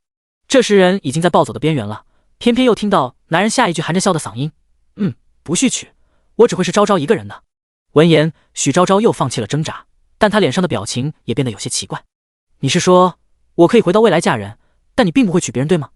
他无声中点了点头。许昭昭道：“那这对你太不公平了。”男人的嘴唇从他的耳垂缓缓蹭到了颈脖处。“公平的。”许昭昭眯了眯眼睛，又问：“那你之前不还说要我别忘了给你写信吗？我嫁了别人，还如何能给你写信？”他突然将脑袋从许昭昭颈脖处拔出来，站直了身子，一脸认真地看着他：“嫁了人，为何不能给我写信？”许昭昭啊，这个问题就很难评。许昭昭眉心轻轻跳动了两下：“我嫁了人，我以后的夫君肯定不会同意我给你写信的呀。”他又用言语刺激他：“就像你现在会同意我给别的野男人写情书吗？”闻言，他的表情果然变得再度深重起来。许昭昭再接再厉，他双手抱着手臂，好整以暇地看着他说：“所以你到底还要不要我给你写信了？如果要我给你写信的话，就必须强硬的要求我不能再嫁人哦。来吧。”许昭昭嘴角边勾起一抹似有若无的笑意，心想谢真最好赶紧强硬点，要求他不要再嫁人吧。不知为何，许昭昭总觉得他现在的情绪是压抑着的，就像是被一层厚重的外壳所捆缚着一样。除却昨天晚上和方才那一次短暂的放纵，许昭昭总觉得他这几年肯定是过得不太开心了。他现今倒宁愿他态度更加的强硬粗暴一点。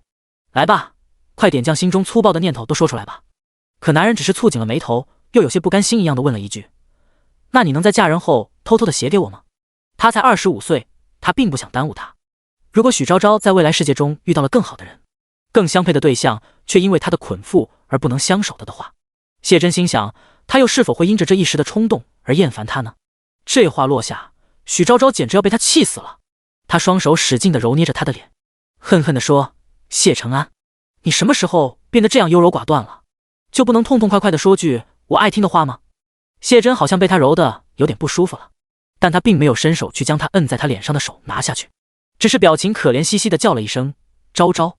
许昭昭又说：我有了别的丈夫，还怎么给你写信啊？还偷偷的写。他简直要被他给气笑了，揉捏着他脸颊的双手更加用力。许昭昭问他：你知道你这种行为在我们现代叫什么吗？谢真抬起那双雾蒙蒙的眼睛，淡淡的看了他一眼。许昭昭回道：叫小三。他又问：你要给我当小三啊？第69章云露来信了。许昭昭说完这话后，猝不及防间便被男人堵住了嘴巴。他湿润柔软的薄唇紧紧地贴着他。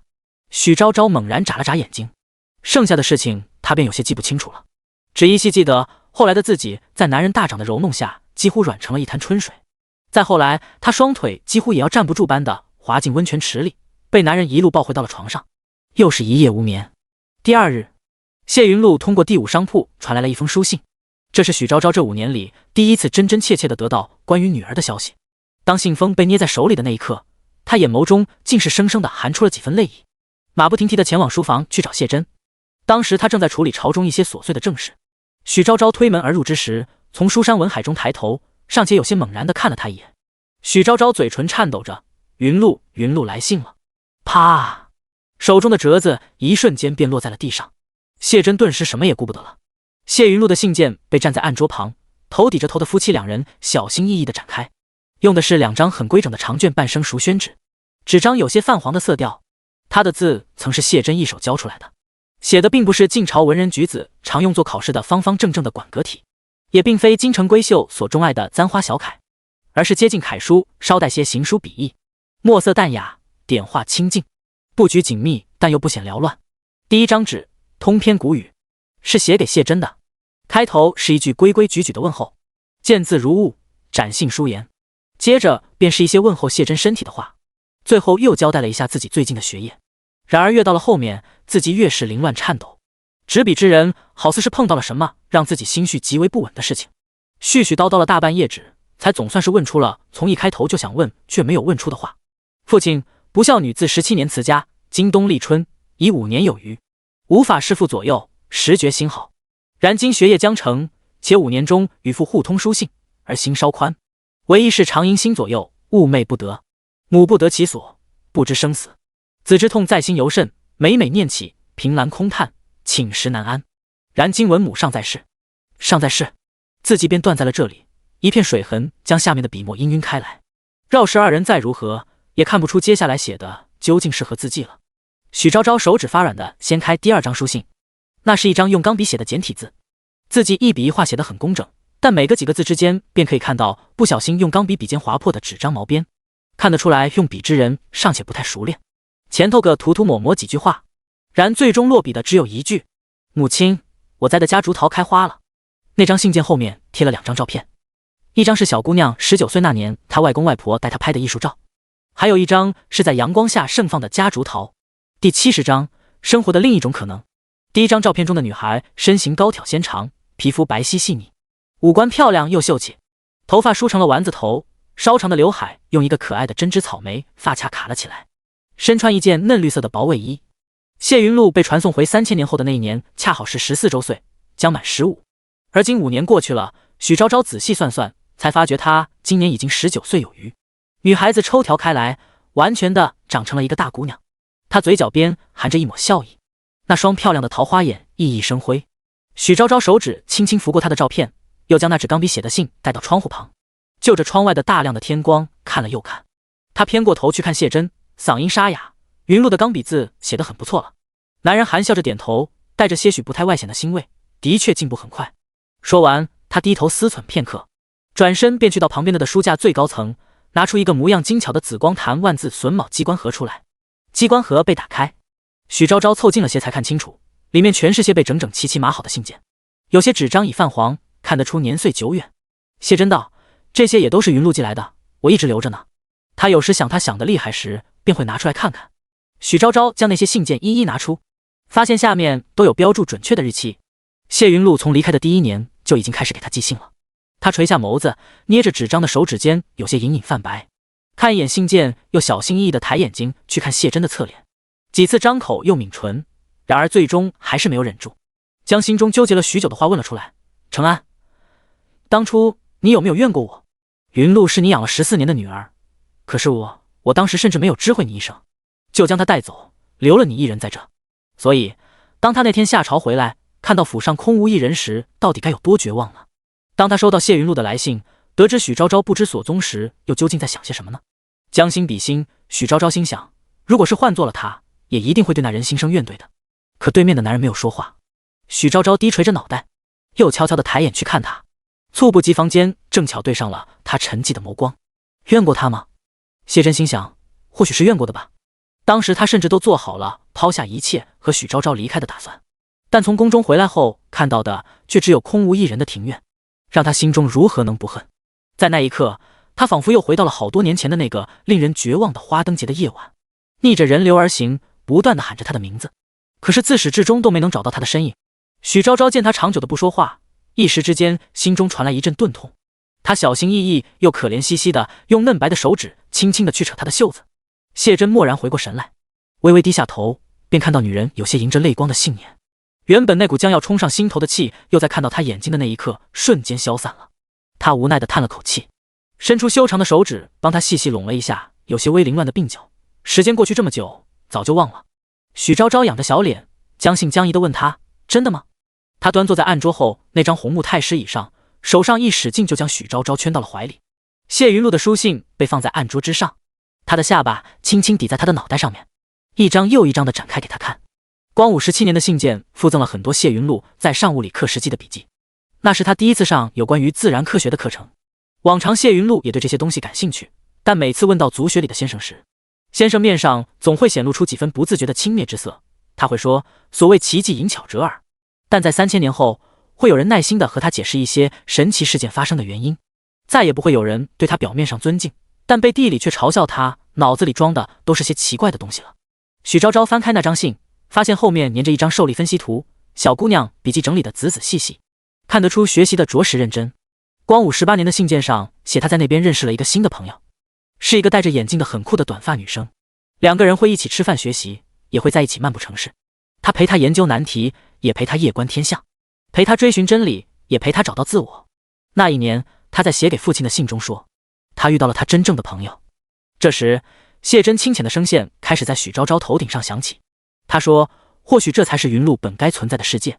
许昭昭眼中一阵涩然，他隐藏在袖中的手指有些轻轻的颤抖，眼眶也开始慢慢泛红起来。其实这么多年，他一直以来都觉得很对不起云路，他将他从荣华富贵的锦绣堆里带到了残酷的现实世界中去，又独独留下了他一人去面对那个陌生的世界。如果不是他的话，云路或许会在他父亲的庇佑下，找到一个家世清贵、人品端正的男人成亲，然后开启他多少人羡慕不来的顺风顺水的一生。他有时午夜梦回，就会开始怀疑自己是否做错了呢？他口口声声地说是为了云路好，可这种生活真的是云路想要的吗？他究竟是想要迷茫的快乐呢，还是想要清醒的痛苦呢？许昭昭想不明白，因为他并非谢云路，他也始终不知道他究竟是怎么想的。但在看到云路信件的这一刻，许昭昭好像在一瞬间透过这些一笔一画写出来的文字，得知谢云路心中真正的想法。见过光明的人是不愿意再回归到黑暗中去的。当他在某一天可以看到生活中的另一种可能时，当他得知自己可以凭借自身的力量走向远方，追寻真理时，又怎会甘心囿于后宅，仰仗父亲亦或是丈夫的权势而生存呢？第71章，要永远平安。光武19年的信件上写他被京市省立大学录取了，独自一人离开了外公外婆，背上行囊前往了京市。光武20年，谢云路进入了时空管理局实习，他开始尝试独自穿越时空。他一个人行走在路上，终于看到了自幼时起就开始向往的广阔世界。他在信件上一笔一画写出大漠孤烟，写江上渔火，写意欲风光。而许昭昭这么多年隐藏在心中的郁结、迟疑、悔意，也终于在这一封封的信件之中消弭于无形。他从谢珍身上站起来，坐到旁边的一把椅子上，将那些信件挨个的看。而谢珍也拿起纸笔，开始斟酌着给谢云露写回信。许昭昭离开的那一天，正巧的赶上了白露时节。一大早，谢珍和许昭昭二人就来到了第5商铺的门口。彼时陈靖宇已然在那处等候多时了。正所谓人逢喜事精神爽，陈靖宇一改前几日颓丧疲惫的面容，整个人都显得红光满面起来。反观许昭昭，发丝凌乱，眼下青黑，面色苍白的模样。她这一天身上穿了一件鹅黄色的伞花裙，秋风袭来的时候，裙摆随风而动，更加显得人俏生生的，像个小姑娘一样。那双漂亮的杏眼今日里肿得就像是个核桃，看得出昨夜里准是长久的哭了一场。低着头和谢珍小声的说着话，陈靖宇也不打扰，只是很有眼色的在一旁安安静静的看着。这有情人被迫分离的一幕，让他心中不免生出了些许的惆怅，就像是年轻时在国家大剧院看一些爱情悲剧时的心情。原本因为即将要离开而生出的喜悦心绪，也渐渐在今日的秋风之中慢慢沉寂了下来。不过陈靖宇虽说是心中感动，但他看着眼前这两人，始终也想不明白为何会有人心甘情愿地留在古代。他在这边做任务，是实打实的和这个时代的人接触过的。封建社会不提也罢，反正如果是换做他的话，无论如何都会更喜欢现代多一些。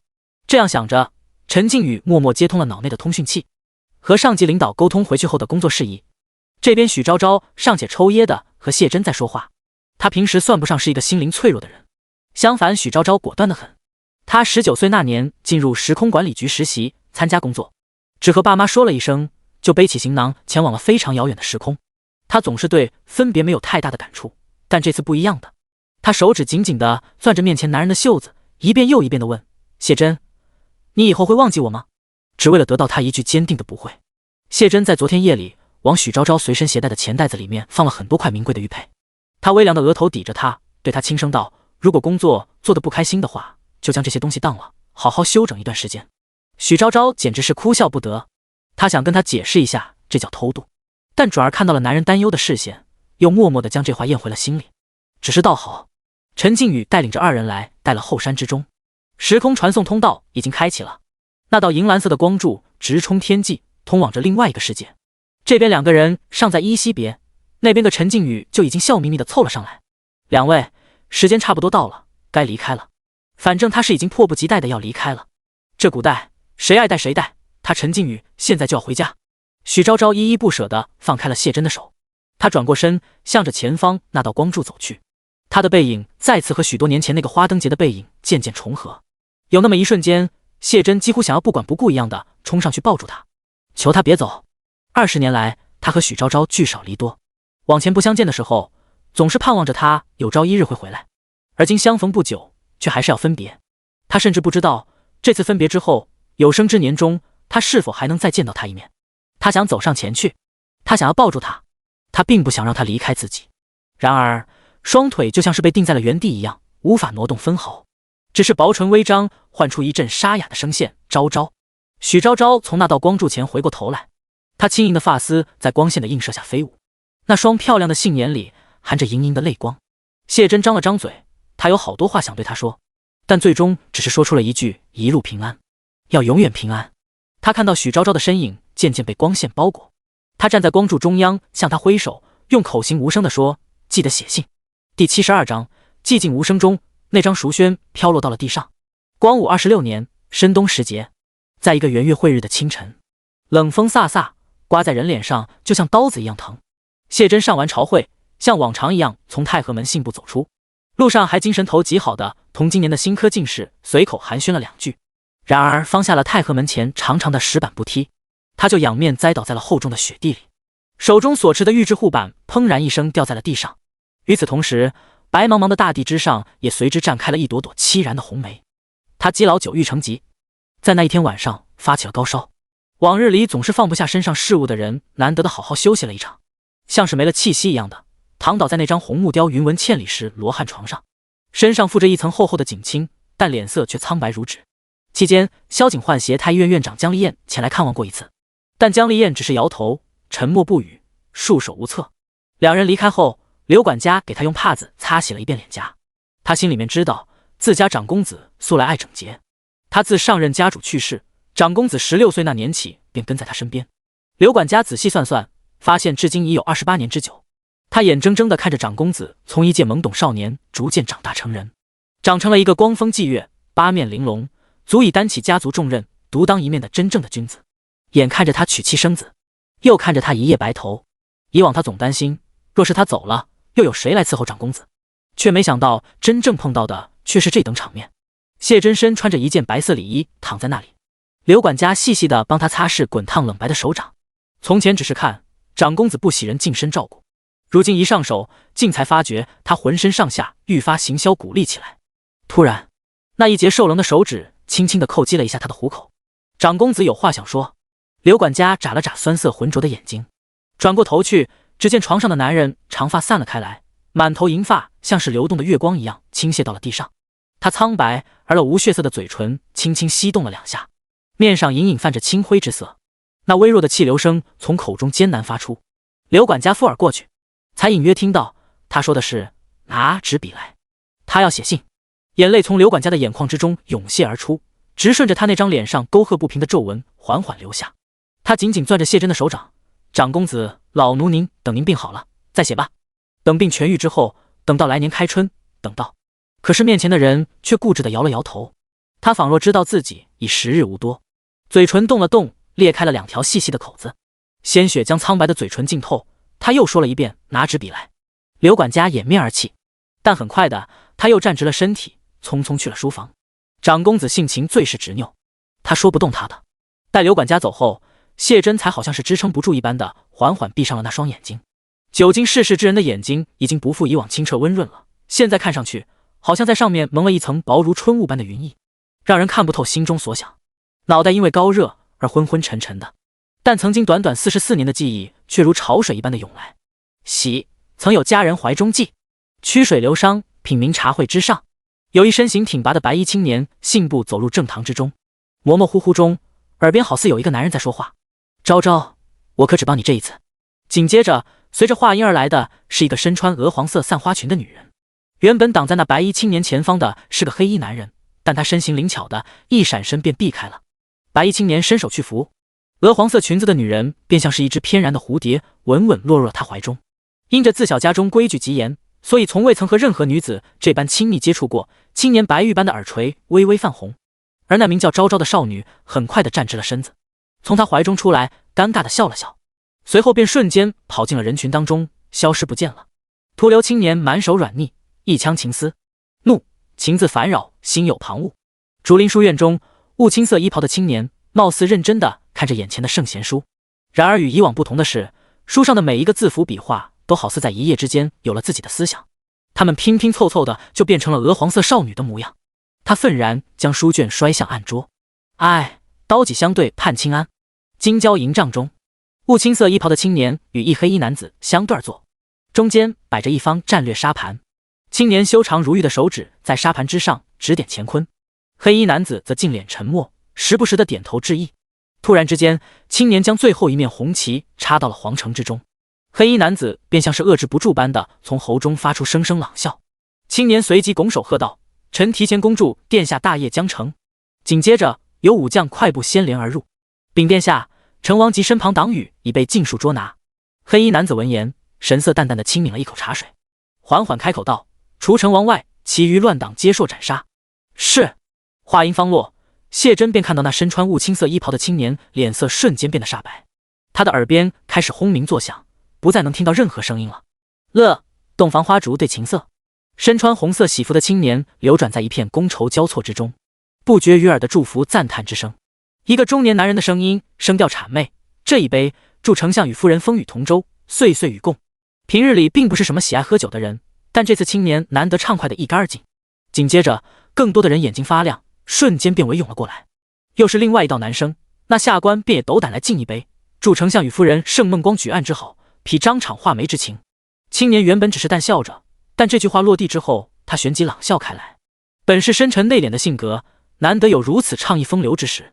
待宾客渐渐散去，他站在门口迟疑了片刻，而后收敛情绪，缓步走进了内室。谢真眼见着青年用红撑杆挑开了盖在新娘头上的红盖头，那盖头底下是一张年轻娇美的脸庞。他凑近了些细细看去，才惊觉竟是和那名身穿鹅黄色散花裙的女子是一般模样。但二人看不见他。谢真又见那名叫昭昭的少女抬起了那双亮的惊人的眸子，死死地盯着面前身穿喜服的青年，像是感到有趣一样，青年便直挺挺地站在他面前，让他盯着看，直到昭昭感到眼睛酸涩，控制不住地眨了眨泛酸的眼睛时，青年才忍不住一般的轻笑出声。他俯下身子凑近了他些，昭昭脸上随即便出现了惊惧交加的神情，可那坏心眼的青年嘴角边的弧度瞬间扩得更大了。谢真听到他轻声安抚他说：“放心，我今晚睡地上。”场景再次渐渐远去。悲花灯时节，再难相陪。正月15，上元节，一对璧人相携而立，好像男子生怕他着凉一样，女子身上穿着件厚厚的狐裘大氅，两个人在路上打打闹闹。女子貌似是有些热了，白腻的额头上渗出了点点细汗，她便撅着嘴巴，随意地将身上的狐裘大氅解开，扔给了旁边的青年。青年熟练地接住后，语调有些无奈地说：“昭昭，你刚出了月子，要注意保暖。”话音刚落，那女子便旋即转身对青年说了些什么。谢真只见她嘴唇张张合合，可却听不到任何声音。又见那男人开心地笑起来，胸膛起伏着，心想许是什么情人间的缠绵之语吧。那女子最后说了一句：“我去前面看看，你去给我买盏花灯吧。”青年应了声好，随后又对着渐渐往人群中走去的少女喊了声：“昭昭，我等会儿便在这里等你。”这话说完，谢真心中不知为何便突然涌现出一种剧烈的疼痛，这种疼痛来势汹汹，使他几乎要直不起腰来。再看那青年看着昭昭离去的身影，笑得眉眼弯弯，眼睛亮晶晶的，心中猛然出现了一种奇怪的念头：不要离开。在一瞬间，他就像是身体不受控制一样，跟随着女人的身影进入了人流当中，伸出瘦棱的手指想要抓住她的手腕，但是手指从她身上穿透了过去，他并不能抓住她。愣神的功夫，少女便已经消失在了上元节茫茫的人流当中。哒哒，耳边传来一阵轻轻的脚步声，梦境戛然而止。刘管家拿了纸笔过来了，他悲苦着一张脸，眉心处几乎皱成了一个疙瘩。在谢真固执的请求下，将他扶起，艰难地坐在了窗前的书桌旁。他身体亏空的厉害，即便只是这短短的几步路，到坐下的时候已是气喘吁吁。转眼看过去，刘管家正低眉脸眸地侍奉在旁边。他略微一思索，缓缓开口道：“药也快煎好了吧，你去帮我端来药吧。”一听竟是长公子要吃药，刘管家瞬间便来了劲，连声应道：“好好，老奴这就去端药。”他便用袖子抹了一把眼泪，便快速地转身离去。门被合上之后，谢真才缓缓展开宣纸。紫檀狼毫得的笔尖已经饱蘸了墨水，然而平日里文思斐然的谢丞相线下里，竟是不知该从何落笔。刘管家拿来的宣纸是熟宣，宣纸正面的明矾在月光的照耀下显得亮晶晶的。谢真看着那亮晶晶的明矾，有些怔出神，突然之间福至心灵。他抬起头，透过红木雕花窗棂往外头看去，只见远处东山之上已悄然升起一轮明月。真是奇怪，明明已经到了深冬时节，为何还能看到这样一轮无缺的明月？月亮周身散发出一种皎白的光辉，那光辉又渐渐地晕染开来，他眼前的视线渐渐变得模糊起来，但脑海中又开始浮现出一个非常强烈的念头：许昭昭此刻也会在和他看同一轮明月吗？他是不是也在同样的思念他？骨节分明的手指轻轻拿起毛笔，然而颤抖着，一滴墨水滴在了熟宣之上，寂静无声中，那张熟宣飘落到了地上。刘管家端着药碗过来了，他站在门口，轻轻叩击了2下，没有人应声。不知为何，他心中突然生出了些无名的恐慌。第二次叩击门板的时候，手指已然生出了些许的颤抖。叩！犹豫片刻，他最终还是大着胆子推开了那扇门。门被打开的那一瞬间，砰！药碗落在了地上，苦涩的药汁也随着洒了满地。一片寂静无声过后，是一位老人悲伤到无以复加的哀鸣哭声。长公子。第73章，他再也不会等到谢真的回信了。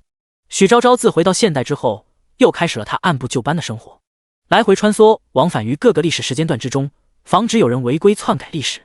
他有时会碰到一些很有意思的事情，每次碰到了就会用纸笔记下来，带回到未来世界中，等到下次给谢真写信的时候，再将这些事情写进去。他曾经写过，在2000年前的一个朝代，有位同事使用飞船穿越时空时，降临在了金陵城东，不小心被一个画家看到了。画家非常震惊，以至于落笔做了一幅名叫《赤焰腾空图》的画作。那幅画作现在还在国家博物馆中待着呢。他还写过有一个朝代，因为皇帝出身卑贱，后来颁布了一个神奇的政策，只允许农民身穿细纱绢布。另外还有一个朝代，皇帝建立的是马上王朝，公主地位很高，皇帝曾让他的女儿行使监国之权。后来公主被送到高丽和亲，因为性情彪悍，天天将高丽王抽得哇哇叫。每次将信件送过去之后，许昭昭就开始了漫长的等待谢珍给她回信。而男人每次回信也都回得很快。许昭昭以往在古代的时候，曾经有看过他给别人写信，通篇古语，虽字数简洁，但较为晦涩难懂，是那种可以上大学汉语言课本、文学理论概述的那种程度。但谢珍每给他写信，总是会用自己并不熟悉的白话文，身边什么鸡毛蒜皮的小事他都会随笔记录下来，然后将这些恰如日记一般的厚信件寄给许昭昭。许昭昭最后一次收到他的信是在今年年底12月26号这天，他去时空管理局拿信件，信件被交付到他手里的那一刻，许昭昭细细掂量着，心中疑惑，不知为何今日的信件竟是如此单薄。他甚至等不及回到家中，在路上的时候就将那封信件拆开了，只有寥寥几语，已梅院的梅花开了，熟悉的簪花小楷。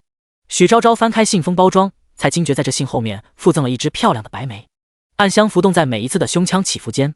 许昭昭不免有些怔神，他不自主地将头凑近了些，去轻轻地嗅那支梅花的香气。这是来自3000年前的梅花，也是来自3000年前的思念。回到家中后，不知为何，他突然便有了一种立即给谢珍回信的冲动，步履匆匆去了书房之中，拿起钢笔，在纸页上挥挥洒洒。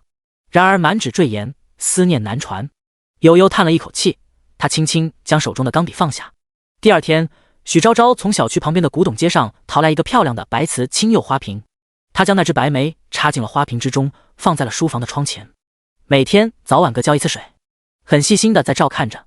但是3000年后的室内温度太高了，总是在恒温26摄氏度左右，梅花最终还是没能盛开多久。在许昭昭出差1周后回来的那一天，放在书房里的梅花枯萎了，白色的花瓣凄凄惨惨地落了一窗台。那个盛装着梅枝的白瓷青釉花瓶也被他妈妈在打扫卫生的时候从窗台搬到了书房的角落阴影中。许昭昭回到家收拾了收拾，就去了时空管理局。工作人员说并没有人给他寄信，他已经好久没有再收到谢珍的信了。他在向领导汇报完上周的工作之后，在回家的路上辗转片刻，最终又决定折返回家中，洋洋洒洒的写了满篇字迹，寄了出去。3、4天过去了，依旧了无音讯。许昭昭这几天心情并不好，这是他身边有眼睛的人都能看出来的。好友贺廷兰的下一次任务地点在古希腊，他收拾了大包小包的东西，说要去大英图书馆查资料。临走前看到许昭昭这副心不在焉的模样，又问了一句：“你要不跟我一起去吧？”谢云路去出任务了，许昭昭的爸爸妈妈也不常在家，他总归是有些放不下他。许昭昭思索片刻，最终点了点头，应声道：“好。”于是过完春节之后，开春不久，许昭昭就和贺廷兰上了飞机，前往了遥远的大不列颠。大英图书馆，贺廷兰和许昭昭二人相对坐。他和许昭昭不一样，不是来散心的，而是有工作在身，因此一大早的就在那里翻起资料来，抱着一大本像是砖头一样的书在狂啃，边翻页边往自己随身携带的小本子上做笔记。许昭昭拿着 Kindle 看中华古代史，因为需要时常穿越时空的缘故，许昭昭几乎对这本书倒背如流。但他今天看的时候，却意外的在上面发现了一个陌生的知识点。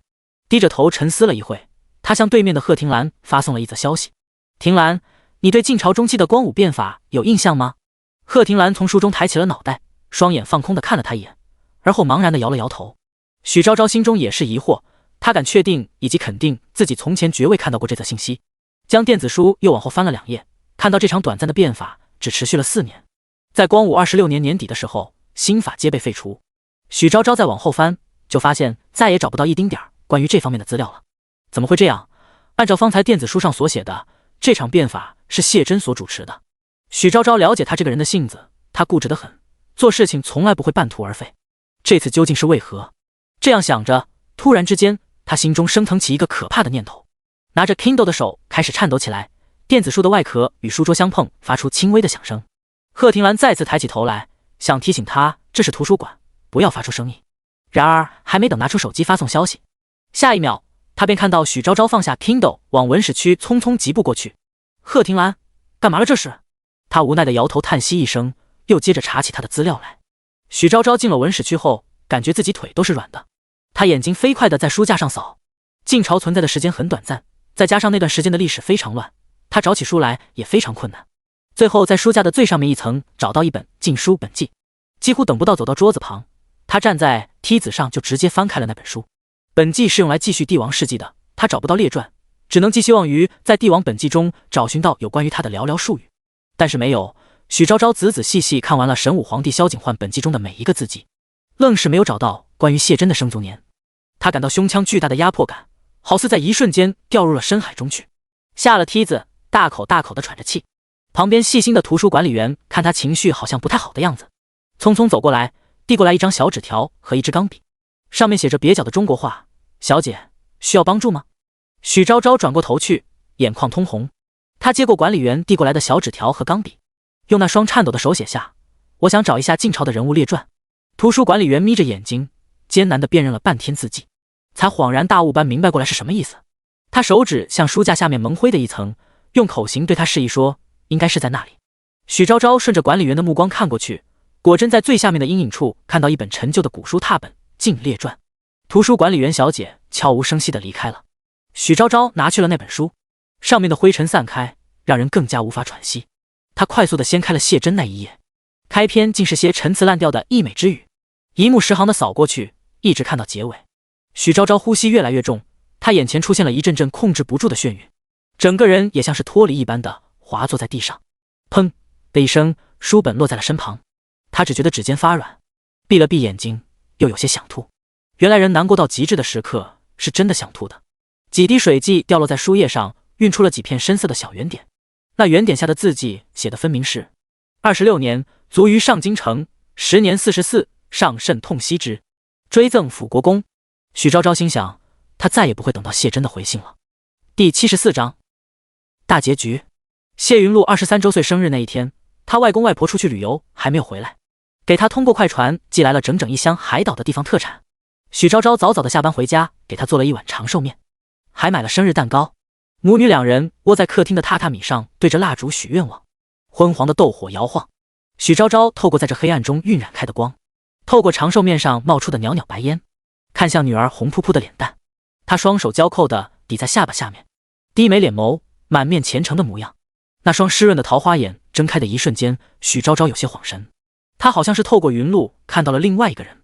她已经很久很久没有再见到他了。